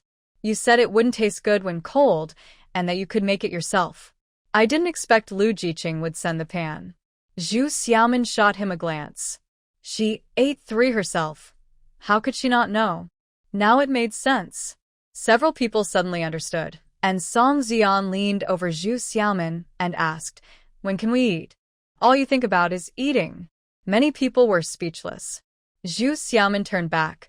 "Where's the pot?" "On the stove." Song Jian laughed. "The water is already boiling." "Then let's cook the noodles," Zhu Xiaomin said, putting down the pan and walking toward the stove. But then she heard Miao Sherwin shout, "Ah!" Turning around, she saw Miao Sherwin pulling out the last bag, joyfully shouting, "Rice. It's actually rice." The Yunzhong area doesn't produce rice. There's nowhere to buy it in the village, and even in the city, it's only available through specific suppliers. So, while they occasionally had flour, rice was rare. This shout excited everyone in the yard, and they rushed over to see, chattering, "It really is rice. This must be over 10 pounds. Mingzheng is so generous." "It really is. I haven't had rice in years." "Me too. One year my mom traded for some and even used extra ration tickets." "Mingzheng is so thoughtful. Always thinking of us," several people remarked. In the past, Miao Sherwin weighed the rice, which totaled 12 pounds. Zhou Dong shrugged his shoulders and said, "Including the food stamps, that's over 30 pounds of grain." "Is Lu Jiqing not eating any grain himself?" Xie Qingji nodded and said helplessly, "Mingzheng always remembers us, but we haven't given him anything." Miao Sherwin thought for a moment and suggested, "Our raisins are good. How about sending him 2 pounds? Chen Sudong's eyes lit up, and he immediately said, "We also have mountain mushrooms, which are hard to find elsewhere." Although Mingzheng has had them, his family could still enjoy them. Right, during New Year's, Xiaomin added mountain mushrooms to the stewed chicken, and it tasted amazing. And red dates. Those are from the new trees we planted this year. Let's send some back for Mingzheng to try. Exactly. Last time, he loved the cake with dates. Everyone started sharing ideas excitedly. Xing Qingxing said, "It's already the 15th. If we want to send it, we should do it tomorrow since it's just in time for the new year." Right. Everyone agreed immediately, discussing what else to send. On the other side, Zhu Xiaomin listened and couldn't help but smile. It's all about give and take in relationships. When the noodles were ready, Song Zian called out loudly, pausing the discussion as everyone rushed to get their share and squeezed into one room. Song Zian, holding a bowl, squeezed next to Xie Qingji and said, "Let's not talk about what to send yet. While everyone is here, why don't you read what Mingzheng wrote in his letter?" Xie Qingji laughed. "You opened the letter without even checking what he wrote?" Song Jian grinned. "I saw the meat coupon and rushed to get the meat. I had to hurry back, so I didn't have time to look." Even though they were poor during the new year, every family tried to get some meat. This was the last chance to go to the market before the new year, and most people from the villages went to buy meat at this time. If you went late, you'd only find what was left. Everyone laughed and urged Xie Qingji, "Hurry, let's see what Mingzheng said." Reluctantly, Xie Qingji put down his bowl, took out the letter, and began to read aloud. "Brothers." Hey. Several people sitting on the benches responded at once, causing laughter. Xie Qingji jokingly scolded, "Are you listening or not? If you're not, I won't read it. Let's listen." Everyone quickly replied. Xie Qingji picked it up, read a few lines, and then said, Mingzheng mentioned that there was a heavy snow in the city recently. He originally hoped we would receive the package before the new year, but looking at the roads, it seems unlikely. It's better if it arrives before the Spring Festival. Song Jian nodded repeatedly. The postal workers also said it should have arrived before the Solar New Year, but by the time it got to them, the Solar New Year had already passed. Xie Qingji nodded and continued. Last month, he went on a business trip to the Northeast. He bought those nuts there and said it was for the new year so everyone could try something new. No wonder we haven't received a letter in so long, Xing Qingxing said. What about the rice? He didn't buy that on his trip too, did he? Xiang Jiquan asked. Zhu Xiaomin laughed. Even though we have less rice here, the city still has a supply. Maybe it's the New Year goods from Mingzheng's workplace, Song Jian guessed. Xiang Jiquan nodded repeatedly, sighing, "No wonder everyone wants to go back to the city." Yes, who wouldn't want to return? The newcomers might not feel it yet, but those who've been here for several years all wish to go back. For a moment, the room fell silent. Zhu Xiaomin clapped her hands and said with a smile, "Hey, as much as we want to go back, we still have to live our lives. If we don't eat now, the food will get cold and all my hard work will go to waste. Right, we still have to live our lives." Everyone then remembered they were still holding the food they had been thinking about for days, and the room became lively again. In Lu Mingjing's letter, he talked about his life and work, and then mentioned looking forward to the fragrant fruits in the mountains next year. Will he come back next year? Yang Aijun asked eagerly. Xia Qingji nodded. He said he wants to continue with the breeding project, so he should come back. After he finished reading the letter, everyone felt a bit unsatisfied and glanced at Zhu Xiaomin. She had another letter. Zhu Xiaomin glared. "Hurry up and eat. There's still soup in the pot. After you finish, clean up. They might need it over there, or else there will be arguments." Over there referred to Shi Meijun and Nie Yifei. Song Jian waved his hand. "We saw them in town. They probably won't be back right away." "Yeah, I saw them leave," Xing Qingxing nodded. Miao Sherwin wondered. The market in town closes at noon. They should be back by now.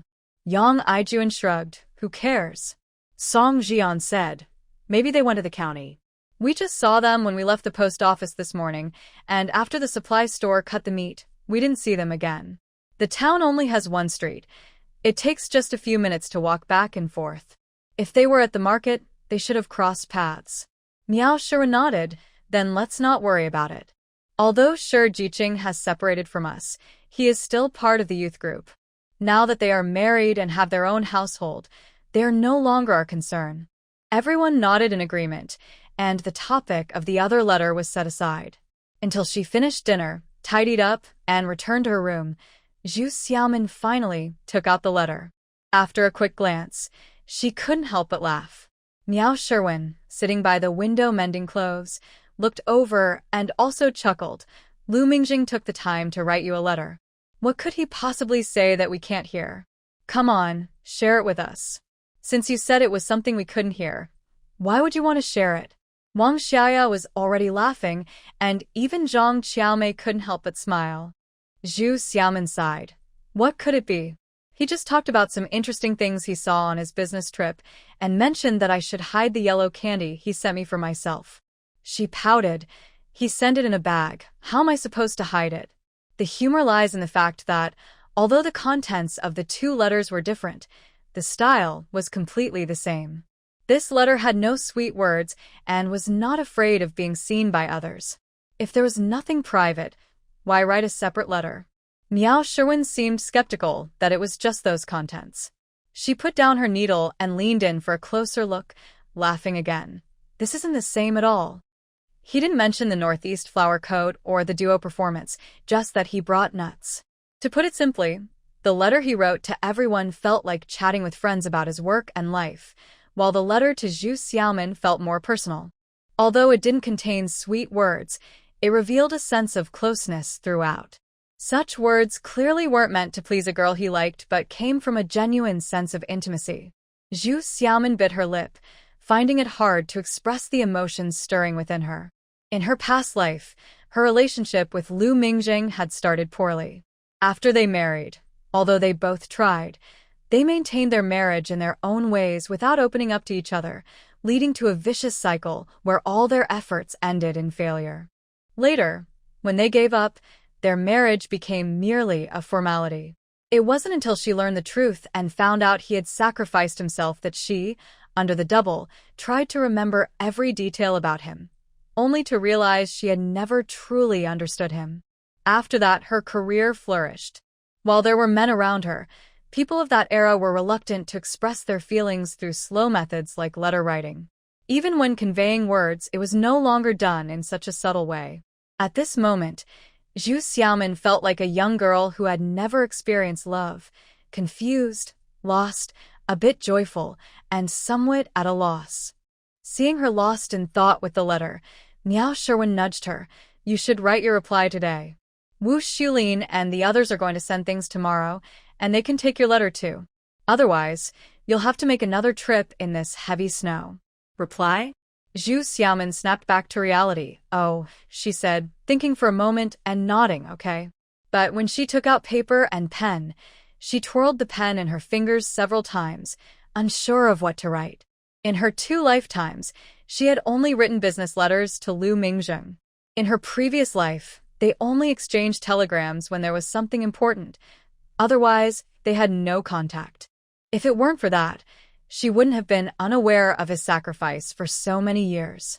Miao Sherwin sewed for a while, then looked up at her. After glancing at her for the 12th time, she couldn't help but laugh and shook her head, muttering, "This is more like it. Usually, you seem so confident, like you're talking to a successful elder. Now you finally look like a young girl." Did she really seem like an elder? Zhu Xiaomin felt helpless, pushed the paper away, and shook her head. Should I just say, letter received? In her previous life, when she saw others write, their replies were often just a few words, like agree, no, or read. Huffed. Miao Sherwin couldn't hold back her laughter, reached over to nudge her, and asked in a low voice, "Hey, why don't you tell me, do you like him?" Like him? Zhu Xiaomin was momentarily stunned, looking up with her eyes fixed on some unknown spot ahead, lost in thought. Did she like him? Thinking of Lu Mingzheng, her memories were always mixed with painful recollections, their arguments, the Cold Wars, that desperate marriage. Did she not like him? Yet every time she saw that man, alongside her self-awareness, there was also a mix of deep concern and guilt. She hoped that in this life, he would be safe and successful, so after her rebirth, she quietly monitored Nia Yifei's every move, discreetly removing his schemes to help Lu Mingzheng return to the city smoothly. She had decided to let go completely this time, not to be his burden, and to allow him to have a fresh start. However, when she saw him being pursued by another woman, she felt a bit uncomfortable, as if something that belonged to her was being coveted by a thief. It was truly contradictory. Seeing her still lost in thought, Miao Sherwin suggested, "How about you talk about what has happened here in the last 2 months?" Zhu Xiaomin pouted. "Here? Besides those two getting married, Lu Mingzheng can think of everything else." "He can think of it, but telling you is different." Miao Sherwin shot her a glance. Wang Xiaoya immediately nodded. "Yes, yes. When Lu Jiqing left, it hadn't snowed here yet, and we hadn't distributed the grain. Also, on New Year's Eve, you mentioned that we usually had mixed drinks, but this time we drank the grape wine that Sister Xiaomin made herself. That's worth writing about." Miao Sherwin laughed. "Xiaoya understands even better than you." Wang Xiaoya blushed. "I'll write that to my parents." Her eyes turned a bit red. "It's almost New Year, and I wonder how they are. I miss them." Miao Sherwin pushed her. "Perfect. Since you miss them, go write a letter, and we can send them together tomorrow." "Okay." Wang Xiaoya jumped up to get a pen. Miao Sherwin looked at Zhang Qiaomei, who was quietly sewing nearby. "Qiaomei, what about you? Do you want to write home?" Zhang Qiaomei paused for a moment, thought, and gently shook her head. "No, I don't need to." Zhu Xiaomin looked up and exchanged a glance with Miao Sherwin, casually asking, "You reminded us. But what about you?" Miao Sherwin smiled. "Last month my second brother got married, and I just wrote a letter back." Zhu Xiaomin nodded, then lowered her head, staring at the letter paper for a long time before writing. Lu Mingzheng. Once written, it felt too formal to use his full name, so she tore it off and rewrote. Lu Jiqing. That sounded too stiff. She tore it again and wrote, Mingzheng. No, that felt too intimate. She had never written it like that before in her past life. She tore it off again. Miao Sherwin glanced at her. "You've wasted several sheets of paper." "Yes, wasting is shameful." Zhu Xiaomin leaned down and reviewed the torn sheets of paper again, still undecided. Miao Sherwin sighed. "In our youth group, you can casually call Xie Qingji and Song Jian by their names, so why can't you do the same for Lu Mingzheng?" "How can they be the same?" Zhu Xiaomin exclaimed. "Why not?" Miao Sherwin pressed, looking at her face. "Yes. What is the difference?" Zhu Xiaomin was stunned for a moment, then shook her head. They and I share a pure revolutionary friendship, but Lu Mingjung. Lu Mingjung. Is Lu Mingjung not pure with you? Miao Sherwin blinked. It's Lu Mingjung himself who isn't pure, Zhu Xiaomin pouted. Who knows what's going on with him? Always clinging to her and making her feel conflicted. Miao Sherwin chuckled softly and said, Why not think of something else you want that isn't here? Ask him for a favor. I believe he would be happy to help. But then I'd owe him a favor. Zhu Xiaomin sighed. She didn't want to, really didn't want to. At that moment, Wang Xiaoya had already written a page and looked up, saying, Sister Xiaomin, the pan used for the street vendor was meant for everyone, but since you mentioned it in your letter, you don't feel pressured. Otherwise, think about whether there are any similar items to ask him about. Miao Sherwin playfully poked her forehead. Isn't that something you want? Wang Xiaoya stuck out her tongue. I'm just trying to help Sister Xiaomin. Zhu Xiaomin laughed. That pan reminded me of the meal we had in the county. Now that you mention it, I can't think of anything else. What about other things? Wang Xiaoya asked. Sister Xiaomin likes reading, so how about asking Lu Jiqing to borrow a few books? Why borrow? Miao Sherwin asked curiously. Wang Xiaoya giggled. If you borrow and return, it creates a reason to talk. Miao Sherwin laughed. I didn't expect you to be so clever, little girl. Zhu Xiaomin couldn't help but laugh too. Reminded by her, she suddenly had an idea. Flipping through a few sheets of paper, she chose the first one, which had Lu Mingjing written at the top, and continued. The street vendor's pan arrived, packed very well. Song Jian has already asked when we can use it to cook. With the new year coming, I plan to keep them guessing a bit longer. I remember, during our meal in the county, we had millet noodles. This year we also got a lot of millet, but we haven't ground it into flour. After the new year, we should grind some. It's better than just using it for porridge. Also, the street vendor can use other ingredients like cornmeal or soybean flour, and we can add crushed peanuts to make it easy and tasty. Next time. As she wrote this, she almost wrote, Next time you come, I'll make it for you, but after writing 3 words, she felt like she was inviting him. She hesitated and instead wrote, Next time, let's bring some food for the trip. That should be a priority. Following his example, she chatted a bit about everyday life before getting to the main point. By the way, your letter reminded me that there are big bookstores in the city. Would it be possible to find a few sets of middle school textbooks? If so, please help me buy a few. Now, entering 1974, there were still nearly 4 years until the college entrance exams would resume. Using this time to prepare would give them an extra opportunity compared to the previous life. Finish writing what you want, and it feels like there's nothing more to say. I think about writing thank you without words at the end, and then the letter will be complete. Miao Sherwin saw her folding the letter and asked in surprise, Are you done? Yeah, I'm done, Zhu Xiaomin replied, letting out a sigh of relief. This was harder than completing a cooperation agreement in my past life. Miao Sherwin smiled and shook her head slightly. Lu Mingjing only wrote 1 page, and you have just that 1 sheet. How many times will he have to read it? Thinking for a moment, she nodded. Yes, we girls should be a bit reserved. If it's not easy for him to get, he will cherish it more. Is that so? Zhu Xiaomin paused, recalling her past life, and shook her head slightly. With others, or with Lu Mingjing, it wouldn't be the case. Beside her, Zhang Xiaomei also unconsciously stopped, lost in thought. On the day Nie Yifei decided to marry Shi Meijun, he only cared about Zhu Xiaomin's reaction and never looked at her much. Was it because she was too reserved? Thinking about the intimacy in the woods, her face turned red, then pale. She bit her lip and continued working. Yes, she was too reserved. In the entire youth station, there were only a few high school students, and Lu Mingjing and Nie Yifei were among the 2 with the best family backgrounds. During those years, she never thought she could be with any of them. So, when one day Nie Yifei came back from drinking and confessed his feelings for Zhu Xiaomin, she was almost taken aback, only able to let him hold her and comfort him softly. Later, they went to the countryside with the propaganda team, and such confessions happened a few more times, quickly turning into Nie Yifei's attachment to her. When they returned, he said he couldn't face Zhu Xiaomin, so he hid their relationship and often went to the woods to meet. Thinking about that intimacy, Zhang Xiaomei bit her lip again, feeling her face burn. First, she felt ashamed, then secretly relieved. Fortunately, she was too shy to agree to his final request. Otherwise, she would have to jump off a cliff now. The next day, Wu Shilin took 2 people to the town to send the letter and the things for Lu Mingjing. They also wrapped up the New Year supplies, leaving only the cleaning of all the houses at the youth station.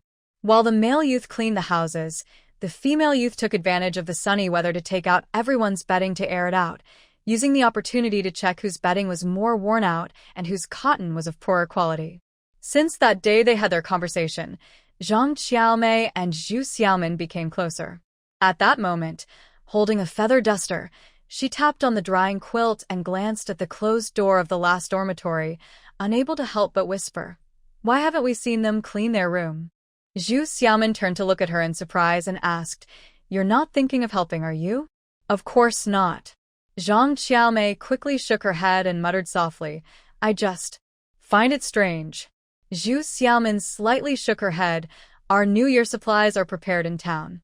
They went to the county, so I'm sure they are just as ready as we are. No need to worry." Zhang Xiaomei defended herself. "I'm not worried. Just curious." "All right, curiosity it is." Zhu Xiaomin couldn't help but laugh, calling her over and flipping the quilt she was working on.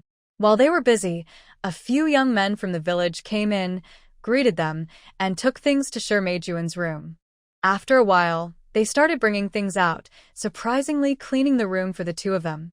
Zhu Xiaomin glanced at Zhang Xiaomei and called out to one of them, "Hey, San Maodu, who sent you here?"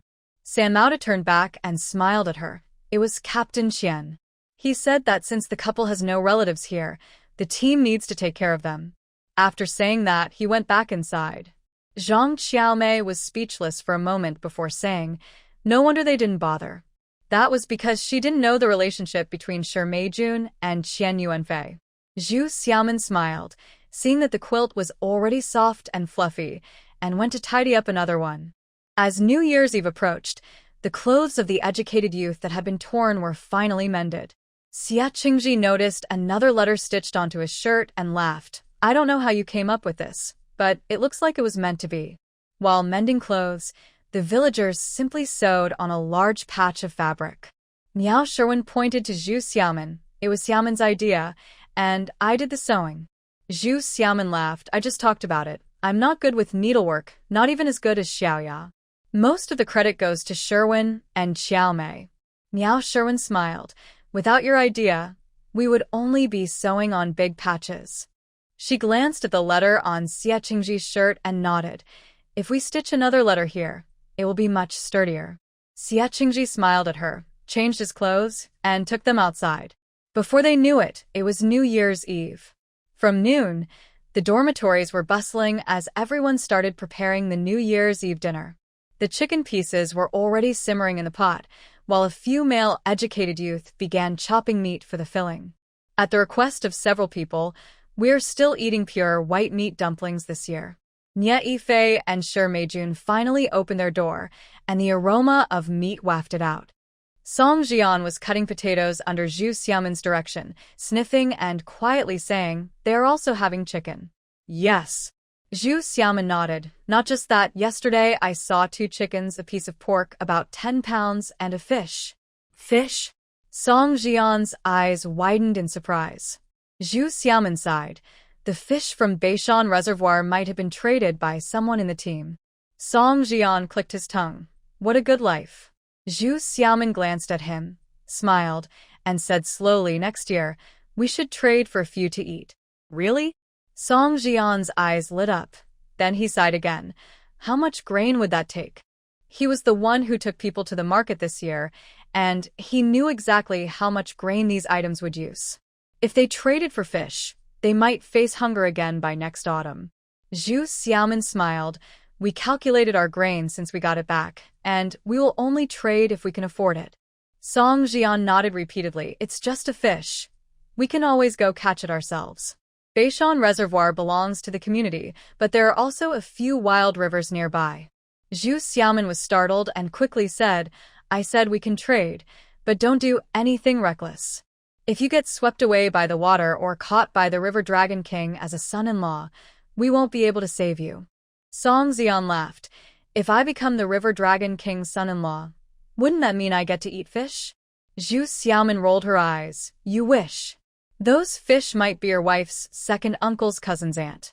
Would you dare eat them, not fearing the River Dragon King's punishment? Song Jian was amused by her words and laughed then. Maybe I won't go. After laughing, he looked down at the potatoes he was cutting. The chicken is already stewing. Why do we need so many potato pieces? Didn't you trade for 3 pounds of white sugar? Zhu Xiaomin asked. Seeing him nod, she smiled and said, We will make candied potatoes. What about those? Song Jian pointed to some gray round balls. Zhu Xiaomin blinked. After the breeding base was built, there was some leftover lime, and it would be a waste to let it sit, so I used it. Lime? Song Jian's eyes widened. Zhu Xiaomin nodded and smiled, going to get the items, breaking the outer shell to reveal what was inside. Century eggs? Song Jian was surprised. These century eggs are made with lime? Zhu Xiaomin nodded. These are some eggs we saved this year. I made some century eggs, and later we will mix them with tofu. What about that one? Song Jian asked about an old pumpkin on the other side. There's a dish called Golden Harvest, which mainly uses pumpkin, along with round dumplings made from starch, some sweet rice wine, and raisins for good luck. Zhu Xiaomin pointed to 2 other bowls. Song Jian had never tried it and couldn't imagine what it would look like, but just hearing the name felt festive, so he nodded repeatedly and pointed to another. What about the corn? Is it for soup? It's not ground into bits. We're making green pepper and corn, Zhu Xiaomin replied, pointing to the already chopped green peppers. Can green peppers and corn be stir-fried together? Song Jian found it interesting and looked at the tofu in another bowl, asking, Is this for mapo tofu? Zhu Xiaomin laughed. Eating mapo tofu for a year. Aren't you tired of it? We're making steamed stuffed tofu with some mincemeat. He had never tried that. Song Jian nodded eagerly and rushed to the meat chopping area, calling out to save some mincemeat. Miao Shuren chuckled. You'll need Xiaomin to help with the filling later. Why are you worried about not having enough? That's true. Song Jian laughed and ran back, counting the dishes. There were several, plus a few side dishes for drinking, filling up a large table, and there were still 2 bottles of leftover wine. It felt very abundant. In the afternoon, the preparations for the New Year's Eve dinner were almost complete. The young men set out red paper in the yard, choosing Xie and Chen Sudong to write couplets in a lively atmosphere. Actually, since Lu Mingjing left, the young people thought that Nye Yifei had the best handwriting. In previous years, these 2 were the main ones, but given the current situation, no one thought of him. Nye Yifei listened from inside the house and felt a bit disappointed. Once, he was the center of attention among them. Sure Meijun thought he just wanted to join in and pulled his ear, saying, Think about it. Our lives are much better than theirs. If we don't distance ourselves now, when they come asking for food next autumn, will you lend them any? Nye Yifei winced as she tugged his ear. They won't ask for it. Didn't they not do so this year? Didn't? Sure Meijun scoffed. I've only been here for a short time. Of course, they wouldn't ask. But now that you and I are married, it's different. Besides, look at our wedding. There were so many chickens and so much meat. Chen Sudong and the others, just because they came with me, shamelessly stayed to eat that meal, right? Nye Yifei covered his ear and muttered, Let go. You're hurting me. Did you remember what I asked you? Shimi Jun didn't let go. Instead, she twisted his ear harder. Nye Yifei winced in pain, almost crying, and quickly nodded. I understand. Don't think I didn't want to befriend them. Even if I went, they wouldn't pay attention to me. Only then did Shimi Jun release him. Seeing that one of his ears was red and swollen from her grip, she hugged him and gently rubbed his ear, saying, I'm doing this for our little life together. You can trust me. Hearing her soft words made Nye Yifei feel a bit better, and he nodded. Later, we should put up the couplets. Your handwriting is really beautiful. Shimi Jun praised, giving him a kiss on the cheek. With a mix of teasing and affection, Nye Yifei felt quite pleased. At night, The young intellectuals set up a large stove in the yard, steaming everything that needed to be cooked, while other dishes were stir-fried on several stoves in the dorms. Just as they finished arranging everything, Shimi Jun came out of the house and started 2 big stoves, one pot simmering fish, and the other cooking 4 large pig's feet. Thinking about the 2 chickens they had, several male young intellectuals swallowed hard. Although the dishes there were simple, they clearly focused on meat. Unlike them, who used 5 pounds of pork to render fat, made pig skin jelly as a snack, and mostly chopped the rest to fill dumplings. On their table, the only visible meat was the chicken pieces from those 2 chickens. Meanwhile, over there, 2 people were eating 2 whole chickens. It would be a lie to say they weren't envious, but seeing Shimi Jun's proud demeanor, everyone quietly pretended not to notice. Fortunately, by the time the New Year's Eve dinner was served, looking at their table filled with delicious dishes and bright red wine, they quickly forgot about the other 2 people's meal and began toasting and laughing. On the other side, when the food was served, Shimi Jun deliberately opened the door, placing the dining table right at the entrance. This way, anyone going to the stove could easily see their meal. 2 tender stewed chickens, 4 greasy pig's feet, and a perfectly fried fish all emitted tempting aromas. Even though they also had plain dumplings, their filling was mostly meat with little vegetables. Having been married for nearly a month, Nye Ife had grown accustomed to good food, but this feast of fish and meat was still a big temptation for him, and he dove in, getting grease all over his mouth. However, there comes a time when one gets full. While laughter and singing continued in the other dorms, Nye Ife was already satisfied, staring at the dumplings that hadn't been cooked yet. The food they prepared did not affect the festive atmosphere. At first, Sure Meijun felt a bit annoyed, but when she saw Nye Ife's face turn red from drinking, she couldn't help but feel playful. She got up, closed the door, and went over to tease him.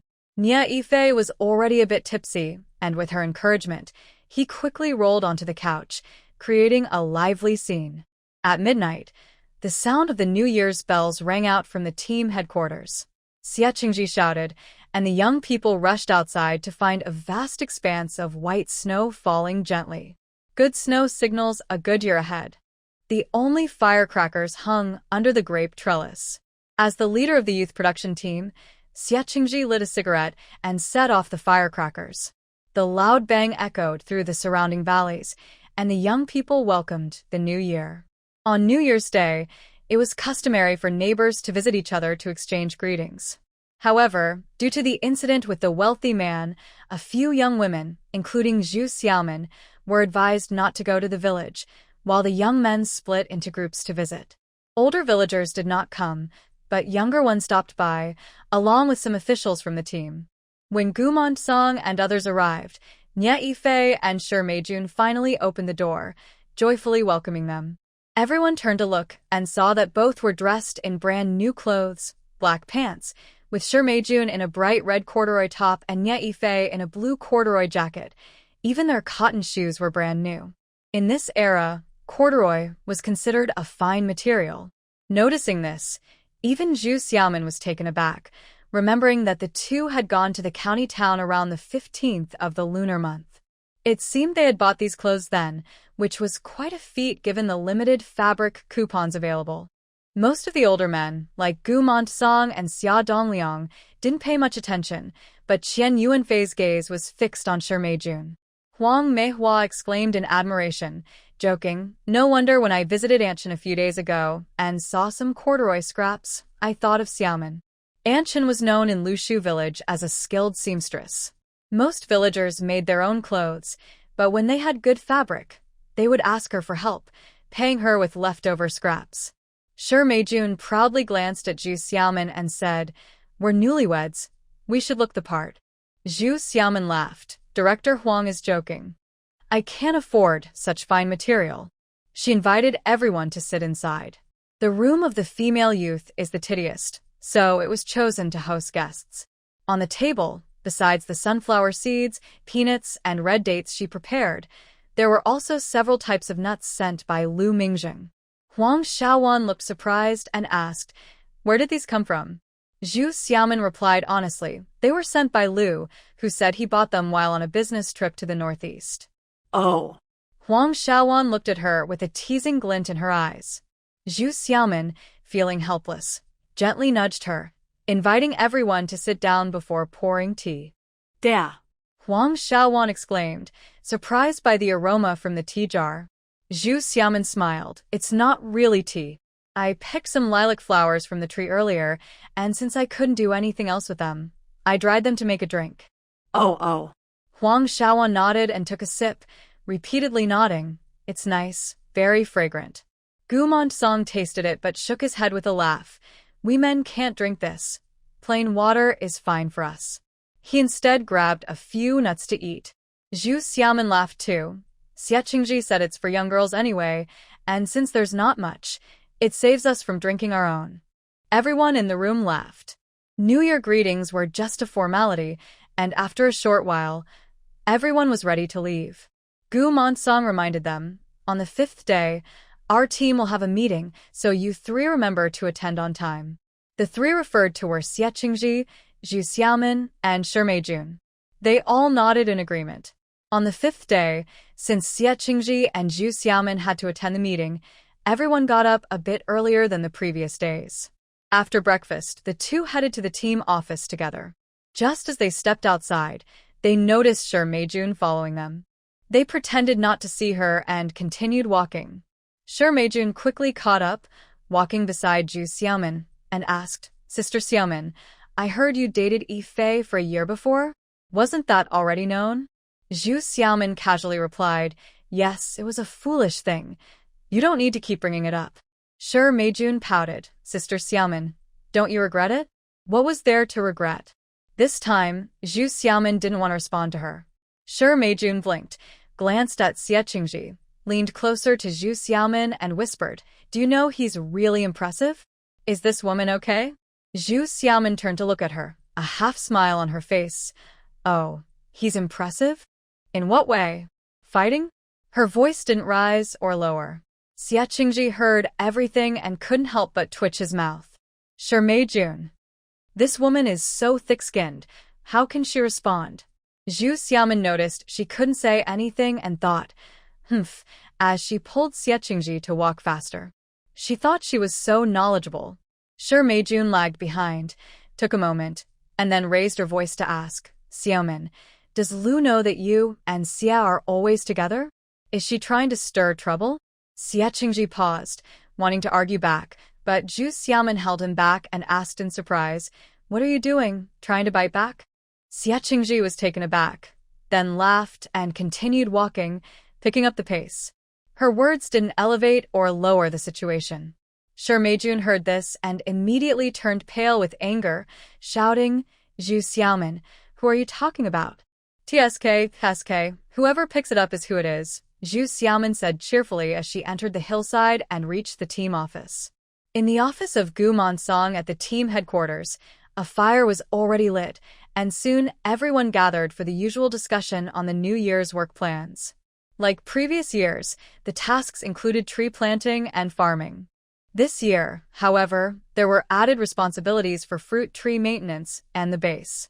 Xia Dongliang tried to say, the fruit trees have been planted and the base has been built, but the experts said we need to manage them scientifically. We country folks don't understand this. Can the youth team take on more responsibility? After saying this, he quickly added, Of course, if you need more hands, we can assign tasks. Xie Qingji and Zhu Xiaomin whispered to each other, then nodded, saying, We're still in the experimental stage for the fruit trees and the breeding base. Since we proposed it, we should put in more effort. However, focusing too much on these 2 areas might affect other production tasks. That's true. No one can work for free. The team leaders discussed quietly for a while, and Gu Song asked, How about you select a few people to manage this? It would count as full work points. That might upset the members. Zhu Xiaomin was the first to oppose. Right now, everyone can see what Xie Qingji and I are doing at the team office, but the fruit trees are on the mountain and the breeding base is far away. If we give full work points without visible results, some may not accept it. In fact, even she and Xie Qingji faced envy in the village. However, since they were busy with calculations and responsible tasks that required education, they didn't stir up much trouble. Gu Mansong knew about the situation and felt a headache thinking about the gossip from the women in the village who were making shoe soles. He tried to ask, "So, do you want to come up with a plan?" Zhu Xiaomin pondered for a moment and then whispered to Xie Qingji before saying, "How about we wait until work starts? The team can issue a notice that the breeding base and fruit trees will have separate work points recorded by us. At the end of the year, these work points won't be combined with the team's grain distribution but will be converted into profits from the breeding base and fruit trees." "Is that how it works?" Xia Dongliang couldn't help but ask. "How do you calculate the profits from the fruit trees and breeding base?" Zhu Xiaomin smiled and said, "The chicks have grown over the past few months and will start laying eggs when it gets warmer. We can contact the supply and marketing cooperative to buy these eggs, and there will be records. Also, for wool and lamb meat, we will need to calculate the output later. Those who worked for the fruit trees and breeding base will have their work points deducted from these profits. Then the few sisters at the breeding base will be earning from the base's income?" Huang Meihua asked curiously. Zhu Xiaomin nodded. "Yes, they work there all day, so they will earn full work points. At the end of the year, they won't need to share the team's grain. They will settle directly with the breeding base." Gu Mansong thought for a moment, exchanged opinions with Xia Dongliang, and asked, "You mean you will keep track of the work points? What about the record keeper?" Zhu Xiaomin waved her hand. "I recommend Miao Sherwing as the record keeper. She is from our educated youth group and a high school graduate. She has participated in the entire process of planting fruit trees and building the breeding base. While keeping records, she will also work in both places and will earn full work points there. This means Miao Sherwing will no longer participate in other production tasks for the team, so she won't receive grain from the team at the end of the year." Huang Meihua was a bit surprised. "Shouldn't you discuss this with Miao first?" Zhu Xiaomin smiled. "We, the educated youth, are a team. She just won't earn the originally planned work points from the team, but she will still participate in labor. If we get grain, how could she not have her share?" Thinking about how united the educated youth were, Gu Mansong nodded slightly. Qian Yuanfei felt annoyed when he saw Zhu Xiaomin and sneered, "So you get to keep track of the work points? Does that mean you can record them however you want?"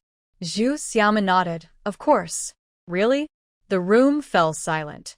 Xie Qingji added, "Of course, the work points need to be compared with the points from the team's work later. One person can't have points recorded in both places on the same day." Most people nodded in agreement when this was said. However, Qian Yuanfei coldly remarked, "If someone slacks off, just remember their work points." Zhu Xiaomin nodded. Director Qian has experience. It is known that many people from the Qian family have done this, like the former Qian Tuzu, who never worked but almost always had full work points. "You!" Qian Yuanfei glared in anger. All right, we are just discussing the general idea. We will talk more about the regulations later." Gu Mansong quickly waved his hand to stop the discussion and moved on to the next item. Finally, Gu Mansong said, "Before the new year, the town issued a notice that after the 15th, the publicity team will go to the countryside again. This time it will be longer, and we need 2 people. One will be our publicity committee member, and the other will be chosen from your educated youth." Xie Qingji asked, "Does this publicity require writing skills or singing skills?" Committee member He Kaifeng smiled. "Of course, we need both, but writing is the most important." Qian Yuanfei waved his hand. "I recommend Nia Zayuth." He then turned to the 3 educated youths. "You have no objections, right?" Sure Meijuan's eyes widened in surprise. "Let Nia Yifei go?" They were still newlyweds. Qian Yuanfei stared at her. "Does Sure Zayuth have someone else to recommend?" Sure Meijun hesitated for a moment and shook her head. "No, none. If we talk about writing skills, currently Xie Qingji and Zhu Xiaomin are the best, but in terms of beautiful handwriting, it's still Nia Yifei. In fact, joining the town's publicity team is a great opportunity for training, and the benefits are much better than working in the fields." Xie Qingji first thought of He Wenhua or Chen Sudong. However, since Qian Yuanfei mentioned Nia Yifei, it was basically a done deal, so there were no other suggestions. They nodded and said, "There is one situation. During this time, we should report to the brigade." What? Everyone's gaze fell on him. Xia Qingji looked at Shi Meijun and said, "Now that Shi Zayuth and Nie Zayuth are married, they have already established a separate household. According to regulations, they should no longer belong to our educated youth team, and the subsequent production arrangements should also fall under Lushu village, right?" These two matters were not his concern. Upon hearing this, Shi Meijun immediately nodded. "Since it was cold when we got married, we couldn't build a house, so we still live at the educated youth point. Now that we have a separate household, can we apply for a piece of land to build our own house?" Gumont-sung nodded, "Of course." He asked the others, "This is also in line with the regulations, but where can we choose the location?" Huang Shaowan said, "The area across the river in the village is full, but there are still some spots on this side. Also, there's a place a little south of the youth station, just separated by a small patch of woods." When she mentioned that place, Zhu Xiaomin instinctively clenched her hands in her sleeves, feeling an unexplainable aversion. The area south of the youth station was where she and Lu Mingjing built their house in her previous life. They chose that spot to avoid the gossip of the villagers. In this life, she wouldn't have a home in the village, but she instinctively didn't want Shi Meijun and Nie Yifei to build there. She quickly nodded and said, "Yes, that small patch of woods isn't big, just a few dozen jujube trees. If anything happens, the youth station will hear it. Those jujube trees were just planted last year. There were only a few naturally grown big trees before." Xia Qingji didn't know her thoughts and casually said, "Yes, if anything happens, it's good to have support." Qian Yuanfei immediately shook his head when he heard Zhu Xiaomin's suggestion. That area is still a bit remote. The youth station has many people, but they are just two. They should come to the village instead. After thinking for a moment, he added, "Let's check the area on this side of the river later." Shi Meijun considered his decision. Although she didn't want to mix with the villagers, she also didn't want to be too close to the youths. Fortunately, there were still options available, so she nodded in agreement. She hadn't forgotten that when they talked about getting married, Nie Yifei actually cared about Zhu Xiaomin's reaction. On the 5th day of the new year, they held a meeting about mobilizing labor among the production teams. Before the mountains thawed, they needed to clear the rocky slopes at the breeding base. As this mobilization progressed, by the 10th day, each team submitted their lists, consisting of young adults in their 20s and 30s, nearly 200 people, scheduled to start work after the Lantern Festival, beginning with clearing the surface stones from top to bottom. Before that day, Zhu Xiaomin informed Song Jian and quietly rushed to retrieve the wild chickens and rabbits hidden there, temporarily storing them in the granary. After the Lantern Festival on the 15th day of the first month, the new year was considered over. At noon, the youth station cooked the last chicken, and by evening, they enjoyed the glutinous rice balls they made themselves, feeling satisfied and ready to work. On the morning of the 16th, everyone had a simple breakfast, went to the team office to receive their tasks, and followed the main group to the Rocky. Nie Yifei, however, set off with He Kaifeng to the town, joining the town's publicity team for outreach. "Send these people away." Zhu Xiaomin and Huang Shaowan were helping Xia Chunhua prepare the score sheets for the year when Qian Yuanfei came over. He glanced at the three of them and called out to Shi Meijun, saying, "While things are still calm, let me take you to the Heshi area to choose a spot. When spring comes, we can start building houses." Shi Meijun agreed and followed him. Xia Chunhua whispered, "The Heshi area is large. Any place will do. Why does Uncle Qian have to take her to choose?" Zhu Xiaomin glanced at her and realized she didn't know the relationship between the two. She smiled and said, "Shi Jiqing has only been here for half a year. She's not as familiar with the village as we are, so it's better to have someone guide her." In fact, she seriously suspected that Qian Yuanfei recommended Nie Yifei to join the propaganda team in the countryside just to get him out of the way. Xia Chunhua didn't think much of it, nodded, and continued with her work. At this time, the score sheets were not printed and had to be hand-drawn. The three of them split up, and by noon, they had only completed half of the 12 score sheets. Shi Meijun had not returned yet. Work started today, and the team office had opened the dining hall. The three of them went to the cafeteria and saw only Huang Meihua, the warehouse manager Su Hui, and a few other women. Knowing that the other team leaders had gone to the Rocky, they greeted each other and sat at a table. Huang Manhwa had almost finished eating and asked, "Why did you take so long?" Xia Chunhua sighed. "Even though it seems like a small task, with Xiaowan and Xiamen helping, it's still not done. If I were doing it alone, it would take me several days." Huang Manhwa nodded. "Take your time. We have a month's worth to use." Xia Chunhua agreed and said, "We can talk about other things another day. I need to go count some heads soon." Huang Xiaowan said, "That area is remote. I'll go with you." Zhu Xiaoman, thinking about the wild chickens hidden in the grain warehouse, smiled and said, "I have some things to do, so I won't go. I'll help you when I come back in the evening." Xia Chunhua agreed. After eating, she went directly to the Rocky with Huang Xiaowan, while Zhu Xiaoman returned to the youth station by herself. She quickly boiled water, took out the 2 wild chickens that Song Xian had brought back, killed them, plucked the feathers and cut them into pieces, hiding the chicken parts in the grain warehouse. By the time Zhu Xiaoman returned to the youth station, it was almost time to finish work. She checked to make sure she hadn't left any traces, and then went back to the team office. At the team office, Huang Xiaowan and Xia Chunhua were already back, and even Shi Meijun was in the office. Seeing her, they asked curiously, "What were you doing?" Zhu Xiaoman glanced at her and said with a half-smile, "Why can't I tell you what I'm doing? What did you do that you can share with me?" Shi Meijun was taken aback, feeling uncertain, and asked, "What? What can I say?"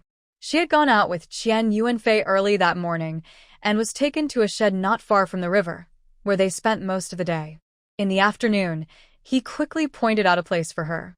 Could Zhu Xiaoman have figured something out? But that shed was used for people watching the crops to take shelter from the rain. It was far from both the youth station and the village, so how would she know? Yet, hearing her words felt strange. Zhu Xiaoman still appeared indifferent and shrugged. "How would I know?" She then went next door to help Xia Chunhua when she saw someone returning from work. Huang Xiaojun saw her come in, waved her hand, and whispered, "Do you know where she chose to build her house?" "Where?" Zhu Xiaoman asked. Huang Xiaojun pointed towards the west of the river, upstream from the west side, more than 50 meters from Uncle Daming's house. Uncle Daming's place was already the closest to the upstream on that side, but there was another mountain road from there that led directly to the team's headquarters. Zhu Xiaoman wasn't surprised and casually said, "But that's quite remote. At least the space is big enough." Huang Xiaojun nodded. "Yeah, that area is just one piece for farming, and you have to go around. If it's for building a house, it's not next to anyone else, so it's been left empty." "I didn't expect she would choose it." Xia Chunhua pouted. "Haven't you heard her? She doesn't want to be close to people from our village." Huang Xiaojun shook her head. "I thought she would choose the land south of the youth station, even if it's right behind it." Zhu Xiaoman shook her head. "Not far behind the youth station, there's making it hard to build a house unless you don't want a yard." Xia Chunhua nodded. "Yeah, if it were an expansion of the youth station, that would be fine, but making a separate yard wouldn't be enough." Huang Xiaojun then remembered, right, the youth station was chosen there because it needed to build more houses. If it were in the village, there wouldn't be enough space, and it would be hard to expand. Zhu Xiaoman took the opportunity to warn, "Now all the houses at our youth station are full. Even if the stone youth moves out, it will only free up one room. This year, I don't know how many more youths will come. I wonder if we can expand in advance to avoid crowding later." Huang Xiaojun laughed. "I'll mention it to the secretary first, and you can bring it up too. It should be fine." "That's great." Zhu Xiaoman smiled, already thinking about the empty land outside the youth station. During dinner, Zhu Xiaoman casually mentioned the matter, and Xie Qingji immediately nodded. "It's not just this year. Every year there are young people coming down. Sometimes there are 7 or 8, even more than 10, but not many can go back.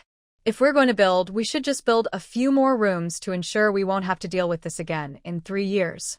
Chen Sudong, sitting not far from them, heard and said, "There's a stove and a chicken coop on that side. It would be a shame to tear them down. We can't expand that way, only towards the gate. There's still about 10 meters to the hillside, so we could build 3 or 4 rooms there. The problem is we can't fix the gate there, or else it would be back to back with our current house." He shook his head. That would mean the windows face north and wouldn't get any sunlight. Zhu Xiaomin smiled. There's still over 3 meters between the big stove and the grain warehouse. If we want to expand that way, we don't need to tear down the stove or the wall. We just need to put a door there. Right. Song Jian nodded in agreement, glancing at Zhu Xiaomin and quietly asked, didn't we also want to expand the yard? They had discussed expanding the yard before. Since the community didn't allow the young people to cultivate their own land, only permitting them to grow vegetables in the yard, this was a good opportunity to enlarge it. Zhu Xiaomin immediately nodded and said seriously, of course. We young people are a team. If we build new rooms, they should definitely be included in our yard. That's not what I meant. Song Xian scratched his head but saw her bright eyes filled with mischief, realizing he didn't need to remind her. While they were discussing the expansion, there was some good news from the base. The chickens had started laying eggs. After months of hard work for the base, they finally had results, and everyone rushed over to see the few small eggs in the basket, feeling an indescribable joy. Song Xian excitedly said, there are only a few now, but as the weather warms up, there will be more. Should we consider how to sell them? Xing Qingxing said calmly, we have hundreds of chickens here, and once they all start laying eggs, that's hundreds of eggs a day. Our supply and marketing cooperative might not be able to handle it. No rush, let's wait until we have more. I'll go to the county, Zhu Xiaomin said without any pressure. The county? Several people were surprised. Zhu Xiaomin nodded and recounted her previous visit to the supply and marketing cooperative in the county. They hadn't expected that, besides asking about sunflower seeds for oil, she had also solved the marketing issue for the breeding base, and their gazes toward her held more admiration. Zhu Xiaomin smiled and said, resources are scarce now. The only worry is not having anything. If we have something, we won't worry about selling it. Yes, many people can't get eggs. Everyone listened and nodded. In 2 weeks, as the weather warms up, more hens will start laying eggs. Zhu Xiaomin officially discussed this matter with Gu Mansong. Upon hearing that they needed to contact the county supply and marketing cooperative, Gu Mansong didn't hesitate and took Huang Xiaojun with him. Zhu Xiaomin invited Miao Sherwin and Chen Sudong, bringing along the collected 100 or so eggs, and personally went along for the trip. When Yan Yimin saw that Zhu Xiaomin and Chen Sudong had arrived, he quickly invited them into the office. After she introduced herself, he learned that Gu Mansong was actually the team leader, which made him even more enthusiastic. He asked about the situation and looked at the eggs they brought, nodding and saying, Comrade Zhu is right. There is a shortage of supplies now. Besides grain, we need more side dishes. No matter how many eggs you have, we will take them. What about the price? Gu Mansong immediately asked. Yan Yimin glanced at Zhu Xiaomin and suggested the current market price for eggs is 50 cents and the purchase price is 23 cents. Since you have a large quantity, how about 25 cents? It sounded like a small increase. Huang Xiaojun calculated and nodded slightly at Gu Mansong, but before he could speak, Zhu Xiaomin quickly asked, Secretary Yan, that 23 cents is the price you pay when you buy from the village, right? Yan Yimin nodded. Yes, we buy eggs from the village every month. Zhu Xiaomin smiled and said, then our eggs are also collected by the county once a month? Yan Yimin was taken aback. Once a month? If your egg production increases, you must be collecting a lot each month, right? Zhu Xiaomin nodded. Currently, we have over 200 hens and conservatively estimating we should get at least 150 eggs a day, so in a month. 4,500 eggs. Yan Yimin immediately waved his hand. It's not good to keep them like this. Transportation will also be a problem. If you can really reach that production, it would be best to collect every 10 days, but we can only drive to the village threshing ground. There's still some distance to the base, and we currently have to rely on manpower to carry them out, Zhu Xiaomin replied. Yan Yimin hesitated. Why was the base built in the mountains? Gu Mansong sighed. The base requires a lot of land, and the flat land is used for growing food. The area in the mountains is saline alkali land, and we tried to build it as close to the edge as possible. Land is essential for farmers, and Yan Yimin understood this. After thinking for a moment, he asked, can the village provide people to carry them out? Of course. Zhu Xiaoman nodded. But if we use people, it will delay their work points, and that loss will have to be compensated from the eggs. You went around in circles just to raise the price of the eggs, didn't you? Everyone noticed, and Yan Yimin sighed. So, Comrade Zhu, what do you think is a fair price? Zhu Xiaoman held up 3 fingers. How about adding 3 cents? $2.80? Yan Yimin thought for a moment and frowned, but we need to weigh them before loading the truck. Isn't that inconvenient? As mentioned earlier, the truck can only be at the threshing ground. Zhu Xiaoman replied, if someone from the county comes to collect, or if we go to the base together, we can weigh them there and load them directly into baskets. Our people will carry them down to the truck. If Yan Yimin asked back, sensing another option. Zhu Xiaoman nodded. If that plan doesn't work, we can send them directly to the county and weigh them at the supply and marketing cooperative. Whatever the weight is, that's what we'll go with. That sounds convenient. Yan Yimin immediately agreed. All right, you can send them. But if we send them, we need a few people to help for half a day and the tractor will need fuel, Zhu Xiaoman quickly pointed out. Yan Yimin was taken aback and asked, then, Xiaoman, Huang Xiaojun said, sensing she was about to raise the price again, tugging at her sleeve. As the accountant, she knew the county's egg purchasing price was already 5 cents higher, and raising it further would be excessive. Zhu Xiaoman held her hand down and smiled. The price will stay as we agreed, but can we get the payment in cash? Cash. Yan Yimin was surprised. Zhu Xiaoman nodded, looking troubled. When we built the base, some costs were advanced, and we need to expand further. We really can't afford to wait. Under certain conditions, giving farmers credit had been a long-standing practice, and she needed to stop this trend before it started. Yan Yimin understood after hearing her and thought for a moment before saying uncertainly, our cooperative also needs to manage cash flow. How about we try this first and discuss if it doesn't work? Fortunately, it was early in the year, and most of the allocated funds hadn't been used yet, so adjustments could still be made. Zhu Xiaoman immediately nodded, took out paper and pen, and said, let's write an agreement. We'll set a time. When we deliver, it will be based on the actual amount received. Yan Yimin couldn't help but smile. This young lady is quite meticulous. Considering that the initial production wouldn't be very high, they decided to start with a 2-month agreement. Zhu Xiaoman pointed to Miao Sherwin and Chen Sudong and said, Secretary Yan, I am now in charge of coordinating this project at the base. Miao is responsible for the accounts and Chen is my assistant. Whenever we deliver eggs, either I or one of them will come along. You can settle the payment with us. However, we also need to report to the team and require a receipt from the county for Accountant Huang. She then pointed to Huang Xiaowan. Yan Yimin nodded, that's easy. We can weigh the eggs on the spot, and I will stamp the receipt to indicate the amount. Huang Xiaowan looked at Zhu Xiaoman and nodded. Okay. Next, they discussed the details, agreeing to deliver eggs every 5 days.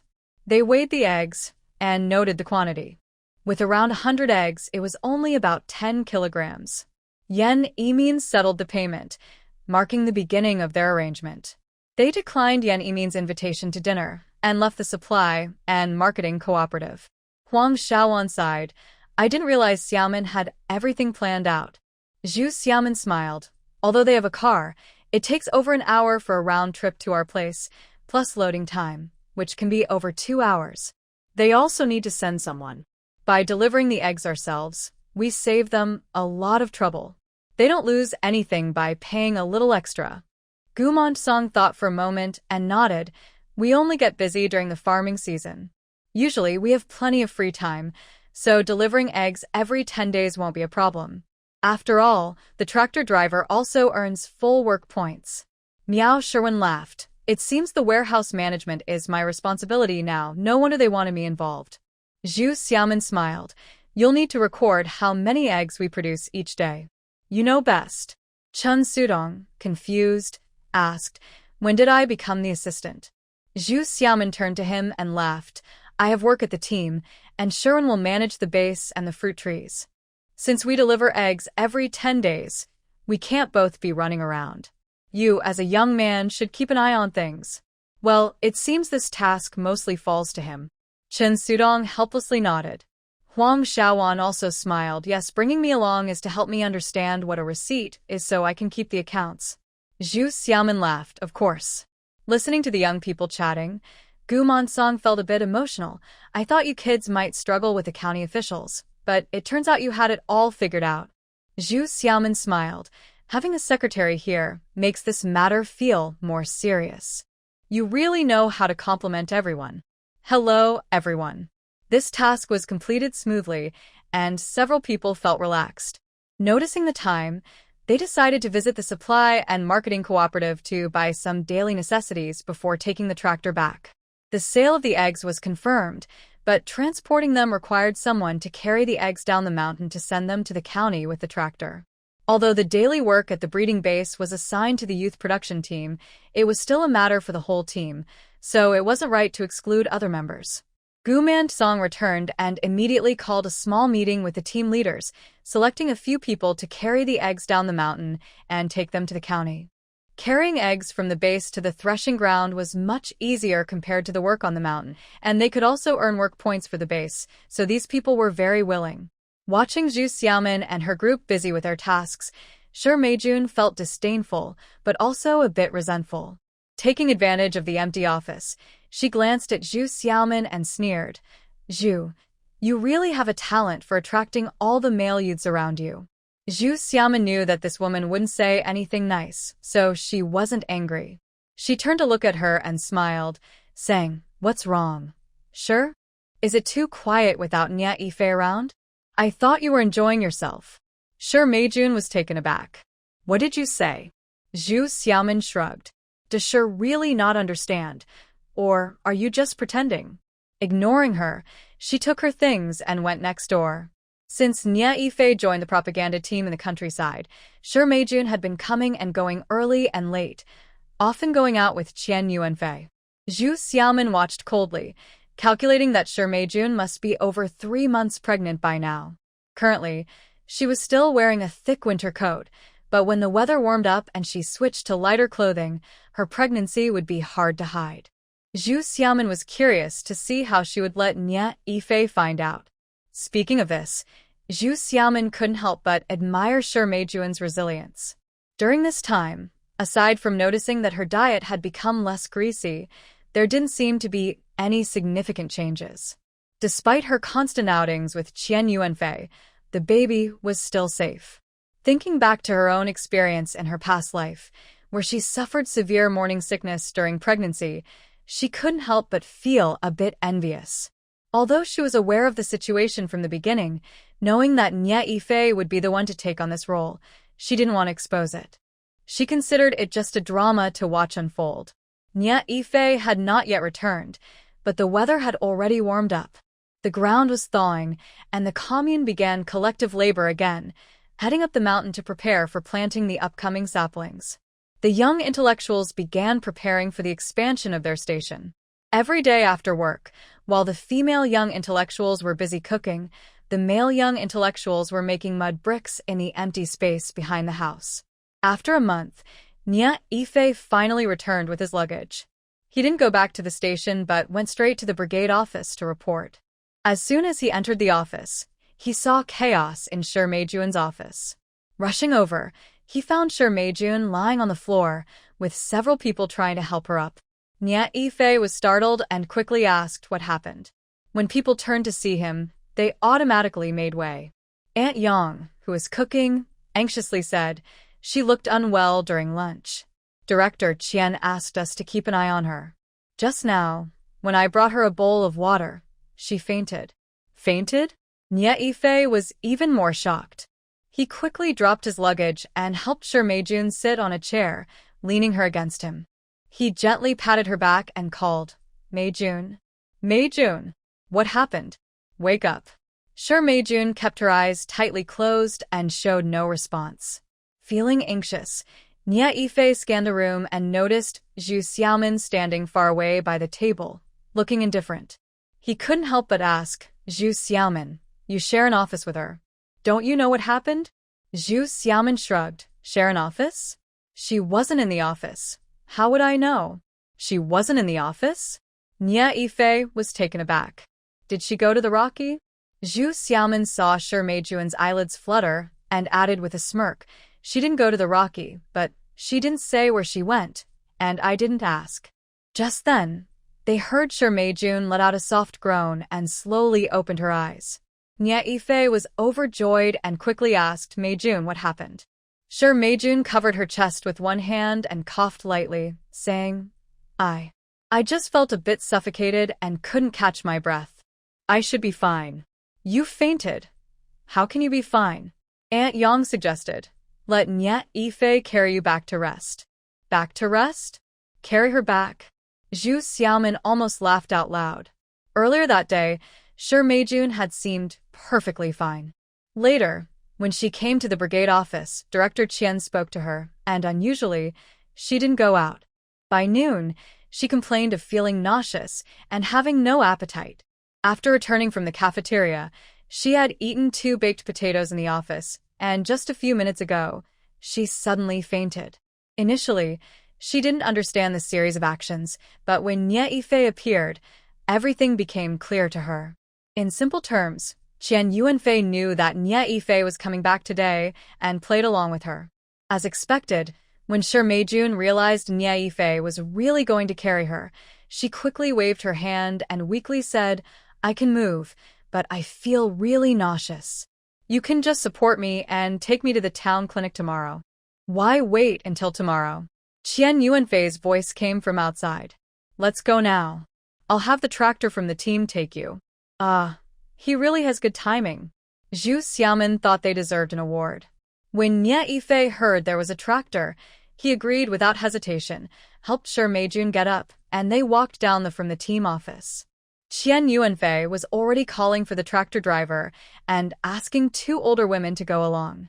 It wasn't until they finished work at the Rocky and were recording work points at the team office that Nia Yifei returned with a cheerful Shi Meijun. When they entered the yard and someone asked, the 2 older women immediately said, Oh, Shi Jiqing is pregnant. It's almost 3 months, and she didn't even realize it. She's so young. 3 months? At least 4 months, maybe even more. Zhu Xiaomin smiled slightly, scanning the crowd. When her eyes met Miao Sherwin's, they exchanged a knowing glance before she looked down and continued her work. Nia Yifei came to grab his luggage and help Shi Meijun back, while Xie Qingji and Miao Sherwin waited for Zhu Xiaomin to return together. It wasn't until they went down and entered the woods that Miao Sherwin asked about what happened. Zhu Xiaomin briefly explained. Xie Qingji felt a bit uncomfortable with the topic and shook his head slightly. She should have shown some signs during this time, which is why Qian Yuanfei sent Nia Yifei away. Miao Sherwin was surprised.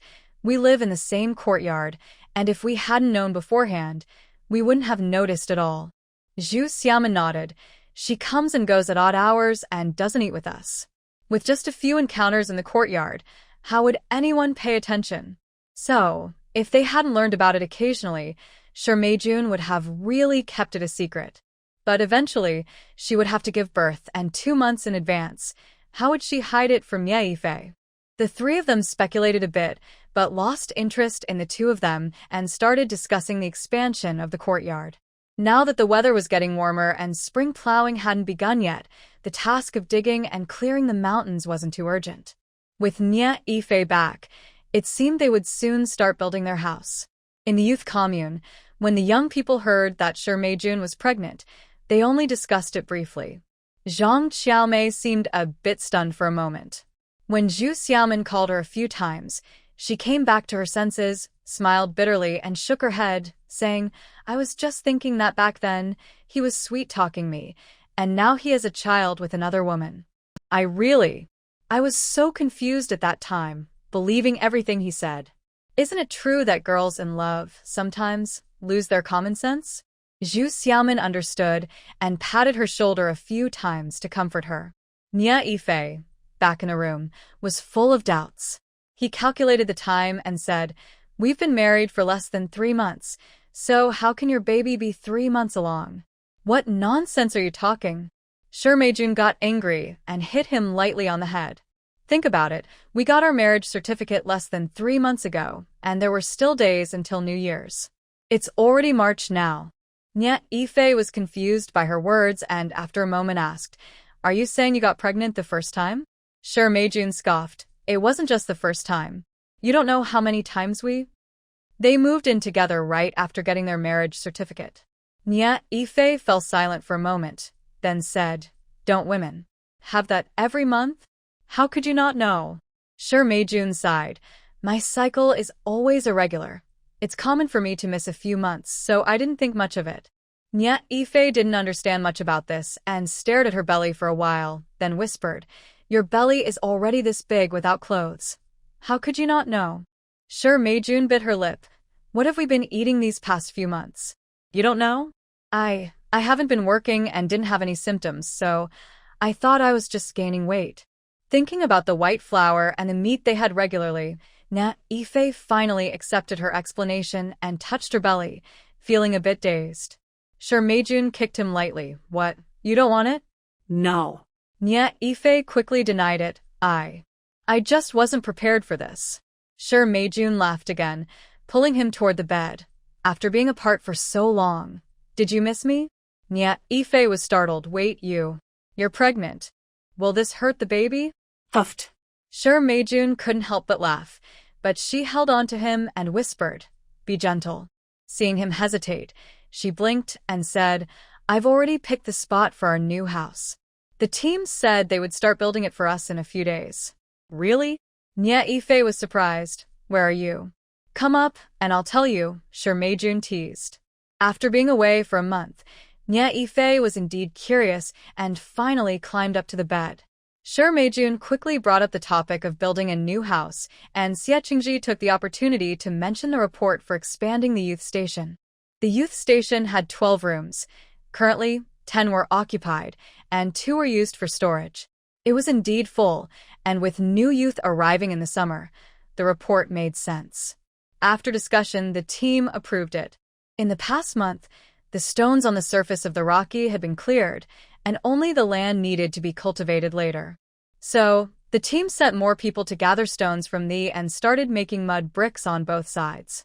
The youth station already had over 30 strong workers, mainly focused on Sure, Meijun and Nya Ife's new house.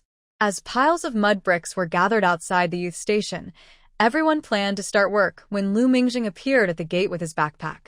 Wow. Xing Qingsheng was the first to see him, jumping up happily and shouting, "Mingjing, when did you arrive? Why didn't you say hello? Mingjing! Mingjing!" The youth saw him and rushed over, asking him questions all at once. Lu Mingjing's luggage was taken, and he was pulled to sit down. With a smile, he said, "We first went on a business trip to a neighboring province, and I came straight here without a fixed schedule." Zhu Xiaoman asked curiously, "Why are you always on business trips?" Lu Mingjing looked at her and reported seriously, "It was scheduled for next month, but since spring plowing is starting soon, I applied to come early so I could stay here for a while." "Who asked you so much?" Zhu Xiaoman felt his intense gaze and became a bit uncomfortable. She cleared her throat, turned her gaze away, and muttered softly, "This guy is getting more talkative." Miao Shuren chuckled and asked Lu Mingjing, "Didn't Comrade Meng come too? The peach and apricot blossoms on the mountain are blooming beautifully." Lu Mingjing shook his head. "He has something to take care of and will come a few days later, probably just in time for spring plowing." Speaking of spring plowing, he remembered something and looked for his bag, taking out a cloth bag to give to Zhu Xiaoman. "I brought the seeds I promised you." "That's more like it." Zhu Xiaoman's eyes lit up as she quickly opened it, seeing a bag of sunflower seeds, all round and plump. She nodded in satisfaction. "Great. In half a month, it will be grain rain, just in time for planting." In the northern part of the Yunzhong area, planting can only happen after the grain rain, which is why there is a saying, "Plant melons and beans around the grain rain." Lu Mingjing took out a square package and handed it to her, saying, "You didn't say how many you needed, so I found 3 sets for now. If it's not enough, we can get more." "What is this?" Xie Qingji asked in surprise. Zhu Xiaoman smiled and said, "These are high school textbooks. We don't have much to do in the evenings, so we can use this time to improve our education." "What is going on?" Everyone looked confused. Lu Mingjing also seemed puzzled and stared at her for a while before laughing. Xiaomin always surprises us. This was indeed unexpected. Zhu Xiaomin calmly met everyone's gaze and confidently said, "Look, we want to plant fruit trees and set up a breeding base. We need experts to guide us. If we lack education, how can we learn?" She pointed to a stack of books in front of her. "These high school courses are just to build a foundation. Once we learn this, it will be much easier to pick up other skills." "That makes sense." Everyone nodded in agreement. Song Jian seemed uncertain and asked, "Xiaomin, are you suggesting we teach ourselves?" Zhu Xiaomin waved her hand. "The courses will start simple and gradually get harder.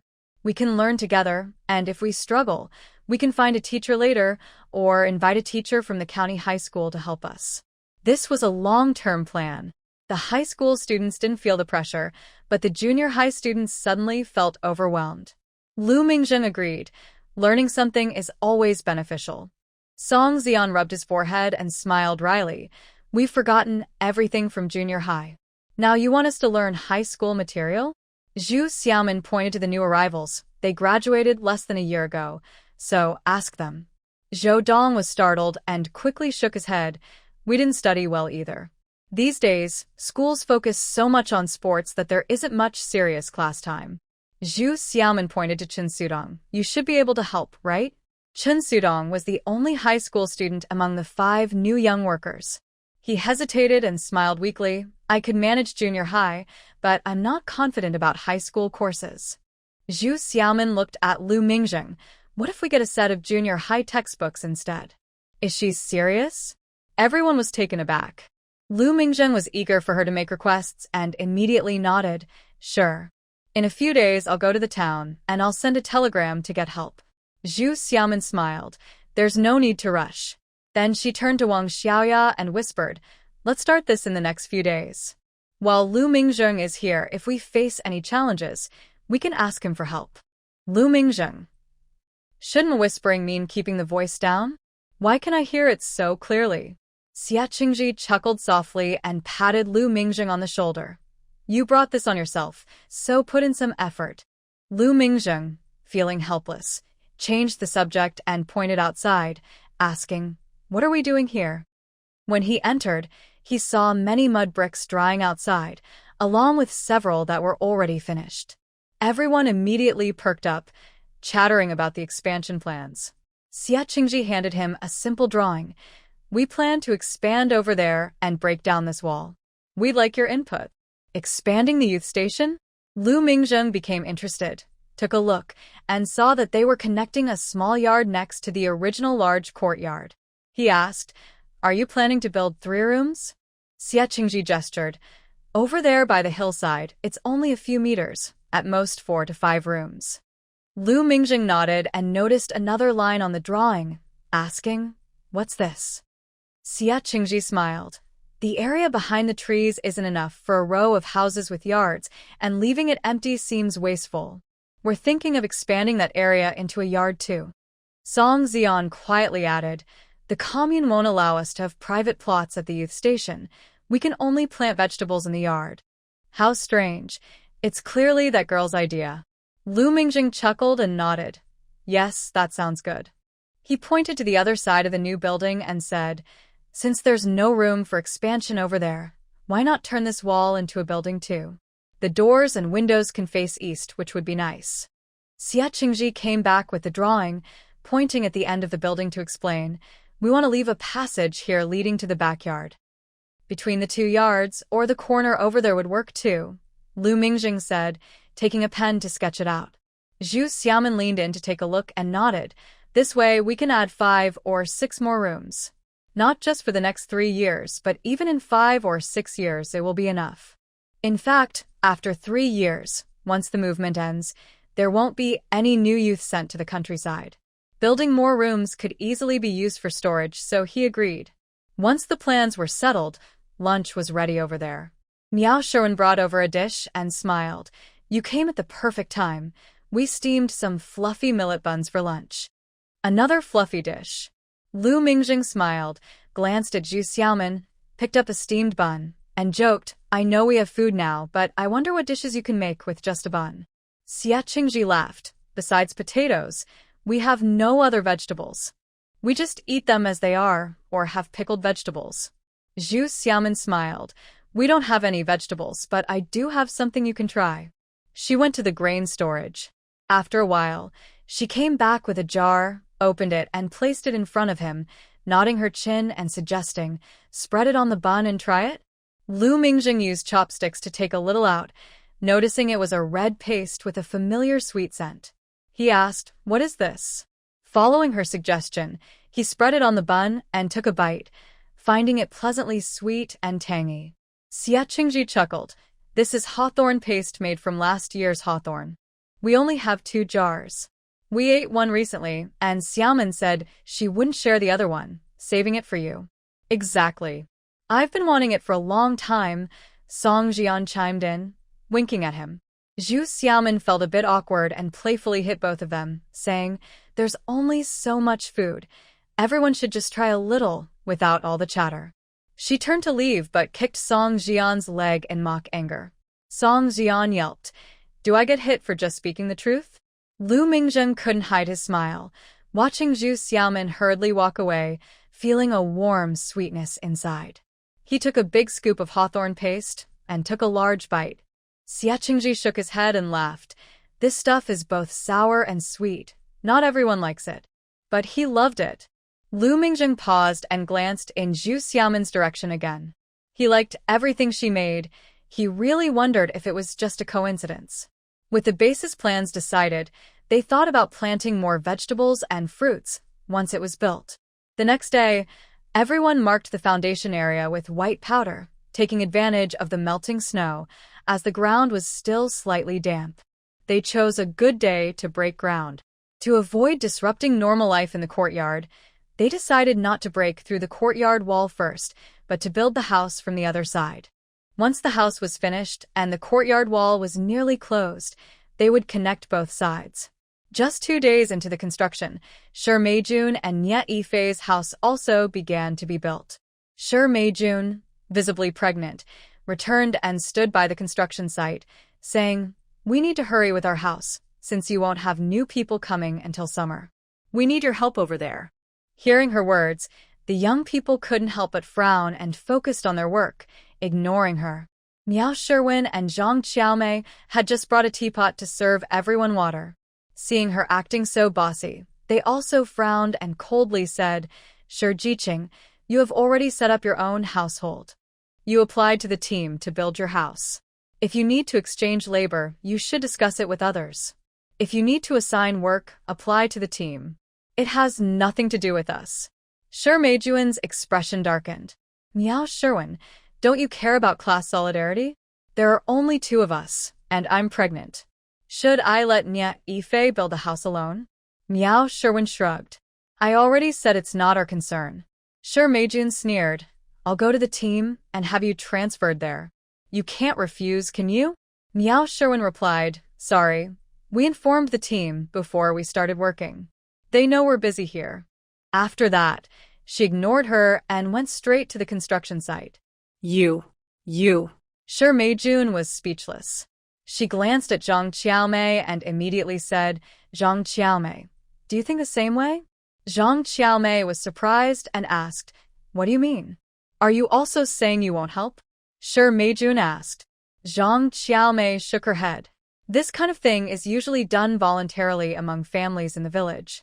I can't build a house, so why are you asking me? She then followed Miao Sherwin. Shi Meijun sneered. Don't think I don't know. You're jealous. Seeing me pregnant must be making you envious. Zhang Qiaomei had already come to terms with Nye Yifei, but hearing her provocation, she couldn't help but turn back and say, when Nye Yifei was with me, he could still be with you.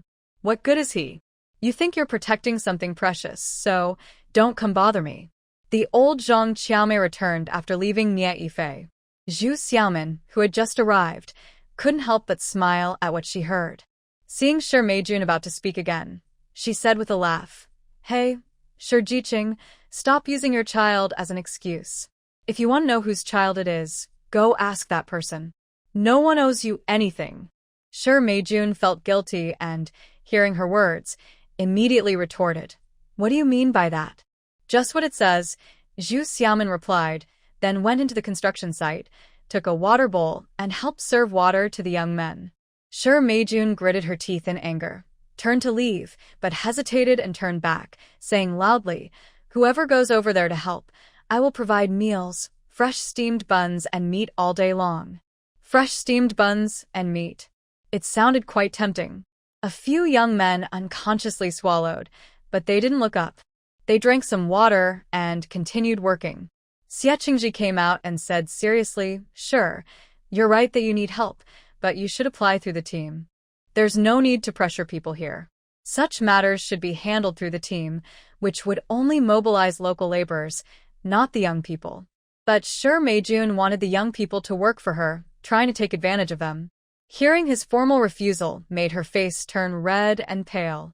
She gritted her teeth, snorted coldly, and turned to leave, saying, "I only wanted to give you a chance because I felt sorry for you eating coarse grains." Feel sorry for them? The young people were furious. Yang Aijuan, who couldn't tolerate any disrespect, sneered, "What's wrong with coarse grains? They're clean. We're afraid your white buns might upset our stomachs."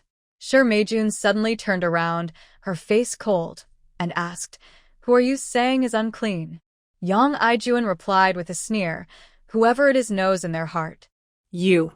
Shi Meijun pointed at him, trembling with anger, then suddenly clutched her stomach and cried out, My stomach hurts so much."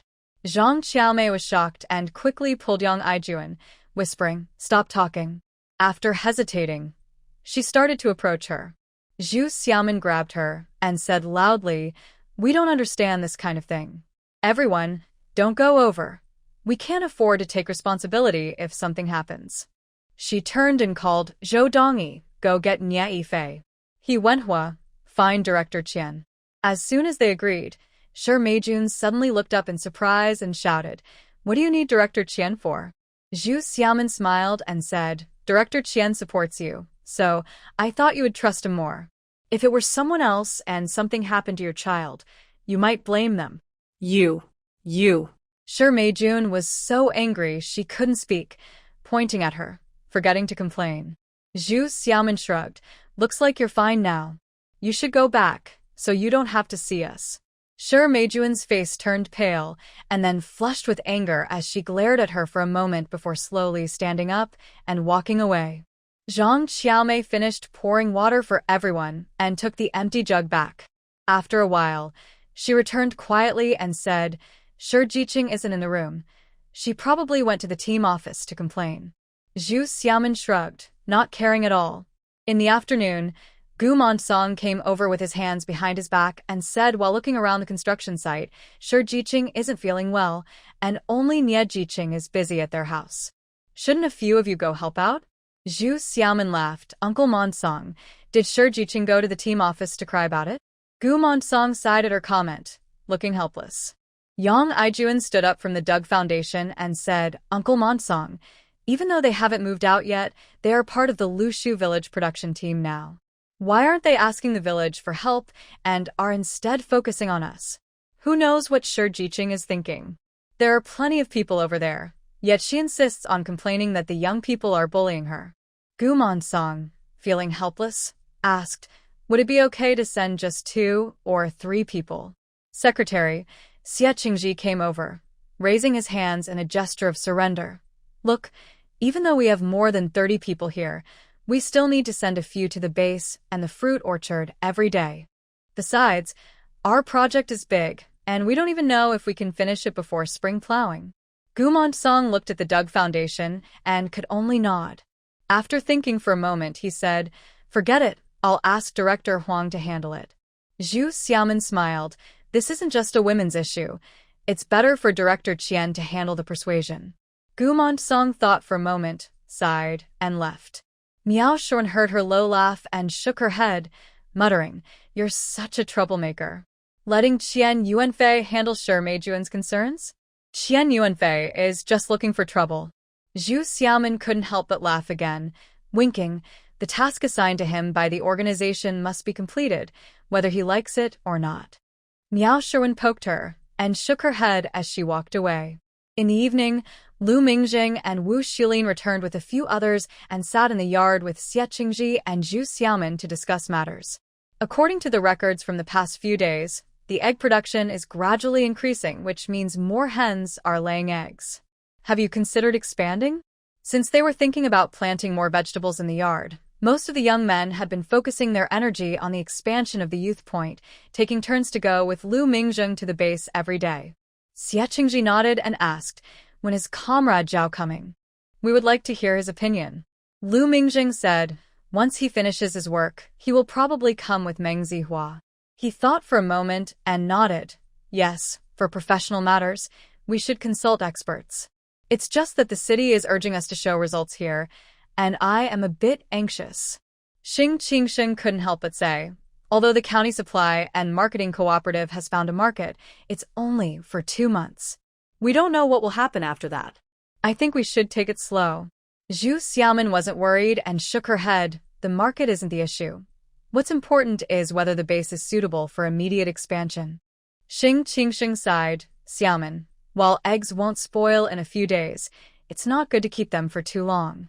Song Jian laughed. "How did you forget about the preserved eggs we ate during the New Year?" What? Several people asked. Song Jian shrugged.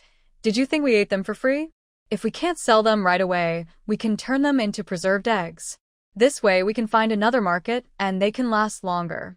Everyone was silent. The way food lovers think is indeed different from theirs. Zhu Xiaomin smiled and nodded. "That's right.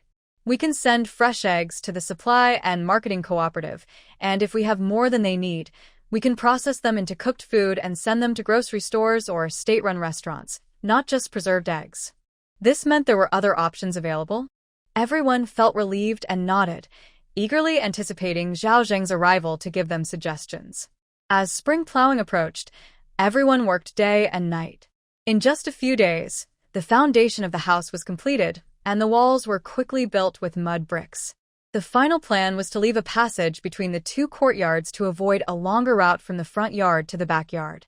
A room was built at the angle of the 2 houses facing the backyard, intended to be used as another storage room. Not long after the expansion project began, a spring rain fell, causing the pine trees on the mountain to turn green, and the peach and apricot blossoms began to bloom. Standing at the entrance of the youth station and looking out, one could see clusters of red peach blossoms and white apricot blossoms blooming beautifully among the green trees. At the peak of the blooming season, Zhao Zheng and Meng Zihua finally arrived. Seeing the mountains covered in peach and apricot blossoms filled them with joy, and the next day they invited Lu Mingjing to join them on the mountain. With these two around, Zhu Xiaomin, Miao Sherwin, and Xie Qingji naturally wanted to go along, and they also randomly selected 2 male youth volunteers. Meng Zihua saw the trees full of flowers and felt an indescribable joy. He grabbed a handful of soil from under the tree, rubbed it and smelled it. He said to a few people, "These days, we should add some fertilizer under the trees to improve the yield." Xie Qingji nodded. "This year, we have been composting sheep and chicken manure in the fields. We should ask some people from the team to help with fertilizing, and we'll need Comrade Meng's guidance on the details." Meng Zihua nodded. Of course. He then asked, "How were last year's jujubes?" Zhu Xiaomin smiled. "The yield was decent. The team divided it among us, 2 pounds per person, and the rest was sent to the supply and marketing cooperative. There wasn't much money, so we didn't divide it. We plan to use this year's to buy more fruit trees." Zhao Zheng asked with a smile, "Will you let us taste them later?" Zhu Xiaomin nodded and smiled. "Sure. During this time, you two should come to the youth point for meals. Since we haven't started spring plowing yet, we can try different dishes and avoid making arrangements elsewhere. When officials come to the countryside and the team doesn't provide meals, they will arrange for them to eat at local families' homes." Naturally, the two agreed without hesitation. Hearing them talk about jujubes, Xie Qingji asked Lu Mingjing, "How are the jujubes we sent? Did you enjoy them?" The youth point received a total of 70 pounds of jujubes, and they sent 20 pounds to Lu Mingjing. Lu Mingjing nodded. "They were very sweet. My colleagues at work said that if we have a good harvest this year, we should make some for the new year. Xie Qingji nodded. We can discuss it with the team then. Zhu Xiaomin smiled and said, we should strive to gain more rights over the output of our side projects. Lu Mingzheng didn't understand. What rights? Zhu Xiaomin explained the details of these two tasks assigned to the youth point. By focusing on these tasks, they could have a significant say in the matter. Lu Mingzheng nodded. As they walked and talked, they reached a peach orchard and suddenly saw a large area covered with fallen petals. Meng Zihua asked in surprise, what happened here? Zhu Xiaomin squatted down to take a look and noticed the flowers were still fresh. She frowned and sighed. The village kids have been here. Xie Qingji explained with a wry smile. The villagers know these fruit trees are part of the team side projects, but some kids are mischievous and don't listen when told. Meng Zihua asked, why doesn't the village control them? Xie Qingji sighed. The village kids run around everywhere. Who can control them? Zhao Zheng asked, isn't there winter school in the village? Classes only stop during busy farming times? Xie Qingji shook his head. There's only one elementary and middle school in the entire commune, located in the town. It takes 2 hours to walk there and 2 hours back. There are schools in the village, but they are very few. Zhao Zheng frowned. The village does not pay much attention to children's education. What can we do? A few people sighed. Meng Zihou felt a pang of sadness, shook his head, and sighed. Right now, it's just flowers. After a while, when we have little peaches, it might get worse. We need to think of a solution. When Zhu Xiaomin heard the word education, she felt a slight stir in her heart and said softly, maybe we can think of a way to channel the energy of the mischievous kids into something positive. How? Lu Mingzheng asked. Zhu Xiaomin thought for a moment, shook her head, and smiled. Let me think about it first. Seeing her eyes twinkling, Lu Mingzheng couldn't help but smile. He felt that she had come up with another clever idea. After spending the whole day, everyone walked through all the places where fruit trees were planted. As dusk approached, Miao Sherwin said, the chickens and sheep are about to come down. Let's go back to the base and check. Zhao Zheng immediately perked up and was the first to agree. After discussing the route, Xie Qingji led the way, taking a shortcut down the mountain toward the base. Upon entering the base gate, they saw that the gate facing the hillside was already open.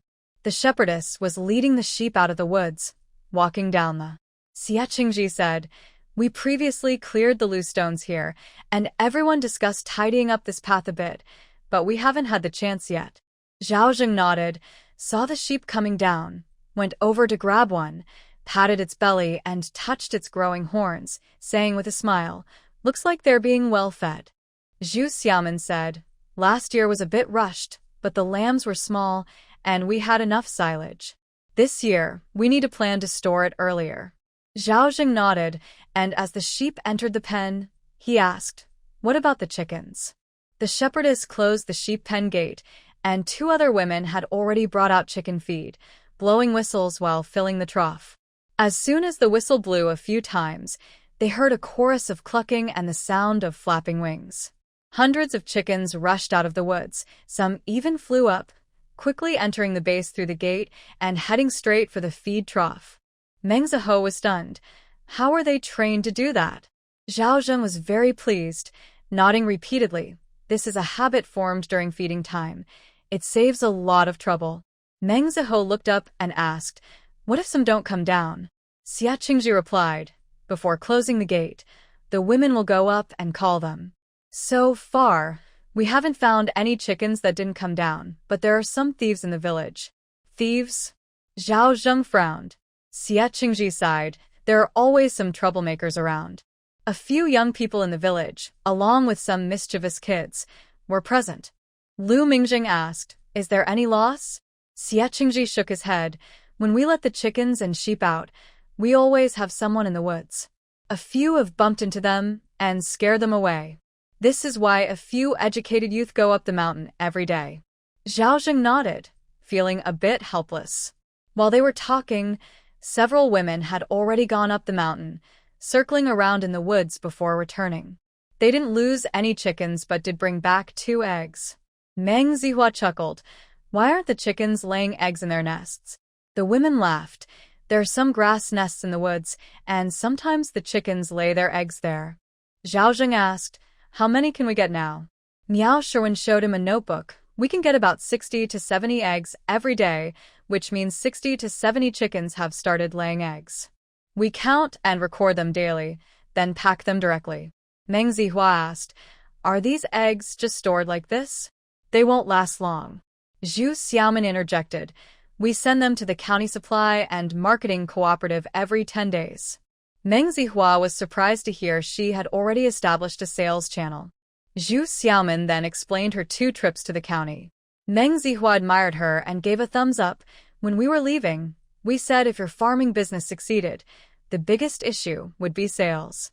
It seems we were worrying for nothing. Zhu Xiaomin shook her head. It was just a coincidence. We originally planned to investigate the oil mill, but then we ended up discussing the breeding base. Zhao Zheng asked, didn't you plan anything before that?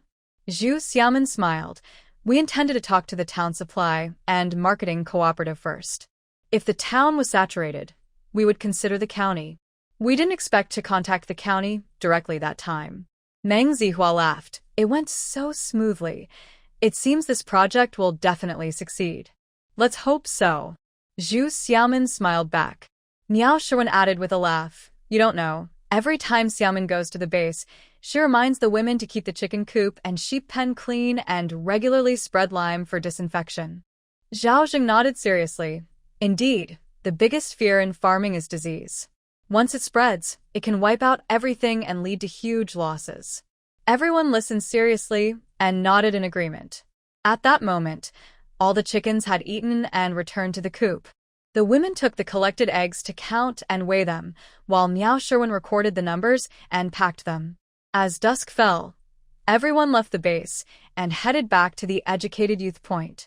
The male youth were still working on the construction while Zhang Qiaomei and Wang Xiaoya were busy preparing dinner. Zhu Xiaomin saw that the 2 were preparing thin rice porridge and, rolling up her sleeves, said with a smile, put in less rice so the porridge is a bit thinner, and add some vegetables. We'll have potato pancakes for dinner. She called Miao Sherwin to go to the grain store to measure out some flour. Zhao Zheng joked loudly, if we're just having potato pancakes for dinner, be careful not to go hungry in winter. Zhu Xiaomin peeked out and laughed, don't worry, last year was the last time we went hungry. This year, we won't let that happen. Meng Zihua asked with a smile, are you planning to fill up on eggs? Zhu Xiaomin stuck out her tongue. That's a good idea. After measuring the flour, she turned to Wang Xiaoya and said, go check in the back to see if anyone is slacking off. Bring one back to help us chop the green onions. Zhang Qiaomei chuckled. We don't need them for chopping onions. I can do it myself. She picked a few green onions and sat down at the table to chop them. Wang Xiaoya laughed, I really need to go check. I heard that when we eat pancakes, everyone works harder. She took a teapot and went outside. Zhu Xiaomin directed Xie Qingji, we don't have enough potatoes. Go get some more. Xie Qingji replied and went to open the cellar for potatoes. Lu Mingzheng came over and asked, what can I do? Just wait for dinner, Zhu Xiaomin said, without looking up. Lu Mingzheng watched her add water to the big pot and reached out to help. I'll do it. No need. Zhu Xiaomin pushed his hand away and said before he could speak, later, you can help mash the potatoes. That's more tiring. Lu Mingzheng. All right, he almost misunderstood. Seeing her add water and cover the pot, he tried to make conversation. Why aren't you making pancakes? Zhu Xiaomin shook her head. Making pancakes requires leavening. If you want some, we can prepare the dough later, and it will be ready by tomorrow. Sounds good, Lu Mingzheng replied with a smile. Hearing that they were having potato pancakes today, Song Jian shouted from across the wall, Xiaomin, are we really having potato pancakes? Yes, I'll call you when it's ready, Zhu Xiaomin replied loudly. Great. The young men cheered and even started chanting, let's work hard and finish building this wall today. Those guys. Xie Qingji came out of the cellar, shaking his head with a smile. Lu Mingzheng went over to help him bring up the potatoes, washing some to put in the pot while putting the rest back in the grain store.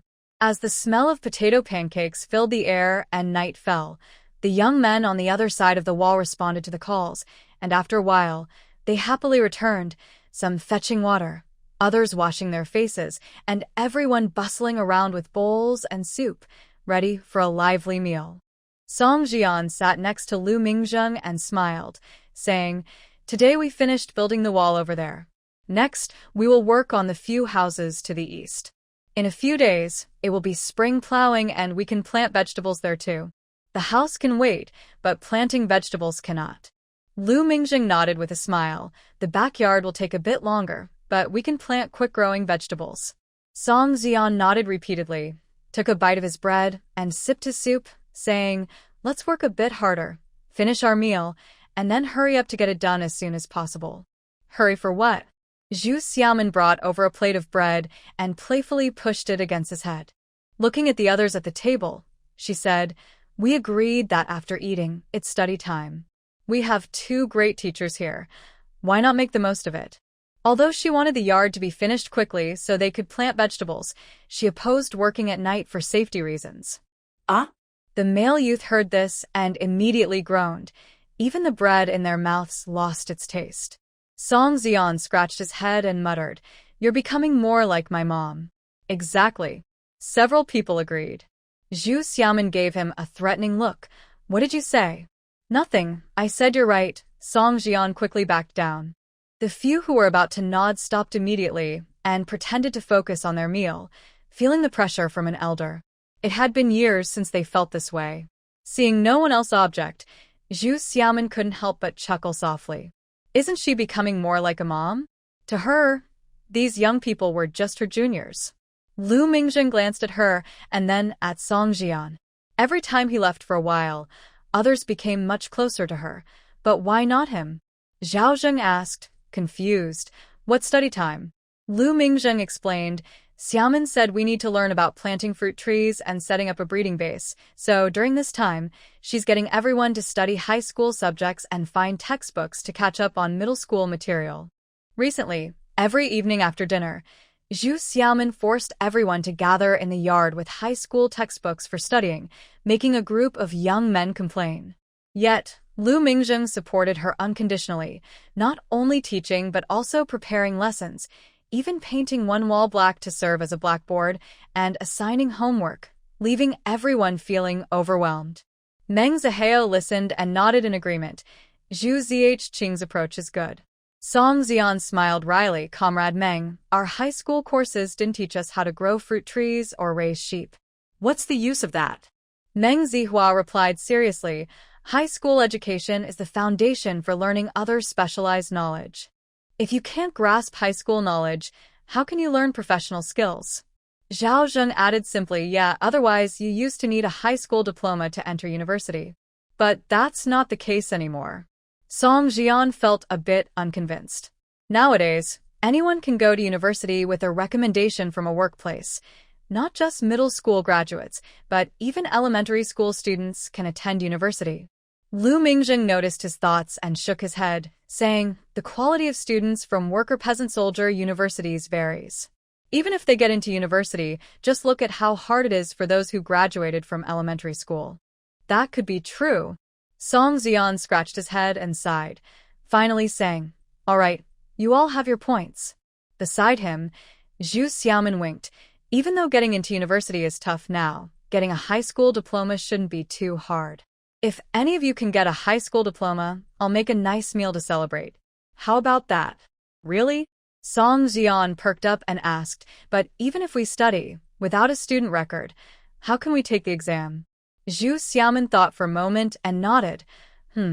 I'll check to see if we can arrange a student record in the county. If that doesn't work, as long as we reach high school graduation level, we can still celebrate." "Sounds good." Song Xian immediately agreed. He turned to see everyone listening and said, "Hey, what are you all waiting for? Hurry up and eat, and make the most of your study time. Everyone." Zhu Xiaomin couldn't help but chuckle and urged everyone to eat quickly. As for the courses, after a few days, Lu Mingjing figured out everyone's background. Among the female-educated youth, Zhu Xiaomin and Miao Sherwin both graduated from high school, but during their school years, they were caught up in intense movements and didn't learn much. However, their understanding was noticeably better. After a few days of high school courses, their memories were gradually returning, making it easier for them to learn. Wang Xiaoya had just graduated from middle school. Although she was still involved in movements, she had improved a lot compared to previous years and had learned some things. In high school courses, whenever she faced a problem, it was easy to identify where her middle school knowledge was lacking, allowing for focused review. The one struggling the most was Zhang Qiaomei. She also attended middle school during the peak of the movements, and not only did she not learn much, but after so many years, she had forgotten almost everything. For her, we can only have her memorize some formulas and teach some related middle school subjects. Everything will be discussed once we have the textbooks. The same goes for the male youth workers. Xia Qingji and Chen Sudong graduated from high school. Xia Qingji is 1 year younger than Lu Mingjing. He started sports in his second year of high school, which means he didn't study well during that time. Since it has been a long time, he needs to slowly refresh his memory. Chen Sudong just graduated, and in recent years, the sports activities have not been as intense. He has learned some things, so now he just needs to fill in the gaps.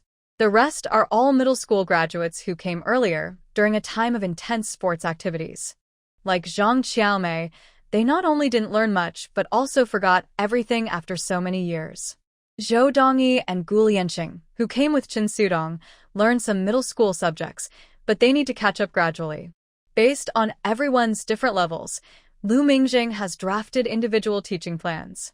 He explains concepts that can be understood, and for those who are far behind, they will start with memorization and gradually deepen their understanding. After lunch, more than 30 people leaned on the table, looking worried as they listened to his lecture. Zhao Zheng and Meng Zihua found it interesting and moved closer to watch. When they noticed mistakes, they couldn't help but chime in to teach a bit. Zhu Xiaomin saw this and unceremoniously assigned tasks. The others could only wait and see. The 3 high school students, Xia Qingji, Miao Sherwin, and Chen Sudong, must be taught well. Everyone was focused, and while some were feeling frustrated, Shi Meijun and Nya Yifei returned from outside. Seeing the study scene in the yard, Shi Meijun couldn't help but scoff and quietly said, "There are no team leaders here, so what's with the show of progress?" She huffed and squeezed past Zhao Zheng. Nya Yifei noticed that Lu Mingjing was explaining something to Zhu Xiaomin and didn't even glance his way. Feeling a bit frustrated, he paused for a moment before heading back inside. Since the last incident at the construction site, when they saw the youth workers refusing to help, both of them have been leaving early and returning late, rarely staying at the youth point. When the two closed the door, Song Jian leaned closer to the high school students and whispered, "I heard their house will be repaired soon. I wonder when they will move." Zhu Xiaomin made a gesture as if to tap his head. "Focus on doing the problems." Song Jian shrank his neck and quickly sat back down. Lu Mingjing smiled at the two, and once Song Jian moved a bit farther away, he helplessly said, "If you really want everyone to learn the high school curriculum, I suggest you hire a dedicated teacher." Why? Zhu Xiaomin asked. Lu Mingjing sighed, "Not to mention that I am just a high school student and don't remember many things. Even if I could teach, I can't just stay here." Zhu Xiaomin nodded without hesitation. "Now that you are here, I want to gather some information. I'm considering the teacher situation." Considering? Lu Mingjing was surprised. Wasn't she planning to study on her own? Zhu Xiaomin nodded, tapping her pencil on the notebook. After thinking, she said, "Do you remember that capitalist from Team 3? Lu Mingjing thought for a moment and nodded. "I heard he studied abroad and his family used to have a decent business. He was taken down early in the movement, but he joined our commune a year later. Are you thinking of him?" Zhu Xiaomin nodded and sighed. "I was originally thinking about a teacher from the county high school or someone who could tutor on weekends, but here, it's hard to get a teacher from the county, let alone from the town. Plus, there are several subjects in high school, so we would need multiple teachers. I also heard from the secretary that the teachers in the county high school are not even complete.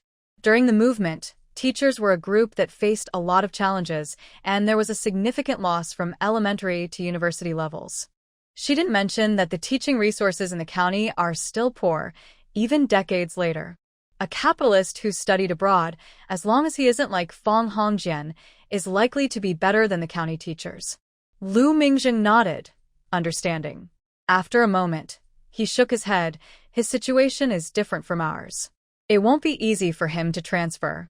We should think of other solutions. Yeah. Zhu Xiaomin replied, this isn't urgent. Let's just get the books first. She glanced at him. Lu Mingjing chuckled. I've already sent a telegram home. They'll send them as soon as they can.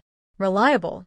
Zhu Xiaomin smiled, her eyes narrowing, and praised, I feel at ease when I leave things to you. Is this her affirmation of him? Lu Mingjing looked at her, a spark in his eyes, feeling as if fireworks were going off in his heart. It was a happy feeling. 2 days later, Shi Meijun and Nye Yifei's house was finished. After warming it up for a day, they decided to move. When Shi Meijun proudly announced this in the yard, everyone was excited. Xing Qingsheng immediately asked, are you moving tomorrow? Do you need help? Just let us know if you do. Yes, yes. Song Jian also nodded quickly. You need to pack your food, right? And the potatoes and cabbage in the cellar? We have baskets we can lend you, and we can help carry them over. Hurry and leave. I don't want to see you again. Seeing everyone's enthusiasm, even Shi Meijun felt a bit confused. Shouldn't this be envy and jealousy? Why does it feel so friendly? Nye Yifei, having lived here for a few years, quickly understood what everyone was thinking when he saw their eagerness, as if they wanted to celebrate. He knew these people were excluding him, but he didn't expect them to treat him like a pariah. After a brief moment of shock, Shi Meijun regained her composure, frowned, and said, no need. The team will send someone to help. That's good. After all, they didn't really want to help. They just wanted them to move out sooner. As soon as the two entered the house, everyone started discussing what to do with the space that would be freed up. Xie Qingji suggested to Lu Mingjing, how about telling the team that you three should move in here? Lu Mingjing was taken aback, glanced at the dormitory with a look of disgust, and immediately waved his hand. No thanks. The peach blossoms are about to fall. I want to observe the situation after they fall before I leave. He disliked the idea of being in a place that had the presence of those two people. Others didn't understand, but Zhu Xiaomin did. If they move out, the place will need to be cleaned up. By the time you come back, our new house will be ready. Lu Mingjing had a bit of a cleanliness obsession. He didn't mind the smell of others, but if he disliked someone, he couldn't stand the air around them. Zhu Xiaomin's words were meant to politely decline Xie Qingji's invitation, but Lu Mingjing only caught the part about when you come back, and he automatically simplified it to when you come back, causing his eyes to light up with a smile as he nodded. Sure. What does that mean? Zhu Xiaomin was taken aback and looked at him. Of course, it meant that when he came back next time, he would directly stay in the new house. Lu Mingjing gave her a knowing smile, leaving her even more puzzled. Since they said they didn't need help from the youth, everyone stopped worrying about it. The next day, when they returned from work, they continued with their own projects. Previously, with those two around, they had only dug out the foundation for the house and the courtyard wall, leaving the back of the house untouched to avoid any trouble from that woman. Now that those two were moving out, they could work at full speed to enclose the backyard. By the time the team found out, it would already be a done deal, and they usually wouldn't ask for it to be torn down. So, when Qian Yuanfei arrived with a dozen people, the yard only had Miao Sherwin and Zhu Xiaomin. Even Zhang Xiaomei and Wang Xiaoya went to help the boys pass mud bricks. Seeing Shi Meijun with a frown, Qian Yuanfei also frowned. Today, Shi Jiqing is moving. Why aren't the people from your group helping? What about revolutionary friendship? Zhu Xiaomin sat with her chin resting on her hand, looking at him with a smile. Director Qian, this isn't our fault. Everyone agreed to help yesterday, but Shi Jiqing said it wasn't necessary. She's probably worried we might disturb her supplies. When Qian Yuanfei heard her mention the supplies, he couldn't tell if she was just speaking casually or if there was a reason behind it, and he frowned unconsciously. Shi Meijun coldly huffed, yes, with so many people, who can guarantee nothing will go wrong? She tossed her head and went to open her room's door.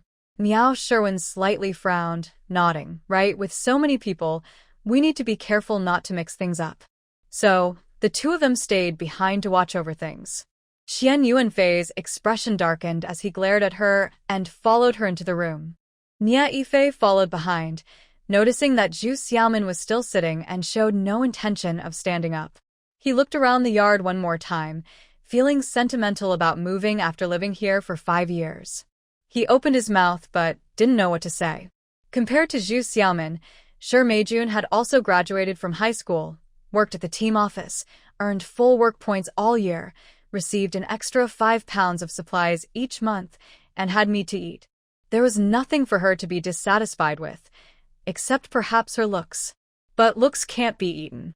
Last winter, he knew how the entire youth group got through. Yet, for some reason, seeing the woman sitting there, looking relaxed, made him feel a pang of disappointment. Even when she was with him, she never had such lively eyes or radiant spirit. He had never seen her so bright. Ignoring his gaze, Zhu Xiaomin's eyes followed the people coming in and out of the dormitory, surprised to see the baskets and bags moved into the yard. She knew Qian Yuanfei had supplemented Shi Meijun with quite a bit of food, but she didn't expect that one dormitory could hold so much food, over 1,000 pounds. Just based on her and Nia Yifei's work points, Zhu Xiaomin glanced at Qian Yuanfei, beginning to feel curious. If Shi Meijun could receive so much food, how much was the Qian family hiding? At that moment, Shi Meijun came out of the room and said to Nia Yifei, "Someone needs to keep an eye on the packing over there. I'll go ahead. You finish organizing everything before coming." Seeing him nod, she left with Qian Yuanfei and a few others to carry some of the supplies. Nia Yifei glanced at Zhu and Miao before entering the house. All the food had been taken out, leaving only some personal items belonging to the two of them, which they began to pack up. As they cleared the last few things, the remaining people carried them out of the yard. Miao Sherwin reminded, "Nia, don't forget about the cellar so you won't have to come back for it." Nia Yifei paused for a moment, looking at the gate, where he could no longer see the others. He glanced down at his clean clothes, hesitated, and then looked at the nearby wall. On the other side of the wall, there were more than 30 young people. Zhu Xiaomin scoffed, "If you don't want to do it yourself, just wait for your wife to send someone back." Nia Yifei gritted his teeth, said nothing, and went to open the cellar.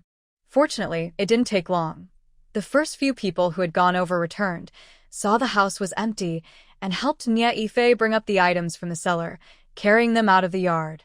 Nia Yifei looked back into the house one last time, hesitated for a moment, then walked outside, stopping at the gate to look back at Zhu Xiaomin. He opened his mouth several times before finally saying, "Xiaomin, I hope you don't hold a grudge against me." After being mixed up in a fight, he hadn't spoken so normally before. Zhu Xiaomin raised an eyebrow but didn't reply. Not hold a grudge? If it were just things from this life, she might let it go, but the pain from the last life was due to his schemes. How could she not hold a grudge? Seeing she didn't answer, Nia Yifei gritted his teeth and walked away. As his figure disappeared, Miao Sherwin nudged Zhu Xiaomin and quietly asked, "Do you think he's still a bit reluctant? Or is it just me?" Zhu Xiaomin shrugged. Who knows what he's thinking? She noticed the water was boiling and took a kettle to bring water to the others. With those two gone, everyone felt the atmosphere at the youth station was much fresher. Song Jian suggested a celebration, and they ended up having a nice meal together. As the peach blossoms on the mountain were about to fall, spring plowing was about to begin. Lu Mingjing, Zhao Zheng, and Meng Zihao completed their inspection work and prepared to return to the city. Coincidentally, it was the 5th day, the day the base sent eggs to the county. Xie Qingji, Miao Sherwin, and Zhu Xiaomin accompanied the three to the threshing ground, taking the team's tractor with Chen Sudong to the county. As they watched several large baskets of eggs being loaded, Chen Sudong was already calling everyone to get on the vehicle. Lu Mingjing turned back to look at Zhu Xiaomin, feeling a deep sense of reluctance. After thinking hard, he said, "About the middle school textbooks, I'll follow up when I get back. It should be fine." "Okay." Zhu Xiaomin replied with a smile. Lu Mingjing asked, "Is there anything else?" Zhu Xiaomin thought seriously for a moment, hesitated, and shook her head. "Not for now." "I don't think so." "What do you mean by not for now?" Lu Mingjing asked, stepping closer and speaking softly. Whatever it is, just tell me. You don't need to worry. His deep voice carried a reassuring strength. Zhu Xiaomin blinked, finding it a bit amusing. She took a small step back and shook her head. She wasn't worried. She just thought it couldn't be anything serious. Seeing her step back a bit more, Lu Mingjing felt a bit defeated, but didn't move closer. When he heard Qin Sudong calling, he smiled at her for a moment and said softly, "Then I'll go. Think it over and write to me." When she nodded, he turned and jumped into the car. The tractor moved, leaving the threshing ground, winding around the village, and heading toward the town. Zhu Xiaomin noticed Lu Mingjing looking back at her and instinctively waved her hand. In an instant, she saw him smile widely, revealing a set of beautiful white teeth. The morning sunlight shone down, and she couldn't tell if the sunlight brightened his smile or if his smile highlighted the sunlight, leaving her momentarily dazzled. As the tractor disappeared into the rising dust, Miao Sherwin finally sighed and said, "If they come again, it will probably be in the fall. Fall is the harvest season for fruit trees. By then, after half a year of statistics, they would know whether to expand the chicken coop, and some of last year's sheep would also be ready for sale." Xie Qingji nodded. "Let's go. The expansion of the youth station needs to be completed today. We have to witness this moment." The expansion of the youth station wasn't a big deal, but the backyard they expanded held their small hopes. During this time, everyone had to go to the team office every morning to receive tasks and earn work points. In the afternoons, they would return and work hard until the last light of day. Finally, the 8 rooms facing 2 directions, along with a storage room facing the backyard, were completed. On the last day, the final gap in the backyard was closed, and the wall next to the main kitchen was torn down. With the new and old yards connected, everyone cheered. A group of young people eagerly ran between the front and backyards, enjoying their newly created environment. After a while, they returned to level the torn-down wall and turned it into a door. Next, they worked together to dismantle the fence next to the main kitchen, moving the chicken coop from that side to the inner yard, leaving only the main kitchen and the water tank. This way, the chickens had their own space to roam, and the outer yard looked much cleaner. The yard was tidy both inside and out.